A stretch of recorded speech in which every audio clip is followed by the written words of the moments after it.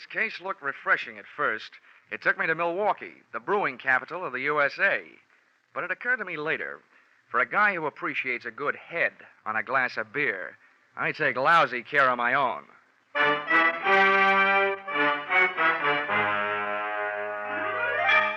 This is another in the adventures of America's fabulous freelance insurance investigator, Johnny Dollar, starring Charles Russell. At insurance investigation, Johnny Dollar is only an expert. At making out his expense account, he's an absolute genius.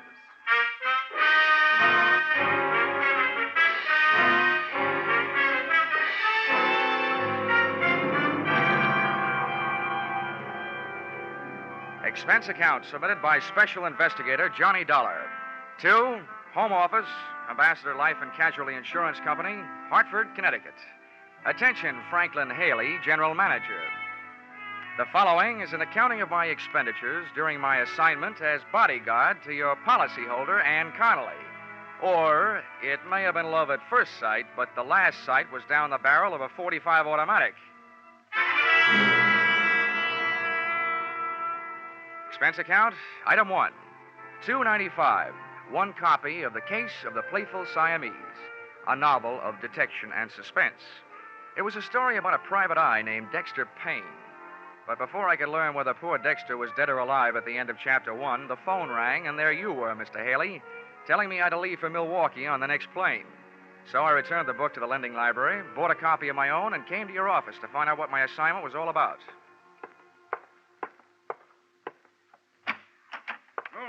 Come in, Dollar. Come in. Thank you. How are you, Mr. Haley? Fine, my boy, fine. Glad to see you again. Now, sit down. Thank you.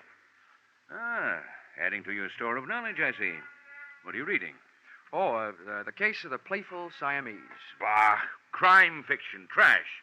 When there's good literature available, why waste your time on such mediocre drivel? What do you think you're playing, Noel Coward? Millions of dollars taken in on it every year. What's the difference so long as you're not taking in? Oh, you bet they'll not get a penny from me. Oh, yes, they will. Huh? What's that?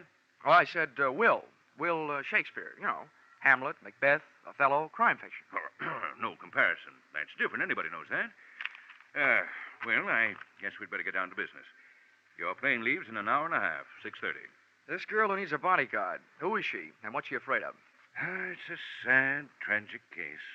The result of a misdirected, surely not faultless life, but nevertheless a situation that demands outside help. Oh, there now. Don't go to pieces.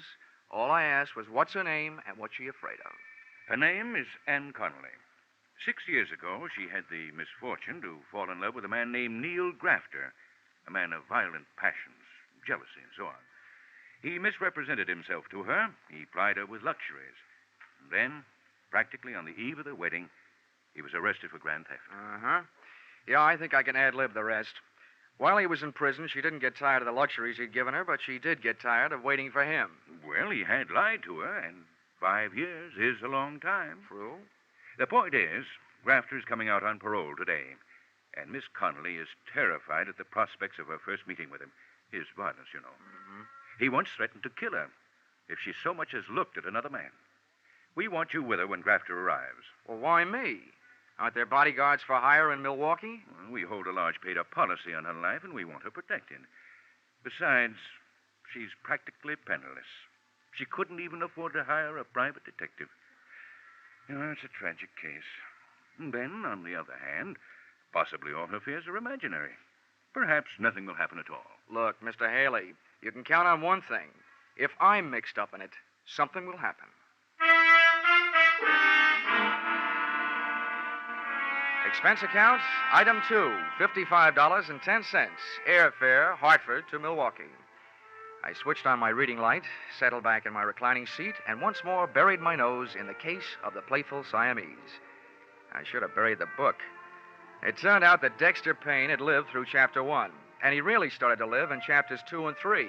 A beautiful blonde in a slinky negligee had just made herself comfortable on Dexter's lap, and guess what happened?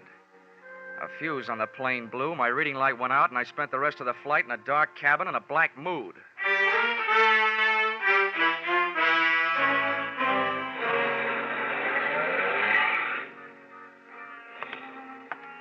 Expense account, item 3, $2.50. Cab fare, airport to the address of Ann Connelly. which, for a girl who couldn't afford a detective, was quite a hunk of a dress. Unless she was living on Friends.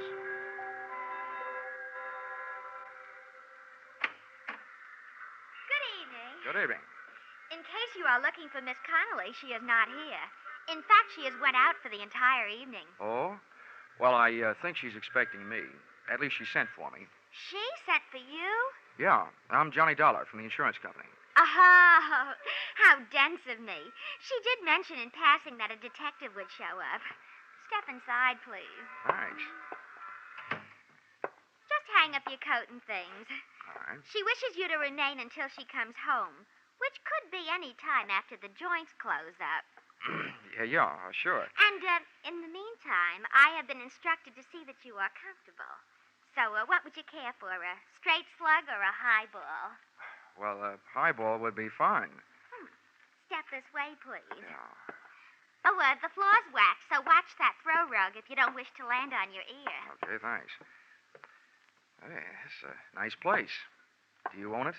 Most decidedly not. To me, it is a sweatshop.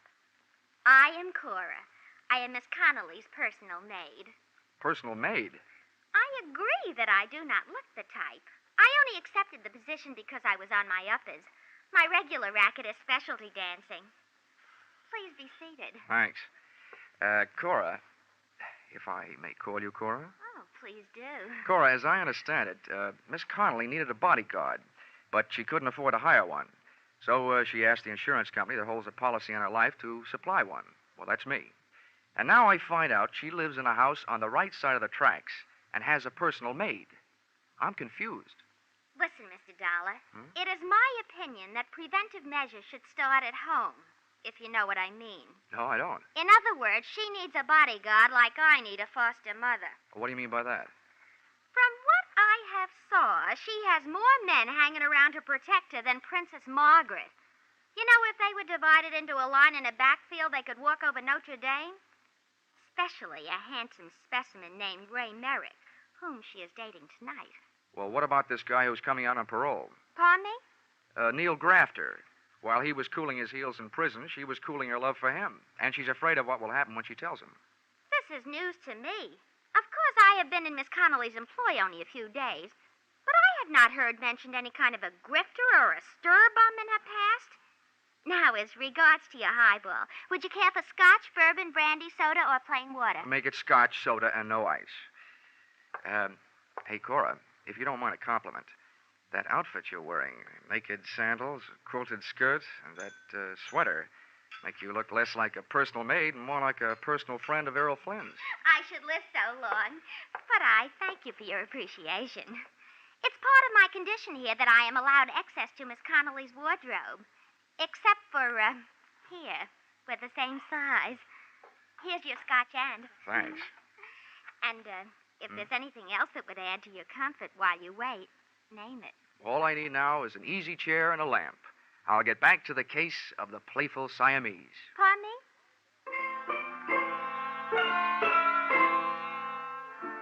So there I was, Johnny Dollar, with Johnny Walker in one hand, Dexter Payne in the other, and a few questions simmering in my mind. They really boiled down to one. Namely, what was I doing there? Oh, well. In Chapter 5, Dexter finally found a clue. Yeah, I wish things would work out as easily for me sometime. I was just turning to Chapter 6, when guess what happened? Ann Connelly came home. Come on in, darling. Have a nightcap before you go home. I'm in. The first thing I noticed about Miss Connelly, after the size of her escort, was that there was more similarity between her and Cora than just body measurements. Their hair was the same shade of brown, and at first glance, at least, even their features were the same. Then she saw me. Oh, you startled me. But you must be Mr. Dollar from the insurance company. Check. This is Mr. Merrick, my lawyer, and my friend, Mr. Dollar. How are you? How do you do? I hope you've been comfortable. Thanks, I have. Too comfortable. Usually when I'm sent to guard a body, the body is there to guard, not out on the town until 2:30 in the morning. Well, of all the... Now, wait a minute, honey.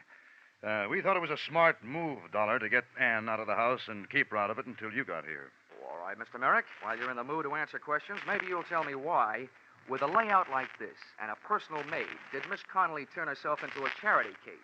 Why didn't she hire a local muscle man? That is none of your business, and if you don't like your work, Ann, go back to Hartford now. Go back tonight. Go. Ann, darling, hold your Why, temper. Now, you'll have to inconsequential forgive Miss tin Connelly, star. Dollar. Her nerves are on edge. You can understand that.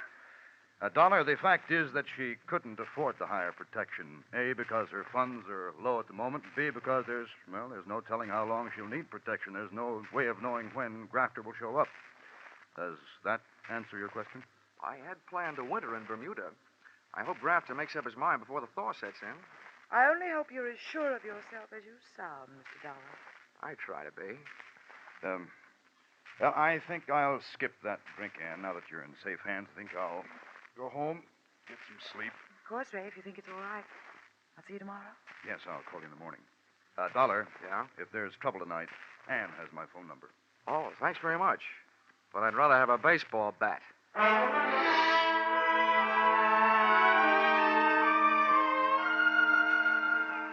I learned early in my career that an excellent way to court disaster is to wait for trouble because it usually sneaks up behind you. But it was too late then to go looking for it, so I made the rounds of the house, checking the locks on doors and windows. Then I turned off the lights and hunched myself up on a couch that would have tested the stoicism of a bed of nails type Indian faker and tried to stay awake. I wondered about Dexter Payne. I wondered if the playful Siamese was a cat or somebody from Siam. And I just about made up my mind to duck into the closet with my trusty Ronson and read until the fluid ran out. And guess what happened? A door closed quietly, and a white-robed figure floated toward me. Dollar. Pardon the intrusion of your privacy, but there are certain things I'd like to hash over with you in secret. Oh, wait till I see if I can straighten my back, Cora, and I'll make room for you on the couch. Many thanks. All right. I hope you don't mind my state of attire, but I didn't bother with the robe in case the noise of the closet door might waken Miss Connelly. That double-talking nail. Oh, here, I'll put my jacket around your shoulders. Thanks, but I can only stay a minute. Listen, Johnny. Hmm? You may think me meddlesome, since it's none of my affair, but I couldn't help but overhear. And them two were feeding you a line of downright untruths earlier in the PM. Well, this is the best news I've had since I got here. Give me more. It was in regard to Miss Connelly's financial standing. I happen to know that dame is as solvent as the state of Wisconsin. Well, on that I haven't read up. She's fat, and I'm not casting aspersions on my own figure. Oh, please don't. How'd you find this out, Cora? It is not that I make a habit of putting my nose where it does not belong. But when I see a book lying open, I can't keep my eyes away. Yeah, I know just how you feel. Well, in this case, it happened to be her bank book. And with that balance, she could afford J. Edgar Hoover. Yeah. Why are you telling me all this? Have you got something against her? Mr. Dollar, if you are casting aspersions upon my honesty... It's only a faint suspicion, but you could be trying to talk me into leaving the case and leaving Miss Connelly unprotected. Well, I am thoroughly disappointed. A fine lot of thanks after I braved possible pneumonia. Oh, Cora. It so happens that I told you because I am a strong believer that it is decidedly crummy for anyone to take advantage of their fellow man. Now, look, Cora. But from now on, you can take a flying leap. Cora. If you were dying of thirst, I would... What's that?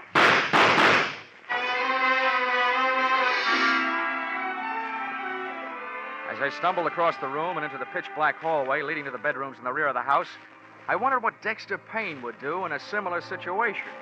To both Dexter and me, life was just a bowl of uncracked nuts, unopened Chinese fortune cakes, and unanswered questions headed up by Who Shot Whom?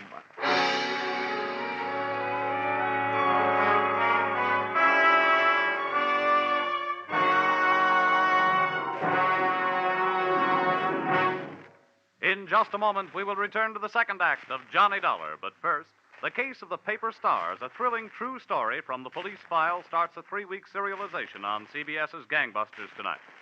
Don't miss the first episode of this story of police on the trail of a gang that terrorized 3 states.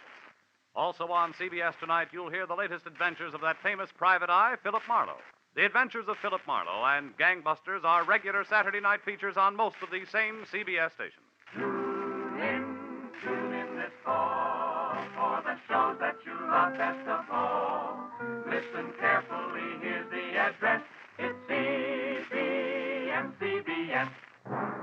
Now, with our star, Charles Russell, we return to the second act of Yours Truly, Johnny Dollar.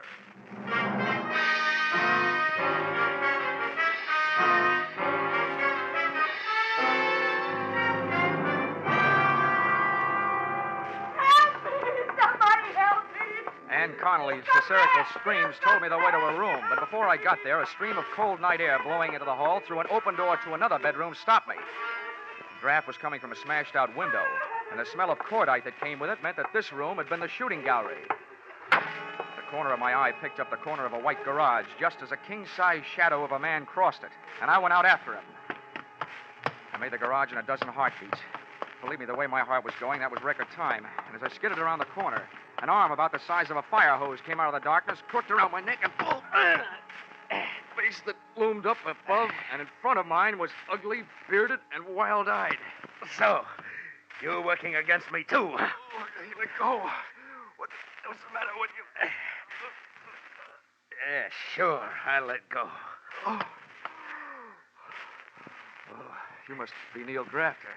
I didn't kill her, did I? Because she wasn't in her bed. Oh, where was she? With you? No, she wasn't with me. What's the matter with you, anyway? So she went sour on you. Happens every day. They even write songs like Don't Cry Joe about it. Look, you spent enough time in prison to learn not to like it. Why set yourself up to go back for the rest of your life? You were smart enough to get out on parole. Why don't you get smart enough to pull yourself together? Prison? I don't remember any prison. I forget things sometimes. Oh, but I could ask the doctor. No, not anymore. Who are you? Another one of her men? Look, Neil, why don't we go someplace where it's more comfortable than this, huh? What? Someplace nice and warm, and we'll talk. Oh, no. No. Everybody tries to play tricks on me. Nice and warm, with bars on the windows, and people making noise all over the place. Well, you're not going to stop me. Nobody is. Why don't you let me help you then? Come on. That's what the doctor kept saying. You're a doctor. Well, I don't need any help. I can do it myself. Now, calm down, Grafter. With my own hands. Here, I'll show you, doctor.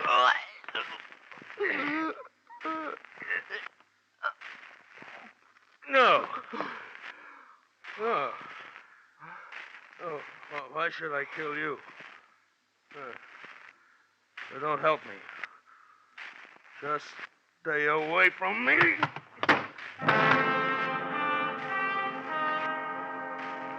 He went. And what's more, I watched him go. One, I didn't have enough strength to get off the ground. Two, if I'd had the strength, my extreme dislike of being choked to death would have argued me out of going after him. Three, the guy was obviously nuts. When I finally could make it, I staggered back to the house.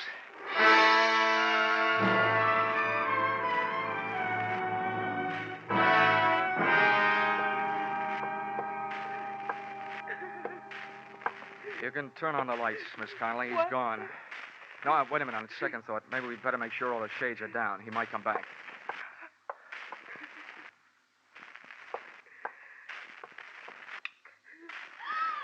Johnny! Your throat. What did the lug do to you? You might say he saved my life. At least when he got halfway through the job, he changed his mind about killing me. You talked to Neil? I tried to, but he didn't understand anything I said. And Miss Connelly, he didn't talk about wardens and paroles, as in prisons. He talked about doctors and barred windows and noisy people, as in mental hospitals. Do I translate that to mean that he's off his rocker? Oh, Cora, please, go over there and sit down, will you? I'll get to you later. Well, palm me. Just pretend I'm elsewhere someplace. After all, it was only my bed that he blasted. Did you hear that, Miss Connelly? Yes. Yes, I know it was a horrible thing to do, having Cora sleep in my room. I was half crazy with fear. Why doesn't Ray get here? He promised to hurry. Maybe we can air some of the linen before he arrives. Instead of being in prison, which was a story I got, Grafter was in a hospital for the criminally insane, nursing a big yen to ventilate your head. Is that right? Please. Yen to ventilate your head. Is that right? Please, Yes. Yes, that's the truth. He escaped a month ago. A month ago? Yes. The doctors notified the police here that I was in danger, and they supplied a 24-hour guard for the house. But after a month, they decided Neil had gone someplace else, so they withdrew the guard. Oh, great. So the only people left who cared more about your fate than they did about mine was your insurance company. Well, we had to do something, but I didn't have any insurance. What? So Ray bought a policy for me, and then we contacted the company. Aha. Legal blackmail, huh? Which brings to mind a meaty little question. Did you lie to the general manager, Franklin Haley, about where and what grafter really was? Or did that misplaced con man hoodwink me into this mess? We told him the truth. I swear we did. Okay. I hope he lives through my expense account, because that little trick is gonna cost him.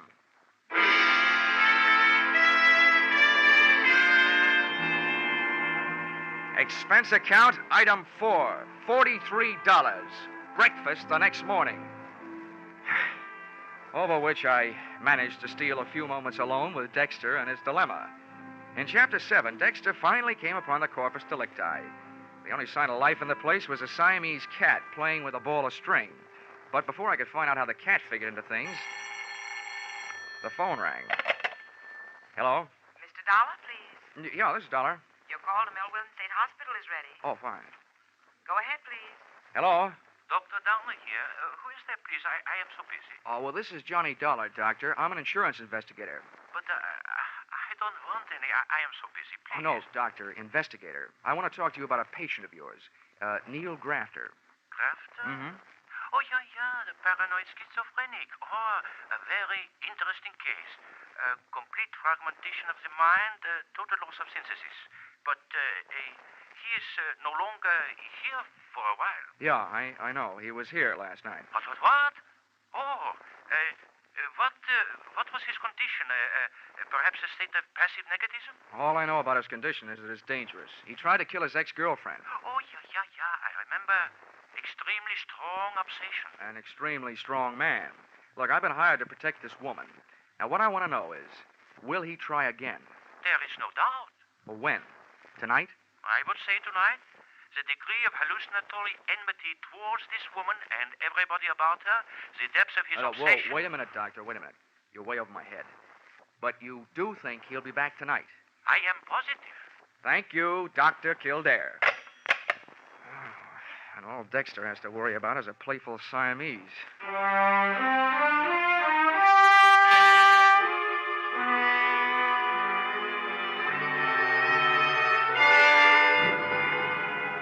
Waiting for a paranoid killer can be depressing all by itself. But to make it more so, in Milwaukee, the sun went into hiding behind a layer of dark gray clouds about 4 p.m., and it started to snow. It had the mood of Wuthering Heights, with icicles. At 5:30, daylight shut down, the night shift took over. And at 8, after a dinner that nobody dined on, I didn't brush my teeth, I lied in them. And what kind of protective measures do you propose to make tonight, Dollar? Oh, none. As far as I'm concerned, this is a night off. Dr. Downer out at the hospital, who knows Grafter better than anyone else, says he won't be back tonight. Oh, I wish we could be sure of that. Yeah, so do I. How can he make such a positive statement? Probably because he spent his life with people like Grafter. No, I tell you, there's nothing to worry about. Miss Connelly, I want you and Ray to go out, just like you did last night. Cora and I will stay here. All right, if you think it's the thing to do. But I'm worried about Cora after what happened to her bed last night. How can we protect her? It's a little late to worry about that after you set her up. But forget it. Just to make it safe, she won't be in that room. I will.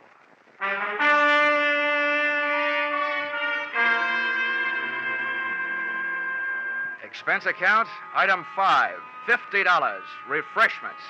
I needed something to bolster my courage, so I ordered it. At 2:30 a.m., things were looking good for Neil Grafter.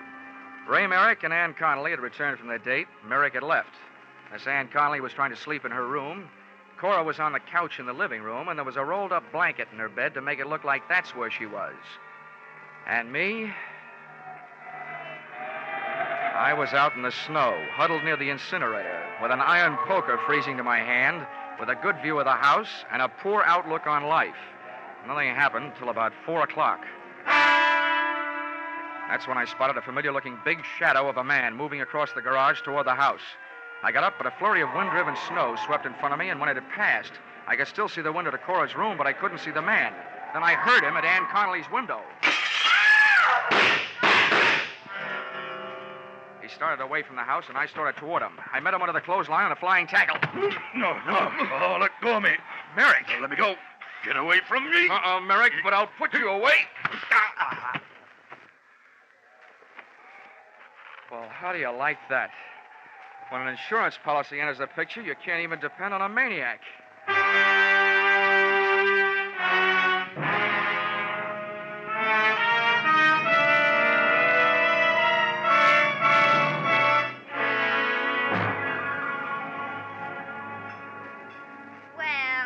just one more then, to pacify my nerves. They're jumping. Now, take it easy, Cora. This is a fine time to start falling to pieces. Oh, why doesn't the doctor get here? Now, don't worry. He's coming. I've called for an ambulance. If Miss Connelly kicks off, I will hold him personally responsible. Now, look, Cora, I appreciate your feeling toward your fellow man, but Miss Connelly made a pigeon out of you.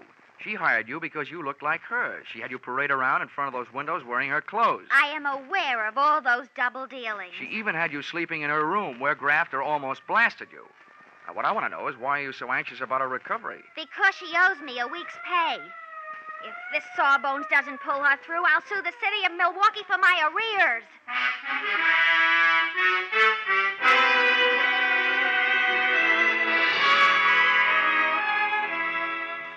Expense account, item 6, $150 for services rendered while I was on the giving end of a blood transfusion, which Ann Connelly needed before she could be moved.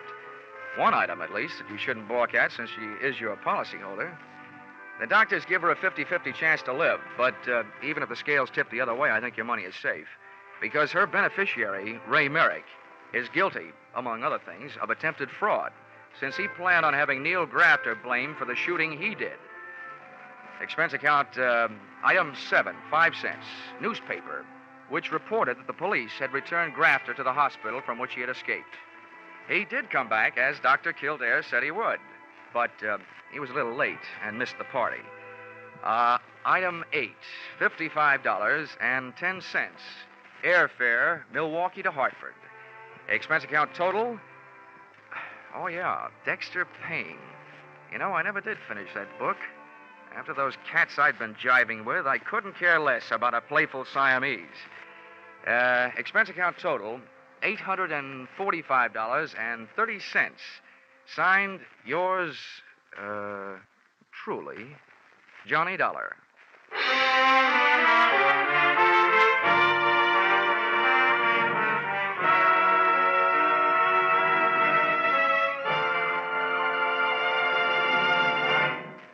Yours truly, Johnny Dollar, is produced and directed by Gordon T. Hughes and stars Charles Russell.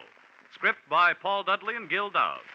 Featured in the cast were Betty Lou Gerson, Sandra Gould, Bill Johnstone, John Daner, Bill Conrad.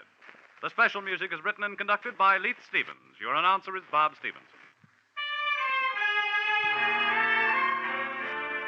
Be sure to be with us at the same time next week when another unusual expense account is handed in by... Yours truly, Johnny Dollar. A whale of a Christmas present for a few moments brain scratching. Could be there's $54,000 in the Sing It Again jackpot now, 25,000 of it in cold, hard cash, and the rest in wonderful prizes. By just listening in to Sing It Again tonight, you get a fine pre-Christmas present. Lots of amusing riddles, plenty of good music. And maybe you'll get that $54,000 call from Danny Seymour. Sing It Again is heard for a full hour every Saturday night on most of these same CBS stations. Stay tuned now for the Vaughn Monroe Caravan, which follows immediately over most of these same stations. This is CBS, where yours truly, Johnny Dollar, meets adventure every Saturday night, the Columbia Broadcasting System.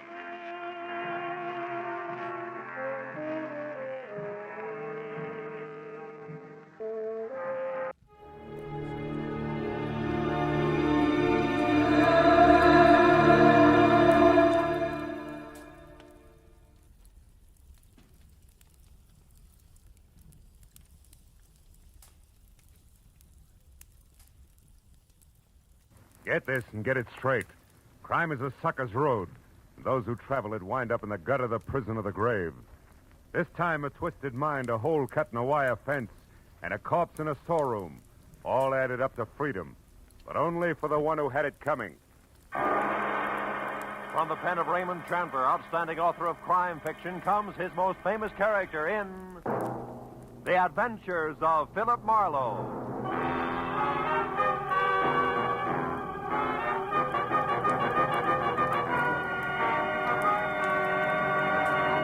Now, with Gerald Moore, starred as Philip Marlowe, we bring you tonight's exciting story, The Bid for Freedom.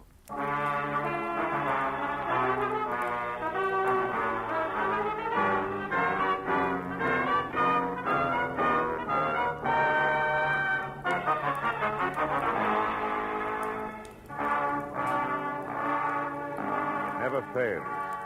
When you worry over your bank statement, then hug your office phone from 9 to 5, anxious for business, nothing happens. But the minute you decide you'll get rich another day, chuck the puny balance sheet into a bottom drawer and make plans, you want it. And that was exactly the way it played when at 3 o'clock on the kind of slate-gray afternoon that makes the beckoning Santa Fe Railroad vacation billboards look a little more so. I left a note on my office door and headed outside and across the street for some real Hungarian goulash. Very good today, too. A second after a waiter disappeared into the kitchen with my order, she was standing at my elbow. Not quite young, not quite pretty, not quite blonde. And when she spoke, not quite sure of what she was going to say next. You're Mr. Philip Marlowe, aren't you? I mean, the private detective whose office is across the street? Yeah, that's right. My name is Helen Asher. Oh? I have to find someone. You do that kind of work, don't you? Finding people, I mean. That all depends, Miss Asher. Who's the person you have to find? Leon Rodell, a friend. Uh-huh. You see, I just got into town. I had his address in my handbag, but I lost it. The handbag, that is. And I don't exactly know which way to Well, turn. just a minute, Miss Asher. Let's take it a step at a time, huh? Here, now sit Oh, down. no. No, thank you. I'm in a hurry, Mr. Marlowe. Leon Rodell isn't listed in the phone book. I've tried that, and I don't know the name of his firm, his business name. He deals in ceramics. Is that all you can tell me? Oh, no. I have something else. It's a name and an address here in Los Angeles. Fortunately, that wasn't in my handbag, but here in my coat. No. No what, Miss Asher? Outside there, on the street. What's on the street? Nothing. Nothing at all. Hey, Excuse me, Miss Asher. Wait a minute. My mind.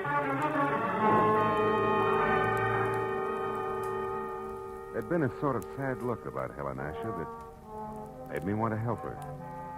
So after an even sadder look at the plate of goulash that was coming toward me from the kitchen, I followed her to the street. Mr. Marlowe, the gold. When I reached the sidewalk, she was across the street in a cab and away. That might have been the end of it if something small and ugly that had been standing just outside the restaurant hadn't turned and moved into the alley alongside the building. On a hunch that he'd had something to do with the sudden exit of Miss Asher, I followed him and found him standing next to a line of empty ash cans, calmly lighting a cigarette. You always run into alleys to light your cigarettes? You always concerned? What do you know about Helen Asher? Helen Asher? I haven't any idea who you're talking about. Come on, little man. I'm talking about the gal who just got into that cab. Do the words begin to flow, or do I wring them out of you? Pete, get your hands off me. You're ripping my pocket. You're lucky it isn't your nose. Come on, talk. All right. It's no secret. Here, it's all in this letter. Look, right here. Oh!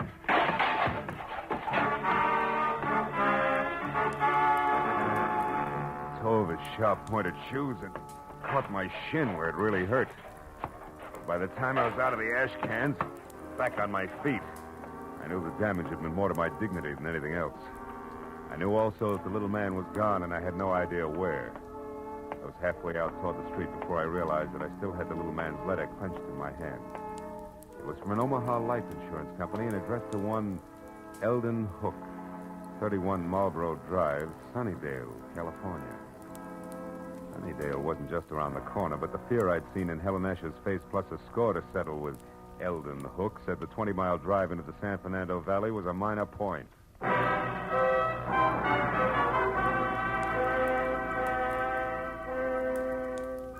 Under the gray sky overhead that thickened by the minute, Sunnydale, about the size of the hole in a candied lifesaver, looked as warm and cheerful as crepe paper.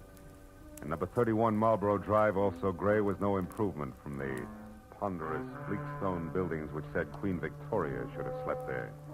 Past the high, thick wire fence that surrounded it to the wrought iron gate in front of me labeled Hillcrest Sanitarium.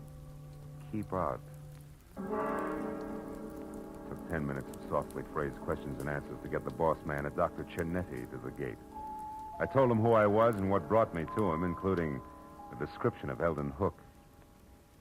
I don't understand. Come in, Mr. Marlowe, please. Eldon Hook has been with us as an attendant for more than a year now, and his behavior has always been satisfactory.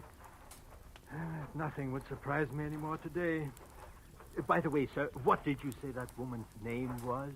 The one who approached you in the restaurant? Oh, Helen Asher. Is it possible that she was once a patient here, Doctor?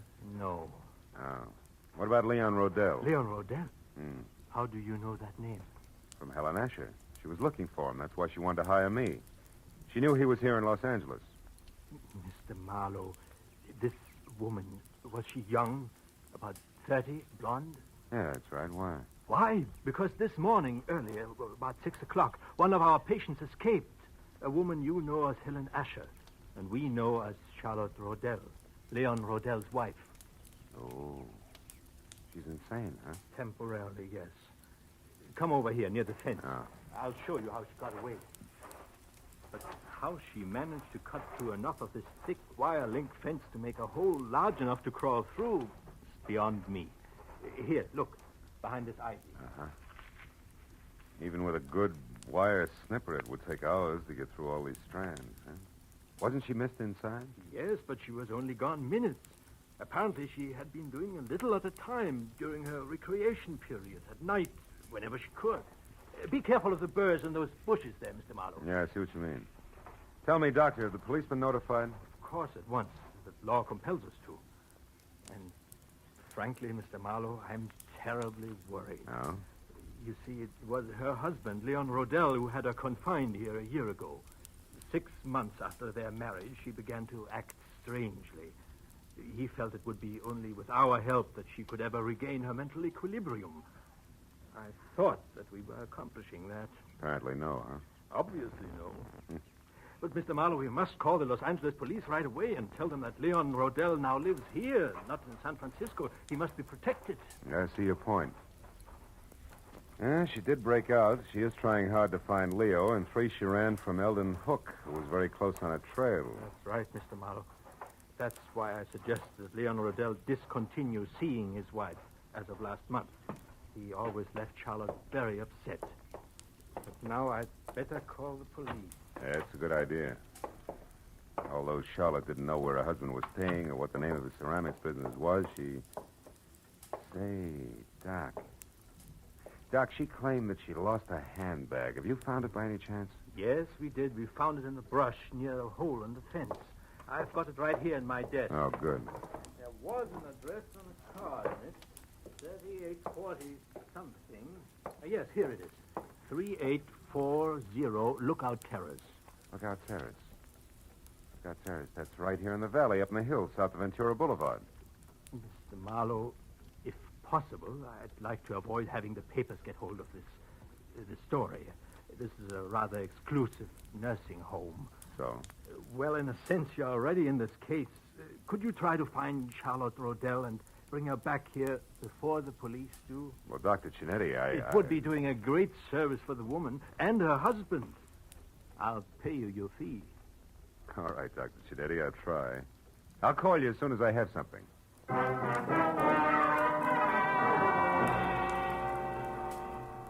When I first started Marlboro Drive in Sunnydale, it had been a combination of interest in a sad-eyed girl and a strong desire to punch Eldon Hook on the nose. Now it was business. It took 20 minutes of fast driving to get over to Lookout Terrace in the hills that separate Hollywood from the San Fernando Valley, and 3840 itself. The house was a squat chunk of overly stuccoed, archaic California architecture at the top of a steep driveway. And when I was out of my car and walking toward the front door, everything was black, except tiny pinpoints of light sparkling up from the floor of the valley I just left. Good evening, sir. I hope I didn't startle you, Mr. Rodell. Mr. Rodell? Oh, I know your name. Yes, sir. And I know some other things as well. Like what? Oh, incidental facts, like, well, it's cold in there. So you haven't been home in hours. And? And the refrigerator's empty, so you're only staying here off and on. Also, the old mail inside, phone bills, etc. They don't have your name with this address. So this is probably a friend's house. Which totals to what? To zero, maybe. Zero, Mr. Rodell, like you're going to total if you don't pay the money you owe to my good friend in San Francisco. Yeah, you know who I mean, don't you, Mr. Rodell? Yeah. What I don't know is how good friend thinks I'm going to raise that kind of dough. I made it funny? Oh, you're kidding. What's 15,000 to you? You, shall I say, an intimate friend of Ordine Blackburn? Oh, Ordine Blackburn. Yeah, Ordine Blackburn. Come off it, boy. I'm thorough. An eager sort. I know that the lady from Bel Air's loaded and that she's nuts about you. No fooling. Now, before I leave, a word of advice, Rodell. One can't run away from his obligations forever. And you won't be able to walk away after 24 hours. Unless, of course, you pay. Good night. Good night, Eager. Till we meet again.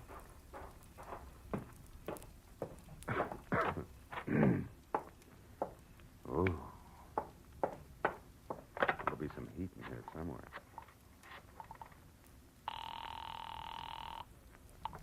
Information. Oh, operator, I'd like the telephone number of a Miss Ordine Blackburn in Bel Air. I don't have the address. Have you tried your directory, sir? No, I can't. The house burned down. One moment, please. Yeah. We have an Ordine Blackbird at 2321 Bel Air Road. Yeah, that's it. What's the number, please? Nevin 31121. 31121. Thank you. House burned down.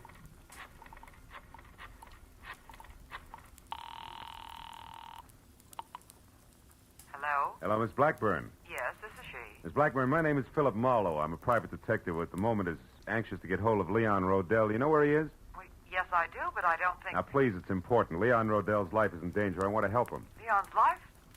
What's going on, Mr. Marlowe? Well, there isn't time to explain, believe me. That's what she said, but Who said? Someone who called about 20 minutes ago. A Miss Helen Asher. Oh? She said she was supposed to meet Leon at his storeroom about purchasing some ceramics, but she forgot his address there. Did you give it to her? Well, yes, I did. Oh, great. She's the one who's after him. What's that address? Come on, quick. 3909.5 Ventura Boulevard. Ventura. It's in the rear of a parking lot. But tell me, Mr. Marlowe, what's Well, wrong? there's plenty wrong. For one thing, Talk to you again, baby, some other time. I doubt it, Mr. Rodell. Jumped to a hasty conclusion, didn't I? Yeah, you did, Eager. You see, I'm really only a bill collector, just like yourself, so why don't we... Get some makeup? Not a chance, sweetheart. I wouldn't be happy that way. I wouldn't know when you were telling the truth and when you were lying. You know what I mean? Mr. Marlowe. Now, as I said before, good night.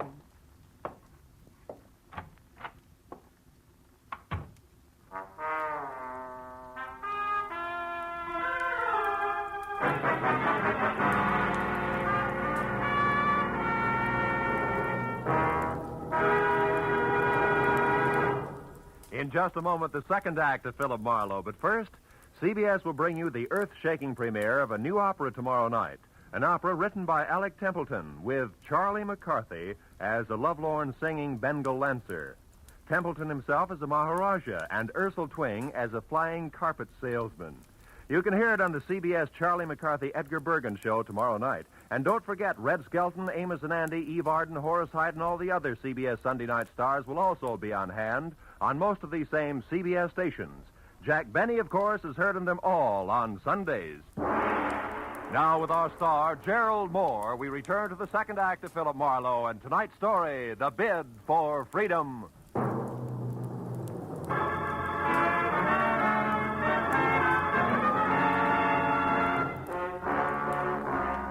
Gun butt I'd been slapped with felt like a log chain. Next time would be different. I waited till Eager drove away and then went out and got in my car and unwound my way down the hill again to Ventura Boulevard. There I turned west and drove out to 3909 and a half. was a glass and neon super grocery store closed for the night. The only light showing at Leon Rodell's ceramic outfit trickled out onto the ground in a narrow wedge to what had to be a partly open back door.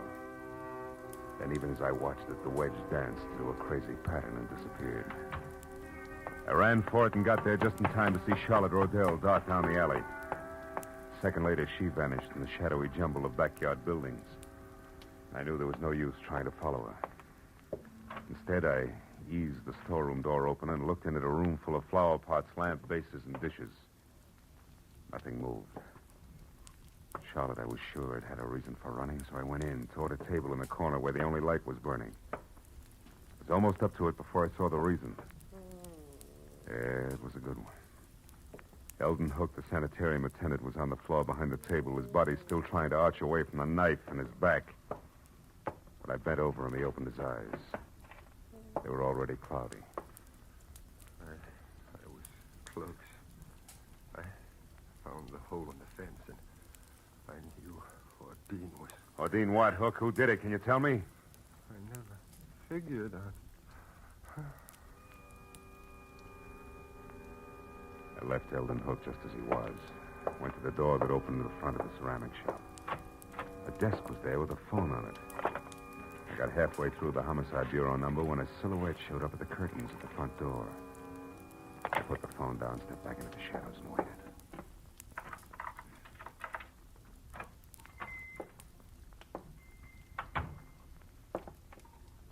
Oh, that's funny.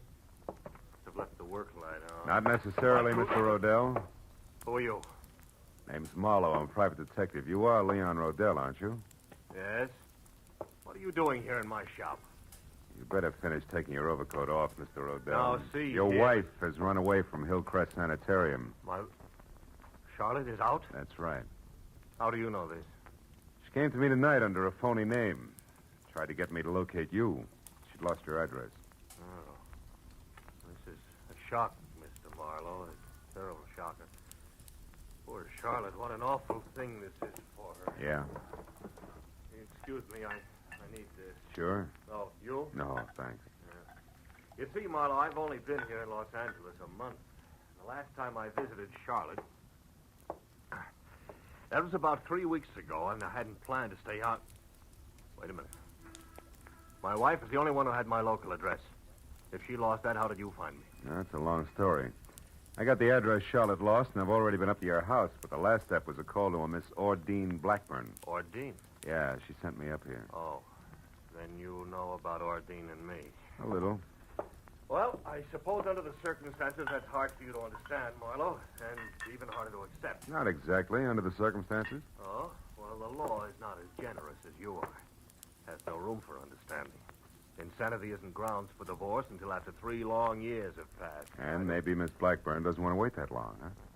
Well, to be frank, I don't know. I'm in love with her. I think she loves me. I haven't had the courage to tell her about Charlotte yet. Maybe you won't have to. Hmm? Charlotte called her up tonight before I did as a Miss Asher. She must have gotten Ordine's name and phone number from you some way on that last visit of yours. No, that's impossible. Well, she got it some way.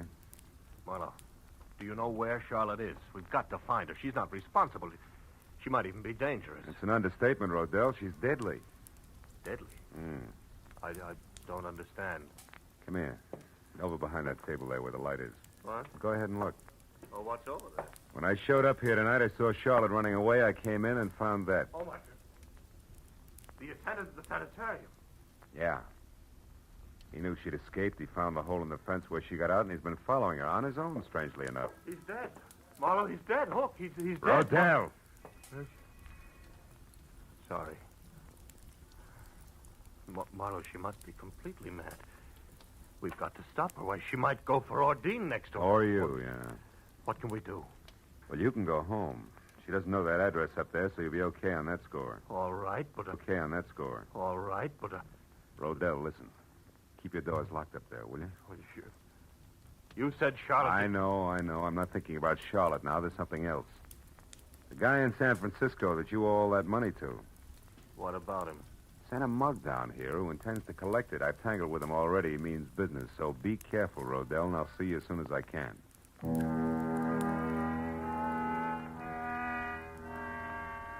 watched him go out the door limply, his head down. He looked about as tough as a bowl of whipped cream.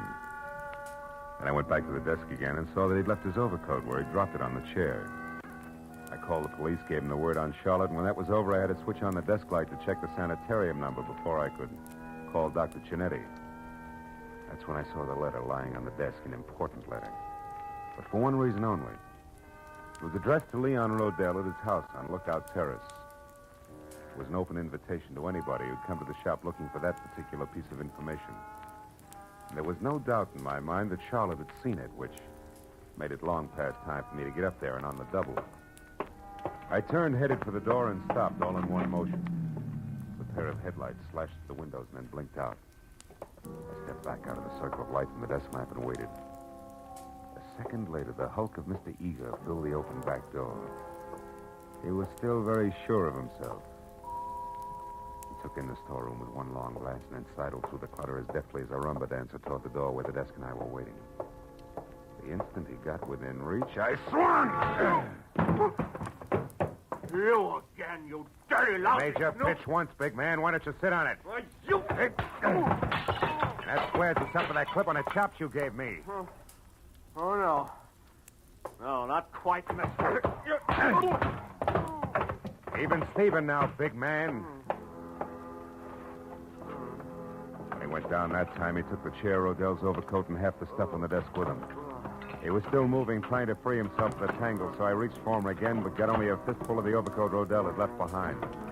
And suddenly, my hand stung like I'd grabbed the wrong end of a bumblebee. I jerked it back and looked at the palm. Something was stuck to my skin, something I couldn't understand. Until finally realization oozed through the molasses in my brain. I left and ran all the way to my car and almost sprung the frame, twisting up Lookout Terrace.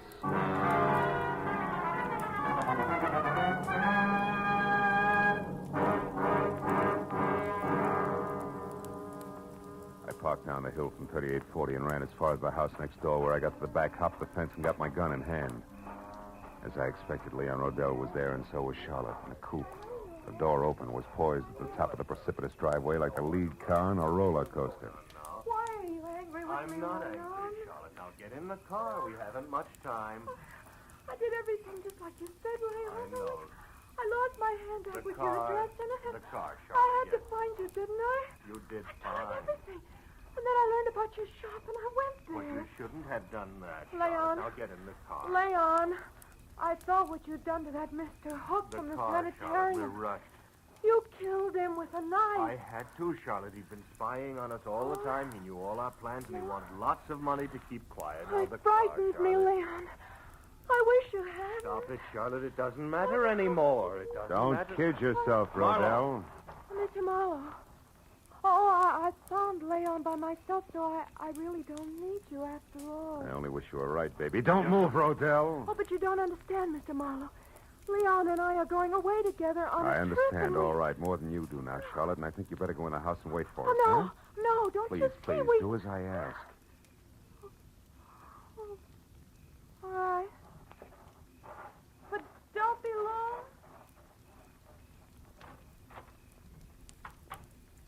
Some trip you had in mind, Rodell. Your wife in this coupe and straight down over the bank, strictly solo. She didn't even suspect. Keep your hands off me. Sure, I'd never get him clean again. It'll give me great satisfaction to drop you with a bullet. And I'll do just that if you take one step before the police get here. So stand still, Rodell. Real still.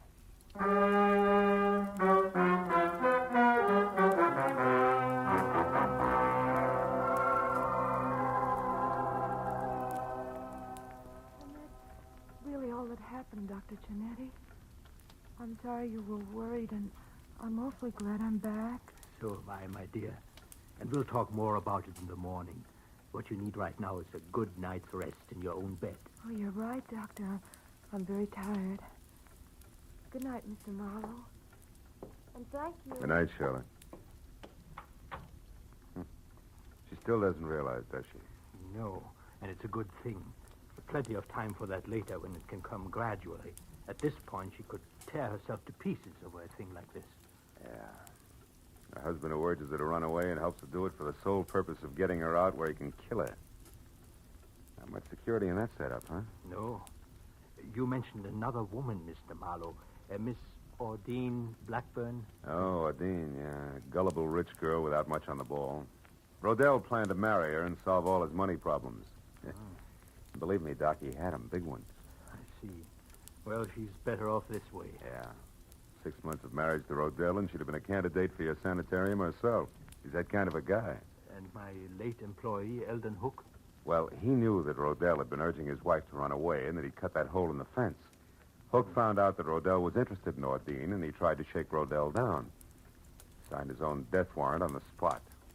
You know, it's sometimes frightening to me, Mr. Marlowe, to realize how many warped and twisted minds there are that never get help until it's far too late. But there's always some good in every bad thing, they say. What about this case? Charlotte. I expect her to recover completely soon, because now the main contributor to her neurosis, so to speak, is gone forever. Oh. That was Leon Rodell. Yeah, well, Doc, it's a long way back to Hollywood. I better get going, huh? Just one thing more, if you don't mind. Charlotte would have died in a smashed car in what would have passed for an accident. Also, she'd have been blamed for Hook's murder if you hadn't found out the truth about Rodell. I'm very curious. You remember the burrs that grew along your fence outside? The birds? A blasted nuisance. Yeah, but as you just said, Doc, there's always some good in every bad thing. Rodell told me that he hadn't been up here for 3 weeks, and yet tonight his overcoat was loaded with burrs. I got one in my hand from it. Oh. That gave me a hunch. Well, from there on, it played. Disappointed? To the contrary, satisfied completely. Good night, Mr. Marlowe. Good night, Doc.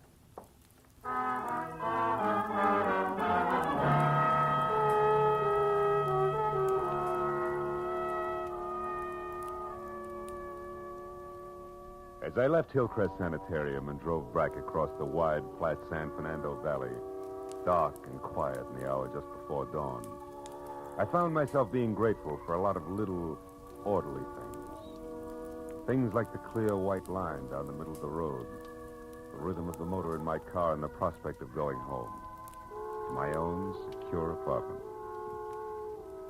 Then I wondered about Charlotte and the sort of nightmare jungle the world must be to a mind twisted suddenly, out of focus, where there is no symmetry or logic. But nightmares can be banished, huh? Fears driven away. And in time, with Dr. Chinetti's help, she'd come out of it all right. But the others like Hook and Rodell, to them, the jungle is home. No nightmare, that. They live in it by choice. Until, one way or another, they're destroyed. Choked to death by the very tangle they hide in. Well, that's fair enough.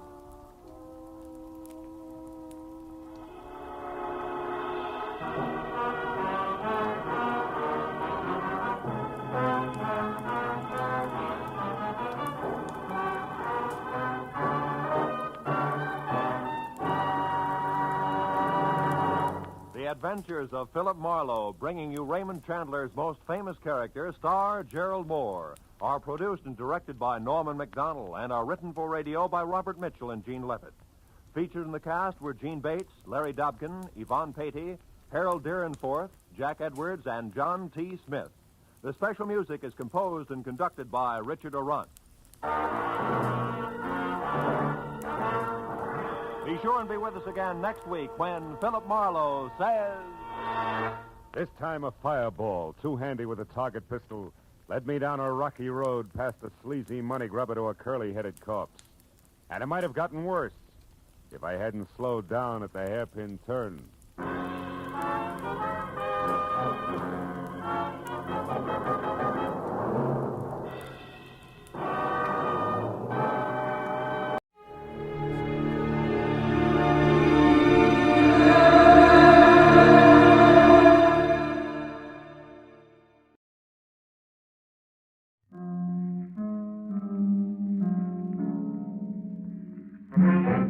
Columbia Broadcasting System presents yours truly, Johnny Dollar.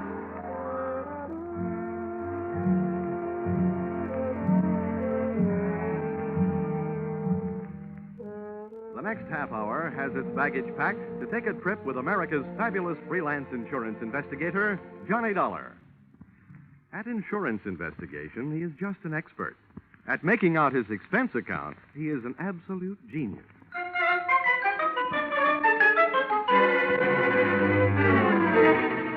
Expense account submitted by Special Investigator Johnny Dollar to Home Office, Nutmeg State Casualty and Bonding Company, Hartford, Connecticut. The following is an accounting of my expenditures during investigation of series of accidents affecting your policyholder, the Funfair and Weatherly Carnival shows, or how I went for a spin on a case we might refer to as Murder is a Merry-Go-Round. Expense account item 1, 25 cents. Purchase of Billboard, theatrical magazine, to check the route of Funfair and Weatherly Carnival shows. Expense account item 2, $68. Air and train fares to Talladega, Alabama. Item 3, $1.10.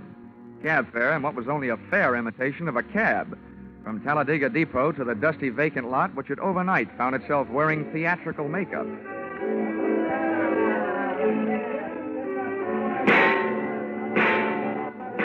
Brightly as the hot sun beat down on the midway, it couldn't help the layout of canvas and slats from looking beat up. A perspiring mechanic shot sparks of profanity back at an obstinate motor as he tried to get it to roll the giant hoop of a Ferris wheel. I asked him what he knew about the accident of a week before when a car dropped off the same Ferris wheel, badly injuring 3. He was charming. Listen, pretty boy. Don't go getting nosy around here. The Joe in charge of the electric scooter concession was just as sweet. On the subject of how come one of his scooters blew up a few nights back, sending a citizen to the hospital, he just didn't feel like talking. If you ain't a cop, start moving. If you are, where's your warrant? I was just asking the pilot of the giant airplane spin who he thought might have cut the cables the night one of his wallboard gliders took off across the carnival crowd, crashing and busting up a few more customers, when I got a canvassman's version of a sharp answer. A tent stake right behind my ear.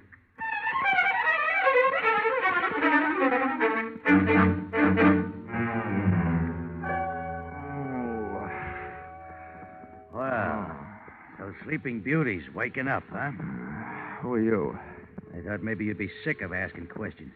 First, maybe you better answer a few. Before you get up. Number 1, who are you?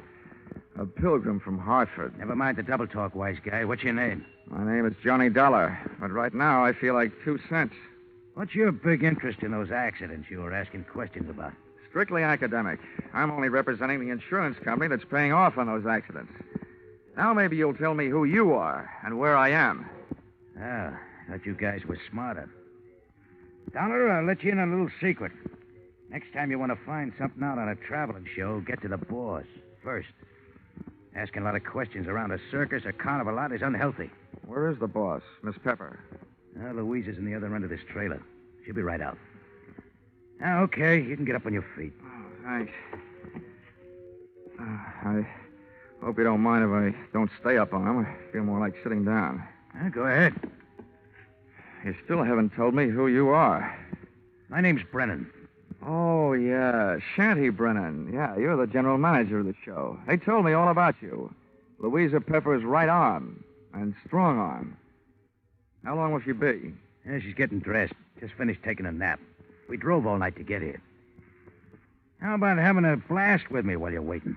No, thanks. I haven't enjoyed a noon bottle since I was 2. But don't let me stop you. Thanks.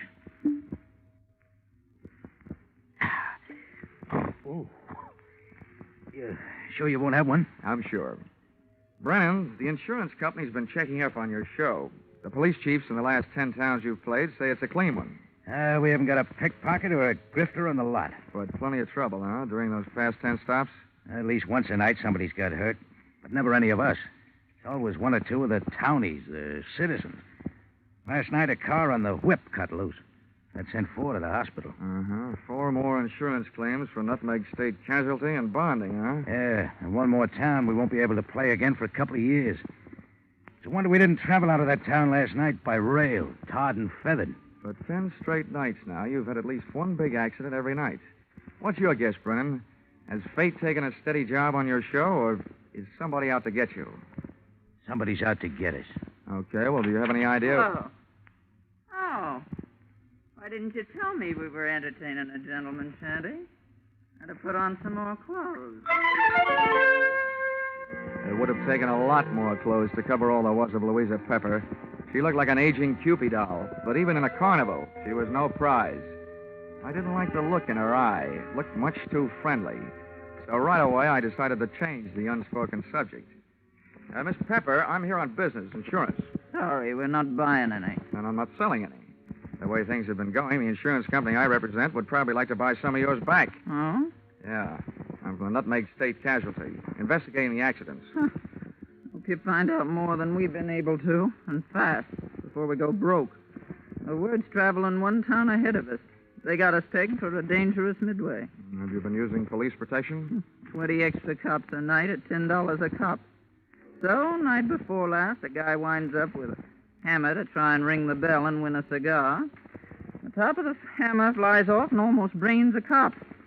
Around this show, the police need protection. I see what you mean. How are you fixed for people who don't like you? We got many to choose from? Dollar, we treat our help fair and square.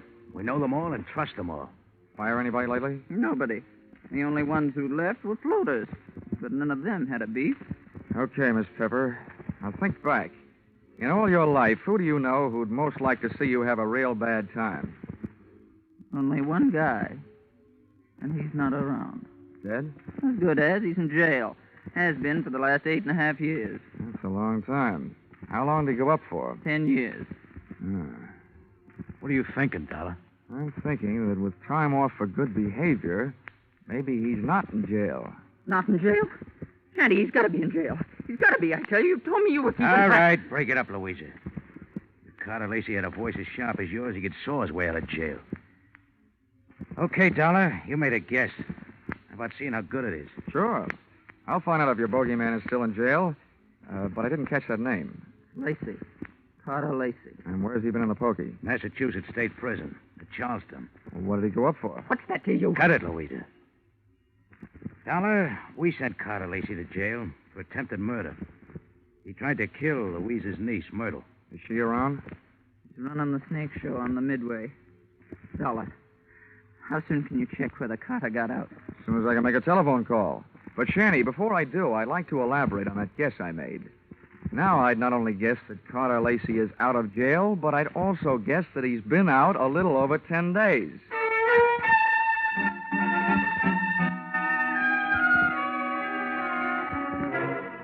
Expense account, item 4, $3. Telephone call to Massachusetts State Prison, confirming both of my guesses. Carter Lacey had checked out of the Bay State's Hotel Greystone for bad boys 2 weeks previously. Item 5, $32. Telephone calls to various hotels in the last 10 towns the Fun Fair and Weatherly Carnival shows have played. Item 6, 10 cents. 2 nickels spent calling 2 hotels right here in Talladega. Then I dropped 1 more nickel in the telephone, got the lucky number. Yes, sir, we do have a Mr. Carter Lacey registered. Room 312. Shall I call? And hit the jackpot. Expense account item 7, 65 cents. Cab fare to Sunshine Hotel. Tip the driver, $1. From the lobby, I call room 312. He invited me up. I invited him down. I knew I'd feel better talking to Carter Lacey with a lot of people around. They'd make nice witnesses if he suddenly got homesick for prison life and used me as his ticket back. I waited in the coffee shop. The waitress brought me a cup of coffee, and my palate went to work refereeing a one-sided bout between the strong Java and the weak cream. Hello. Dollar? All right. Sit down. Thanks. So you're Carter Lacey, huh? Have some coffee? No, thanks. It keeps me awake nights. How about your conscience? Having the same trouble with that? My conscience deserves an 8.5-year rest. But it can't start its vacation until I even up a few scores. Busting up carnivals. Child's play. Look, Dollar, over the phone, you told me you're an insurance investigator. You can save your company a lot of money. How? Call them up and tell them not to insure the lives of 3 people. Because any minute now, 2 of them are going to be dead. Louisa Pepper, Anise Myrtle, and Shanty Brennan. Yeah, Dollar. I'm going to kill 2 of those people. The other one's still my friend who's going to help me do it. In case you don't know your law, Dollar, don't bother calling the cops. I can't be held for making a threat unless I put it in writing. Well, Lacey, I don't know what your beef is against the people running that carnival, but those accidents have been hurting a lot of innocent bystanders. Dollar, you're talking to a guy who really knows what it means. Getting hurt as an innocent bystander.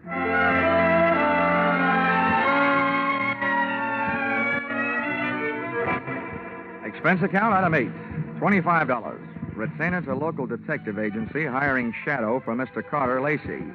Explanation, an ounce of crime prevention is worth a ton of trials.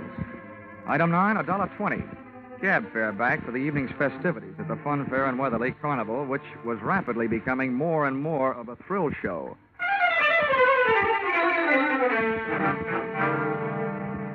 Expense account, item 10, 30 cents. Down payment on ulcer, eating supper at what the Carney people call a grease joint. I made my way among the trailers that were lined up behind the midway, and as I looked for the one housing Louisa Pepper's snake-charming niece Myrtle, the burning sensation around my heart wasn't all caused by the hot dogs I'd just eaten. Who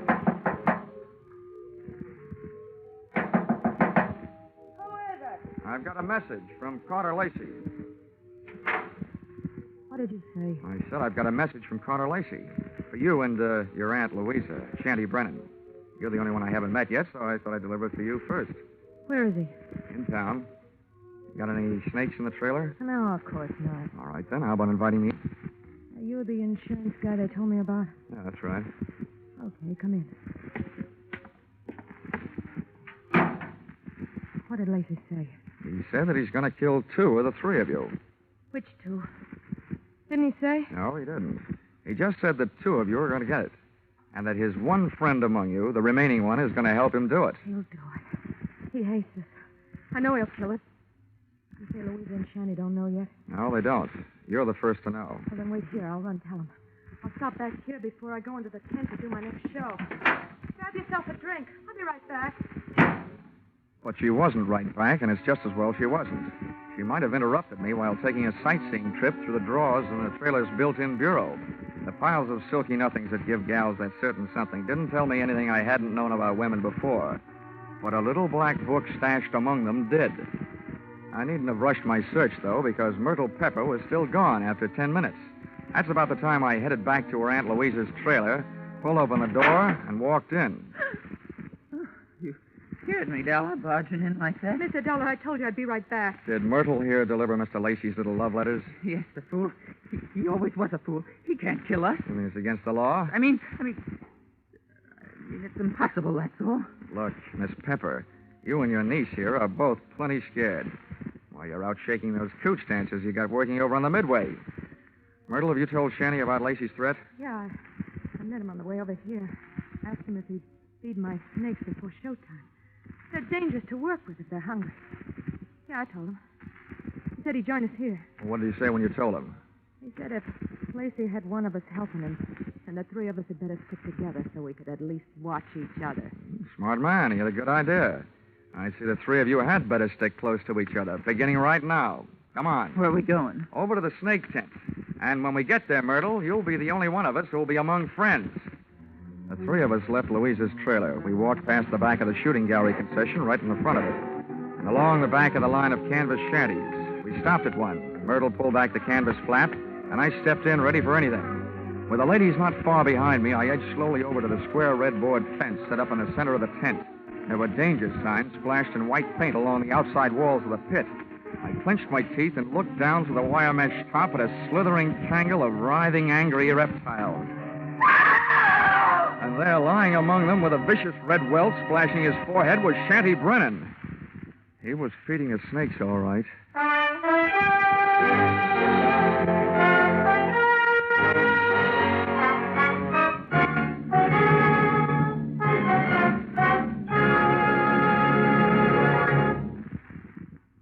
In just a moment, we'll return to the second act of yours truly, Johnny Dollar. But first, here is some news. 30 minutes of new thrills will be added to CBS 10 great Sunday night entertainments this coming Sunday. At 6:30 p.m. Eastern Standard Time, where you formerly heard Spike Jones, CBS will bring you screen star John Lund in an adventure-packed tale of a ship filled with terror and horror. This story, A Shipment of Mute Fate, starring John Lund, is the first of 3 special broadcasts from CBS' famous Escape series. It will be heard over most of these stations immediately preceding a familiar show which brings you a different kind of escape, The Jack Benny Show. And now, back to yours truly, Johnny Dollar.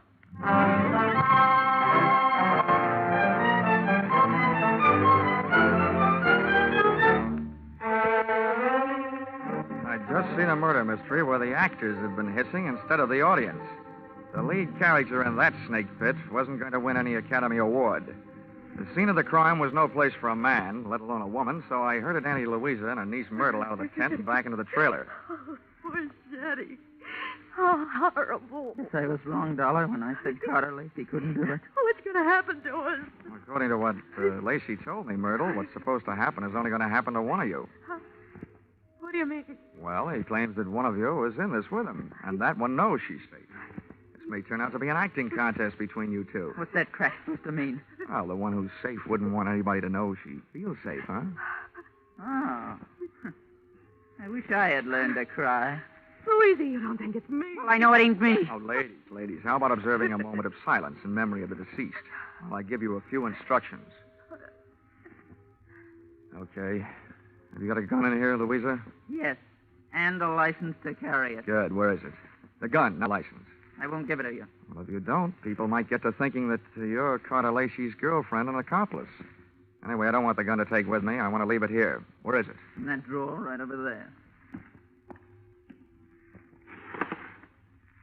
Which end of the drawer? What's the matter with you, blind? You'll see it. I'm not turning my back on you. Which end? You'd make a lousy trapeze out of Dollar. You don't take any chances. This end, toward me. Thanks.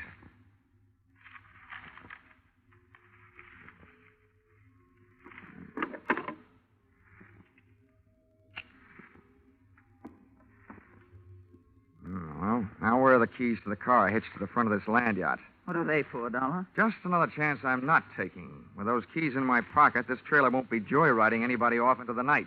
Where are they? I'll get them for you. Wait a minute, Myrtle. How come you know where Louisa's keys are? Yeah, Myrtle. How come? Because, well, they're laying right there in plain sight. Oh. Thanks. Now I'm going out and call the police. Louisa, I want you to get into that chair down at the other end of the trailer. Okay, General. You got the gun. And you, Myrtle, get on that bunk down at the other end. I don't understand all this. And now, ladies, while I'm gone, I don't want one of you gals to be knocking you off the other. But on the other hand, I can't leave you here without protection.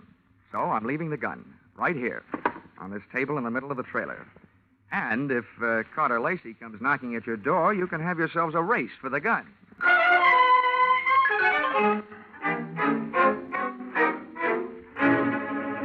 Expense account, item 11, 5 cents. Telephone call to the local police, plus another nickel spent calling a taxi. The cops arrived in 4 minutes, the cab in 15. Its driver had no siren to take him through the traffic lights. Item 12, $1.10. Cab fare on an exceedingly slow and torturous trip to the Sunshine Hotel. Tip to his kind of a driver, a nickel. I went up to the 3rd floor and headed down the hall to Carter Lacey's room, 312. I rapped for an entrance, but all that came back was an echo. The lock on the door was the soft touch type known to the trade as the burglar's friend, so I went in.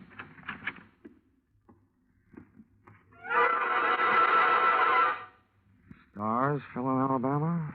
Oh. Stiffs fell in Alabama tonight. Oh, Operator, this is an emergency call. Let me have the Tuskegee police, will you? Hello? Police department?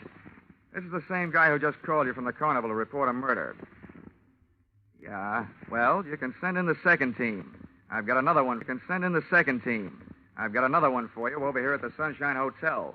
Room 312. A party's just been strangled. Yes, I'm sure. Lots of bruises and deep-set fingernail marks on the throat. Sure, I know who it is. The name of the deceased is Myrtle Pepper. Myrtle Pepper certainly had been a fast worker. She not only had beat me down to the hotel, she'd managed to get herself killed in the bargain. I dusted the room for information, which was obviously more than the floor mate had done for dirt, and came up with a kind of an eye-opener you don't drink. A pint-sized surprise in the form of some old newspaper clippings and Carter Lacey's prison release form. And what let him out let me in on something. I got out of the room into the elevator, and when I hit the lobby wondering where to start looking for him, I found him sitting there looking at me. Hi. What do you want to talk, Lacey? I don't want to. But if you want to try and make me, what's the matter with right here? Okay. I supplied you with an alibi today. I don't see him in the lobby. That detective? He had stomach trouble. He got kicked in it. You can reach him at the city hospital. You know, in prison, I was a trustee. I get out, nobody trusts me. Oh, with that forecast you gave me this morning, what else? Forecast? Yeah. You predicted that you'll kill 2 people. Well, tonight the 2 people are dead. Shanty out at the carnival, and now Myrtle up in your room. What does that make you? A good forecaster. Or the killer, maybe? Thanks for the maybe. Look, Dollar, I came to this town to take care of something. I took care of it. If you want to yell cop, go ahead. From now on, nothing bothers me. Well, then stop chewing your nails. You told me this morning that one of those 3 people was working with you. There's only one left.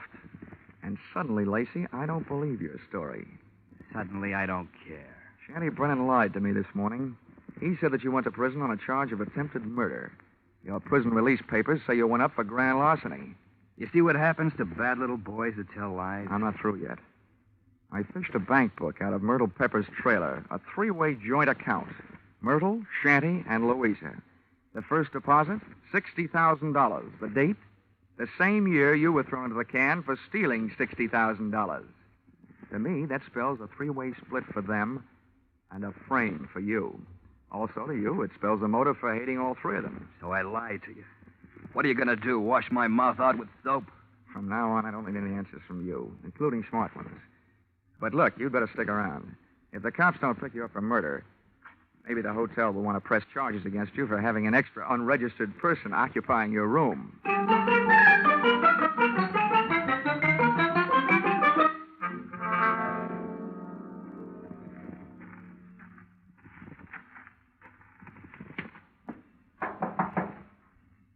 Who is it? Johnny Dollar. Oh, wait a minute. Where's Carter? They arrested him? Tell me, did he escape? He's at the hotel, and the cops are on their way down there right now. I hope he's more talkative with them than he was with me. You talked to him? Yeah, I had a long, one-sided conversation with him. There's one thing I still can't quite figure out. Whether he really intended to kill Shanty and Myrtle or not. Myrtle? Yeah, strangled. Myrtle. Poor little angel. Of course he meant to kill him. He hated him. He hated us all. Well, you can hardly blame a fellow for being annoyed, framed on a grand larceny trap by 3 old chums. But you've got the wrong idea, Louisa. What I meant was, did he ever really intend to kill them himself? Or did he just intend to set off the greatest chain reaction since the atom bomb, and just sit back and watch the 3 of you try to beat each other to it? Well, that's crazy talk. Yeah, like a fox, maybe. He made his threat to me knowing I'd carry it back to you. I say you because you're the only one left. You see, he set himself up as a patsy. He'd been framed by you once before.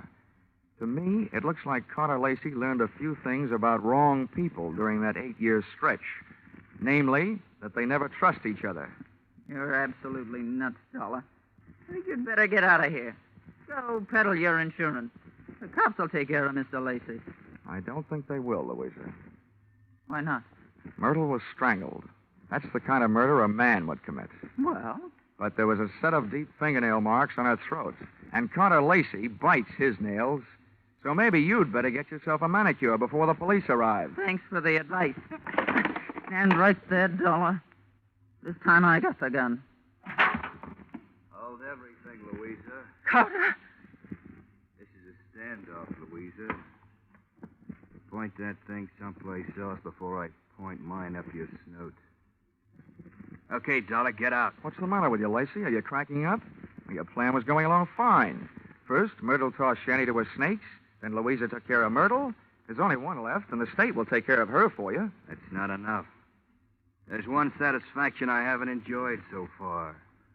That's hearing one of these pigs squeal. Carter, we can still split the money in the show and get out of here? The only one that's going to get out of here is Dollar. Beat it. I beat it all right. I was the only one in the trailer without a gun. I plunged into the darkness looking for something and came up with a tent rope, dashed back to the trailer door, and lashed the knob to the guide rail. I didn't want those gun-happy birds flying the coop. Just then, the season opened. I didn't know who was going to come out the worst in there, the hunter or the hunted. The only key I had to the situation was the key to the car, the one I'd picked up earlier in the day. The car churned the trailer through the carnival back lot and out into the highway. When I hit the cement, I started spinning the rubber.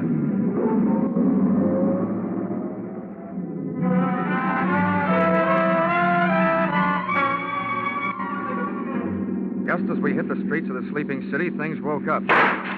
Whoever was left back there snapped a shot at me through the trailer's front window. The second shot was my cue to try to ruin their aim by playing rockabye trailer, swinging the car from one side of the street to the other. Just as the not-so-sharpshooter made another try, I picked up just what I was looking for, a game of tag with a police patrol car.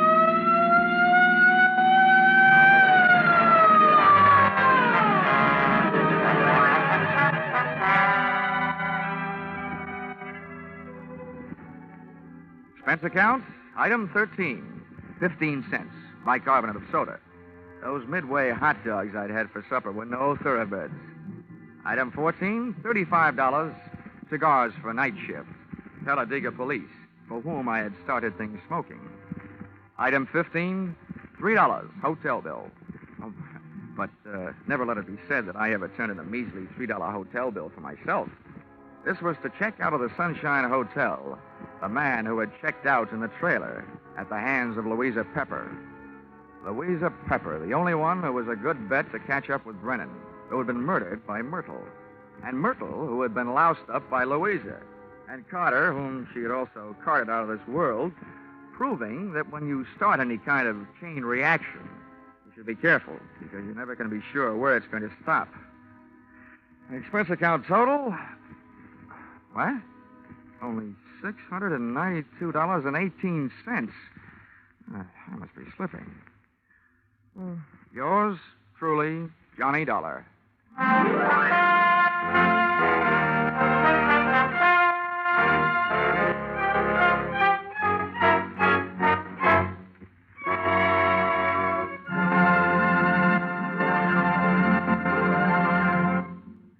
The madman of music is moving. Yes, Spike Jones, formerly heard on CBS on Sunday, is already unpacking his famous collection of flit guns, dishpans, and other instruments, ready for tomorrow night's premiere broadcast as a CBS Saturday star. Hear the Spike Jones Show on most of these same stations tomorrow night at 7 o'clock Eastern Standard Time, when it joins Vaughn Monroe, Gene Autry, Gangbusters, and Sing It Again as a regular Saturday night CBS feature.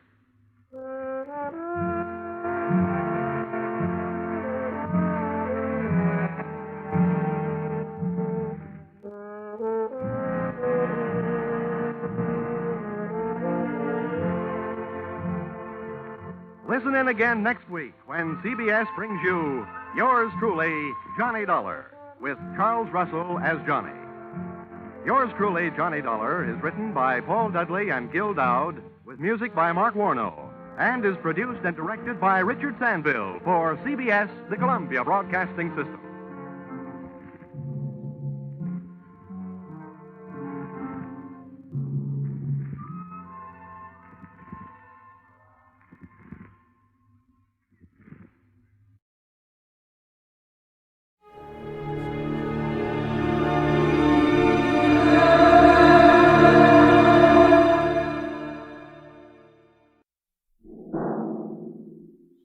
Suspense. And the producer of radio's outstanding theater of thrills, a master of mystery and adventure, William N. Robeson. We try to avoid cliches and platitudes on Suspense. For instance, you will never hear a victim say to a criminal, "You can't get away with it," or hardly ever. Yet the bad guys hardly ever do get away with it, even when they plan their crimes brilliantly and set their getaways with the most meticulous detail.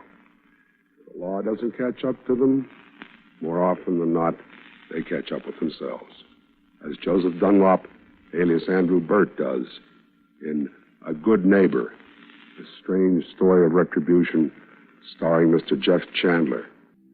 And now,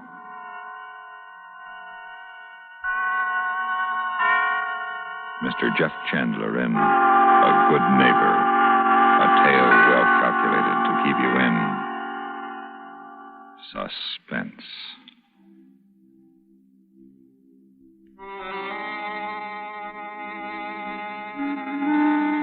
I am a thief. I have stolen $150,000 in diamonds from my employer's firm. Last night, I left New York in a second-hand car, the jewelry in a steel box locked in the trunk. The theft will be discovered this morning. In a few minutes, I'll reach the place where I'll hide on this deserted Maine coast. Then I will take the cut stones out of the settings and put them with the other unmounted stones, and in a few days, I'll leave for Mexico. There, I will sell the stones to an agent I have contacted, and then I will go on to South America. My name now is Andrew Burt. I have identification cards and a passport to prove it. They were very expensive, but I will be very rich, and the police will be looking for a man named Joseph Dunlop who has vanished from New York.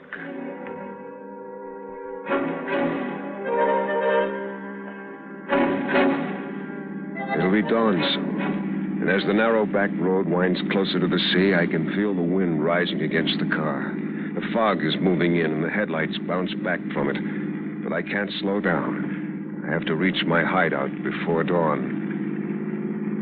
And suddenly I saw an old woman standing in the middle of the road waving a flashlight.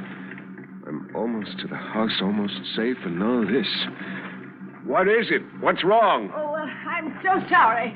But have you run into a tree branch or anything along the road? No, I haven't. Oh, well, good. Then it must be farther along. Do you mind? Before I could answer, the woman yanked open the door and popped in beside me.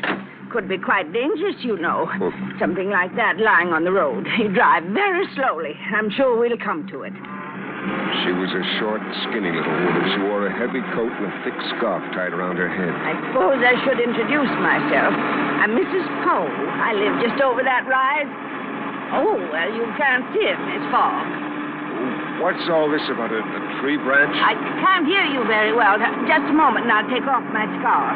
Always wear it when it's windy. There, now. What did you say? What about a tree branch? I'm not so sure it is a tree branch. It's just something large and solid. If a car ran into it, there could be an accident. You drive slowly now. We'll find it. Well, how do you know it's there if you don't know where it is? I don't think I must explain. I saw this big thing lying in the road, and I got out of bed and came out to find it. Now, when we move it off the road, I'll go right on back to bed. It's much too early to be up. When did you see it? This time I was sound asleep. I woke with a start, and I saw it right before my eyes. Second sight, young man. I have second sight. I see things before they happen. Look! I could see it through the fog. A large, gnarled tree branch lying across the road. Second sight. I didn't believe her, and yet there it was. Oh, I am, right? I am. Oh, that's very gratifying. Can you manage it? Drag it off to the ditch. Will my light help? She turned on a big square flashlight and aimed it at the trees along the road. See up there? A fresh break on that big elm. Oh, how exciting. Looking at this strange little woman, I wanted to get back in the car and get away from her and from the wind and fog, but I couldn't. The tree branch was blocking the road. How did she know about it? She could be a local character making a fool out of me, but why on this back road before dawn? I got hold of one end of the limb and dragged it into the ditch. Now, couldn't a thing like that wreck a car? Oh, yes, it could. I'm so glad you came along. I couldn't have managed it alone. No, I don't suppose you could. Odd that you should come along. I wondered who it would be. Everything's planned for us, you know. There's no coincidence. Are you driving far? Noticed all those groceries in the back seat of your car. I could tell her I was going north, but my house was too near, and she was old. She couldn't have walked far. She must live near my house. I had to tell her the truth. I'm just driving on to my house. It's near here. Where? Well, I've got a map in the glove compartment. I'm not sure just where. It's your house, and you don't know where it is. It was left to me 2 years ago. It's been rented until recently. This side of the village, there are only 2 houses. Mine and that old place on the cliff. Well, that must be my house. Such a lonely place for a young man to want to live. I knew it was vacant, though. Watched those renters move out last week. And to tell you the truth, I wasn't sorry to see them go. They weren't very friendly folks.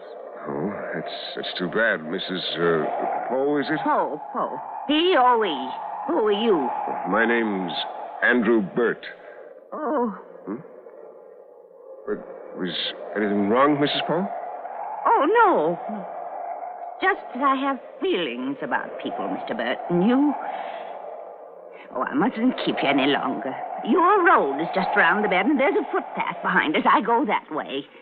We're neighbors, you and I. I watched Mrs. Poe start down the road, tying her heavy scarf around her head. Then she was gone, swallowed up by the fog. Around the next bend, I saw the turnoff to my house. My driveway was a narrow, rutted road that wound up a sharp grade to a bluff above. As I drove over the top of the hill, I felt the cold wind from the sea rush against the car. It almost seemed to be pushing, trying to hold me back. The fog was thicker here, and I couldn't see the house. My house. I had visited my great-uncle here once, many years ago, but no one knew about it now. No one except the lawyer in Boston who had traced me, and he had died a year ago. Suddenly, the fog thinned, and I saw my house. It stood square and bleak on the rocky land, 100 yards ahead. A gray, lonely house, weather-beaten and neglected. There were no trees, nothing to break the emptiness of the land. I put my car in the garage and went into the house. Inside, it was plain, almost bare, but clean and weather-tight against the wind. The wind. Did it ever stop?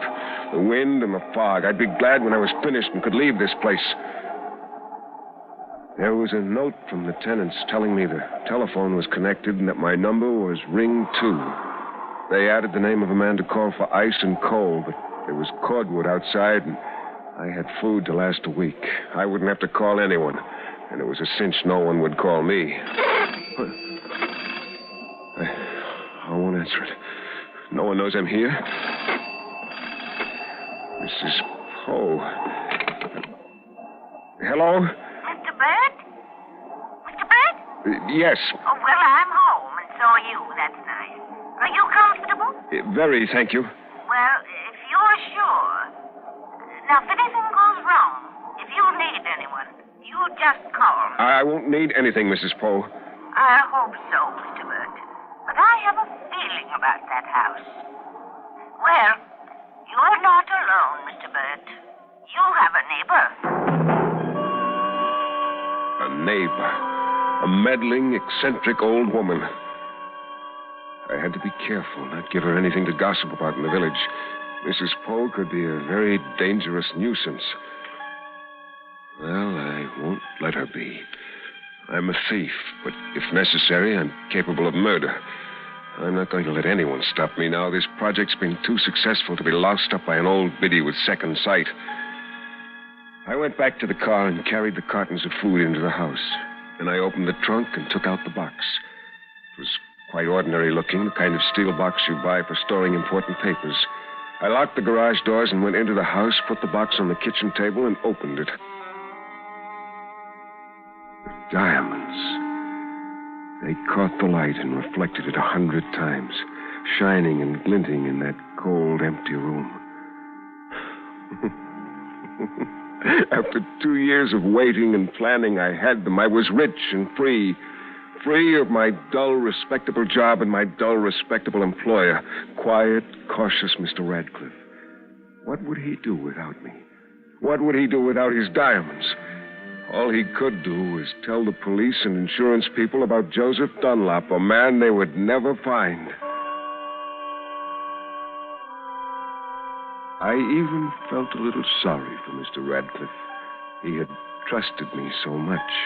And now, well, he had his insurance. He could buy more diamonds.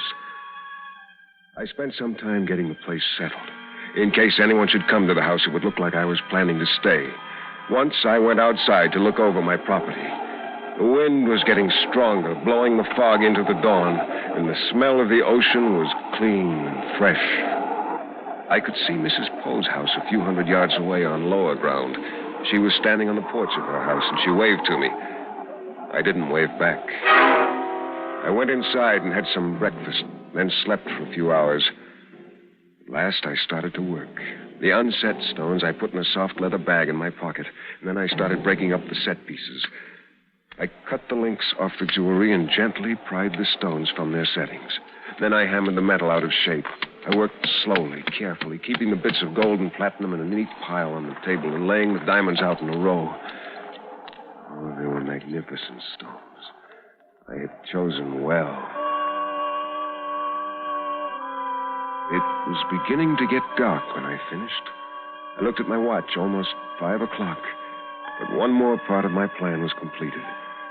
I gathered up the diamonds and put them in the leather bag with the uncut stones. Then I scraped up the bits of metal and put them in the steel box with my jewelry tools. Now I had to get rid of the box. That woman, that prying old woman. Hello. Mr. Burt? Mr. Burt? Yes. This is your neighbor. This is Mrs. Poe. Well, what is it, Mrs. Poe? I'm coming over, Mr. Burt, for a little visit. No. Well, that is, not now, Mrs. Poe. I was just going to rest for a while. I'm very tired. Oh, of course. You drove all last night, didn't you? You must have been in a hurry. Is everything all right? Yes.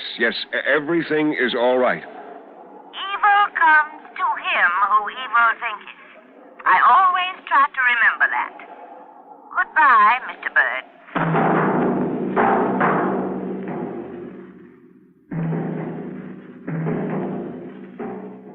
In a moment, we continue with Suspense. And now,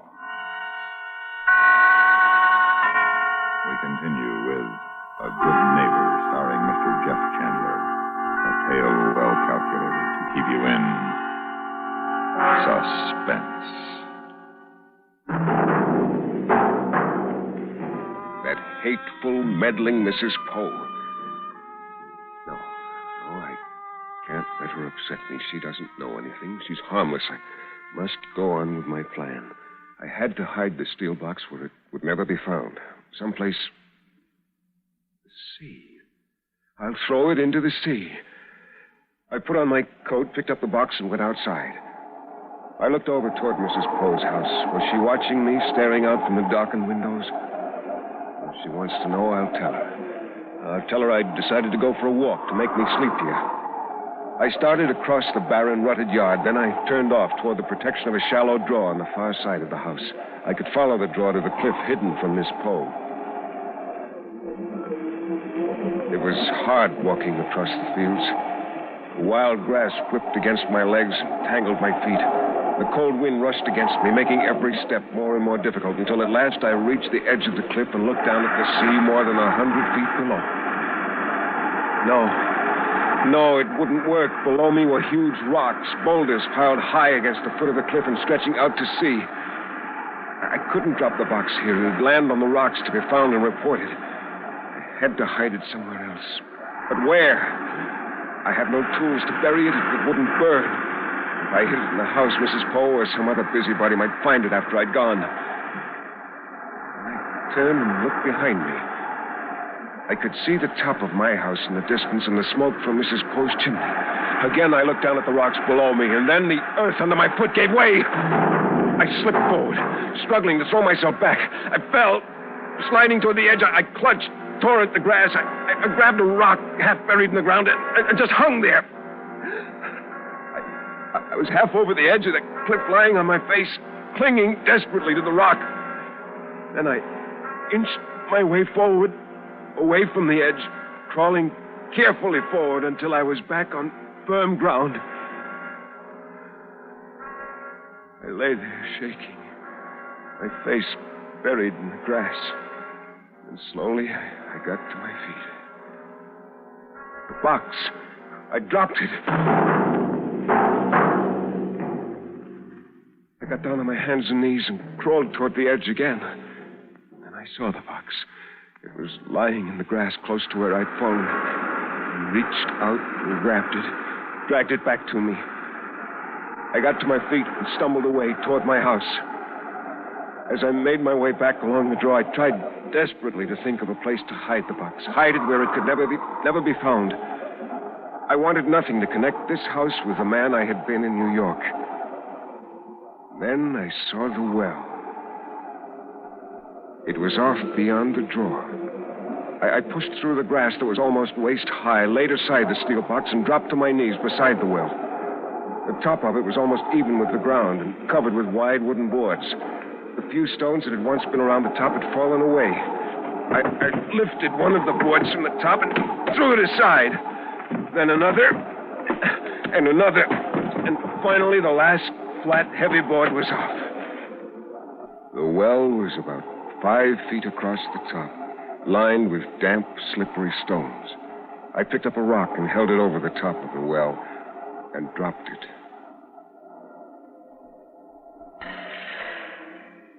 The well was old, abandoned, and the water at the bottom was deep. A perfect place for the box. For a moment, I knelt there staring at the damp rocks, wondering who had put them there, how long ago. What had Mrs. Poe said?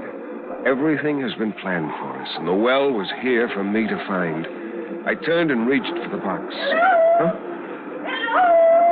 Mrs. Poe. But where? I can't see her. I got to my feet and stumbled away from the well. I couldn't let her find me here. Hello, Mr. Bird. I got to the drawer and started running back to the house, and suddenly I saw Mrs. Poe coming toward me. Oh, Mr. Bird. Oh, I'm so glad. Are you all right? Yes. You seem quite out of breath, and I can't hear you in this wind. Mrs. Poe took off her scarf, and we started back to the house. I heard you calling. I thought something was wrong. You shouldn't be out, Mr. Bird. It's almost dark. I went for a walk to the cliff to make me sleepy. Oh, Mr. Bird. Oh, I knew there was a danger. I tried to telephone you, and when you didn't answer, I was worried. That cliff isn't safe. I should have warned you. It's always falling away. Mr. Bird, you're covered with dirt. You fell. I fell, Mrs. Poe. The air's full of danger, full of implications. If you'll excuse me, Mrs. Poe, I'm going inside now. Of course. You've had a shock. Good evening, Mrs. Poe. May I please come in just for a moment? I must talk with you, Mr. Bird. Mrs. Poe, I realize you feel alarmed. No, something else. Just for a moment, and it's so important. I went across the porch and held the door open for her. She went into the hall. Suddenly, she stopped and turned to me. This house. Something. Mr. Bird, I want you to get out of this house. Go to the village or come to my place. But leave here. Forces are at work, Mr. Bird. It's not safe. I understand your belief in premonitions, Mrs. Poe, but I don't agree with you. You must, and there's a storm coming. Leave before the storm, Mr. Bird. Why do you want me out of this house, Mrs. Poe? What is it you want here? Oh, if I could only see the danger. Oh, I've tried, but I can't see it. Wrong. The vibrations are all wrong today. Get out, Mr. Bird. You'll have no other chance.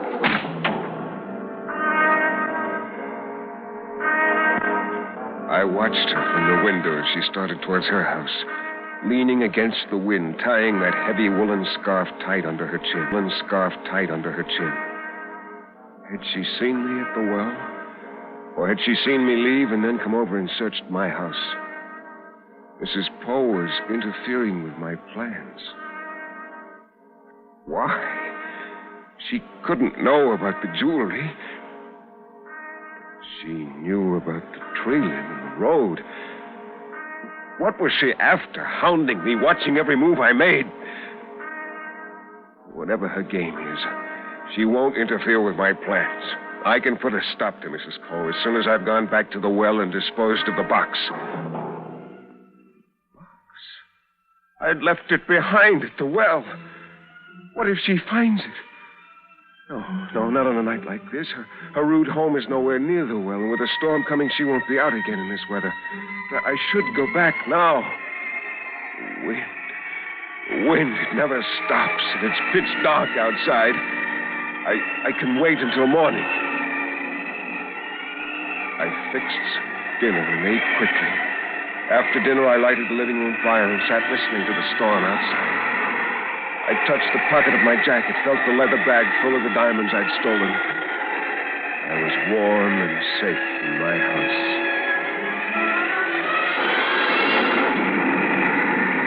The storm grew wilder and wilder. The rain struck the house heavily, hammered against the windows and walls. I built up the fire and sat close to it. Somewhere a screen door slammed back and forth in the wind. But I wouldn't leave the bright, warm fire to fix it. Oh, Mrs. Poe, I won't answer. Let her think the lines are down. No, she'd ask the operator, and the operator would know the lines are working. Why won't she leave me alone? Yes, Mrs. Poe. Mr. Burt, I'm almost frantic. I'm coming over there. No. I'll be quite all right. I have my flashlight. What do you want, Mrs. Poe? What are you after, spying on me? Your field. I saw your field. Huh? It came to me at last. Something is wrong. Someone is lost in the sea. Stay away from here. Do you hear me? I'm leaving at once. Don't worry. I have my flashlight. Someone needs my help. I'll stop her. She won't go into the field. The box is there, and I can't let her find it. She must know. She must realize it's there. She watched me this afternoon, and this is her ghastly way of telling me she knows. I'll stop her. That heavy scarf she always wears, always knotted tightly under her chin. They'll think when they find her that poor old Mrs. Poe had fallen in the dark and her own scarf choked her to death. Oh, no, Mrs. Poe, you won't spoil my plans. I went outside and started across the yard. In the distance, I could see the beam of Mrs. Poe's flashlight. She must be running. Along a path I hadn't seen, a path that cut me off from the place where I'd left the box. I ran, too. Stumbling and sliding, I ran to the drawer and started along it toward the box. The rain and wind were driving into my face, almost blinding me. I had to find the box. I had to. I didn't want to kill Mrs. Poe. If I could get there before she did. I was almost there. I could see the beam of Mrs. Poe's flashlight growing larger, coming at me. I turned away from the light, dashed forward into the tall wild grass. I remembered just where the box was hidden, off to the left of the boards I had lifted off the well! I tripped, I fell! I'm falling into the well! I clutched at the wet stones. At last, I broke my fall. I dared not move. My fingers held desperately to the wet, slippery stones. My legs were doubled behind me, pressed against the far side of the well as though I were kneeling in midair. Then I heard a splash. I knew it was the bag of diamonds that had dropped from my jacket pocket. It didn't matter now. All that mattered now was getting out of the well. Surely Mrs. Poe would find me soon. Soon, before my fingers lost their grip. Where was she? I moved my head carefully, slowly, looked over my shoulder at the top of the well. It was about 5 feet above me. Mrs. Poe will see me. She'll hear me if I yell. Wait until the flashlight shines up there. Until she's close enough to hear. There it is. I see her light. She's coming toward the well. The light's going brighter. A few more feet. Stopping. What is she waiting for? Hurry, I'm slipping. The light's moving away. I know. She set the flashlight on the ground. Yes, I see her shadow across the beam. She's coming toward the edge now. Mrs. Poe!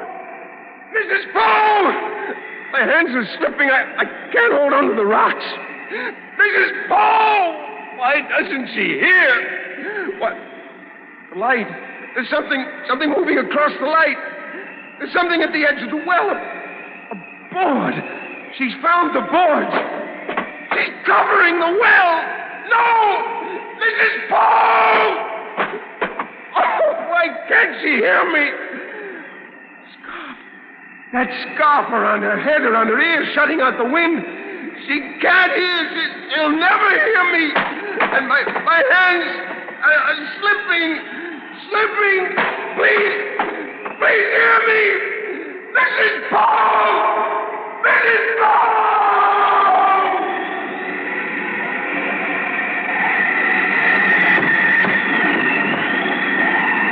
There. Oh, I just knew there was danger out here tonight. That nice Mr. Burt. Why, he might have tripped over those boards and had a nasty fall.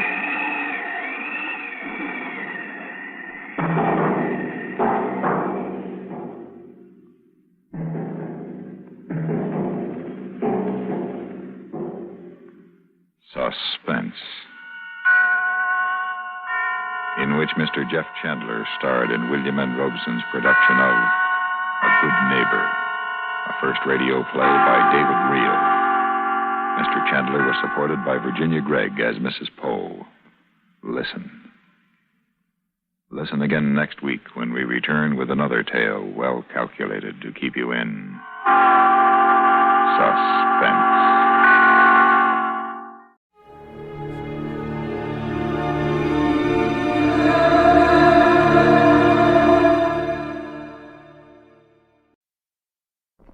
The encyclopedia says that the island of Haiti can be called San Domingo, Santo Domingo, or Hispaniola. Well, after my visit there, I could suggest a few more things they can call it, but they probably wouldn't get past the censors.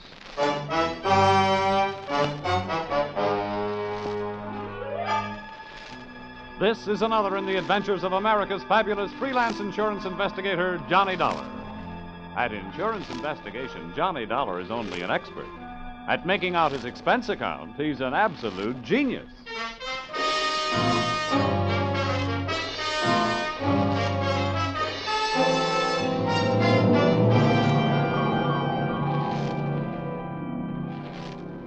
Expense account submitted by Special Investigator Johnny Dollar. To Home Office, American Federated Life Insurance Company, Hartford, Connecticut. Attention, Harvard Huntington, General Manager. The following is an accounting of my expenditures during my assignment in Port-au-Prince, Haiti. Or, the nights may be black down there, but the magic is blacker. Expense account, item 1, $15 for a pair of tickets to see the show Detective Story at the Hudson Theater, New York, which I never got a chance to use since I was sitting in the living room of your Hartford home promptly at curtain time. I want to thank you for coming out here. Why, that's all right, sir. Sorry to break into your evening like this, but since I have, I'll get right to the point. Fine. Perhaps you've heard of the Gordon family here in Hartford. Well, what I see of the society page is while I'm flipping back to the sports section. But I've noticed the name. Diamond-studded, aren't they? Yeah, immensely wealthy. Pillars of society, and surprisingly, quite a proper family. Oh. It is all but one of the sons, Ralph. He's a heavy drinker, complete waster, ne'er-do-well. A blot on the old escutcheon, eh? Yes. Continually getting into one scrape or another. Now he's done it again. I take it that you're not worried about Ralph the man, but about Ralph the policyholder. Well, to put it bluntly, yes. I don't think it's unethical for a company to protect its interests. In this case, the policy is in the amount of $150,000. Payable to his death to charity or to his wife if he's married. Oh, it's quite a piece of paper. Yes, to be quite candid, I rue the day it was issued. But the point is this. Ralph Gordon, at last report, is dying aboard his yacht at Port-au-Prince, Haiti. Oh, you don't need me, Mr. Huntington. You need the Mayo Clinic. Dollar? Yeah? I hesitate to even mention this in the presence of a sane man, but from everything we can learn, young Gordon is not dying from any known malady. He's dying as a result of a... Well, it's pure nonsense. He's supposed to be dying as the result of a voodoo curse. Now, anyone with any sense... Now, wait a minute. Where'd you get your information? From his older brother, Thomas. He's a doctor. He's down there in Haiti with Ralph. I want you to go down and debunk this thing, Dollar. Find out what's wrong. Why, any sane man knows there's no such... voodoo. You don't believe in it, do you? No. Not unless I see it working.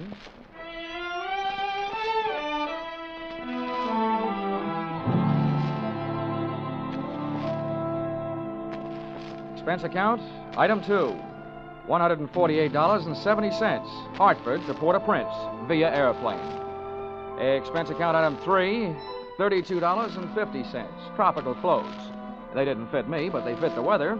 And item 4, $25. Spent while I browsed the waterfront bars in Port-au-Prince, looking for somebody who knew where the Gordon yacht was moored. Know about this When I found him, he not only knew that, he knew everything. Ask me first. My name's Cap Reagan, and I've been here since before repeal. Give up my citizenship, I did, with the help of a couple of prohibition agents. Oh, you don't say. Uh-huh. And I figure on sailing out my final days right here. What do you want with the Gordon craft? I want to see the owner, Ralph Gordon. How do I get to it? Oh, I reckon you pay me to row you out to her. My dinghy's down at the foot of the pier, just a short hail from where we're at. Oh, well, good. Come on, let's shove off then. Just wait till it down my ration here.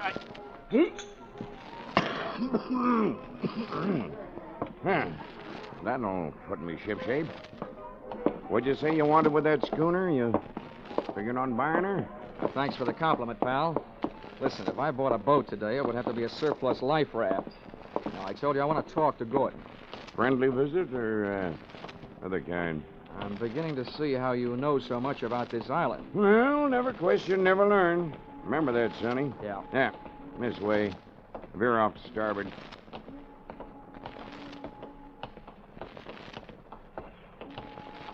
No, sir. Never question, never learn. Yep. Well, I'm an insurance investigator, and a company sent me down here to look things over, including Gordon. Something wrong? I don't know yet. What do you know about him? A jug full, Sonny, a jug full. Stood into the harbor about 2 months back. No sooner dropped his hook than his crew started taking the pierhead lead. Everybody jumped but the bosun, for reasons of his own. Why did they leave him? 'Cause he was half seas over all the time. You navigate with sextant, a compass, and parallel rulers, Sonny. Not with a double shot and a water chaser. You get the drift? They were afraid to sail with him, huh? Aye, that's the line of it. And if you had ever piled into a reef, you'd feel the same. Yeah, here we are. Oh. That's my dinghy down at the bottom of that ladder. There's Gordon's yacht out there. You see her? Oh, yeah. That tug's passing the stern of her now. Yeah, I say. That's a lot of boat. Yeah. She carries a suit of sail like a grain clipper. Wait till you see her close up. She's as dirty as a garbage scow.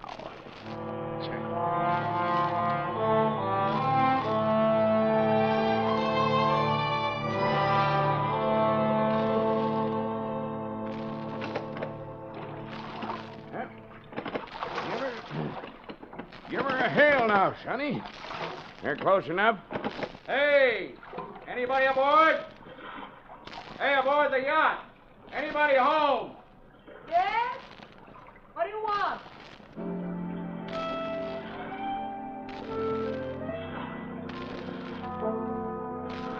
If the ship was dirty, I didn't notice. It may have had good lines, too, but it couldn't have touched what stood at the rail wearing clam diggers, an off-the-shoulder T-shirt, and a Caribbean tan. There's a rim hull for you. Yeah. That'll be his wife. His wife? Oh. Can I come aboard? Who are you? What do you want? I'm Johnny Dollar from Hartford. I want to talk to Ralph. Oh. Why, yes, then I guess you'll have to come aboard. Here. I'll swing the stern into the ladder. Okay. There you be. Oh. Steady now. Steady. Okay, Cap. You wait for me, huh? Yeah.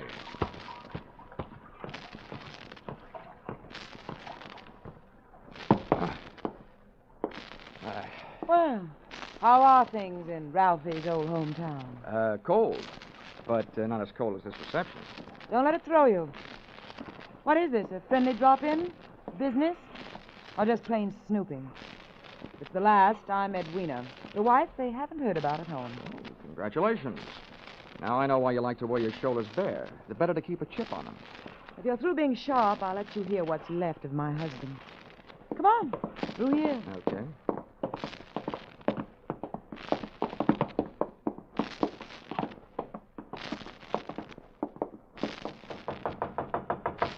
Hey, Ralph. Ralph, you've got a visitor from Hartford. Get away from this cabin, you dirty little gold digger, and take your visitor with you. Wine's all gone. Why don't they send another case of wine? There you are, chum. He's got the door locked. He'll stay that way till he runs out of wine. You heard enough? Yeah. Enough to know how you acquired your charming attitude. Forget it. I walked into it with my eyes wide open. Let's get back out on deck. The light's better for throwing bobs at each other. Yeah, sure. Sounds like fun.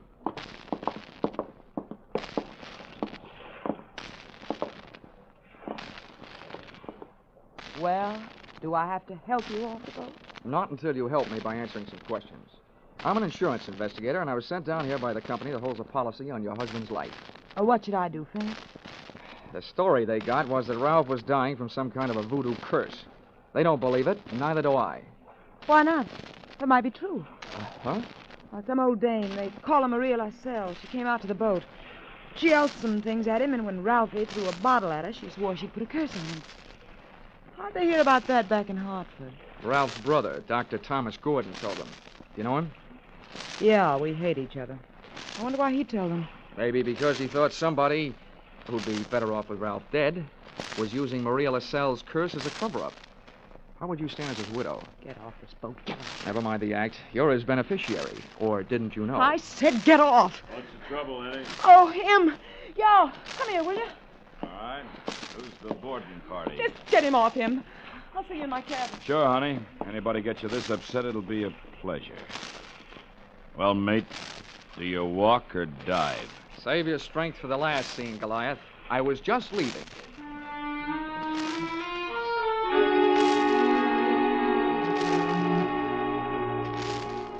Expense account, item 5, $3. Paid to Cap Reagan as water taxi fare. Item 6, 80 cents. Land taxi fare to Hotel Francois. An up-at-the-heels hangout for not only the best in tourists, but also Brother Thomas Gordon, M.D.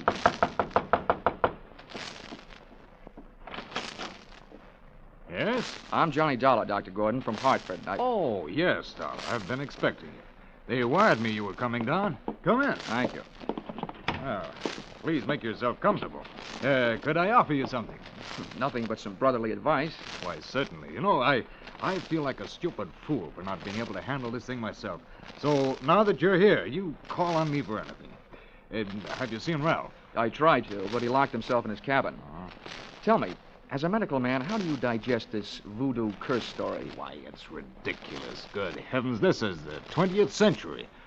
I do think that science doesn't know everything it would like to know about voodoo and black magic. There are stories supposedly true, but any victim would have to have a highly susceptible mind.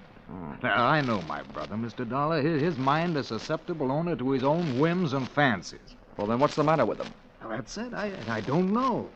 He's drawn within himself. He seems to be searching almost insanely for escape through alcohol.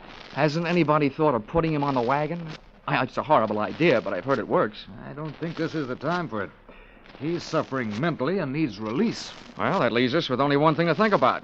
No matter how thin you cut it, it's still voodoo. Well, I'm a man of science, Mr. Dollar. I'd make hypocrisy out of all my knowledge and training if I attacked the problem from that direction. But please, you let me know what you learn.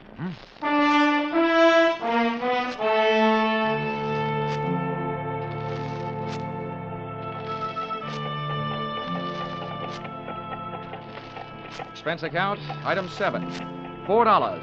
Rental of horse and cart in which my walking tourist guide, Cap Reagan, and I jolted out of town in search of Maria Lascelles. Something made me feel like I was riding my last mile in a tumbril en route to the guillotine. The moonlight was fighting a losing battle against an army of storm clouds that were sweeping in. And then to make it worse, I heard a drum. You there, Sonny? Yeah, sort of a tired Gene Krupa. Means we're getting close to Maria's headquarters. Is she the only one around here? Yep. None of the good Hougans performs in her territory. She's too mean. Oh, great. What's the matter? We're here. And that's the path. Over there by that gnarled old tree. From here on, you plot your own course. This is close enough for me. Oh, me too. Well, how do I know I can't put a curse on her? I've never tried. Who's sailing, Sonny? The path ran along the edge of a field of sugarcane. On the other side was a solid wall of jungle. First, I smelled some feathers burning. Then I heard the chant. There was an opening in the wall of jungle that led to a small clearing, and just before the moon was smothered by another cloud, I saw a shack. Little clouds of smoke curled out through an open door, and I could see the glow of a fire on the floor inside. Maria, I want to talk to you. Who is it? Comes to the house of Maria. My name wouldn't mean a thing to you, but what I have to say will. Can I come in? Andre, what is this word of so great importance to stop Maria? All I know about voodoo is I don't believe it. Papa Legba. I've come to you because I haven't gotten any answers from anybody else. I want to know what's behind this so-called curse you put on Ralph Good. You don't believe? You let me make you believe, eh? Ralph Gordon, he died tonight in the wind and rain.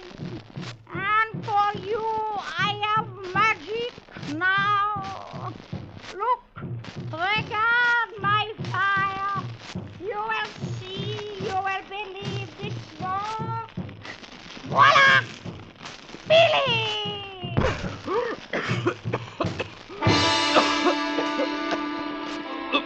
I couldn't see what she'd thrown into the fire. She'd reached behind her for it. But when the smoke from it whirled around me, it seemed to grab my throat and squeeze. I stumbled back to the door. I hadn't believed in voodoo when I'd come in, but going out I wasn't so sure.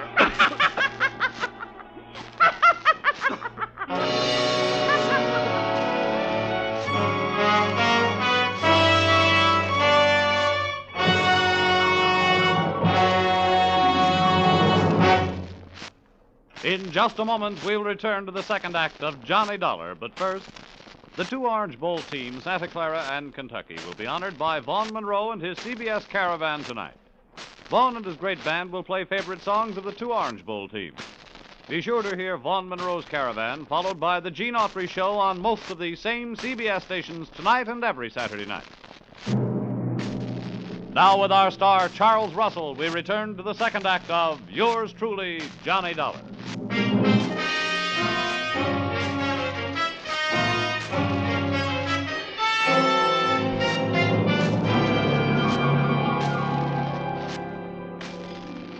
My throat burned. My eyes were looking at each other. My lungs felt like a pair of deflated footballs. And the blood in my head was pounding a better and louder rhythm than that drum. I staggered around the heavy jungle air, and when I could breathe again, I gulped in enough to lift the Graf Zeppelin. By that time, I was cool enough to get hot, in anger.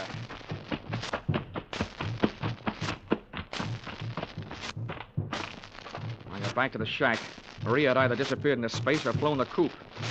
The atmosphere was not quite deadly. I crossed over to where she had been squatting.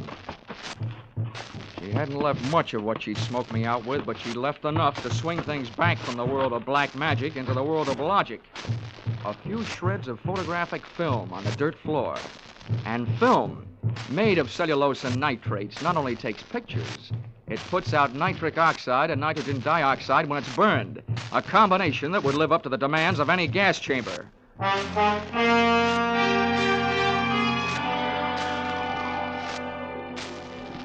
captain rowed me out to the Gordon yacht. This time I boarded without a hail.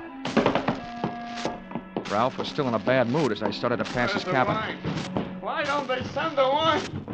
Empty! Empty! His antics inside the cabin sounded interesting, but not half as interesting as the conversation coming from Edwina's cabin. Dear Edwina, the little wife they didn't know about at home. I'm telling you, we can't go on with this. Well, it's tough. You having a change of heart. Well, that's what happened. Not so sure that makes any difference. Maybe you're in too deep to back out. How would you like it if I spilled the whole thing? Well, what difference does it make? It's better than landing in a Haitian prison with your motives showing. Think it over, Angel. I'll be in my sack when you make up your mind. How wrong can you be? See you later, hon. Since I've been on the receiving end of so many surprise sluggings, this was almost a pleasure. What are you doing on this ship? Get off. Oh, no. None of that intriguing conversation I just heard. How much did you hear? If I added it to that gas assault Maria LaSalle threw at me, it'd be enough to nail you and Loverboy here for conspiracy to commit murder. Well, I don't know what you're talking about. Well, the point is, I know what you two were talking about. Oh, listen to me. You've got to believe me. I don't have to. Well, try me anyway. Well, I admit that him and I... Well, it was because Ralph turned into a wino after we were married. Well, this probably marks the first time in history that an icicle melted in Port-au-Prince. Please let me finish. When my marriage went to pieces, I had to do something or go crazy. See, Ralph drinking up all the champagne on the island was just more than I could take. I was going to divorce him and leave with him, but we weren't going to murder him. Chapter 1 has so many holes in it, it would have been printed by a punch press. You don't worry about landing in prison with your motive showing when all you're planning is divorce. Oh, yes, you do when people are waiting for your husband to die under mysterious circumstances. That's why I was trying to make him go away. If Ralph died, who'd look any farther than the erring wife? Can you lock this cabin from the outside? Yeah? What are you going to do? You're not going to lock me in? No, just your playmate. You're coming with me. Where? To Maria LaSalle's. I want to catch your reaction when she sees you. You don't believe me. No. With $150,000 at stake, I don't even believe myself.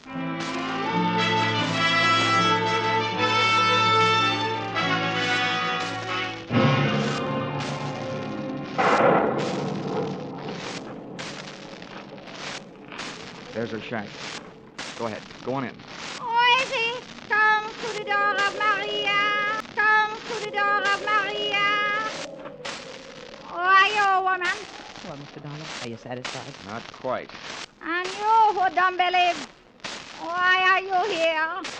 You wish again to see the power of my smoke? Let's drop the act, Maria. I know what you threw into the fire. It was my Booker smoke. Yeah, well, a good man from the police laboratory can sift enough out of those ashes to know it was film.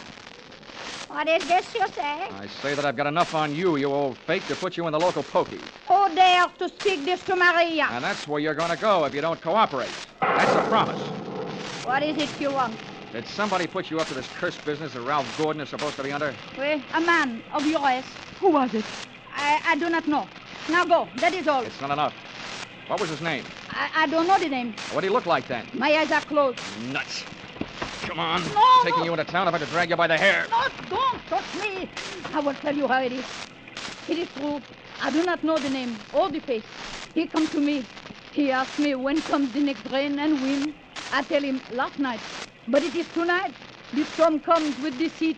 He tell me he needs storm to close portholes in the ship. Huh? He say, if I bring this curse, I will be the best Hougan on Haiti because it kill white man. That is difficult. That is all. Now you go. How about the film for the fire? Did he give it to you? This is true. Not long before you come. Well, get rid of it, Granny, before you lose your license to operate. Now, you go. Maria will be alone.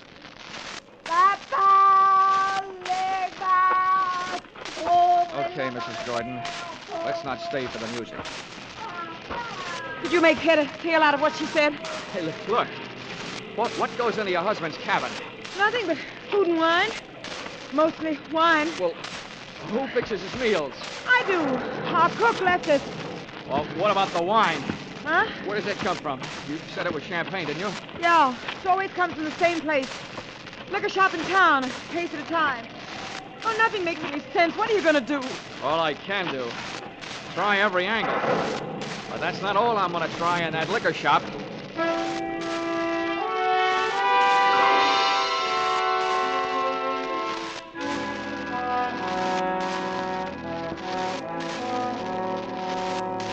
Expense account, item 8, $4.50. 2 quarts of rum, the purchase of which helped loosen the tongue of the proprietor who had been supplying Ralph Gordon's champagne. Which wine? A case at a time, packed in dry ice. There is And no the doubt. words that poured out weren't exactly intoxicating, but they sent me staggering to the nearest phone.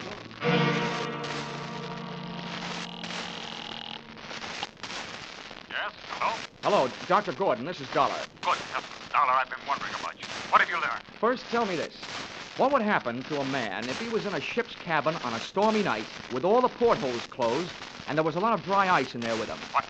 What was that? A small room, no ventilation, a lot of dry ice. A lush, maybe passed out. What would happen? Good Lord. Dry ice is solidified carbon dioxide. If enough of it evaporated into the room... The lush would not be bothered by a hangover the next morning because he wouldn't wake up, right? Exactly. The gas, although not toxic, would force the oxygen from the atmosphere, and the result would be asphyxia. What are you getting at, Colin? That curse your brother is suffering from is very scientific. The champagne he's been getting has been chilled by dry ice, about 5 pounds per case. And one case went out to the yacht just before the storm broke. Lord. Well, it may be just coincidence, but Ralph's wife and that bosun. Yeah, I know. For a bosun, he'd make a very good chemist.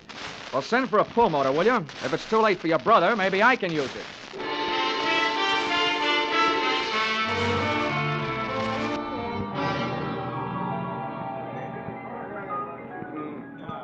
I'm a flying fish sailor. I hail from Hong Kong. Hey, Cap. Blow, Cap. blow. Come on, Cap. Ahoy, Sonny. Send him around, George, from a shipmate and me. This is rum Never mind weather, the round, Sonny. Cap. You gotta row me out to that yacht again. Huh? What do you take me for, a blasted galley sleeve? Come on, My Cap. back is I'm about in a broke hurry. now from all the rowing in this... $20. In this... What'd you say?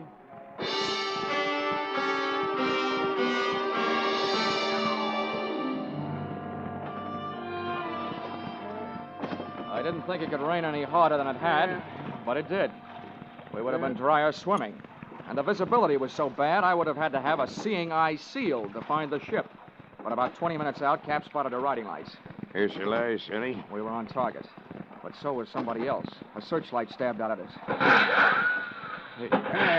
Hey. This sounds like Prohibition days. Who's giving us a broadside? Can't tell yet. I'll lay a pelican hood over his head if I get my hands on him. Hey, Cap, what's the matter? Got my left leg. Cap, get down to the bottom. I'm going over the side. To me, swimming is a pastime to be practiced only under ideal circumstances, in a pool, and preferably in the company of a well-filled bikini suit. But there was nothing to do but swim, so I swam. I tried to remember how many shots had been fired, and that's where I made my mistake.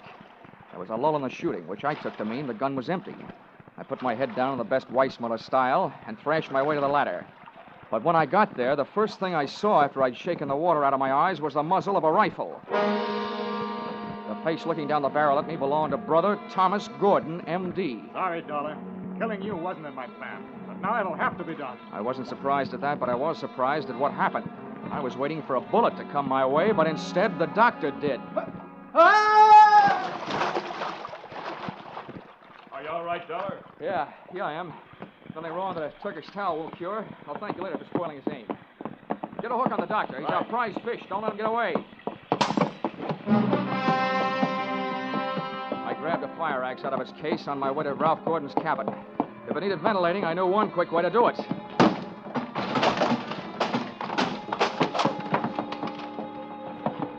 I didn't check for oxygen. I took a deep breath, held it, and went in. The cabin was littered with wine bottles, and in one corner, in an open case, was the dry ice that was in the process of cooling Gordon off for good. He was stretched out on his bunk.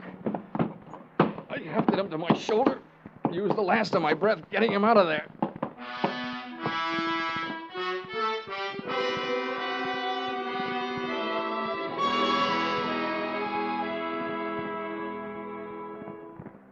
Expense account, item 9, $30. Cover charge at a hospital where I put the revived Gordon under the care of a doctor. Not his brother, who happened to be resting in a jail cell at the time. His motive hadn't been the insurance money. He figured to gain quite a chunk as the only heir to the Gordon fortune, if he could have taken care of Brother Ralph. Item 10, same as item 9. Same hospital where they patched up Cap Riggin. Item 11, $148.70. Return trip to Hartford. And expense account item 12, $40. An ounce of voodoo perfume for the lovely but sometimes chilly Edwina. Maybe if she tries that kind of magic on her husband, he'll spend less time with a bottle joy and more with her kind. Expense account total, $424.70. Signed, yours, truly, Johnny Dollar.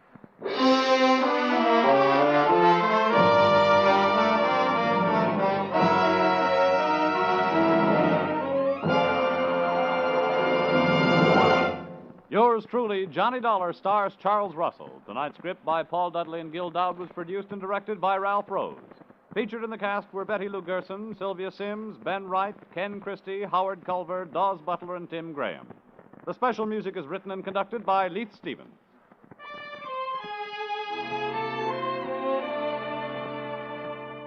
Be sure to be with us at the same time next week when another unusual expense account is handed in by $20.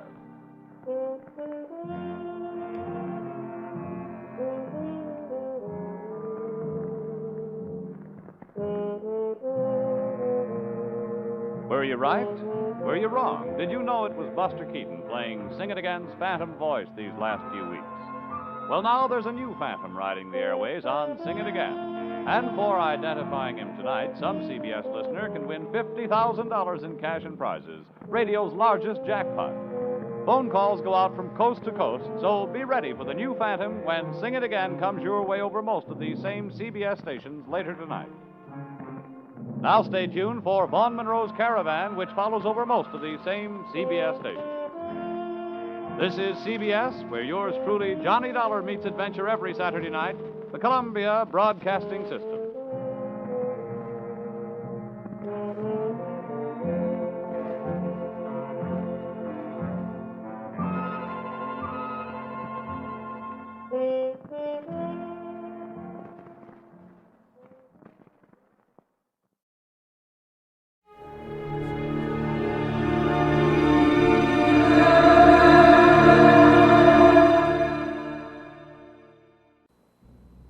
Ladies and gentlemen, the story you are about to hear is true.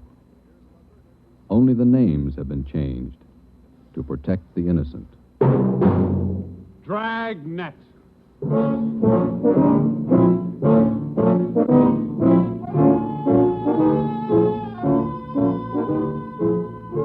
Dragnet, the documented drama of an actual crime, investigated and solved by the men who unrelentingly stand watch on the security of your home, your family, and your life. For the next 30 minutes, in cooperation with the Los Angeles Police Department, you will travel step by step on the side of the law through an actual case from official police files, from beginning to end, from crime to punishment. This is the story of your police force in action. Dragnet.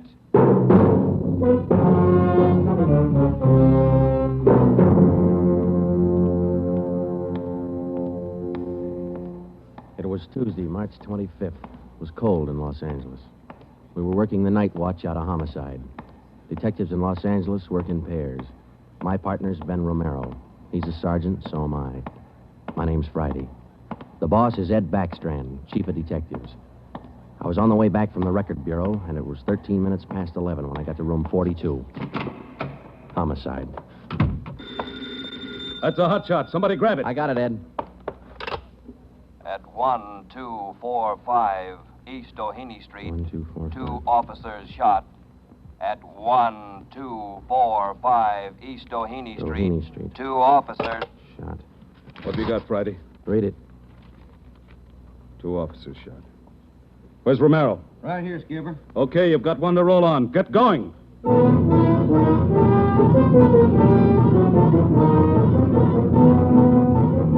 Both Ben and I knew where we were heading. We'd recognized the address. It was the Trapdoor Cafe, a joint in the south end of town that did business with a pretty rough crowd. 13 minutes later, we pulled up in front. 2 patrolmen had the crowd pretty well pushed back. There was a cruiser car in front of the cafe. The car door was open, and an officer was sprawled across the seat. He was conscious but weak, and one of his pant legs was pretty red. Hello, Sarge. Hi, how you doing? I've done better. Yeah, well, what happened? Williams and I were cruising. We've been keeping an eye on this cafe lately. Tonight we decided to take a look. And just as we went in, 2 guys left in a hurry, the back door. We followed them out into the alley. It was dark out there, and I called to them. I said, "Hey, fellas, just a minute, I want to talk to you." They stopped? I'll say. One of them whirled. He had a gun in his left hand. He shot both of us. Left hand, huh? Williams went down and out. I went down, but I took a shot at them. No effect. And I started crawling out here to the car so I could call in. You started crawling? Yeah. Wait a minute, Emerson. Weren't there any people around by that time? Oh, yeah, quite a few ran out after the shots. You mean nobody would help you to the car? That's right. Did you get a good look at either of the gunmen? Well, one of them was tall. I think he was a redhead. There was something funny about his nose. That's all I saw. It's too dark out there. Williams was closer. I think he got a good look. Joe, the other officer, Williams. He's in pretty bad shape. Is he breathing? He's still alive, Emerson. I don't know how much time he's got. Ambulance? On the way. Okay, let's round up all the men who are in the cafe. We're taking them in.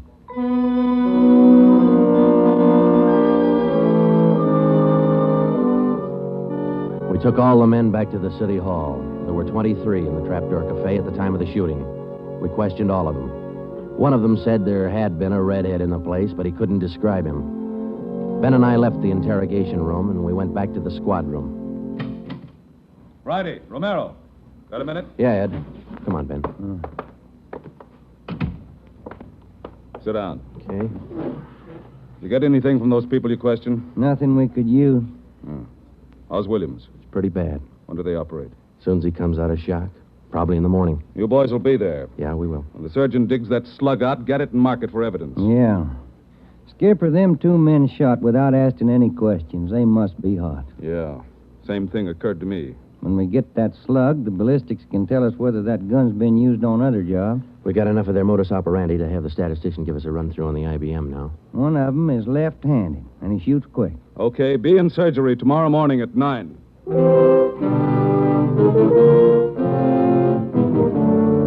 Neither Ben or I said much on the way home, but we were both thinking the same thing. I knew the chief was thinking it, too. Here were 2 men who'd shot a couple of police officers without asking any questions. Now, I suppose you've heard a lot of stories about what the force thinks of cop killers.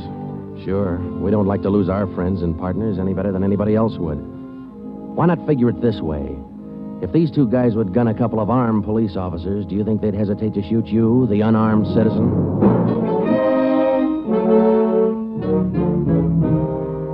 The next morning at 9 o'clock, Ben and I had scrubbed up and we were in surgery. Williams was on the table. The surgeon started in. A lot of minutes later, he got the slug. As for Williams, they took out 7 feet of his intestine and said he might pull through.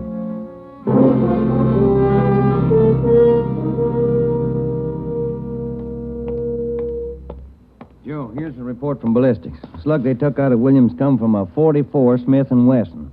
The same gun was used in a liquor store killing about a month ago. You call the statistician? Yeah, She's running all the cards on previous shooting through the IBM machine. She ought to be through about now. Let's take a look. Okay, come on. Hi, Helen. Just a second. Okay.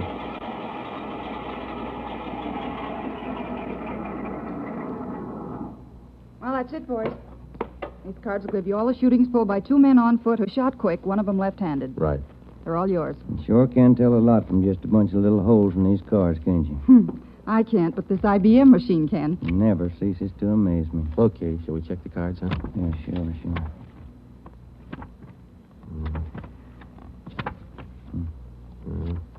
Wait a minute, Ben. Here we are. Huh? Yeah. Here's that liquor store killing ballistics tied the Smith & Wesson in on. Same gun that Emerson Williams was shot with? Well, it checks out. The liquor store was in the same neighborhood as the Trapdoor Cafe. Same gun, huh? Got to be. How long ago? A month ago, yeah. Ben, take the DR number off this card and let's pull the crime report on that job.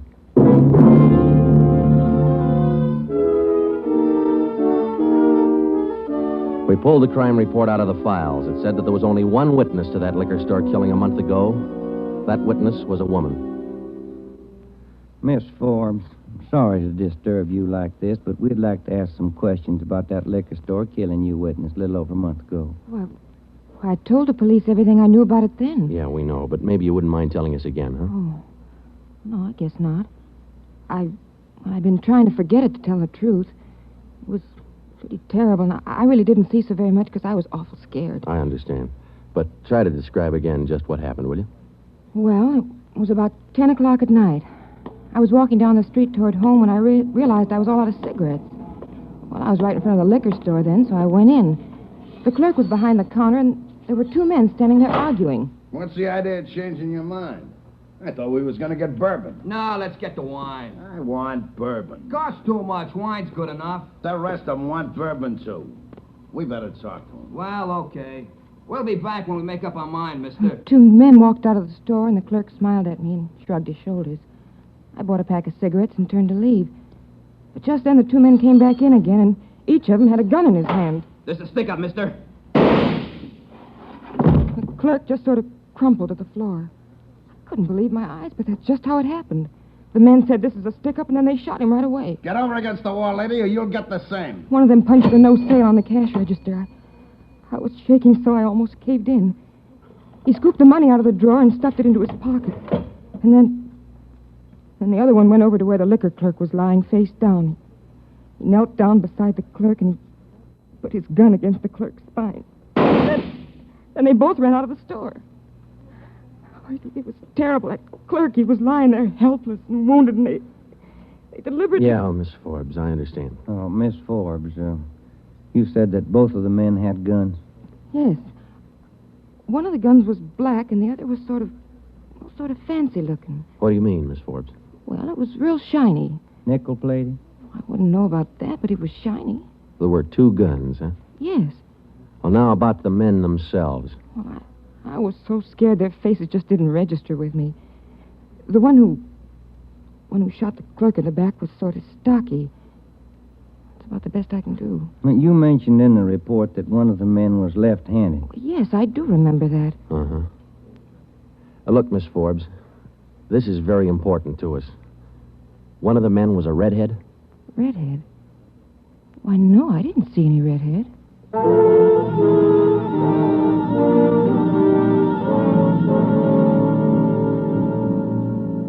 Skipper, me and Joe's run right smack into a stone wall on this thing. What's the complication? Well, there's more than one, Ed.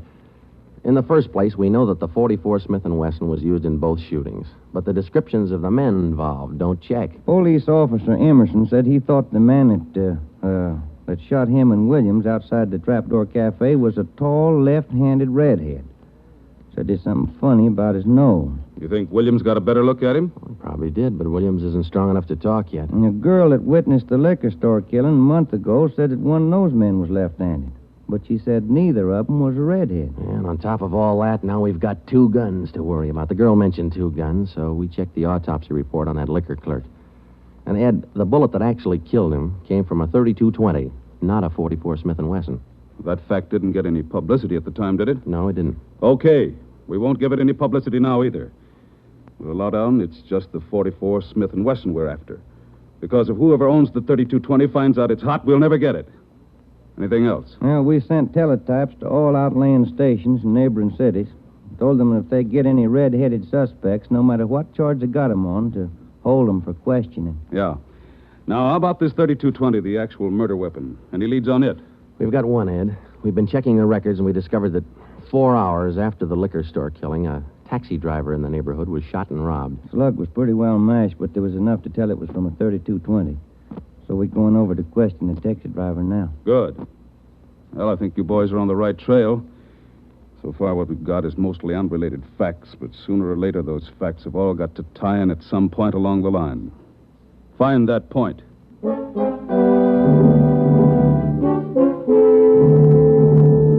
find the point. Find the tie-in. Well, Ben and I went over to see the taxi driver, a guy who was living on borrowed time. Yeah, it was about 2 o'clock in the morning when it happened. I got a call to pick up a fare near 105th and Avalon, you know. Yeah. Mm-hmm. Well, I got there. Somebody came over, pulled open my cab door, and said, "This is a stick-up." Then Bluey, you let me have it. Just like that, huh? Yeah, just like that. Same deal as others, Joe. Itchy trigger finger. Yeah. Did you get any kind of a look at the fella? Look, no, it's too dark. Uh-huh. Hey, according to the report, you got shot in the chest. Yeah, that's right. Oh, you're maybe wondering how come I'm still alive, huh? I'll tell you, pal, it's like something you'd see in a bad movie, you know? I'm carrying a few silver dollars with me, 9 of them to be exact. So I decided to stick them in my breast pocket. Well, mister, that just saved my life. The slug hit them silver dollars. It's one for the book, huh? Yeah, you said it. Well, thanks very much. Say, incidentally, we had a little trouble finding you today. You weren't at the stand you operated out of last month. Well, look, I'm not only not at my usual stand, I'm not driving a hack no more. Oh? Look, after what happened, are you kidding? No, I don't want to push my luck any further than it's been pushed. Yeah, I figure I had it, you know?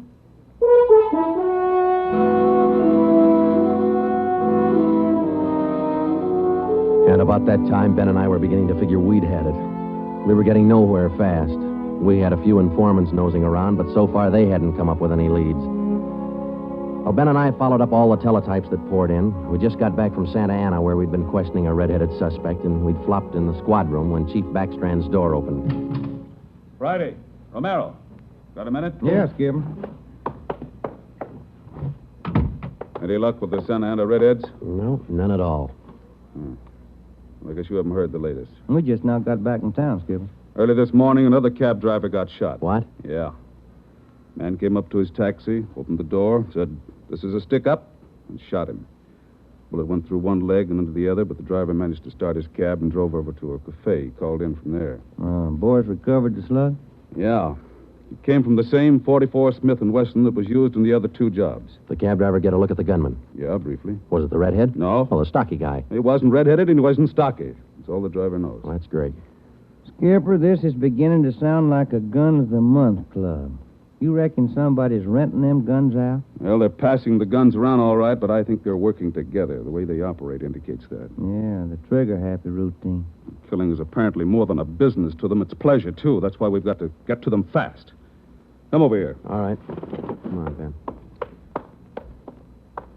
Here. Take a look at this map. Uh-huh. Here's the Trapdoor Cafe, and over here's the liquor store. And down here is where the first cab driver got shot. Mm-hmm. Right here's where the second one got it.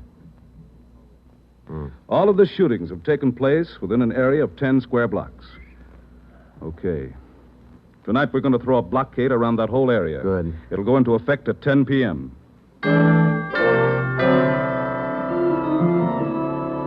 At 9:45 p.m., cars and officers started drifting into the area by twos and threes. And at 10, when Backstrand, Ben, and I arrived, the whole area was sewed up tighter than a tick. Now, code 3. Pacific Ambulance Davis? 1. Got you. All set? All set. We got a primary line and a secondary line. If anyone tries to make a break, we'll pick them up in the secondary. Okay. Friday and Romero here will cruise around the area with me. Go to work, men.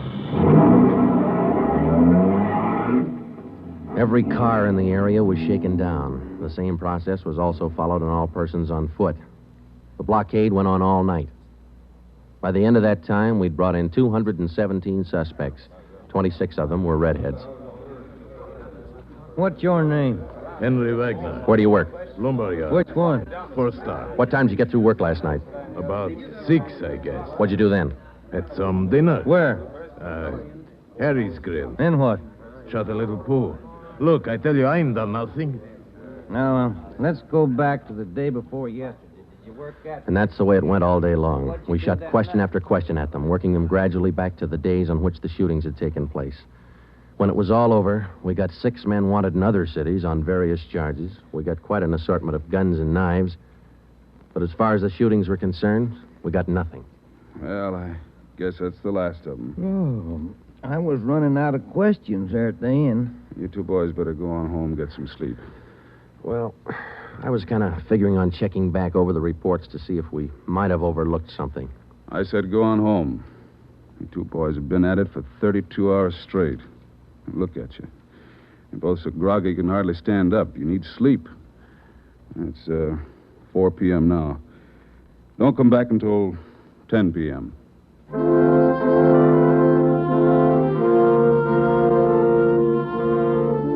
When I walked into the squad room at 10, Ben was already there.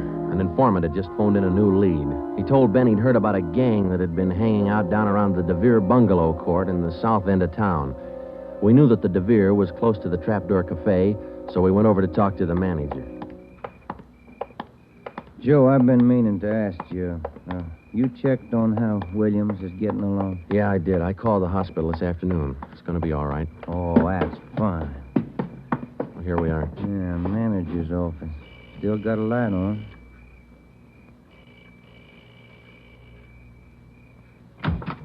Yeah? I'm Sergeant Friday, police. This is Sergeant Romero. Yeah? We'd like a little information. Why, sure. Come in. Thank you. What can I do for you? Well, did you hear anything about a gang that hangs out down around here anywhere? Gang? Why, no. How about your tenants here? Any of them ever been in trouble, to your knowledge? No. This ain't exactly the best neighborhood in town, but we try to keep things under control. Once in a while, one of them will get out of line, but when that happens, we heave them out of here. You heaved anybody out lately? Yeah, I did. Fellow and his wife a few weeks ago. They had a fight in one of the bungalows. She took a shot at him, but she missed. Party by the name of Stuba, Carl Stuba. What did this Stuba look like? Oh, sort of tall, skinny. Was he a redhead? No. Now, we'd like to take a look at that bungalow that he lived in. Sure. Help yourselves. Down the end there, number 5. Still vacant.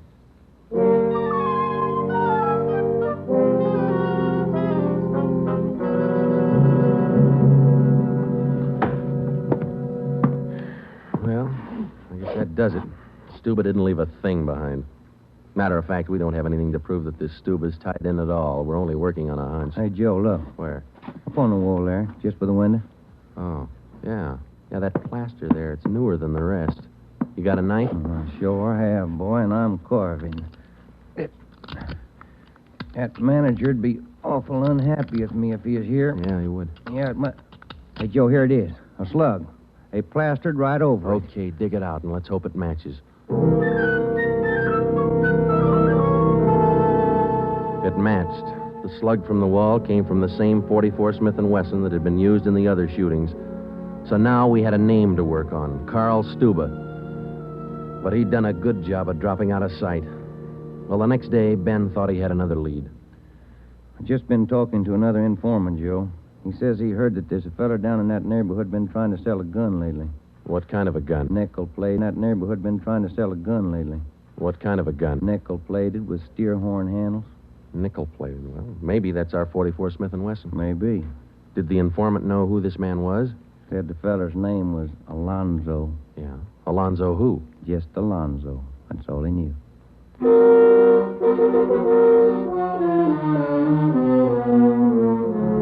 So now we had two names, Stuba and Alonzo, but no men to go with them. So we went back to making the rounds of the substations, interviewing red-headed suspects. We took a few of them to Williams, who was home from the hospital by now, but he couldn't identify any of them as the man who shot him. Still, we kept checking. Finally, we got around to the 77th Street station. We questioned the suspects they were holding there, and we just started to leave when one of the officers called us. Hey, Sarge, we're holding somebody else you might want to look at. Redhead? No. What's the charge? Suspicion of burglary. Small job. Oh, I don't know. What do you think, Ben? What's special about him? He lives in the same neighborhood where those shootings took place. All right. Where you got him? Down here. You admit anything? Nope. He's pretty surly. Here we are. Thanks. Hi. What do you want? I'm Sergeant Friday. This is Sergeant Romero. We'd like to ask you a few questions. Look, I already told the other cops all I know. I didn't steal no radio from that jerk. What's your name? We've been through all that once. Come on, what's your name? Jackson. Alonzo Jackson. Alonzo. I looked at Ben, and Ben looked at me. This could be the Alonzo who'd been trying to peddle that Smith & Wesson. Ben and I both knew here was one suspect we'd have to be real careful with. Alonzo, according to the records, this burglary you're suspected of took place on the night of the 27th. Look, how many times do I have to tell you guys they didn't have anything to do with it? You got an alibi for that night? Sure, I got an alibi. I was out with a couple of friends, I can tell you. What's your friends' names, Alonzo? One of them's Connelly, the other Stuba. Stuba, the guy who used to live in the bungalow court. Well, we told Alonzo he'd have to produce his two friends to give him an alibi for the burglary charge, and he bit. He went with us, and he pointed out where Stuba was living now. No wonder we hadn't been able to find him. It was a little shack at the back of a lot behind two houses. We thought it was a chicken coop at first. We took Alonzo back to the station, then we picked up Stuba. He was surprised to see us and not very happy. We took him in. Next, Alonzo gave us Crandall's address.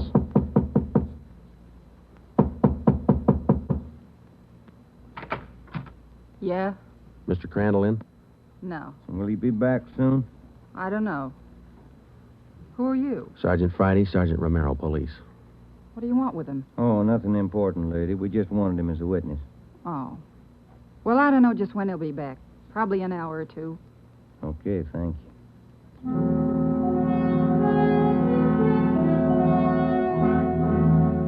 We went down the street away, and we staked out in the car. We sat there for about 5 hours, and then Ben nudged me in the ribs. Hey, Joe. Huh? Joe, take a look. Coming along the sidewalk. Yeah, and he's got red hair. Come on. Crandall. Huh? Your name Crandall? Who are you? Friday Romero, police. Police. What do you want with me? I haven't done nothing. Well, then you got nothing in the world to worry about. Come on.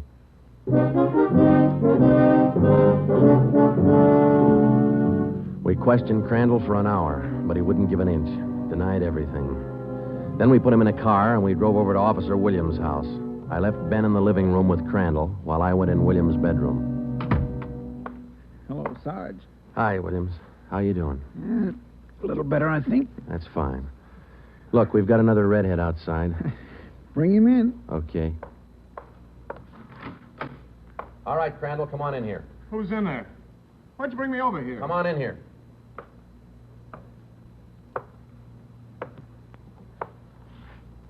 How about it, Williams? That's the guy. No, I'm not. That's the guy that shot me. Well, Crandall? No. Yeah. It was an accident. I didn't mean to shoot him. It was an accident.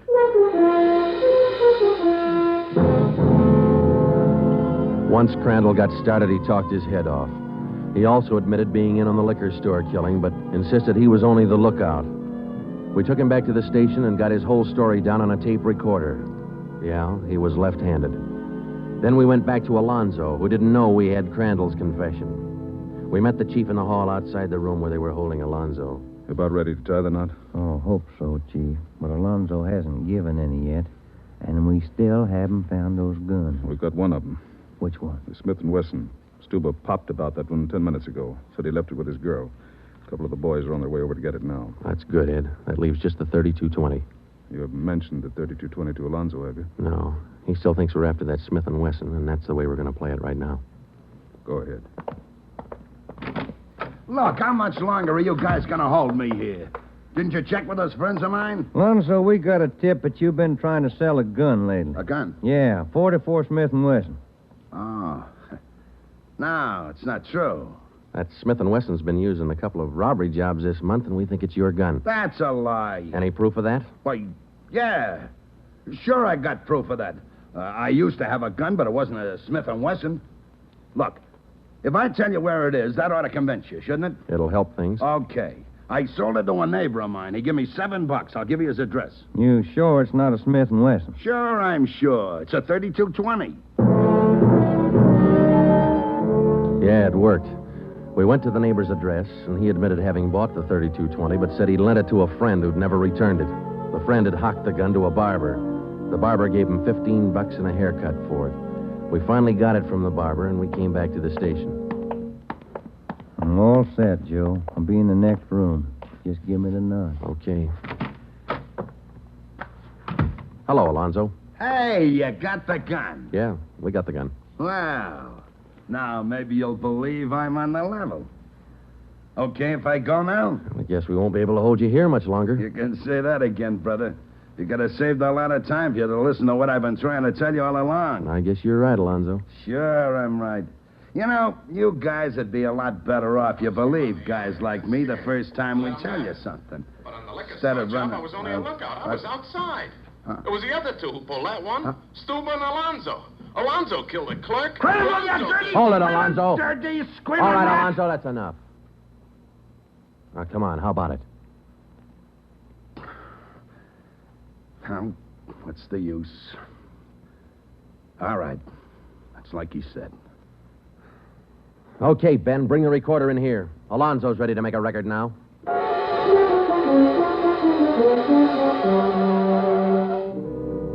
By playing back Crandall's statement that we'd recorded earlier, we got a full confession from Alonzo. We took the three of them out and had them reenact the 4 shootings, and we photographed it on sound film. Crandall, the redhead, was the one who'd shot the 2 police officers, but he was only the lookout for the liquor store killing, which explains why the girl witness didn't see him in the store. Stuba and Alonzo were the ones who pulled that job. And Alonzo, the worst of the bunch, was the one who put the .32-20 against the spine of the wounded clerk. The three of them took turns at shooting the cab drivers and robbing them. That accounted for the mixed-up descriptions, including all that left-handed business. 2 of the 3 suspects happened to be left-handed. Well, that was the crop. Crandall Alonzo Stuba. 4 shootings, 3 robberies, 4 attempted murders, 1 murder. The 3 men were tried and convicted. They're all in the state penitentiary. Crandall's there for life. Alonzo and Stuba, they'll be executed next week. File it, will you, Ben?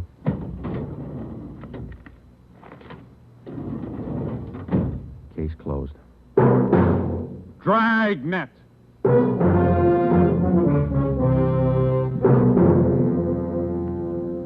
The story you have just heard was true. Only the names were changed to protect the innocent.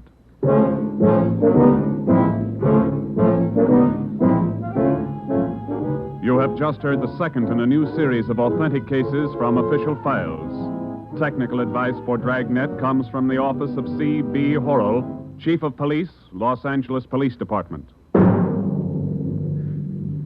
Tonight's program is dedicated to Radio Officer Delmer E. Cook of the Los Angeles Police Department, who, on the afternoon of December 6, 1948, gave his life so that yours might be more secure. Dragnet came to you from Los Angeles. This is NBC, the national broadcasting company.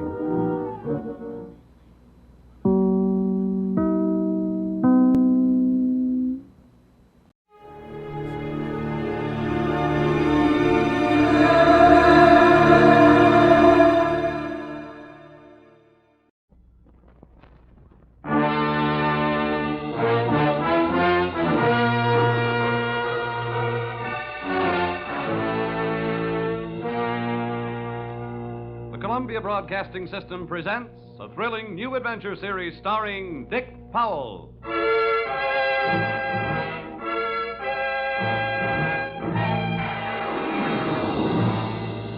I'm an insurance investigator. My name is Johnny Dollar. What?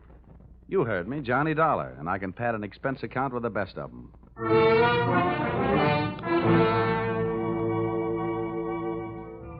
Yep, I'm a freelance insurance investigator, and I live in Hartford, Connecticut. At least that's where I pay rent. My work sees to it that I really live anywhere, except at home. I'm free, white, and 34, and so forth. If you're interested in buying me Christmas presents, I take a size 42 suit. Shirt's 15 and a half collar, sleeve length 33. My hat size is 7 1/8, except when I wind up a successful case. Then it runs about 7 3/8. At insurance investigation, I'm just an expert. At making out my expense account, I'm an absolute genius.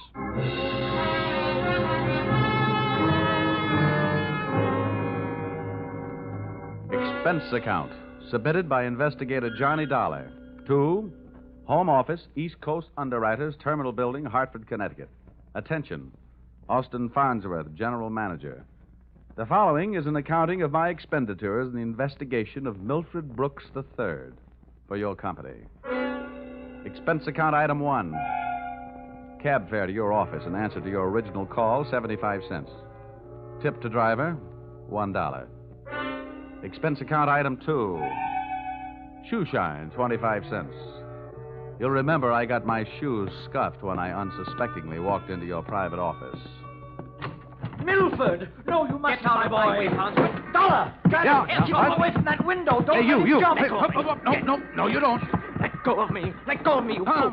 No. There are better ways of making a big splash in life. Get away. Well, nice try, Sonny. Now pay attention to teacher. I didn't know I had it in me. Oh, goodness gracious, Dollar. Did you have to hit him so hard? I hope you haven't killed him. He isn't too strong, you know. Don't worry. There. Now, Mr. Farnsworth, would you mind telling me on whose head have I the dubious pleasure to be sitting? That, sir, is Milford Brooks III. His policy with this company is in the amount of $2 million. Wow. Yes. And the boy seems bent on committing suicide. Dollar, I want you to stop him. What do you want me to do? Threaten him with death? Anything. The conditions of his policy are such that we would be forced to meet with the claim in the event of his suicide. Oh, I say, Dollar, sitting on his head that way, aren't you in danger of smothering the boy? Smothering him doesn't worry me, but these crew haircuts don't make very comfortable cushions. I'll move down a little. Now, there. Okay. So far, I know this kid is insured for $2 million and that his policy pays off on suicide. What else? 1/2 hour ago, Milford Brooks walked into this office and changed the beneficiary in his policy. Uh-huh. Then, sir, he proceeded to demand, not request, mind you, but demand a loan of $500,000. Quite a touch. When I explained to him that there were no provisions for a loan in his policy, he threatened suicide. Which would cost you $2 million. So all we have to do is keep him alive, huh? And he's managed to make that no small problem. His choice of a new beneficiary is downright frightening. One of the most notorious gamblers in the East. His name is Hatcher, Harold Hatcher. Ouch. Oh, do you know him? Sure. That kid's been a post office pinup boy for a lot of years. Well, that's the situation. I'm engaging you to protect Milford Brooks' future. Dollar, I want you to protect the boy. Give him something to live for. You know, an interest in life. An interest in life? Well, then, let's see. I know. Here. This should help. What's that you got there? Well, it's what's commonly referred to in the more successful of bachelor circles as my little black book. Oh. Well, now, let's see. Ruby? No. Her favorite expression is drop dead. Bernadine? No. She'd be the new beneficiary by midnight. Oh, dear. Now, here. Here's the one, Butter. Say, Farnsworth, would you mind passing me that phone? The one with the long cord? Oh, no. Lie still, Buster. My little friend here is showing signs of life. Here you are. Maybe you should let him breathe a bit more. Don't worry. He'll be all right. Hello. Oh, hello. I want to call New York. Yeah. Hudson, 24292. Dollar, you're not thinking of taking this boy to New York, are you? Well, I'm going there myself. You want me to keep an eye on him, don't you? Now, don't fret, Farnsworth. All is not lost. You do worry me, sitting on his chest that way. Hello? Oh, Butter? This is Johnny. Yeah, I'll be in town tonight. I want to see you. And look, here's what I want you to do. Yes, it's all right to say over the telephone. Yeah, I want you to reserve a table at the hatchery in my name for 10 o'clock tonight. Will you do that? Okay. I'll see you at your apartment in a few hours. But, honey, I can't make it any earlier. I'm sitting up on a sick friend. Okay, goodbye. I'm not sure that I agree with your methods. Huh? Ow! What's the matter? Did he hit you? Hit me? He bit me.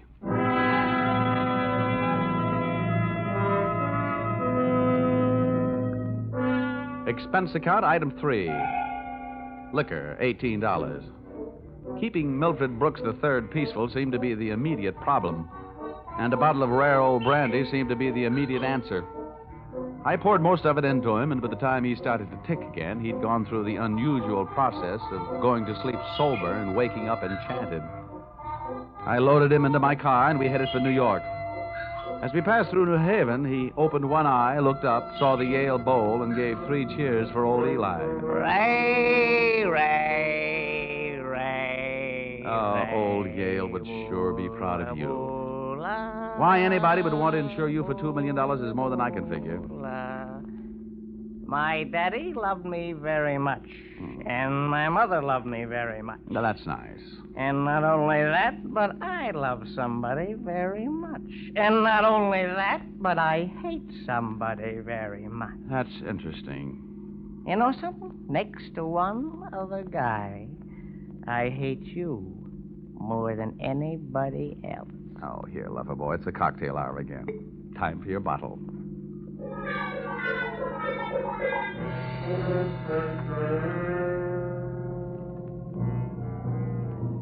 Rolling along the Merritt Parkway, I felt very much alone with my thoughts. And believe me, they weren't very pleasant company. The way it stacked up for me, Brooks had built up a fat gambling debt with Harold Hatcher and had been forced into making him his beneficiary. The suicide threat that he was holding over the insurance company was a little tougher to figure, unless he was trying to finance a trip for himself to get away from the man with a murder motive, Hatcher. My hungry little mind nibbled away on those unsavory morsels of food for thought all the way to Butter's apartment.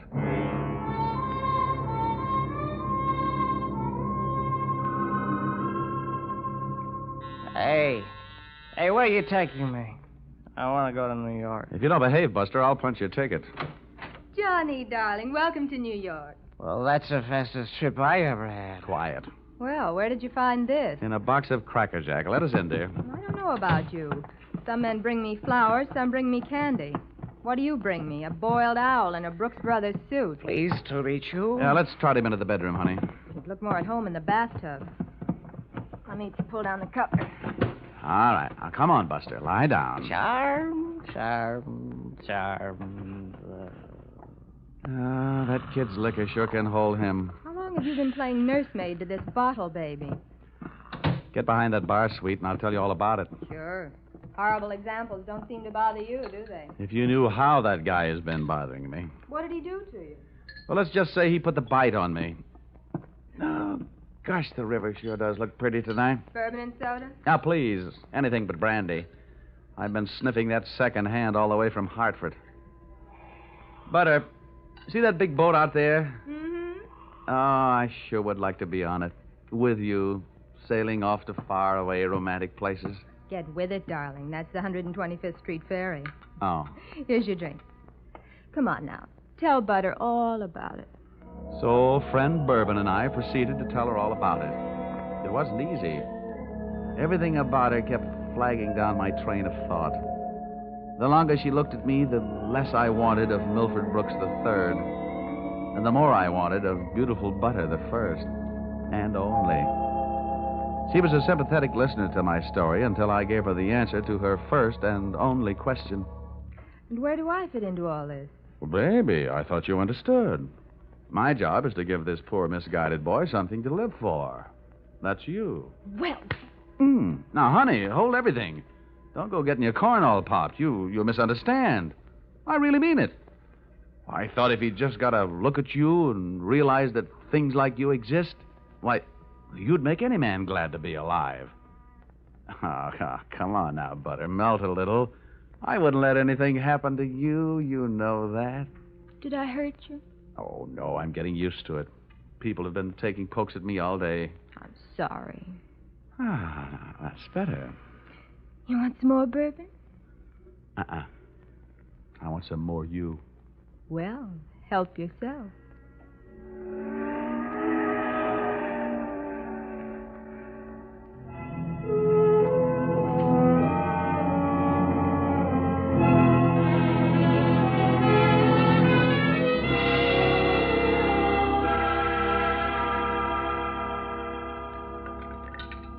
Honey, it's getting late. Let's make this the last drink.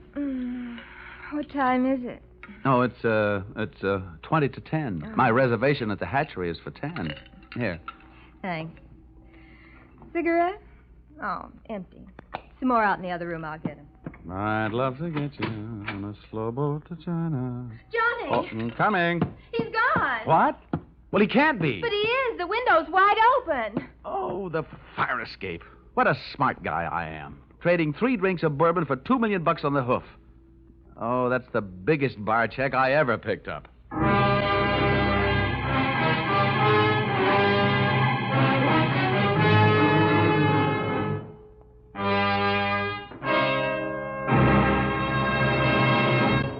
That's a big bar check for anyone to pick up. As a matter of fact, it's a bigger bar check than you've ever heard of anyone picking up before. And that should give you an idea of what to expect in the second act as you follow this new CBS series starring Dick Powell in the title role, yours truly, Johnny Dollar.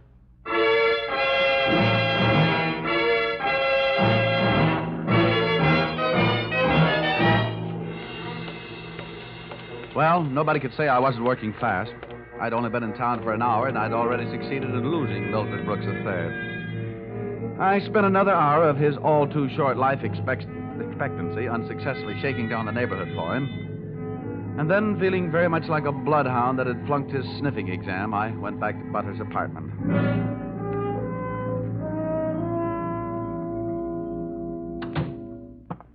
No luck, Johnny. Oh, sure, plenty of luck. All bad. Is there anything I can do to help? A kiss for luck. What are you going to do? Nothing. Just a little phone call.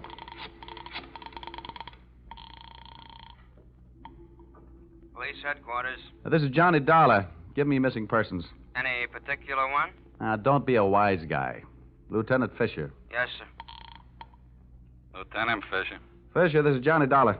Hello, Dollar. Who'd you lose? One man, my mind, and if I'm not careful, my professional reputation. The guy's name is Brooks, Milford III. Got anything on him? Hold on. All right. Oh, don't look at me like that. It wasn't all my fault. Dollar? Yeah? We haven't found him yet, but we think we know where he is. Huh? The Hudson River. At 11:15 tonight, his top coat, complete with identification, was found taking a ride on the 125th Street ferry. Oh. Anything else? Nothing much. A package of matches was found under the coat, monogram. You don't happen to know anybody whose initials are HH, do you? H.H.? Yeah. There's always Horace Height. Wise. Thanks, Fisher. I'll check back with you later. I'll be H.H. Harold Hatcher. What are you mumbling about? Bad news? Looks like about $2 million worth. They found Milford's coat on the 125th Street ferry. You and your faraway romantic places. Very funny. I'll see you later, honey, and maybe about 11.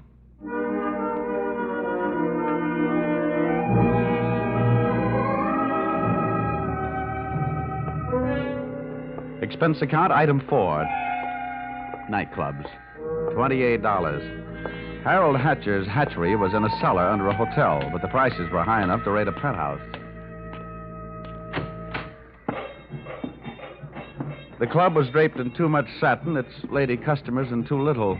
The decor was French provincial, the music was Brazilian, and the food was from Dixie.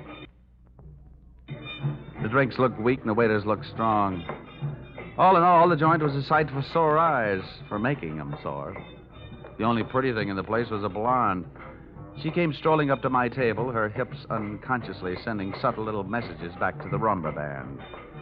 She opened her mouth, slid her tongue over her lower lip, and let a few warm, soft words slide out. Looking for someone? Well, you'll do until the real thing comes along. Sit down. Thanks. I won't have a drink. Well, I didn't ask you.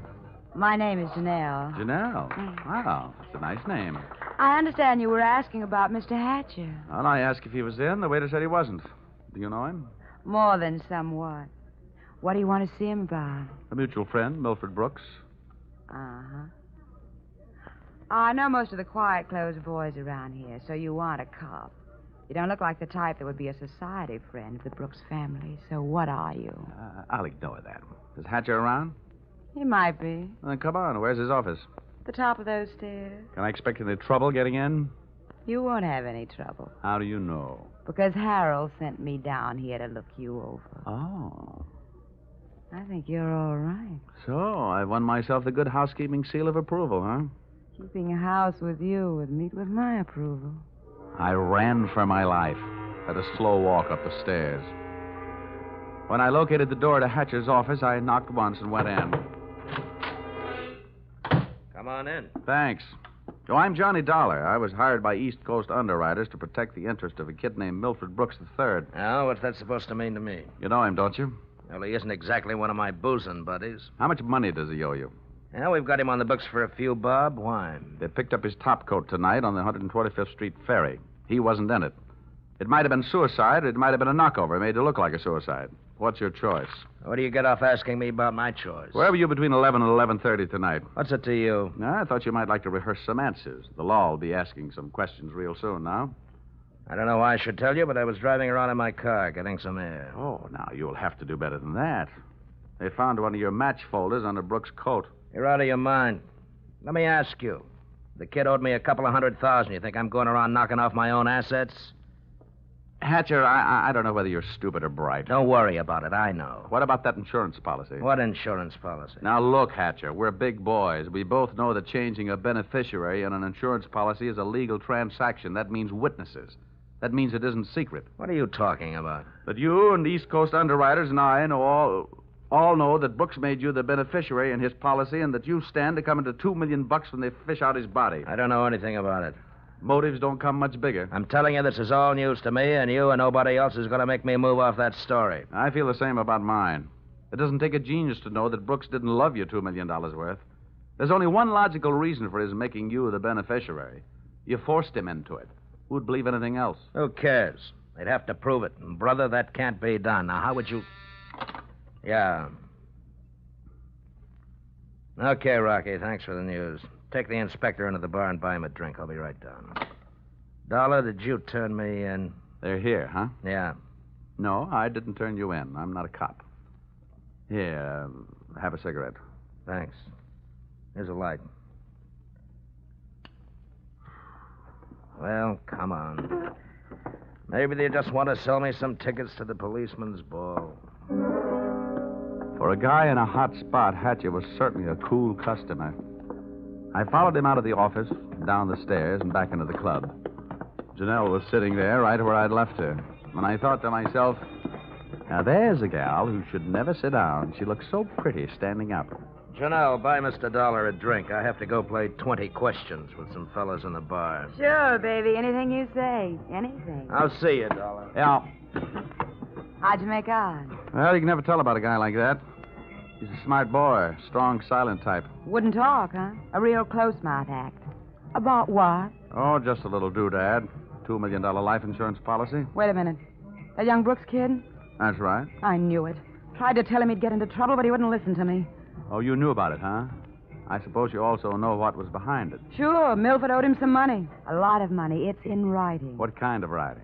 The personal note that Brooks was going to get back if he made Harold beneficiary. Well, where is this note? Do I look like the kind of girl who'd put the finger on her boyfriend? You look like the kind of girl who'd do anything if she wanted to. Thanks. I'll give you a slight hint. It's in his office. You'll find it in the inside pocket of one of his suits in the wardrobe. What are you waiting for? I'll watch. What are you waiting for? I'll watch the bar. Nothing, sweetheart. Nothing at all.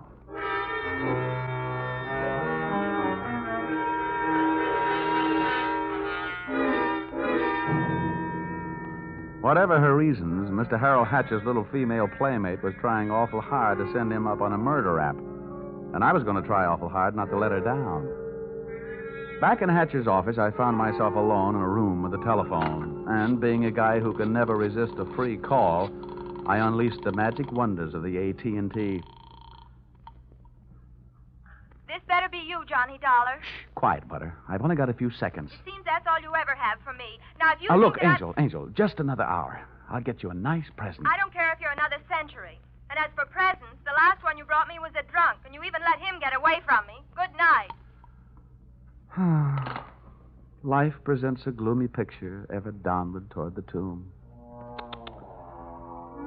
Having wasted those few precious moments of an already misspent youth, I decided I'd better get on my pony before Mr. Hatcher showed up.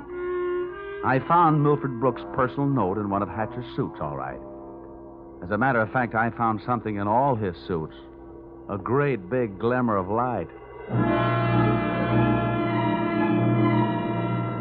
Expense account, item 5. Taxi fare, $10. I left the office in a hurry, Janelle at her table and Hatcher at his bar. I got out of the club and into a taxi parked a half block down the street. There, I waited until my favorite suspect left the hatchery and piled into another cab, and off we went. On a chase that would have made Ben-Hur look like a plowing bee.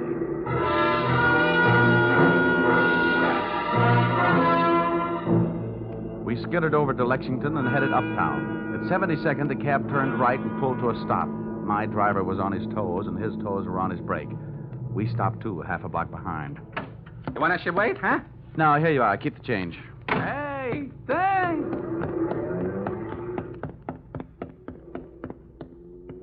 It was a garage that belonged to a residence on the parallel street a block away.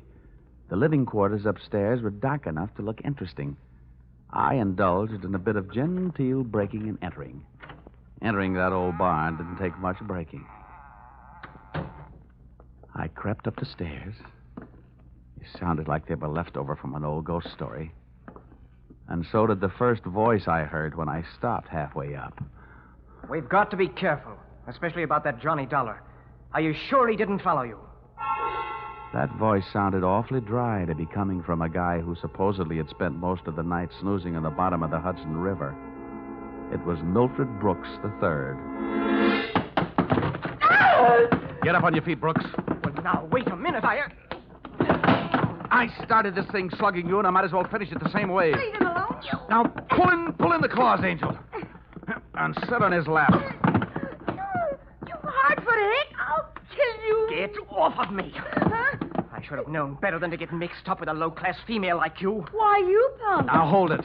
We pushed the lady around enough, Brooks. Tell me to be careful, will you? Why didn't you think of that before you led him here? Wipe your nose, little boy. Now, don't you go getting fat-headed, gorgeous. Neither one of you are exactly what I'd call masterminds. When you planted that match folder on a little boy Blue Blood's topcoat on the ferry boat, you both should have been more careful. You think so? You bet I think so. If I were planning a piece of evidence to incriminate Mr. Harold Hatcher, I would have left a cigarette lighter.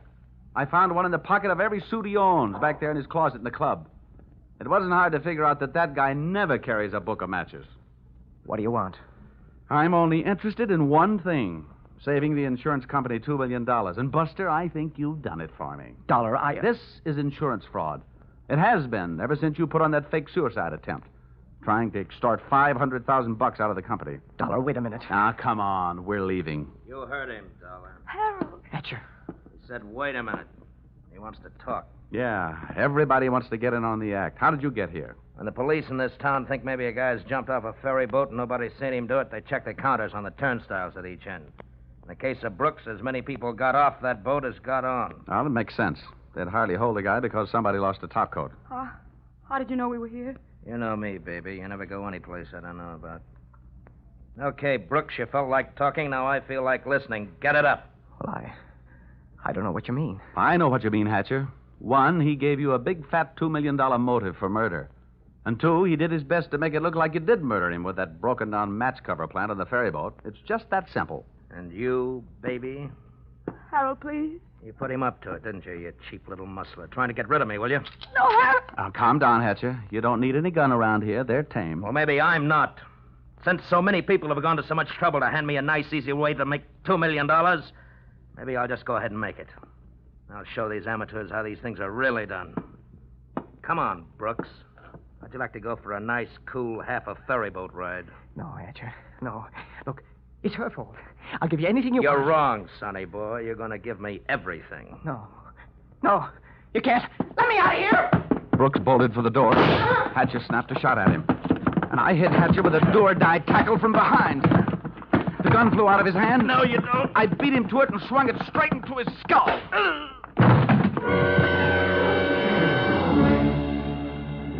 Half the people in the room were lying there bleeding. Brooks from gunshot, Hatcher from gun butt. Janelle and I stood there panting. But believe me, not for each other. We stood that way until the police arrived.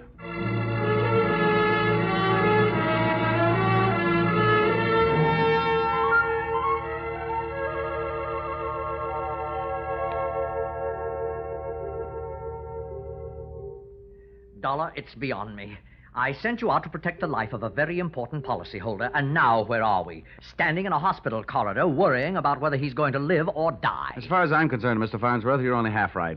I'm just standing in a hospital corridor. Oh, Dollar, you're heartless. Well, if you'd been bitten where he bit me, you wouldn't care if he lived or died either. I'm getting out of here. Well, where are you going? It'll be explained in my expense account under miscellaneous expense. Oh, don't fall over when you come to an item for $318. $318? For what? Not for what, Farnsworth? For whom?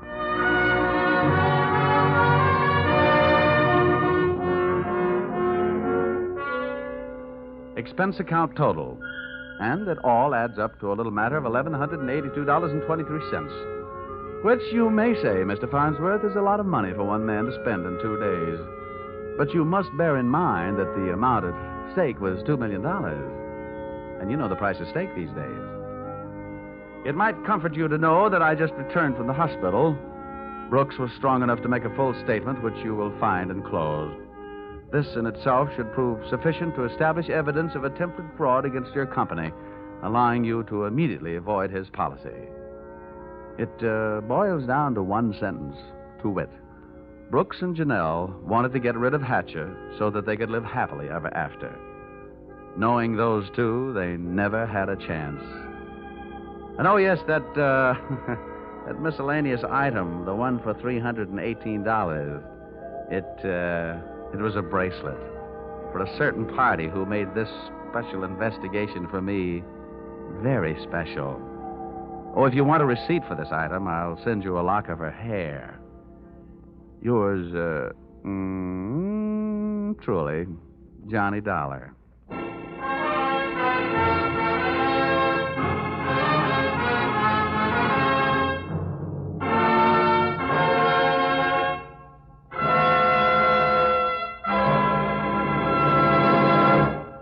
So, with the final signature on his expense account, Dick Powell as Johnny Dollar has just closed the books on his first adventure in this new CBS series.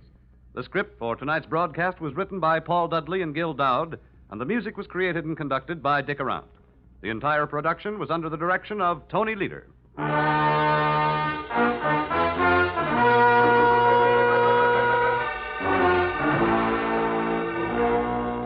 Be sure to tune in again next week when the expense account covers Special Investigation Singapore, another unusual adventure starring Dick Powell in Yours, truly, Johnny Dollar.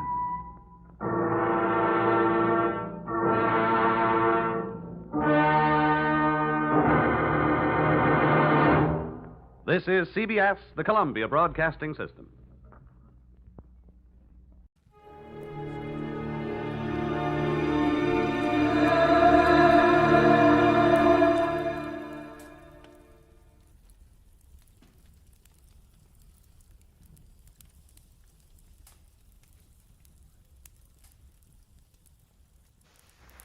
For the safety of your smile, use Pepsodent twice a day.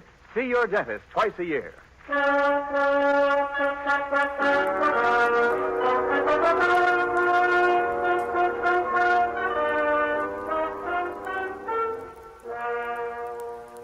Lever Brothers Company presents the Pepsodent program, The Adventures of Philip Marlowe, starring Van Heflin.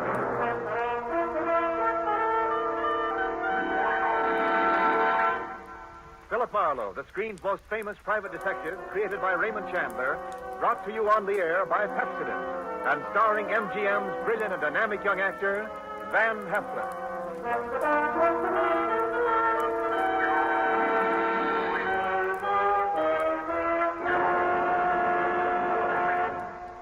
Now, families all over America have named their favorite toothpaste. New Pepsodent with Irium. New, fresh-tasting Pepsodent with a new, cool, minty flavor. Yes, in a recent test, new Pepsodent was preferred 3-to-1 over any other toothpaste. It's true. With families all over America, new Pepsodent is a favorite, 3-to-1. Families from coast to coast recently compared new Pepsodent with the toothpaste they were using at home. They preferred new Pepsodent by an overwhelming average of 3-to-1 over any other brand they tried.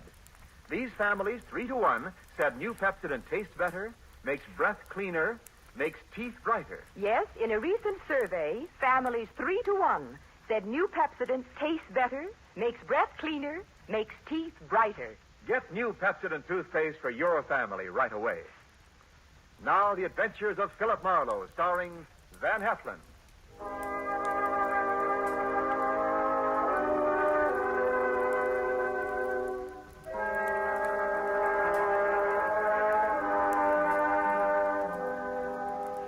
The moment old man Jeter came into my office, I made up my mind not to vote for him if he ever ran for president. He was tall and thin with straight, compressed white lips. He wore a neat pinstripe flannel suit with a small rosebud in the lapel. He carried an ebony cane, and he wore spats. He looked a smart 60, and unless his ulcers got nasty, I gave him another 15 years, which was pretty big of me. He sat down, speared me with those barbed gray eyes, and came right down to business. Mr. Philip Marlowe, I believe? That's right. My name is Wadsworth Jeter. How do you do, Mr. Jeter? You're a private detective? Well, why not? Frankly, sir, I'd expected a Hollywood detective's office to be somewhat more glamorous, or rather more elegant, shall we say? Well, Philo Vance has a branch office here on the 4th floor if you're shopping around. No. You'll do, I'm sure. Well, my rate is $25 a day, plus expenses. Money is no object.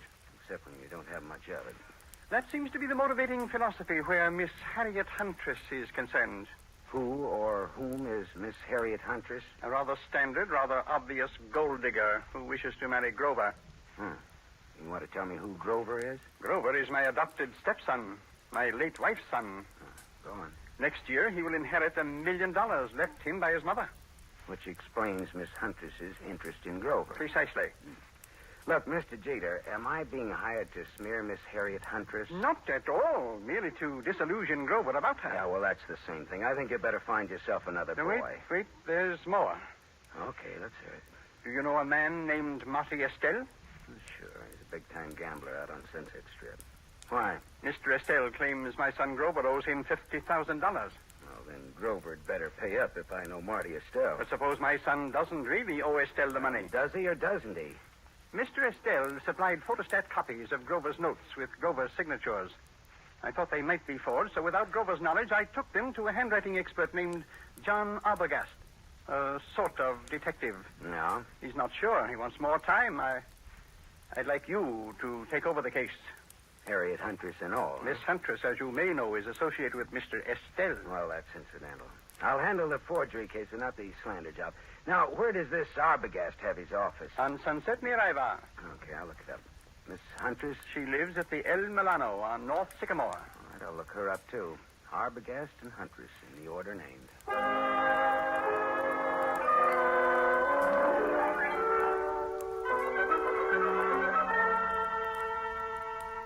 There was no snooty secretary to prevent me from walking right into John D. Arbogast's extremely fat presence on Sunset near Ivar. He was an enormously fleshy gent with a thick neck that was in folds like a concertina. He wore a wrinkled dark suit that needed cleaning and some reweaving where it had some small holes in it. Arbogast just sat and stared at me with the whites of his eyes, because those 3 holes that needed reweaving were bullet holes. And John D. Arbogast was dead, very recently dead. I left in a hurry, and as far as I could tell, nobody saw me come, nobody saw me go. My next stop was the Swank El Milano Hotel on North Sycamore. Just a second, mister. Something you want? Yeah. Who are you? I'm the house detective. Well, I'm looking for a Miss Harriet Huntress. Miss Huntress ain't seeing anyone. You can tell her it's Marty Estelle. Are you Marty Estelle? I'm from him. That's different, ain't it? That's none of your business, is it? Well, whatever you're up to, you're not playing it very smooth. Well, some days I feel like playing it smooth, and some days I feel like playing it like a waffle iron. Well, if you must know, I'm one of the boys. Philip Marlowe, private eye. Here, it's my card. Well, that's another story. I'll phone up to Miss Huntress. Yeah, say I'm from Marty Estelle, and make it convincing, huh? How much convincing? Oh, well, how much do those cigars you're smoking cost you? $22.50, box of 50. That much convincing. Well, that's cute. You and me are going to get along. I'll phone Miss Huntress, but you go right on up. Room 814. I just know it'll be all right.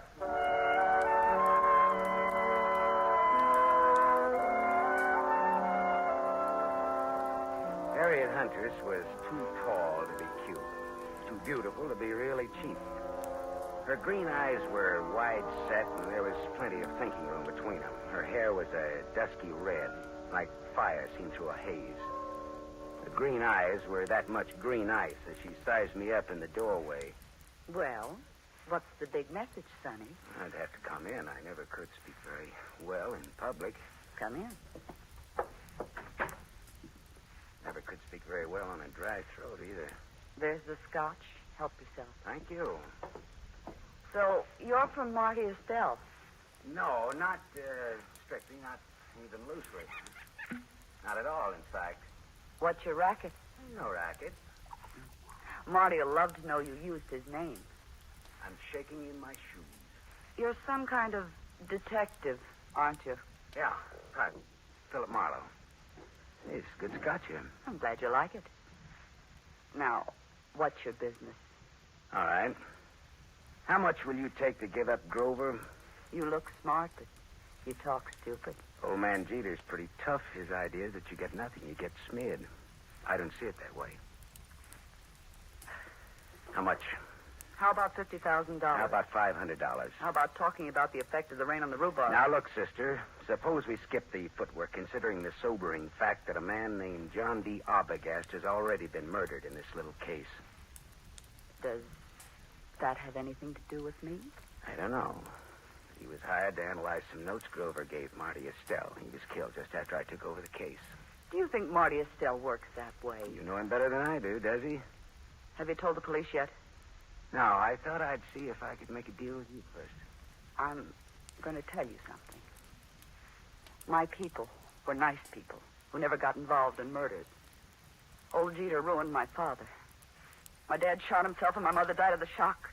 I'm going to fix Jeter for that someday, even if I have to marry his son to do it. Adopted stepson, really. There's no relation at all. It'll hurt Jeter just as hard. And the kid will have $1 million next year. I could do worse, even if he does drink too much. You wouldn't want Grover to hear that now, would you? No? Turn around and have a look, Gumshoe. I turned fast. He stood about 4 feet from me. Big, blonde, powerful. Whiskey in his brain and blood in his eyes.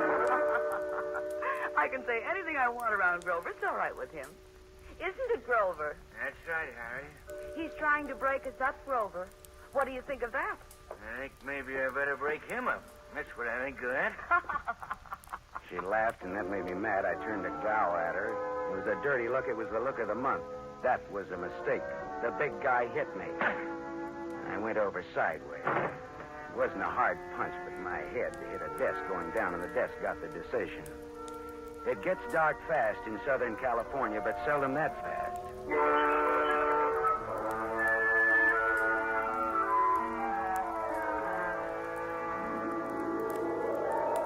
When I came out of it, Grover, the blonde sucker puncher, and Harriet Huntress were gone.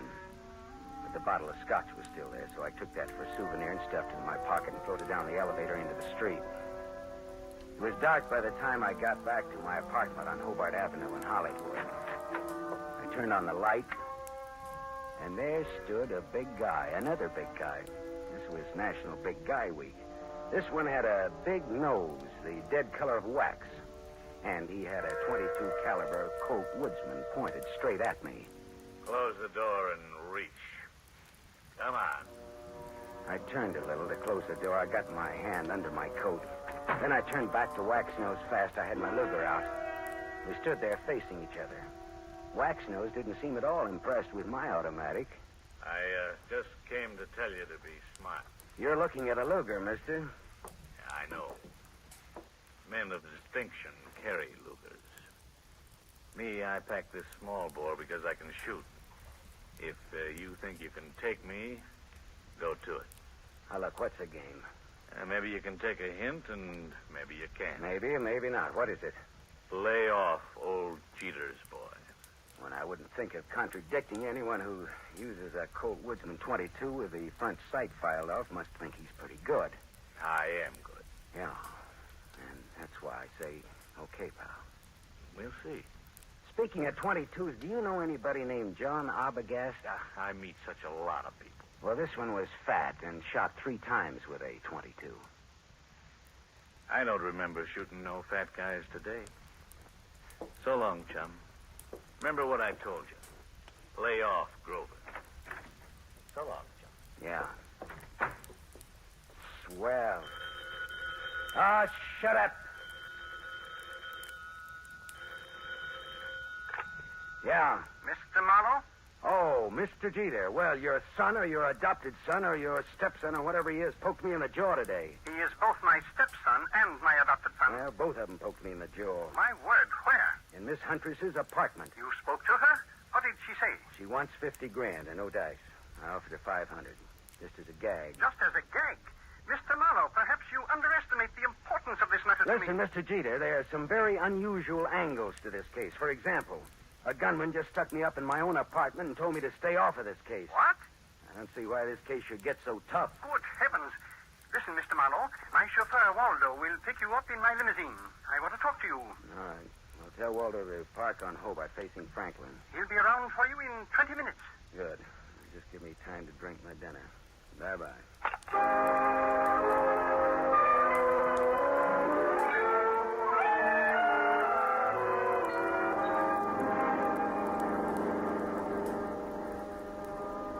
sat next to Waldo, the chauffeur, as he tooled the big Jeter limousine through Hollywood, along the glitter of the Sunset Strip, out past Beverly Hills toward Bel Air.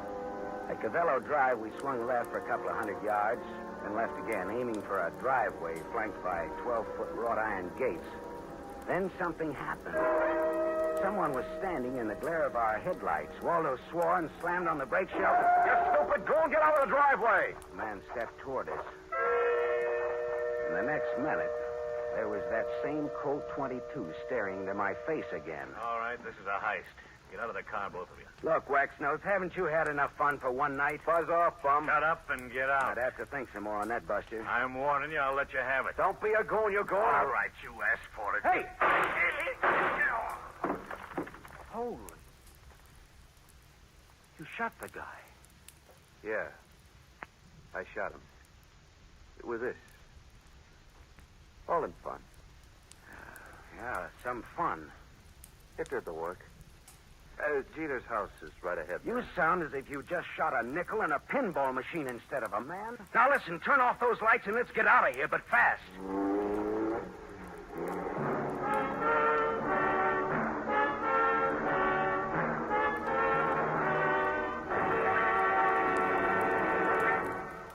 You are listening to The Adventures of Philip Marlowe, starring Van Heflin.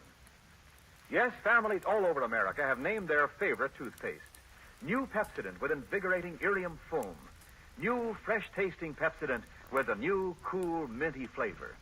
In a recent test, New Pepsodent was preferred 3-to-1 over any other toothpaste. It's true. Families all over America say New Pepsodent is their favorite, 3-to-1. The William Kilpatrick family, 212 South Missouri, Claremore, Oklahoma, preferred New Pepsodent on every single count. The Kilpatricks say New Pepsodent tastes best of all, makes breath cleaner, makes teeth brighter. On all these counts, by an overwhelming average of 3-to-1, families prefer New Pepsodent over any other toothpaste they tried. It's a fact. Families 3-to-1 say New Pepsodent tastes better, makes breath cleaner, and makes teeth brighter. Remember, this is not just our opinion. It's the honest conviction of the Kilpatricks and other families who were asked to compare New Pepsodent with the toothpaste they were using at home. Get New Pepsodent, the only toothpaste containing Irium. Get it for your family without delay.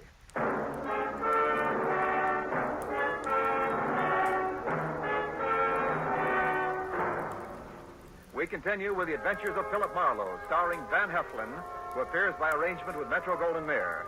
Producers of The Romance of Rosie Ridge, starring Van Johnson.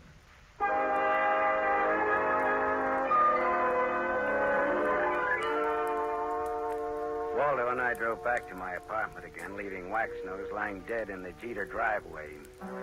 We went back to my place to start all over again, over what was left of my purloined scotch. Yeah, this is good scotch you've got here, Marlowe. Inch bottle. Not this. Sure. Pinched it from the apartment of Harriet Huntress.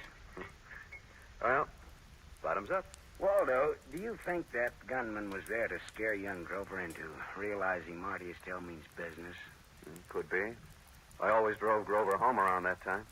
It just doesn't sound like Marty Estelle to pick that sort of a helper. Well, sure. Maybe that's why he picked him. Because it didn't seem like Marty Estelle. Yeah, that's good thinking, Waldo. Dartmouth, 37. Rah, rah, rah. That would be either the cops or Mr. Jeter. Hello. Mr. Marlowe? Yes, Mr. Jeter. And the reason we're not in your study now is lying outside of your front gate. What's that you're saying? Somebody jumped us outside of your gate and Waldo shot him dead. Good Lord. Yeah. Listen, Marlowe, come here at once. Do you hear? At once. I'll send Waldo, Mr. Jeter. I want to see you. Waldo will tell you all about it, Mr. Jeter. Marlowe. Good night, Mr. Jeter.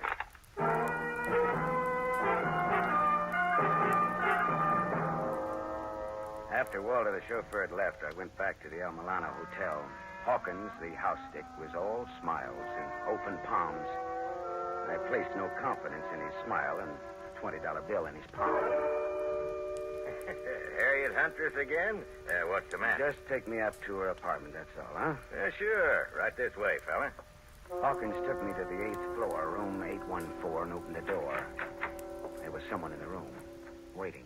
Here's company for you, Mr. Estelle. Beat it, Hawkins. Yeah, this is the guy I was telling you about, Mr. Estelle. Come in earlier today. Said he was from you. Beat it, I said. Oh, sure. Come on in, Marlowe. I came to see Miss Huntress, not you, Estelle. Well, first of all, Harriet's not home.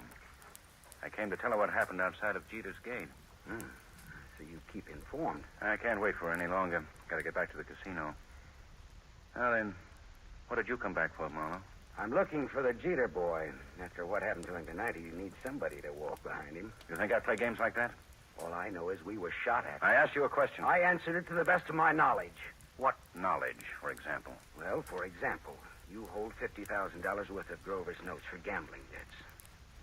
I've got $50,000 invested in the kid. Would I be likely to bump him off? Ah. That makes sense, all right. I always make sense. Bully for you. And when I have $50,000 invested in a guy, I'm apt to find out all about him. Like about old Jeter hiring a man named Arbogast to work for him. Ah? Arbogast was shot today. You knew it. I know because I had you followed. You didn't tell the law, Marlowe. That could be very hard on you. Well, it could. Does that make you and me friends? A little blackmail, huh? Not much.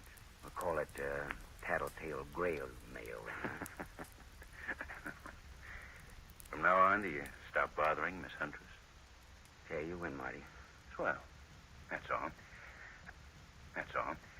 I've got to go. Well, I'll just wait around for a bit, okay? Well, Harriet Scotch is in that cabinet there. Thanks. I'll roll up my pants and go waiting in it. You know, Marlowe, I like you. You're cute. So long, Chavez.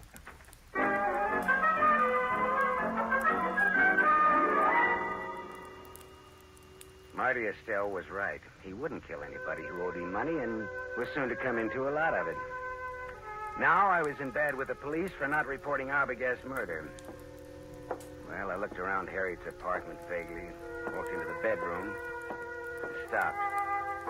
Because mixed with the fragrance of good perfume and good cosmetics was the plain, ordinary, homespun odor of gunpowder. I walked across the room and yanked open the closet door and stepped back. There, just as big as life, but as dead as they ever come, was young Grover Jeter. And at Grover's feet, among the graceful shoes in Harriet's closet, was a tiny pearl-handled automatic. I felt bad about that, because I guessed that the dainty holes, the bullets from that dainty gun, would fit the two dainty holes over Grover's heart. I put the neat little pistol in my pocket. I thought old man Jeter ought to know about his son, I thought.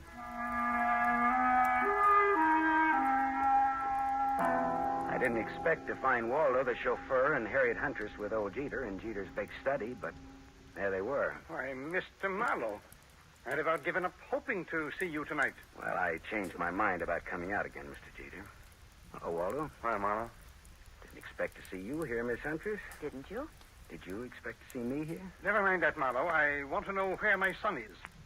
What do you mean, Mr. Jeter? He's missing. That's what I mean. Oh. He's missing, and no one knows where he is. I know. Eh? What's that? Where, Marlowe? Miss Huntress, where did you and Grover go after Grover took that sucker punch at me in your apartment? We went out together in a taxi. During the ride, I had a change of heart. I didn't want Grover or Grover's money. I told Grover to find another playmate, and I got out in Beverly Hills. Grover went on in the taxi. And where did you go? Back to my apartment. Later, I got out my car to come down here and tell Mr. Jeter I decided to forget the whole thing. And for him to call off his dime novel, Sleuth. A dime will no longer buy a novel of any description, but that is beside the point. You said you knew where Grover is. That's not beside the point, is it, Mr. Marlowe? He's back in Harriet's apartment. Well, I didn't let him in. How on earth could he Hawkins, your house detective, let him in. The last I saw of Grover, he's dead. Oh, what? What's that? Dead. Dead, shot with a small caliber gun. I can't believe it. I can't. Grover dead? Miss Huntress, this .25 caliber pistol was on the floor at Grover's feet. Here, take it. Look it over, will you? It's mine. You murderess.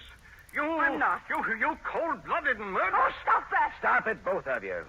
It could have been suicide. Suicide? Well, yes, that's a possibility, of course. I see you like that idea, Jeter.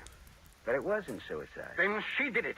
The murderess, the scheming, contemptible... It was murder, and it's fairly obvious who did it, Jeter. Eh? Marty Estelle is my guess. Well, guess again, Waldo. Estelle had $50,000 invested in Grover. He wouldn't kill a golden goose like that. And Waxnose didn't do it because he was dead, thanks to Waldo here. That leaves her. She did it.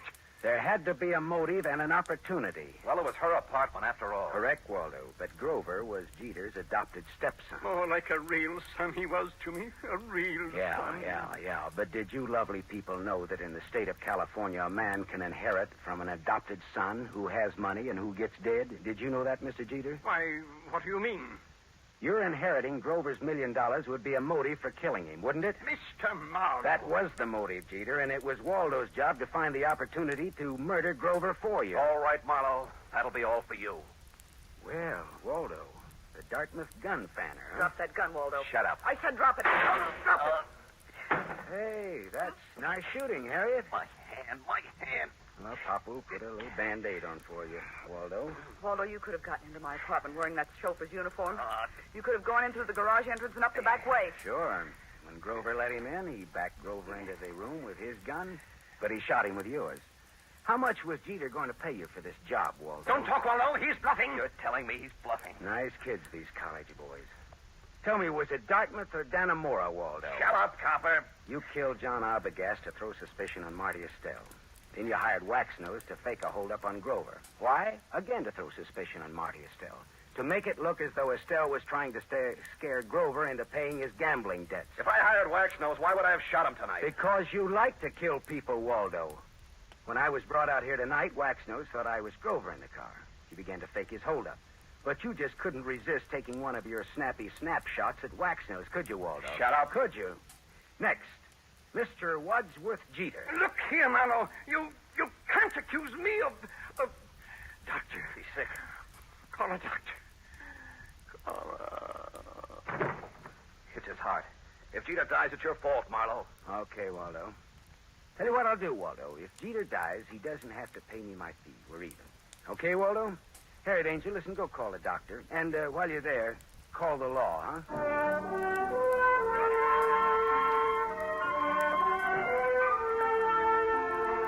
Jeter didn't die.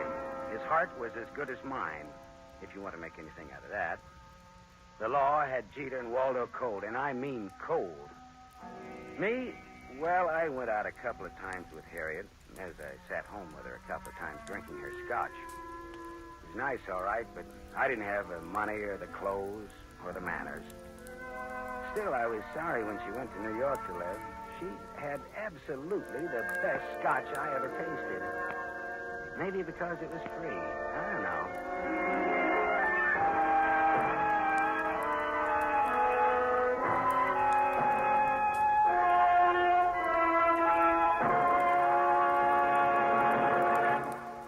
You have just heard Van Heflin, starring in the mystery series Raymond Chandler's The Adventures of Philip Marlowe, brought to you by the Lever Brothers Company, makers of Pepsodent.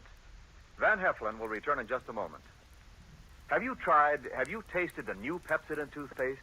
Its lingering, minty flavor is so fresh and inviting, families prefer it by an overwhelming average of 3-to-1 over any other toothpaste they tried.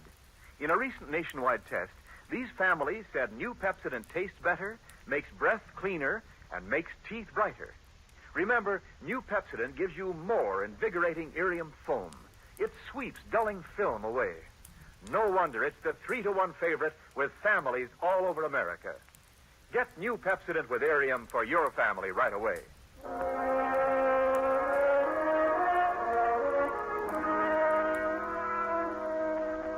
Now, here is our star, Van Heflin. The need for food in Europe tonight is desperate. Starvation faces a multitude of our fellow men.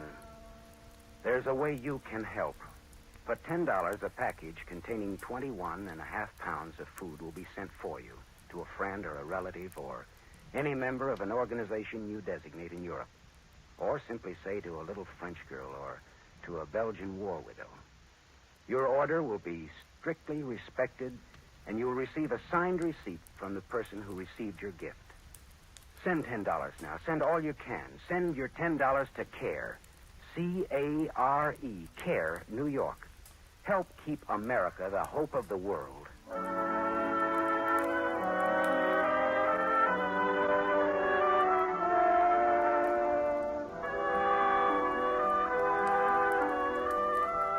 Tonight's story was adapted by Milton Geiger from the story Trouble Is My Business by Raymond Chandler, creator of Philip Marlowe, the screen's most famous private detective. The original music was composed and conducted by Lynn Murray. This is Wendell Niles inviting you to listen again next week at this same time to another exciting mystery on the adventures of Philip Marlowe, starring Van Heflin with a distinguished cast.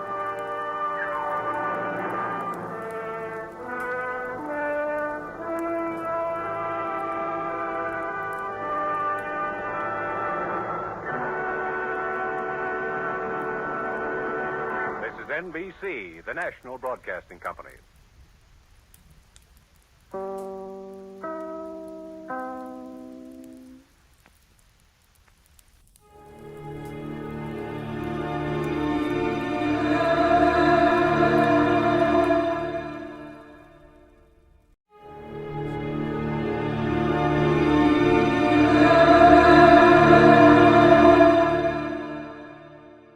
And now, another tale well calculated to keep you in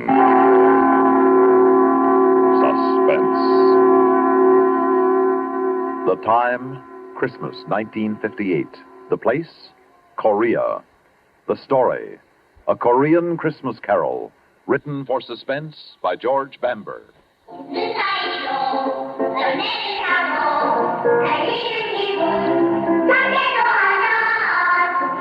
Sounds good, doesn't it? They hear kids singing, I mean. I can't understand the language, but I know what they mean. They sound so fresh and full of promise, almost as if they knew. But then I'm getting ahead of myself. The name's Connelly, PFC Larry Connelly. I'm a soldier in Korea. I was sent here just about a year ago this time. That's where this strange story begins. Christmas, 1958.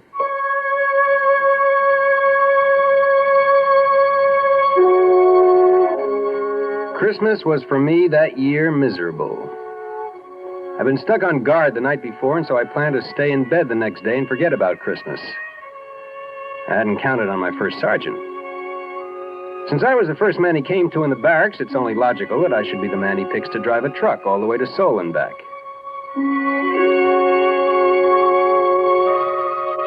It was night by the time I got on the road headed back from Seoul. It started to snow. Big flakes coming down soft at first, then so thick and fast I could hardly see.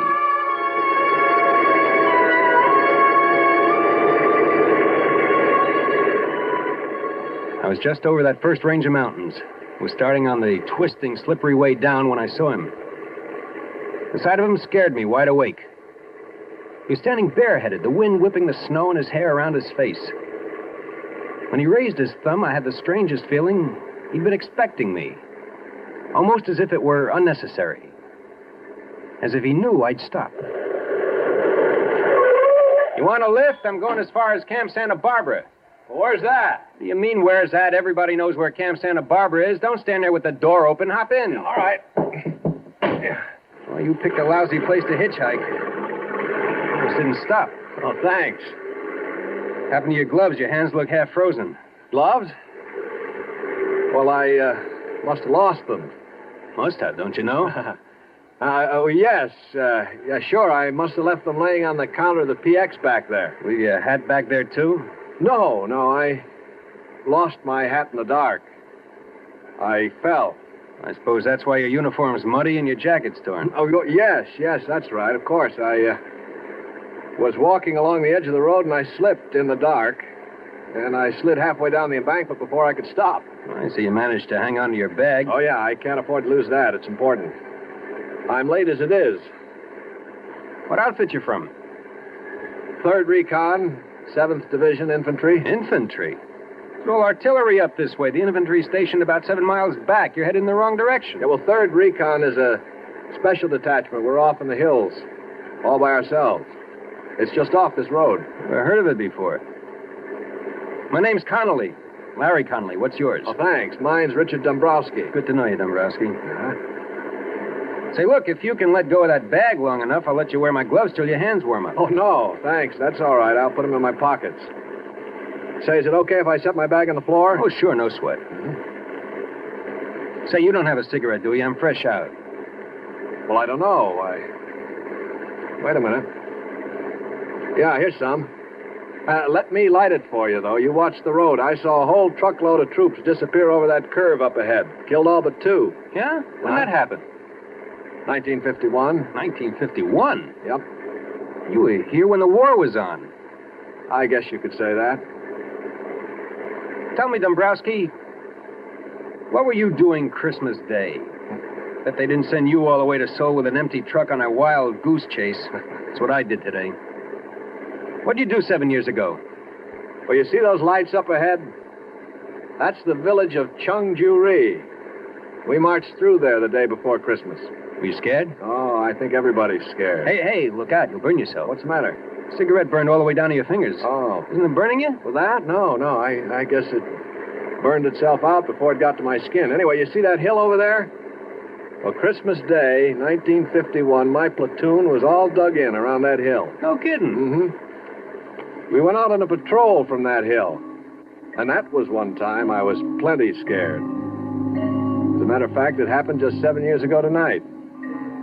It hadn't snowed that day, but there was snow on the ground. I can remember because the guys were joking that at least we had a white Christmas. And what a Christmas it was.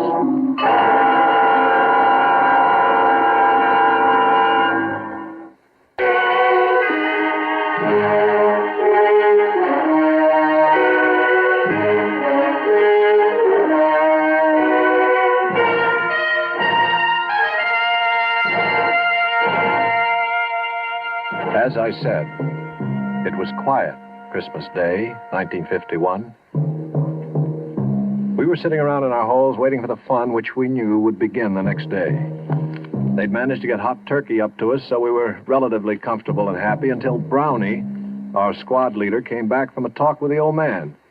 All right, I'll take the first 5. The old man wants us to go out and have a look around. Come on, knock it off. Get rid of your dog tags and canteens, anything that might rattle or make a noise.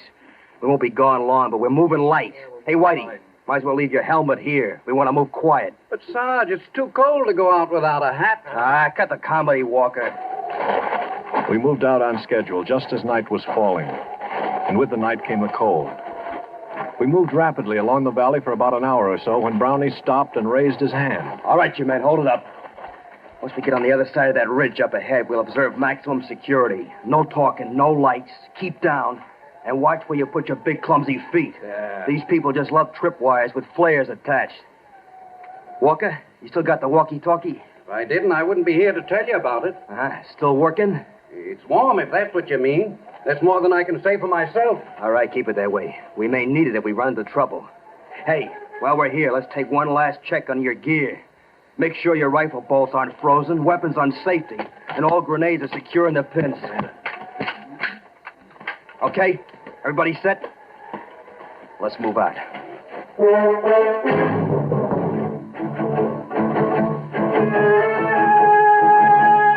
And so we did move out. The M1 felt light in my hands, like I'd never realized how light and easy it was to carry a rifle before. The going was easy. The rice paddies were frozen over and covered with snow, and we stepped carefully between the clumps of rice stubble left over from the last harvest, so the dry straw made no noise. We walked steadily, quietly, maybe 200 yards without a sound, regularly stepping up and over each low rice paddy wall as we came to it, each one bringing us just that much closer to the top. And then it happened. Hit! Down! Hit the dirt! Get down! Somebody must have tripped a wire because suddenly the inky black was transformed into the merciless white of the operating table. Everything seemed stopped and slowed down, just like an old movie before the projector blows up. I could see the other guys, the hills, and the deadly, winking fires of the guns. And then we fell down to the protection of the earth. and some of us fell with metal in our bodies. Crawl, you apes. Crawl to the mud dike and stay low. They can't hit us there. And we crawled, digging our knees and fingers into the frozen mud until they were bruised and torn.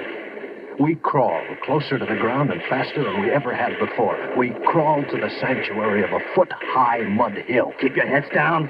They got us pinned. One's about 150 yards to our front. Where's the other? Yeah, there's 200 yards to the left. They got us pinned in a crossfire. We'll never get out of here. All right. Now, don't panic. Keep your head down. We'll make it out. Walker, see if you can raise Lady Wolf on the walkie-talkie. Walker? Walker's laying out there in the middle of the paddy, Brownie. He's never going to have to worry about being warm again. Smith's out there, too. I saw him get it. I saw it when the flare went up. I saw him catch it in the face. Okay, Harry, easy. He's still got the walkie-talkie. Can you see if it's all right? He's laying on it. It's hard to tell. Whitey, that flare is going to go out mighty quick. If a man was fast, he could probably streak out there and back before they put up another one. We can use that walkie-talkie to call up some artillery to get these monkeys off our back. I can't, Brownie. I must have been hit. I can't move my legs anymore. I can't even feel them. Easy. Are you bleeding bad? No. Harry, you all right? As far as I know. Stevens? Sure. I'd like to take a whirl at that walkie-talkie. Wait till that flare burns out. It's dying now. Just a few more seconds.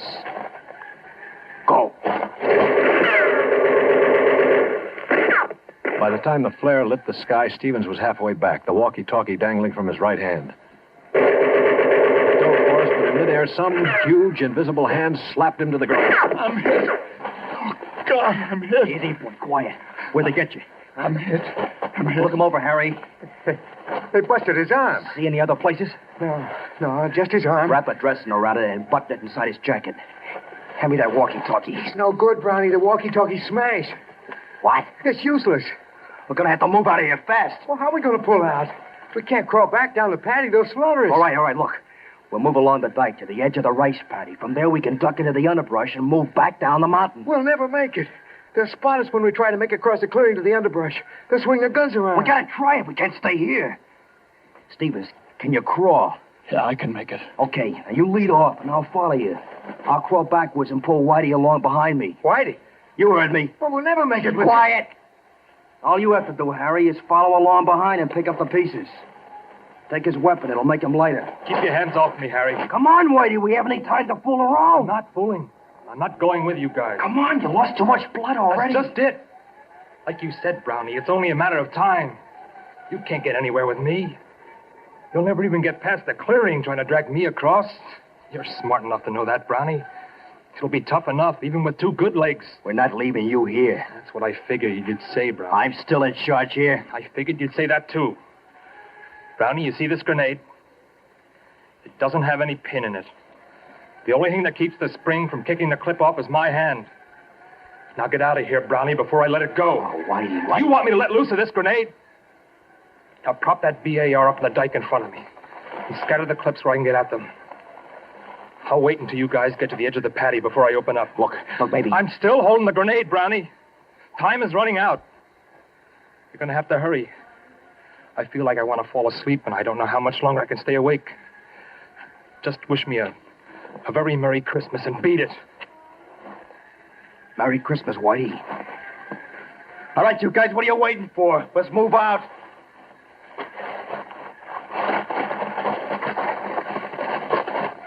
See, that's right. This is Christmas. Oh, little town of Bethlehem, how still we see. What's the matter? Don't you people like Christmas carols? Well, machine gun fire always was better getaway music than Christmas carols. Above thy dark and dreaming.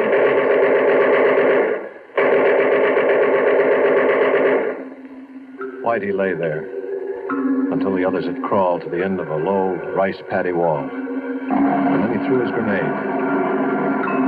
When it exploded, he opened up with a BAR, making enough noise to make the enemy think the patrol was launching an attack. Both machine gun nests zeroed in on him, but Whitey stayed well below the little mud wall of the rice paddy, humming his Christmas carol, loading the BAR with a fresh clip every time it went empty, and perhaps wondering briefly why he was going to die So far away from home. On a little pond of frozen mud he didn't care about or even own. Still firing and singing. Even after the rest of the squad had escaped into the underbrush. And until either the machine gunners found their mark, or else he finally fell asleep.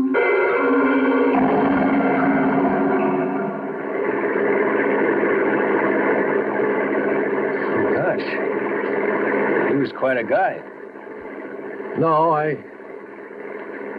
guess it was just a detail that had to be done, and he had to do it. Well, there's my stop right there where that little road turns off up ahead. Your detachment's up that road? That's right at the end of it. Well, sure, I've seen that road before, but I didn't think there was anything up there. Well, just let me out here. Yeah, sure thing. Thanks a lot. No sweat. Say, if you ever want to look me up, remember my outfit's all the way up at the end of this road. I'll be right up there. Okay, I'll drop in sometime. Right. So long, and thanks again. I drove off figuring it'd be a very cold day in Korea before I ever looked him up. Such a weird guy gave me the creeps. I got about 5 miles down the road when I discovered he'd left his bag sitting on the floor of the Deuce and a Half. Took a lot of arguing with myself, but I decided that the only decent thing I could do was to swing around and take it back to him. Besides, maybe I could stop in the orderly room and check him out. Find out what his story really was.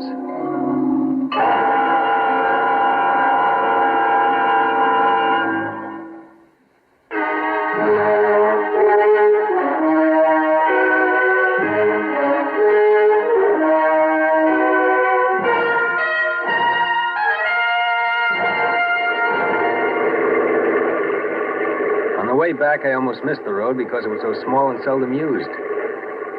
I drove up it for about 10 minutes. I was beginning to wonder if I hadn't gotten the wrong road after all, because I passed no other vehicles or GIs or anything to indicate there was an infantry company around. Just when I was ready to turn back to the main road, I saw lights twinkling up ahead from what looked like a couple of Quonsets. It seemed impossible that an infantry outfit could be housed in 2 Quonsets, but I pulled the Deuce and a Half to a halt outside the gate and cut off the motor. I picked up the AWOL bag, got out of the truck, trying to figure out which one was the orderly room. I walked across the hard-packed snow of the yard to the first Quonset. I still couldn't figure it out. Light and warmth seemed to pour from the windows along with the music I remembered from somewhere, but couldn't quite understand. I stepped up to the first window I came to and looked inside. There were kids all over the place, kids of all sizes and descriptions, kids just old enough to sit by themselves, kids just losing their first teeth, some just starting their teens. I stood in the snow spellbound, just watching them sing. Finally, I tore myself away and headed for the front door, eager to be inside. A plaque made out of the howitzer shell stopped me. In the faint light, I could just barely make out the words engraved on the polished brass. But finally, I read it all. It said, "This orphanage has been erected and maintained in the memory of Corporal Richard Whitey Dombrowski, who somewhere north of the village of Chungju-ri, Christmas night, 1951, willingly gave his life that others might live." Suddenly, I didn't know where I belonged anymore. The AWOL bag dragged at the end of my arm like a 1,000-pound weight. I could figure what was in it, but I tore it open anyway. The bag full of candy, soap, and toothpaste and gum shined up at me, looking as rich and rare as frankincense and myrrh. I closed the bag, laid it up against the door, close, so they wouldn't miss it. And then I banged on the door as loud and long as I could, until I was sure that they heard me. And then I ran. I ran back down the road to my truck as fast and as hard as I could.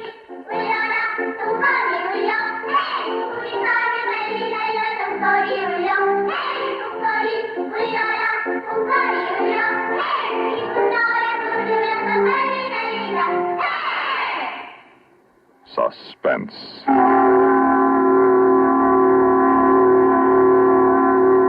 You've been listening to a Korean Christmas Carol written for Suspense by George Bamber. In a moment, the names of our players and a word about next week's story of Suspense.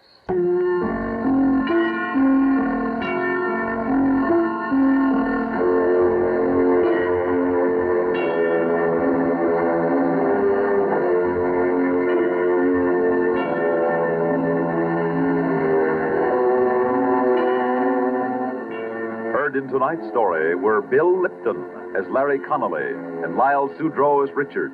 Also heard were Larry Robinson, Lawson Zerby, Bill Meader, Alan Manson, and Guy Rep. Listen again next week when we return with Moonlight Sail, written especially for Suspense by William N. Robeson. Another tale well calculated to keep you in suspense.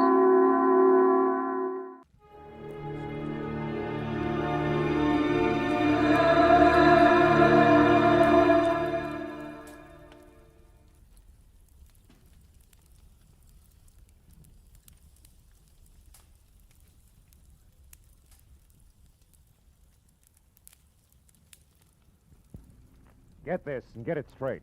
Crime is a sucker's road. And those who travel it wind up in the gut of the prison of the grave. There's no other end. But they never learn.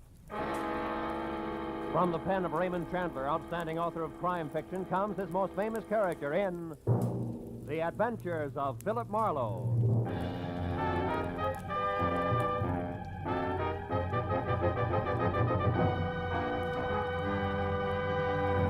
Now, with Gerald Moore starred as Philip Marlowe, we bring you tonight's exciting story, The Dark Tunnel.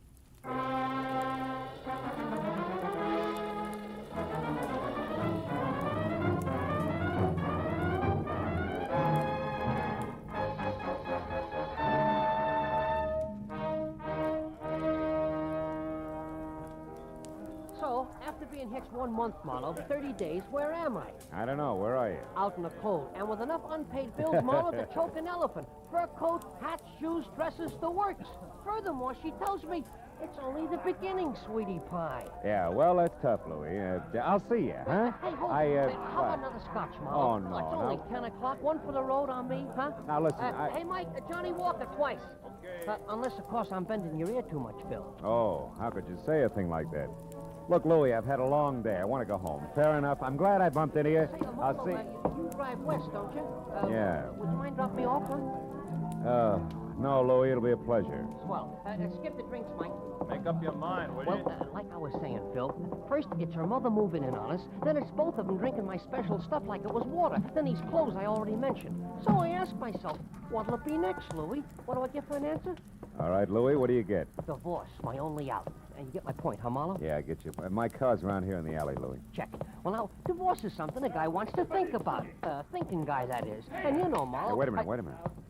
That's a cute little exhibition, huh? Huh? Hey, quite a scrap. Scrap nothing. It's a few inches short of murder and closing fast. You better break it up, Louie. Hey, Heavy. Yeah? Kind of a hot night for this, isn't it?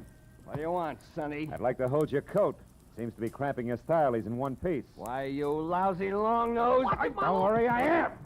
How do we go on, Muscles? All right, mister. Right now, he's all yours, if you can bring him to. So long, hero. Hey, Marlowe, this kid's pleaded all right. Yeah, come on, give me a hand, Louie. We'll get him out of here. No. Okay, fella. Come on. Up we go. Up on your feet. Oh, thanks, mister. All right. Do you live near here? A couple of blocks away. The DeWitt Arms Hotel on Western near Sunset. All right, take it easy. Take it easy. Put your arm over my shoulder. We'll get you there. Thanks. Come on, Louie. Over to my car, huh? Yeah, sure, Marlowe. But maybe I better skip the lift, huh? I mean, my problem, the discussion we were having, we better postpone it for a while, huh? That is I know what you mean, Louie. Yeah, it'll keep. All right, kid, come on. Let's go.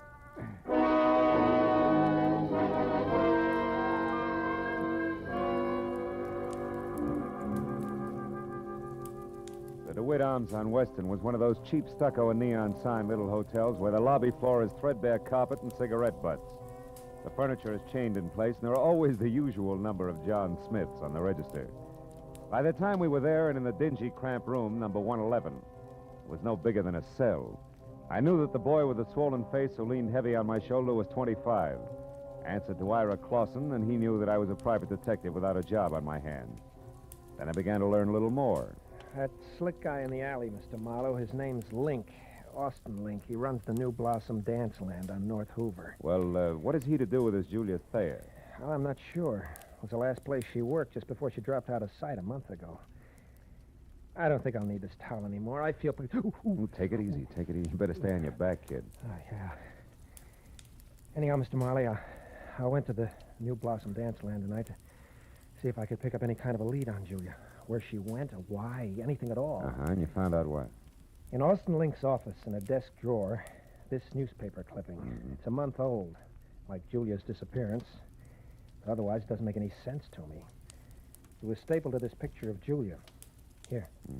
Guess it was used in an ad for the dance hall or something. Hey, she's a pretty girl, isn't she? That clipping, what's it all about? Well, I'll read it to you. You mind closing the window first, Mr. Marlowe? I think I'd rather have it hot in here. Yeah, I know I would. Every jerk thinks he's Valley. All right, go ahead, kid. The headline is Faye Patilio killed in car wreck, and then mystery surrounds death of famed gangland woman. Faye Patilio. Hollywood's glamorous first lady of crime in the rackets. Yeah. Says she was killed late last night when her car plunged from Lookout Mountain Road at a hairpin turn. However, the police are puzzled by the fact that although the 40-year-old redhead was in her own car, she was not found at the wheel but in the back seat where, according to the condition of the wreck, she could not have been thrown. Furthermore, no sign of any driver dead, injured, or otherwise was or has been found. I know all about that one. Now, look, is that all you have to go on? Well, not quite, Mr. Marlowe. There's one thing more. What? Just before Link caught me in his office and I ran and hid, as far as the alley where you found me. Yeah. I overheard him talking to someone on the phone about Julia. I have no idea who it was, but Link was very respectful, and he was given a private telephone number. A number he was to remember, not write down. You know what it was? Yeah. Washington 7017. 7017. That's it, Mr. Marlowe. It's not quite, Ira. That's only half of it. What do you mean? You and Julia, why you want to find her, what she means to you, why you haven't gone to the police. Well? I'd rather not say, Mr. Marlowe, if you don't mind. Okay. Suit yourself. Well, good luck, kid. When you're on your feet again, play it a little neater, huh? You'll stay on your feet a lot longer that way. Mr. Marlowe, wait. Please. I want you to work for me. I'll tell you everything. That's better. May help, kid. Anyway, it can't hurt. No. Not any more than it has already. Began back home, Mr. Marlowe, a couple of years ago. The story Ira Clausen told me I'd heard before. So had anybody who'd spent more than a weekend in Hollywood. Only the names were different. Julia Thayer had loved Ira loved Julia, all this in Cedarville, Oregon. Then the snapper. Someone says Julia's not only beautiful, but has talent. She's wasting her time in Cedarville. Julia believes this, packs her bags, scrambles for movie land, where she falls flat on her face, which isn't quite as gorgeous in Hollywood as it was in Cedarville. Then it's no dough, lots of pride. You got to eat to live, so you get a job. That was where the New Blossom Dance Land came in. And when the letters quit coming on the home front, Ira started to worry. He knew that Julia needed help. Mr. Marlowe, and followed one lead after another. Got as far as the alley where I collected you. Okay, kid, I think I've heard enough. Then you'll help me? Yeah, I'll try. Call you later.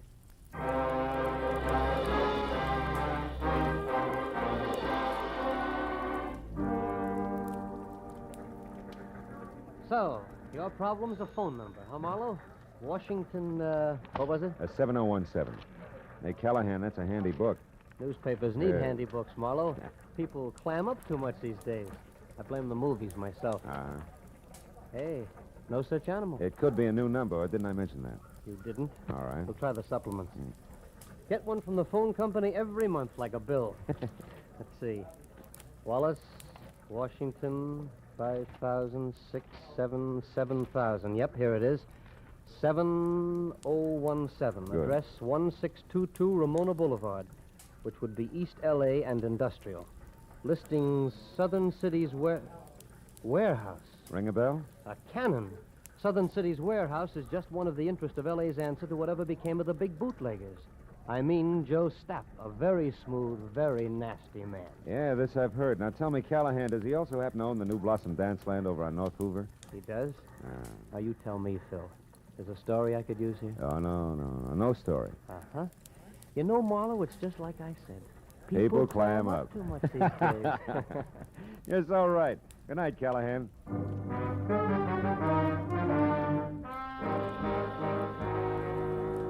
If the good gray reporter hadn't mentioned Stapp's Prohibition background, I would have chalked the warehouse off as the kind of 9-to-5 place that couldn't possibly help.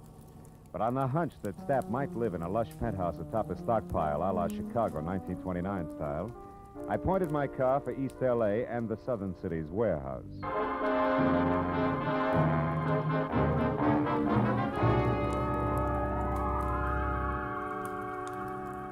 20 minutes later, when I was there and saw a step-down Hudson outside and soft light oozing over the edges of the roof, I didn't regret my move.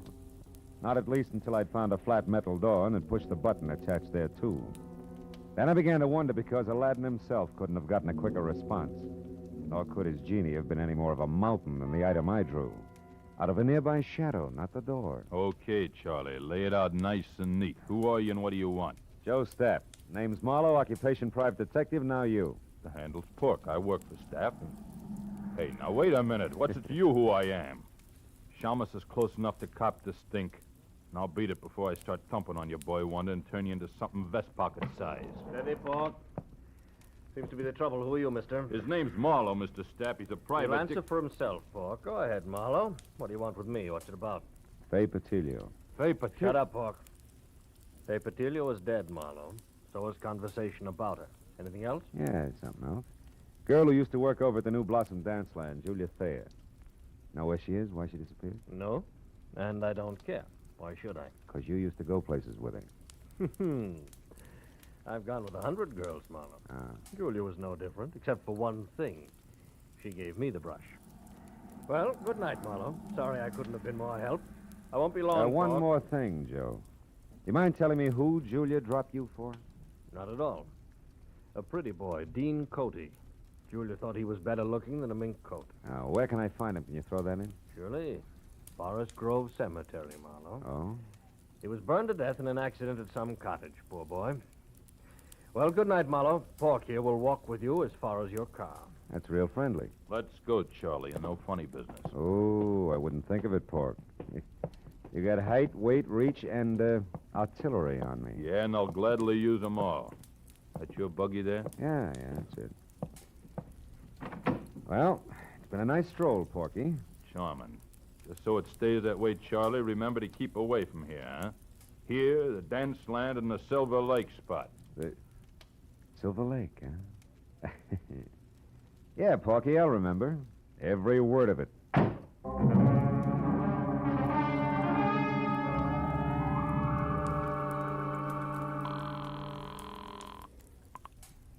City desk. Callahan, go ahead. Marlowe again, Callahan. Now listen, on Joe Stapp, does the Silver Lake spot mean anything to you? It does. Yeah? It's on the north end of Silver Lake Road, Marlowe, overlooks the reservoir. Stapp built it as a nightclub, mountain lodge style, about, 10 years ago. Uh-huh. When it didn't go, he converted it into a private home. Or I should say, a cozy place to take the cuties for that one drink. I know what you mean. Good night, Callahan.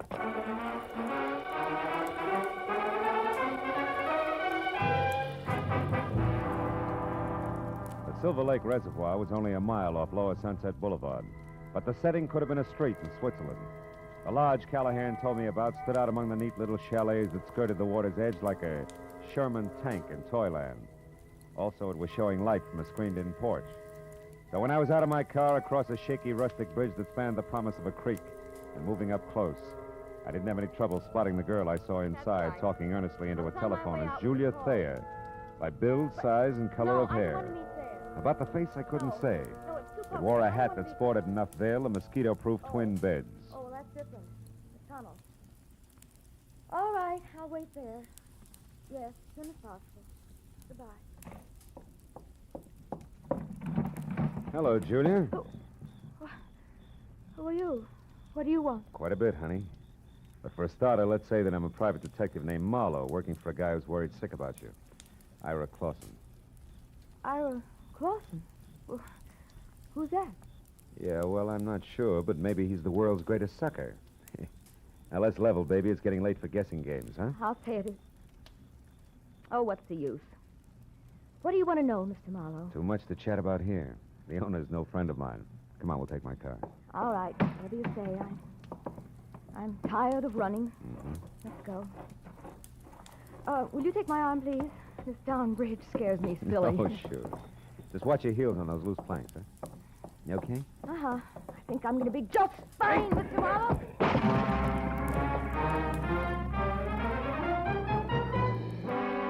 It was all the lead she needed because by the time I'd crawled out of the inch-deep, inch-wide river and was back up on the road, Julia Thayer was in her car away fast as far as Sunset Boulevard. So I went to the phone back in the lodge and got through to my client at DeWitt Arms Hotel and brought him up to date in a hurry, including the latest question mark. The tunnel? Well, of course I've heard of it, Mr. Marlowe. Matter of fact, I've been there. Why? Well, it's where Julia's heading right now. Now, what's the location of it, Ira? Ira! I'm still here, Mr. Marlowe. Yeah. You sound real different. I don't get it. What's up? Very personal business, Mr. Marlowe. You see, I'm Ira Cody, not Clausen. Dean Cody's... Brother, Mr. Marlowe. Brother who's out to get the girl responsible for his burning to death. Julia Thayer, the cheap scum. So Marlowe played Patsy. Oregon, the boy-girl pitch. You made it all up. Every bit of it. Mr. Marlowe, before I needed your help. Now I don't anymore. Get lost.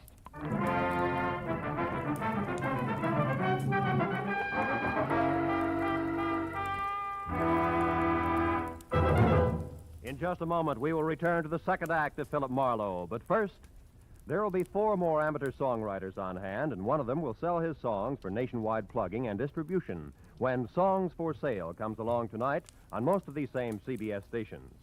Songs for Sale gives these new songwriters a great chance. Their songs are judged by a panel of experts. Their music is sung by Rosemary Clooney and Richard Hayes. They're made to feel at home under the guidance of the experienced showman Jan Murray. For an hour of fascinating fun behind the scenes of Tin Pan Alley, here's Songs for Sale tonight and every Friday on CBS. Now with our star, Gerald Moore, the second act of Philip Marlowe, and tonight's story, The Dark Tunnel.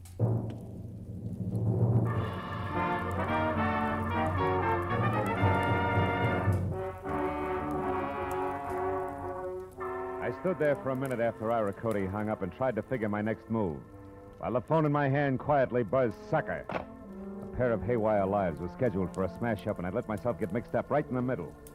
Now my only chance to do something about it was to find out fast what was meant by the tunnel. I started out of the place, but only got as far as the front door. You going somewhere, cutie? That rod makes you 6 feet taller, doesn't it, Porky, huh? I don't like you, Charlie. You played a dirty trick on me. Trick? What are you talking about? When I slipped and mentioned Silver Lake, it made Mr. Stapp mad at me, and I don't want Mr. Stapp mad at me. That I can understand. Now, look, you feel like talking this out? No. Oh, listen, you dumb ape. It's for your own good. Something's going to happen tonight that'll make your boss a lot madder than he is now. I'm the only one who... You're just trying to trick me again, but it won't work. Not this time. First, we lift your gun. Now, get going. We'll take your car. Porky, you're going to hate yourself for this in the morning when Stapp finds out. I doubt it. You see, Charlie, it's his idea. Now get going.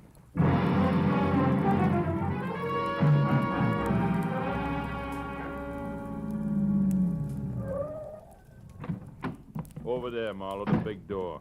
I don't suppose Stapp would bother to tell you why he wanted to see me, would he, Porky, huh? No. That's none of my business. Yet. What do you mean by yet? Oh, he might want you to tell him something you might not want to. Then it's my business, Charlie. Go on, open it up. That's enough. Inside. Well. Real genuine warehouse, huh? Chains, tackle, even a hand truck. Well oiled, too. Don't tell me your boss is going legit. Never mind that junk. Just stand right there. It'll like it. This crazy door locked. Here, Pork, try something heavier. Like this truck. Ow! My leg! Why, you... Now it's your chin. Good night, Charlie.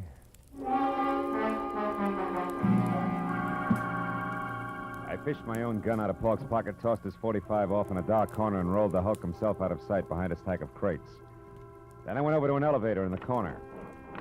On the way into the warehouse, the light I'd seen earlier from the roof was still there, so I decided to try the penthouse. I walked quietly down a thick carpeted hall to the only door. When I knocked, it was with the barrel of my .38. Come in. Well, hello, Marlowe. I've been waiting for you. A gun? Hey, how come... Pork? Pork! Save it, Joe. Oh, that dumb cluck. Yeah, big wheel like Joe Stapp ought to afford better help. Now, I'm holding the gun, so I'll ask the questions. What and where is the tunnel? A tunnel is a hole, Marlowe, usually in the ground. Delivered, Joe. It's got a lot to do with your girlfriend, Julia. Julia? Oh, that's a hot one. I went to all this trouble to haul you in here for the same reason. Then I'll put down the gun and let's talk. It makes me nervous. I'm not interested in your nerves. I'm interested in your talk. All right. Now, you've got a long nose, Marlowe, and poking it around, you might find out enough to get real curious and call in the cops. That I can't afford. Uh-huh. So I'm going to level with you, tell you what you want to know, just so you'll lay off. Got a deal? I'll let you know. All right. You wanted to know about Julia. Yeah. Nothing like Julia Thayer ever happened in my life before. Most beautiful thing I ever saw. Sweet and soft. She made me ashamed of myself. Somehow I don't hear violins. Marlowe, I'd have done anything Julia asked me to. And all she ever asked of me was to give her up. For Dean Cody? Yeah, Dean Cody. Young physique that wasn't all wasteland like this. A handsome face that of a boiled lobster like mine is. She was crazy about him, fascinated, and I didn't blame her. Unfascinated, and I didn't blame her. Until I found out he had the morals of a rattlesnake. Keep talking. Cody was rotten, Marlowe. Dirty, clear through. Cheating on Julia every time she turned around. I couldn't stand it. I tried to tell her. Only made her hate you, huh? Look, Stapp, so far this is no better than a serial and torrid romances. The point. I'm getting to it, Marlowe. One night I thought I could convince her because Cody had a date with Faye Patillo. I don't have to tell you, she was the lowest thing in town. They were going to a spot up on Lookout Mountain, so I told Julia. She went up there and waited. They showed, all right. Both loaded. She saw him take that dive off that hairpin turn. When she got down to him, they were both dead. Wait a minute. You told me Dean Cody was burned in the cottage. Sure. That's what I'm still telling you. Julia was so far gone over that louse, she pulled his body out of that wreck, hauled it all the way down to that cottage at Malibu, and then set fire to the place. So the world would never know he's going with a tramp like Faye Patillo, huh? Yes. How'd you like to have that kind of loyalty on your side, Marlowe, huh? Anyway, after Cody was gone... Cody's young brother's in town, Stapp. He thinks Julia's responsible for Dean's death, and he's going to kill her. What? They're scheduled to meet at that tunnel I asked you about. Now, where is it? Stapp, I asked you. I heard you. Tunnel's an old abandoned underpass in back of the New Blossom. But we're not going there, Marlowe. We're going to sit tight and let it play as is. Are you nuts? Not anymore. Julia was out of her head that night. Something went wrong when she started that fire. She got caught in it herself, Marlowe. You mean she was burned? Yeah. Her face. It's bad. She'll never be right again, no matter how much plastic surgery. Yeah, but there's no reason to let her be murdered. That's a matter of definition. You see, Julia's still in love with the memory of Dean Cody, Marlowe, so we'll just forget it and let it play itself out. We'll forget nothing. I got the gun, Stapp. But you're going to drop it, aren't you? Otherwise, I'll have to drop you. Oh, fine. I remember you, Austin Link, Knuckles in an alley. Drop it. That's right, Nosy. What's the word, Joe? Get him out of here, Link. Get him out of my sight. I don't care where you go. Come on, Slick. Let's go. Just sit on him for a few hours. We'll talk it over then.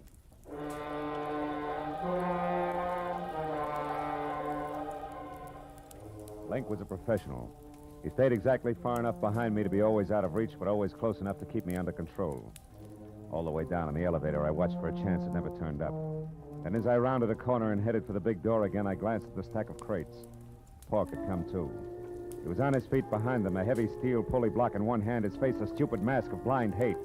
He slammed a block at me with everything he had. I'll kill you! I dropped to the floor and heard the thing connect behind me. It had caught Link dead center. He fell like a bag of sand. Before Pork realized what had happened, I charged the stack of crates, threw my shoulder against it, made it to the door and out in one dash. My car was sitting where I'd left it. I heaved a sigh of relief and piled in.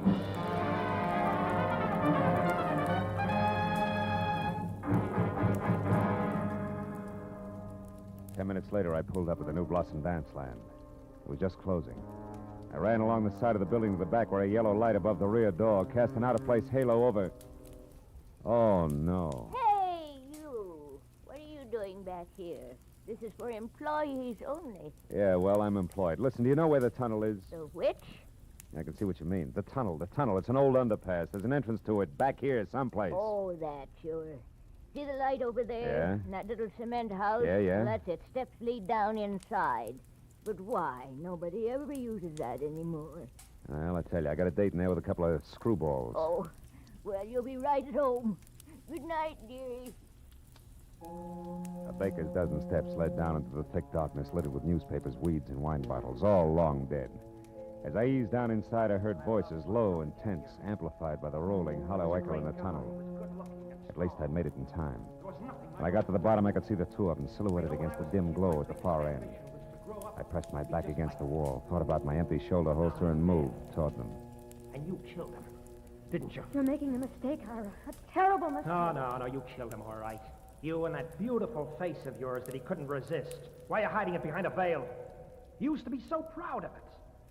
You killed Dean just the same as if you'd shot him. But you're not getting away with it, Julia. I'm going to square it up for him right now. Ira. What? Marlowe, how did you find this place? I found plenty beside that, Ira. Give me that gun. No, you're not going to stop me. Even if you shoot, I'll kill her first. I don't have a gun, Ira, but I got facts. Before you shoot anybody, you better listen. Julia wasn't responsible for Dean's death. He was. Everything she's done since then has been to protect what little good there was left of his crummy reputation. You're a liar. I can prove it. Dean went bad, Ira, all bad. He was a low, double-crossing cheat. You're lying, you're lying! The night he died, he was two-timing Julia. But in spite of that, she risked everything to move his body from a smashed-up car. So nobody would ever find out what really happened to him. It's true, Ira. Stop it! You liars, both of you! I won't let you say things like that about my brother. You don't care if he's dead, Julia. You'll do all right. You've got the kind of beauty all the men go for. And you, Marlowe... Shut up, you crazy punk. Stay back. Admit you're a liar, Marlowe. Admit it or I'll kill you. I swear I'll kill you along with Julia. You'll be doing me a favor. You haven't seen my face lately, have you, Ira? I never want to see it. I think you better, kid. Got a match, Marlowe? Sure. Here. Look, Ira. You can't be Julia. I was burned, Ira. It happened to me when I tried to hide the kind of rotten trash that Dean had been mixed up with. And the only reason she did it was because she loved him, maybe more than you did. Now, come on, kid, let's have that gun. You don't want to kill anybody. No. I don't want to kill anybody. Julia, I'm sorry. Ira! Let him go, Julia. The hard part's over now. He'll be all right. I'll look in on him after a while just to be sure. But, what about you, huh? What about me? I'll be okay, Marlowe. After I've done some thinking. This shock, I think it's what I needed. Goodbye. It's a dark tunnel, honey. Think you can find your way out alone? Yeah? Yeah, I'll find a way out alone. One of these days.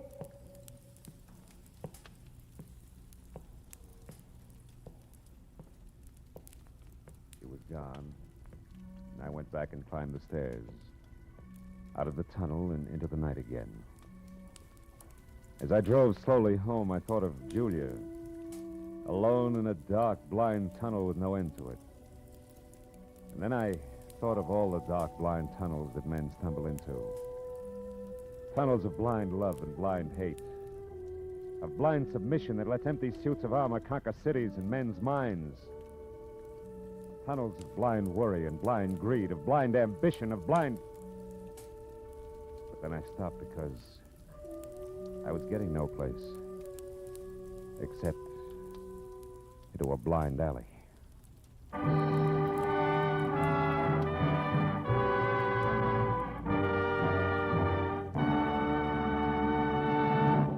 The Adventures of Philip Marlowe, bringing you Raymond Chandler's most famous character, star Gerald Moore, are produced and directed by Richard Sanville and written for radio by Robert Mitchell and Gene Levitt. Featured in the cast were Lorene Tuttle, Bob Sweeney, Paul Dubov, David Ellis, Barney Phillips, and Larry Dobkin. The special music is composed and conducted by Richard Arant. Be sure and be with us again next week when Philip Marlowe says... This time, Greed in a green suede dress, a die-hard from Dixie and a cuckoo coin collector, added up to violent death for two, and all over $50 in Confederate money.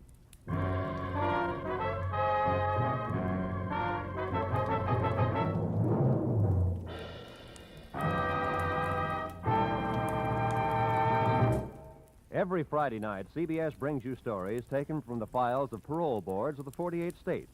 With only the names changed, these stories give in complete detail the events of a criminal's life up to the time he is up for parole. Then, before you hear the board's decision, you can make up your mind. Is this man ready to be set free? It's been hailed by press and public alike as an outstanding anti-crime show. And you can hear it now by staying tuned, because Up for Parole follows immediately on most of these same CBS stations. Roy Rowan speaking. This is CBS, where you play Sing It Again every Saturday night, the Columbia Broadcasting System.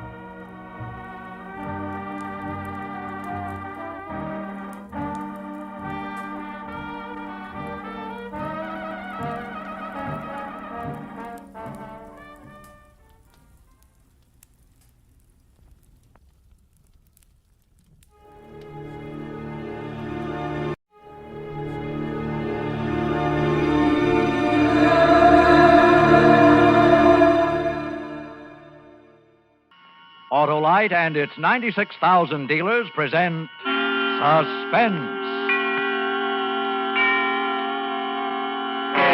Tonight, Autolite brings you Mr. Edward G. Robinson in A Case of Nerves, a suspense play produced and edited by William Spear.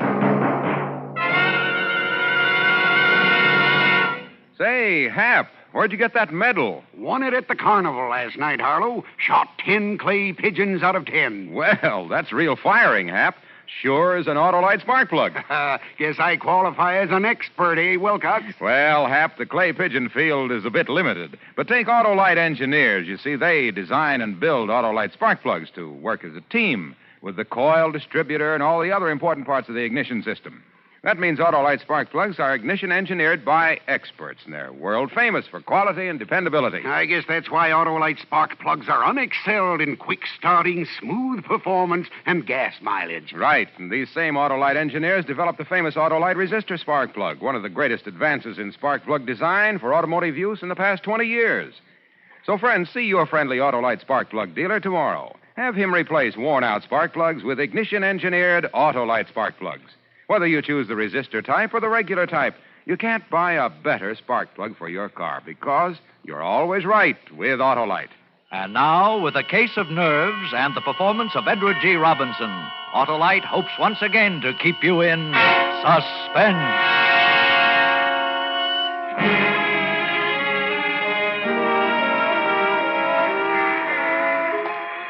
I got off the train in Toledo and walked through the station to the street. I passed up the waiting taxi and swung aboard a bus. Taxi drivers are likely to remember you, and I couldn't take a chance on that. I hadn't paid any attention to the bus. I didn't know what the line was or where it was going. It didn't make any difference. I didn't know Toledo very well anyway. I watched out the window, and when I came to a likely neighborhood, I got off. Strange, unfamiliar quarter of the city, and yet familiar, because every city has neighborhoods like it. Drab, faceless houses looking almost alike. And then most of them drab men and women anxious to make a dollar by renting a room. Now, this here is a nice room. It's the best one I got. There's windows on two sides. There's a nice soft bed. Well, I'll take it. How long you figure on staying? Oh, just overnight. I'll pay you now. Oh, well, that's $2, please. Yeah. Oh. What's the matter, mister? Are you sick? Yes, I'm very sick. Is there a doctor near here? Hey, you are sick. Yeah, I think I'll go to bed. That doctor. Oh, yeah. There's Dr. Martin just around the corner. He's young, but he's good. Well, would you call him for me, please? Ask him to come right up. Oh. Yeah, sure. Right away.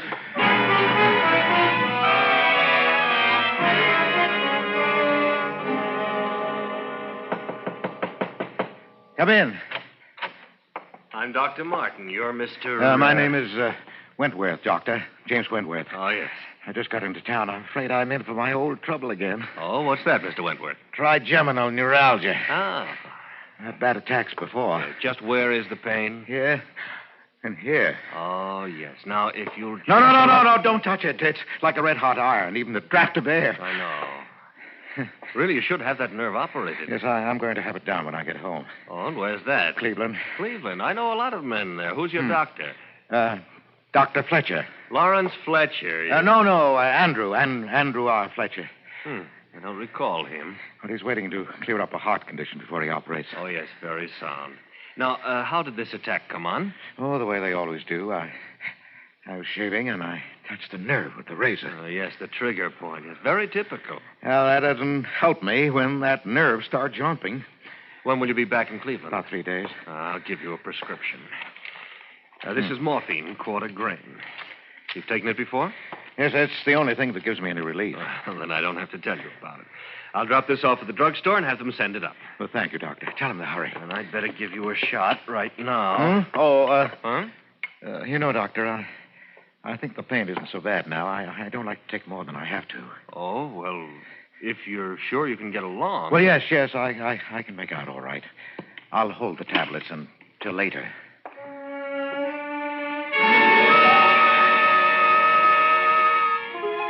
I paid Dr. Martin, young Dr. Martin of Toledo, and he left. I waited for the package to arrive from the drugstore. Then I stayed the night so the landlady wouldn't think it was peculiar. In the morning, I got on the train, went back to Cleveland, to the hospital with the little white tablets in my pocket, with the little white tablets with which I would kill Louise.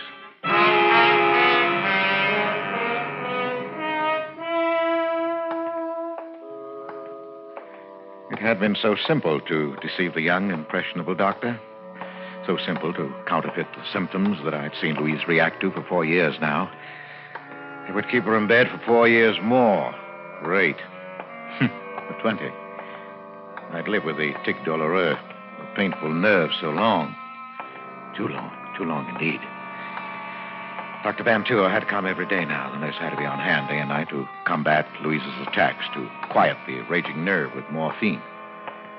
Yes, but not for long. In my pocket were the little white tablets that would bring her peace. I went into the hospital kitchen. Oh, hello, Mr. Baker. Oh, hello, Nellie. I'd like to bring Mrs. Baker a milk. Of course. I'll just give it a touch of the fire to take the chill out.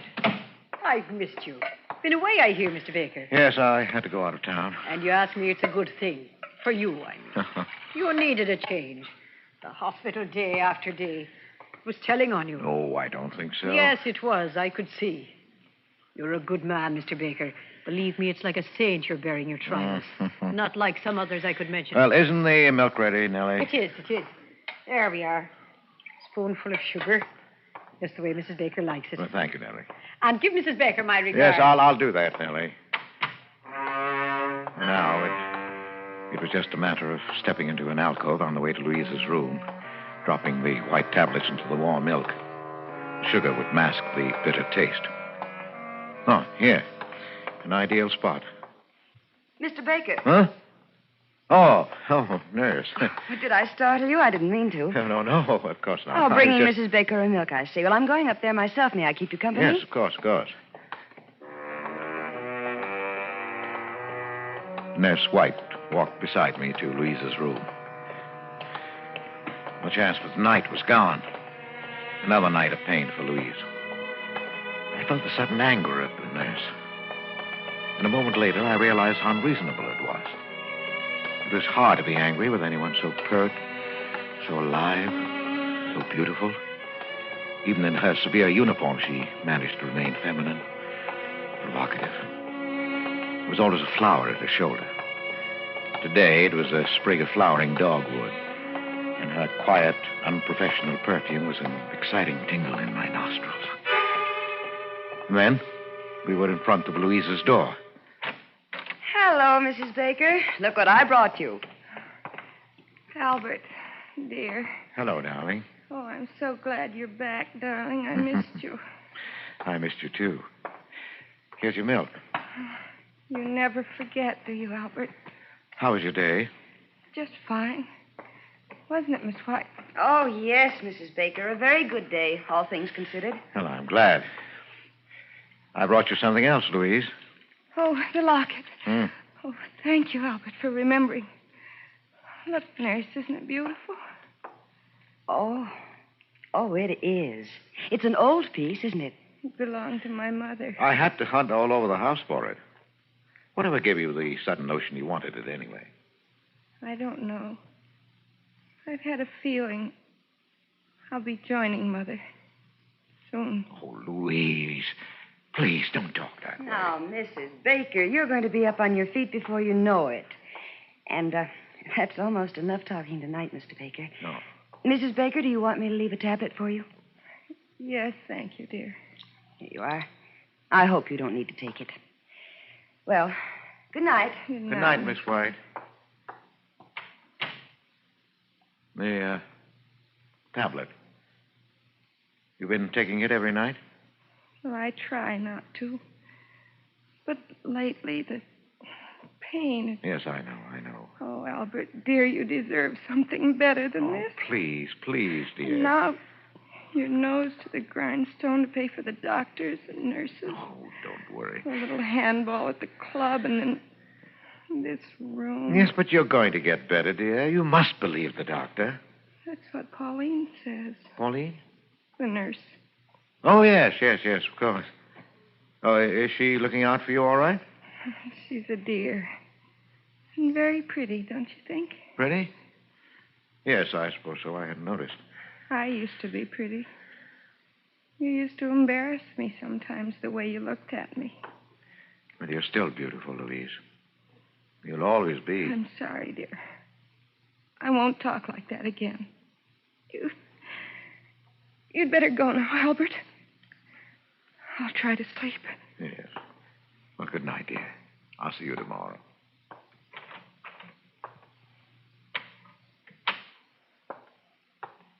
Mr. Baker. Oh. Miss White. I thought you'd gone. I wanted to talk to you, Mr. Baker. Yes? It's about Mrs. Baker. She worries me. Her mental state is very low. You heard how she talked about her mother, the locket. Yes, I heard. She needs something, I don't know what, to snap her out of this mood. I just thought I'd mention it to you. Yes, thanks. Oh, where are you going? To put the morphine away. You know, I don't see why Dr. Van Tour doesn't give her more of that stuff. She needs it. Yet you ration it out as though it were poison. Well, it is poison, Mr. Baker. That's why I'm particularly careful about Mrs. Baker. But you don't think she'd actually... Oh, well, usually the ones who talk about it don't do it, Mr. Baker, so I wouldn't worry. Well, good night. Wait a minute. Yes? Miss White. Pauline, isn't it? Why, yes, I didn't think you knew. Well, would you mind, when we were alone, if I called you Pauline? I'd like it. Thanks. Well, you know, this is an awful thing to ask, but, well, you know, it's been pretty lonely for me. Oh, yes, I know. That is, I can guess. Well, would you let me take you to dinner this evening? Why, thank you, Mr. Baker. I'd love it. I'm off duty at 8. Well, I'll pick you up then. And, Pauline. Yes, Mr. Baker. My name's Albert. At 8, then. Albert.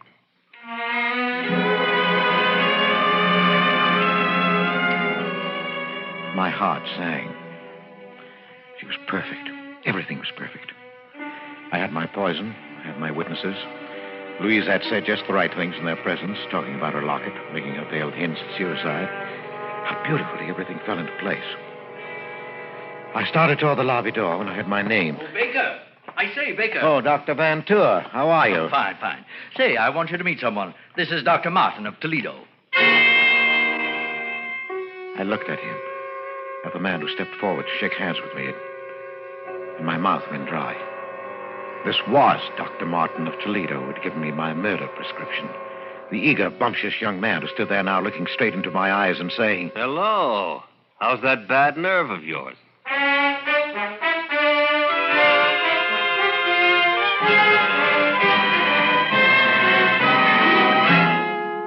Autolite is bringing you Edward G. Robinson in A Case of Nerves, tonight's production in radio's outstanding theater of thrills, Suspense.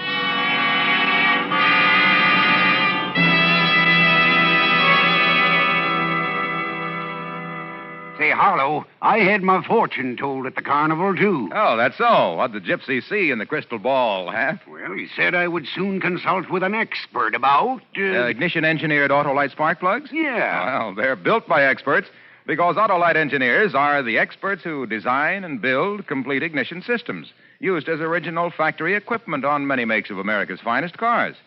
So naturally, they engineer Autolite spark plugs to work as a team with the coil, distributor, and all the other important parts of the ignition system. You mean, of course, they know how to build ignition-engineered Autolite spark plugs that can't be beat for quick starting, smooth performance, and gas mileage. Precisely. And it was these same Autolite engineers who developed the famous Autolite resistor spark plug, one of the greatest advances in spark plug design for automotive use in the past 20 years. Oh, that gypsy had nothing on you, Wilcox.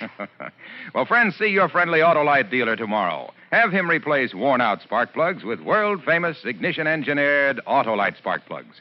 Whether you choose the resistor type or the regular type, you can't buy better spark plugs for your car because you're always right with Autolite. And now, Autolite brings back to our Hollywood soundstage our star, Edward G. Robinson, in A Case of Nerves, a tale well calculated to keep you in suspense. I was caught flat-footed. I couldn't answer, couldn't even turn and hide. Dr. Martin stared at me a minute, unbelievingly, and then his jaw hardened. After a long time, he put out his hand. Because there was nothing else to do, I took it. Oh, this is Mr. Baker, Doctor. It's his wife who has this trigeminal condition. His wife, eh? Well, yes, of course. You didn't think I meant Mr. Baker, did you? He's as strong as an ox. Yes, I can see that. No. I ran into Dr. Martin in the doctor's lounge, Baker. He was telling me about a case he just saw in Toledo. Was Toledo, wasn't it, Martin? Symptoms were remarkably similar to Mrs. Baker's. Remarkably. I thought he might like to look in on Mrs. Baker. You don't mind? She's sleeping, I think. Oh, it's too bad. Well, another time, perhaps, eh, Doctor? Oh, yes, certainly, Doctor. Well, I've got to run. Glad I ran into you, Martin. Have lunch sometime, eh? Yes, glad to. I'll see you later, Baker. Yeah, sure, Doctor, sure. I'll have to be going myself now, Mr. Baker. Wait, Doctor. I want to talk to you. Don't see that there's anything to talk about. Yes, but there is. I want you to know that what happened in Toledo yesterday. You don't have to explain. I understand. You understand? You didn't say anything, Dr. Van Tour. Well, why should I? It's none of my business. None of your business? Of course. I admit I didn't have you tagged as an addict. Addict? Yes. You don't look like one, and that trick of refusing an immediate shot, well, I'm going to hand it to you. You fooled me completely. And using your wife's symptoms. Very clever. I don't doubt you can get a supply whenever you need it with that routine. Oh, no. I assure you. Please, don't bother to lie to me. I guess I ought to thank you for teaching me that trick. It won't work again on this baby, believe me. And now, if you'll excuse me, Mr. Baker, or Mr. Wentworth, I'm heading for a spot of handball. Oh, wait. Yes? No hard feelings? No, of course not. Look, Doctor, if you really mean that about no hard feelings, and if you haven't got a partner, well, I play a pretty good game. Now, that's what I call a switch, anyway. All right, hop in.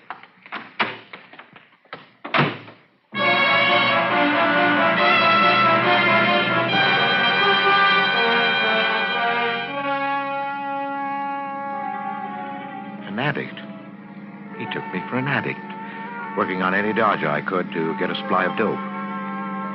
Yes, but later, when he heard of Louise's death, he'd remember. I had no idea what I was going to do. I only knew that I couldn't let him go.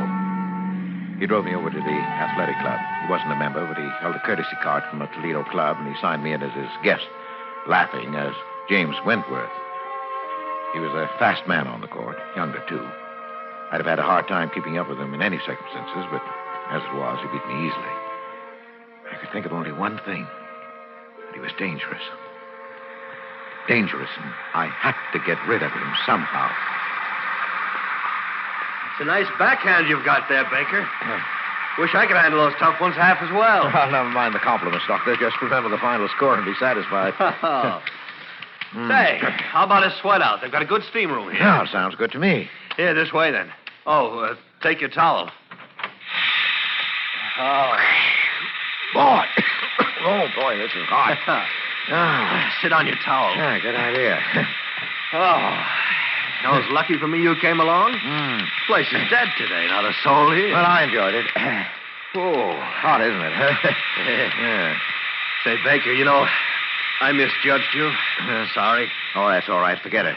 You know, you really could do something for your trouble. Yeah? We've got a sanitarium in Toledo that has been having pretty good luck with addiction lately. I scarcely heard him. I only realized that we were alone, clouded in steam, not even visible to any casually curious person looking through the glass square in the door.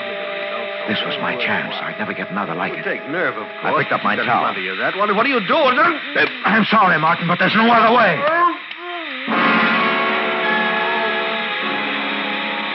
I whipped my towel over his head and got behind him where his flailing arms couldn't reach me. I didn't want to leave any marks on him. With my free hand, I covered his mouth and pinched his nostrils shut through the towel. He fought hard. But in a few minutes, he hung limp in my arms. And after a few minutes more, I knew he was dead. I left him there, hidden in the steam. In the locker room, I dressed quickly, parted my hair on the wrong side, and plastered it down in a way I'd never normally wear it. The man at the reception desk barely glanced at me as I passed him. Later, when they found Martin, they'd look for a man named Wentworth. They'd never find him because he didn't exist.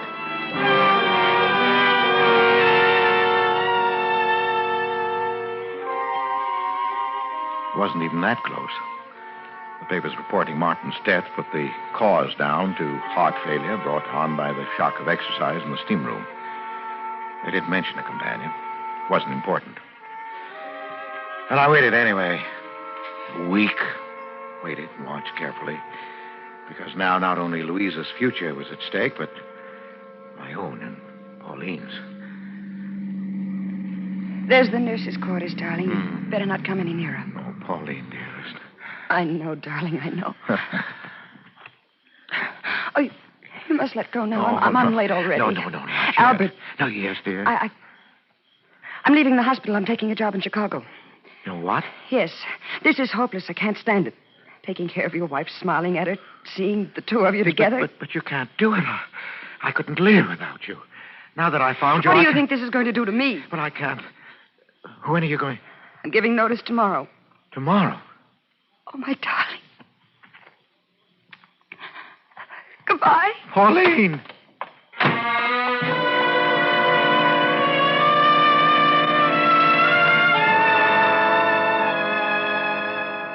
She was gone.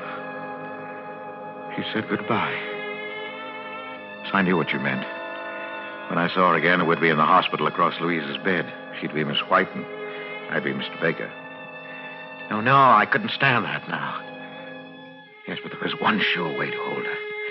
The little white tablets were still in my pocket.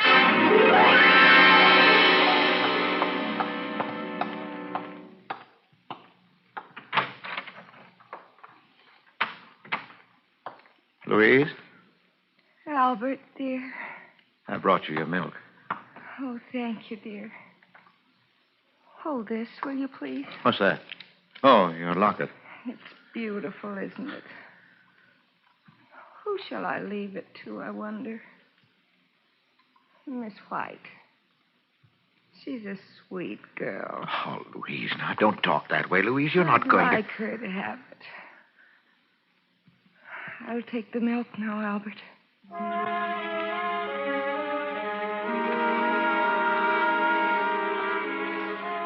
She drank it. I had to clench my jaws to keep from crying out. She smiled and held out the empty glass to me. And it was over. I went home and talked sleeplessly, waiting for the inevitable. Hello? Yes? Yes? No, I'll be right over.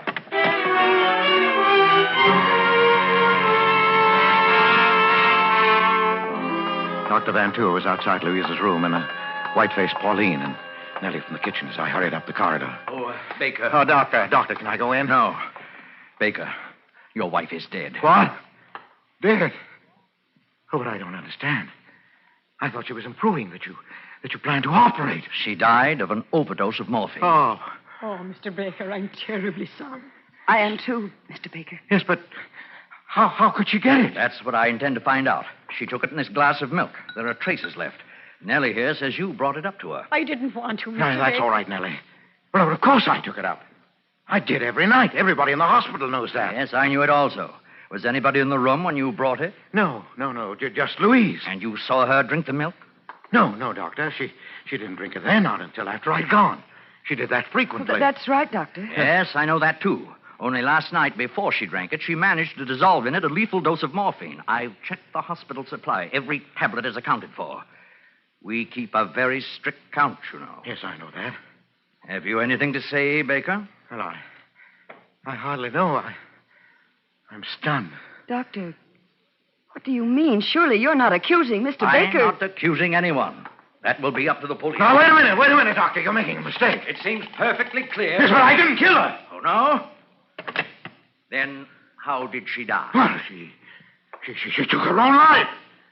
She'd hinted more than once. Miss White, you remember? Yes, Doctor. I spoke to Mr. Baker about it myself. You know she was very depressed. That's true, nurse, but the morphine, it must have come from the outside, or we'd have missed it. No, wait a minute. The tablet you left for her each night. Yes, I ordered that. Oh, what of it? Instead of taking it, she saved it. Well, she must have. It's the only way it could have happened. Well, that's it, Doctor. It must be. For the past week, she's been exhausted and drawn in the morning, yet the tablets were always gone. Well, if that's the case, nurse, how does it happen that you failed to find them? She couldn't leave her bed. You bathed her and changed the linen every day. The locket. The locket? Yes. Yes, of course. You remember, Miss White? She made such a point of asking me to bring it to her. And then the way she talked about joining her mother. Yes, I do. I do remember. She wanted you to have the locket, Pauline. It was her last wish. Now, where is it? I have it here. It's clutched in her hand. Let's...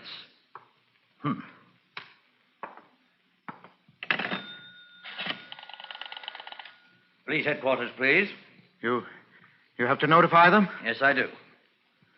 Police headquarters, give me homicide. Please. Homicide? Yes, I'll wait. Are you out of your mind? I just got through explaining everything. Yes, you explained everything, including what still puzzled me. You see, Baker, you were right about this locket. Your wife did have a reason for wanting it. Look, I'll open it. You see, it's full. 1, 2, 3, 4, 5, 6, 7 quarter-grain morphine tablets that she saved at the cost of 7 nights of agony. And she would have taken them last night. Only you beat her to it.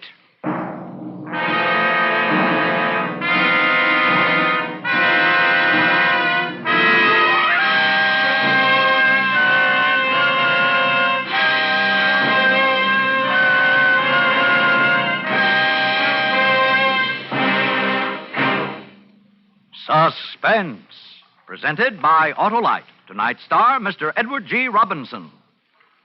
Say, Wilcox, do you know what else the gypsy saw in the crystal ball? Well, Hap, if it was a really big crystal ball, she might have been able to see more than 400 products made by Autolite for cars, trucks, planes, and boats in 28 plants coast to coast. These include complete electrical systems used as original equipment on many makes of America's finest cars. Generators, coils, distributors, voltage regulators, wire and cable, starting motors, electric windshield wipers. All engineered to fit together perfectly, work together perfectly, because they're a perfect team. So, friends, if your Autolite-equipped car needs replacement parts, ask for and insist on Autolite original factory parts at your neighborhood service station, car dealer, garage, or repair shop. Remember, you're always right with Autolite.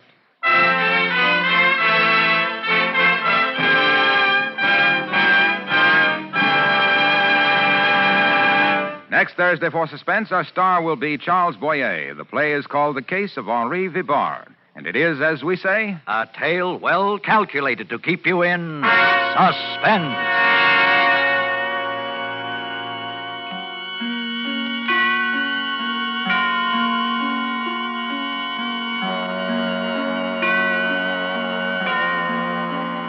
Tonight's suspense play was produced and edited by William Spear and directed by Norman MacDonald.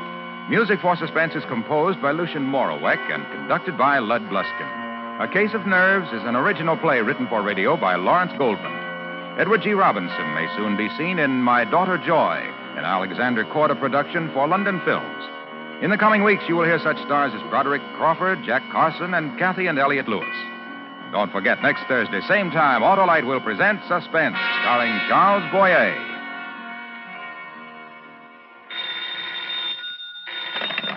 You can buy world-famous Autolite resistor or regular spark plugs, Autolite stay-full batteries, Autolite electrical parts at your neighborhood Autolite dealers. Switch to Autolite. Good night. Autolite, sponsor of Suspense, is proud to acknowledge receipt of the National Safety Council's Public Interest Award for exceptional contribution to highway safety. This is the second consecutive year that Suspense and its sponsors have been so honored. This is CBS, the Columbia Broadcasting System.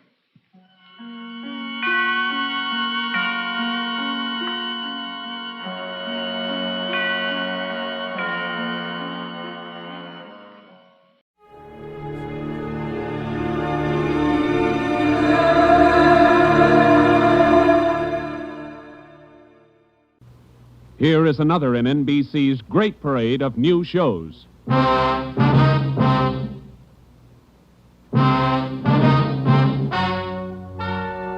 Ladies and gentlemen, the story you are about to hear is true. Only the names have been changed to protect the innocent. NBC brings you Dragnet.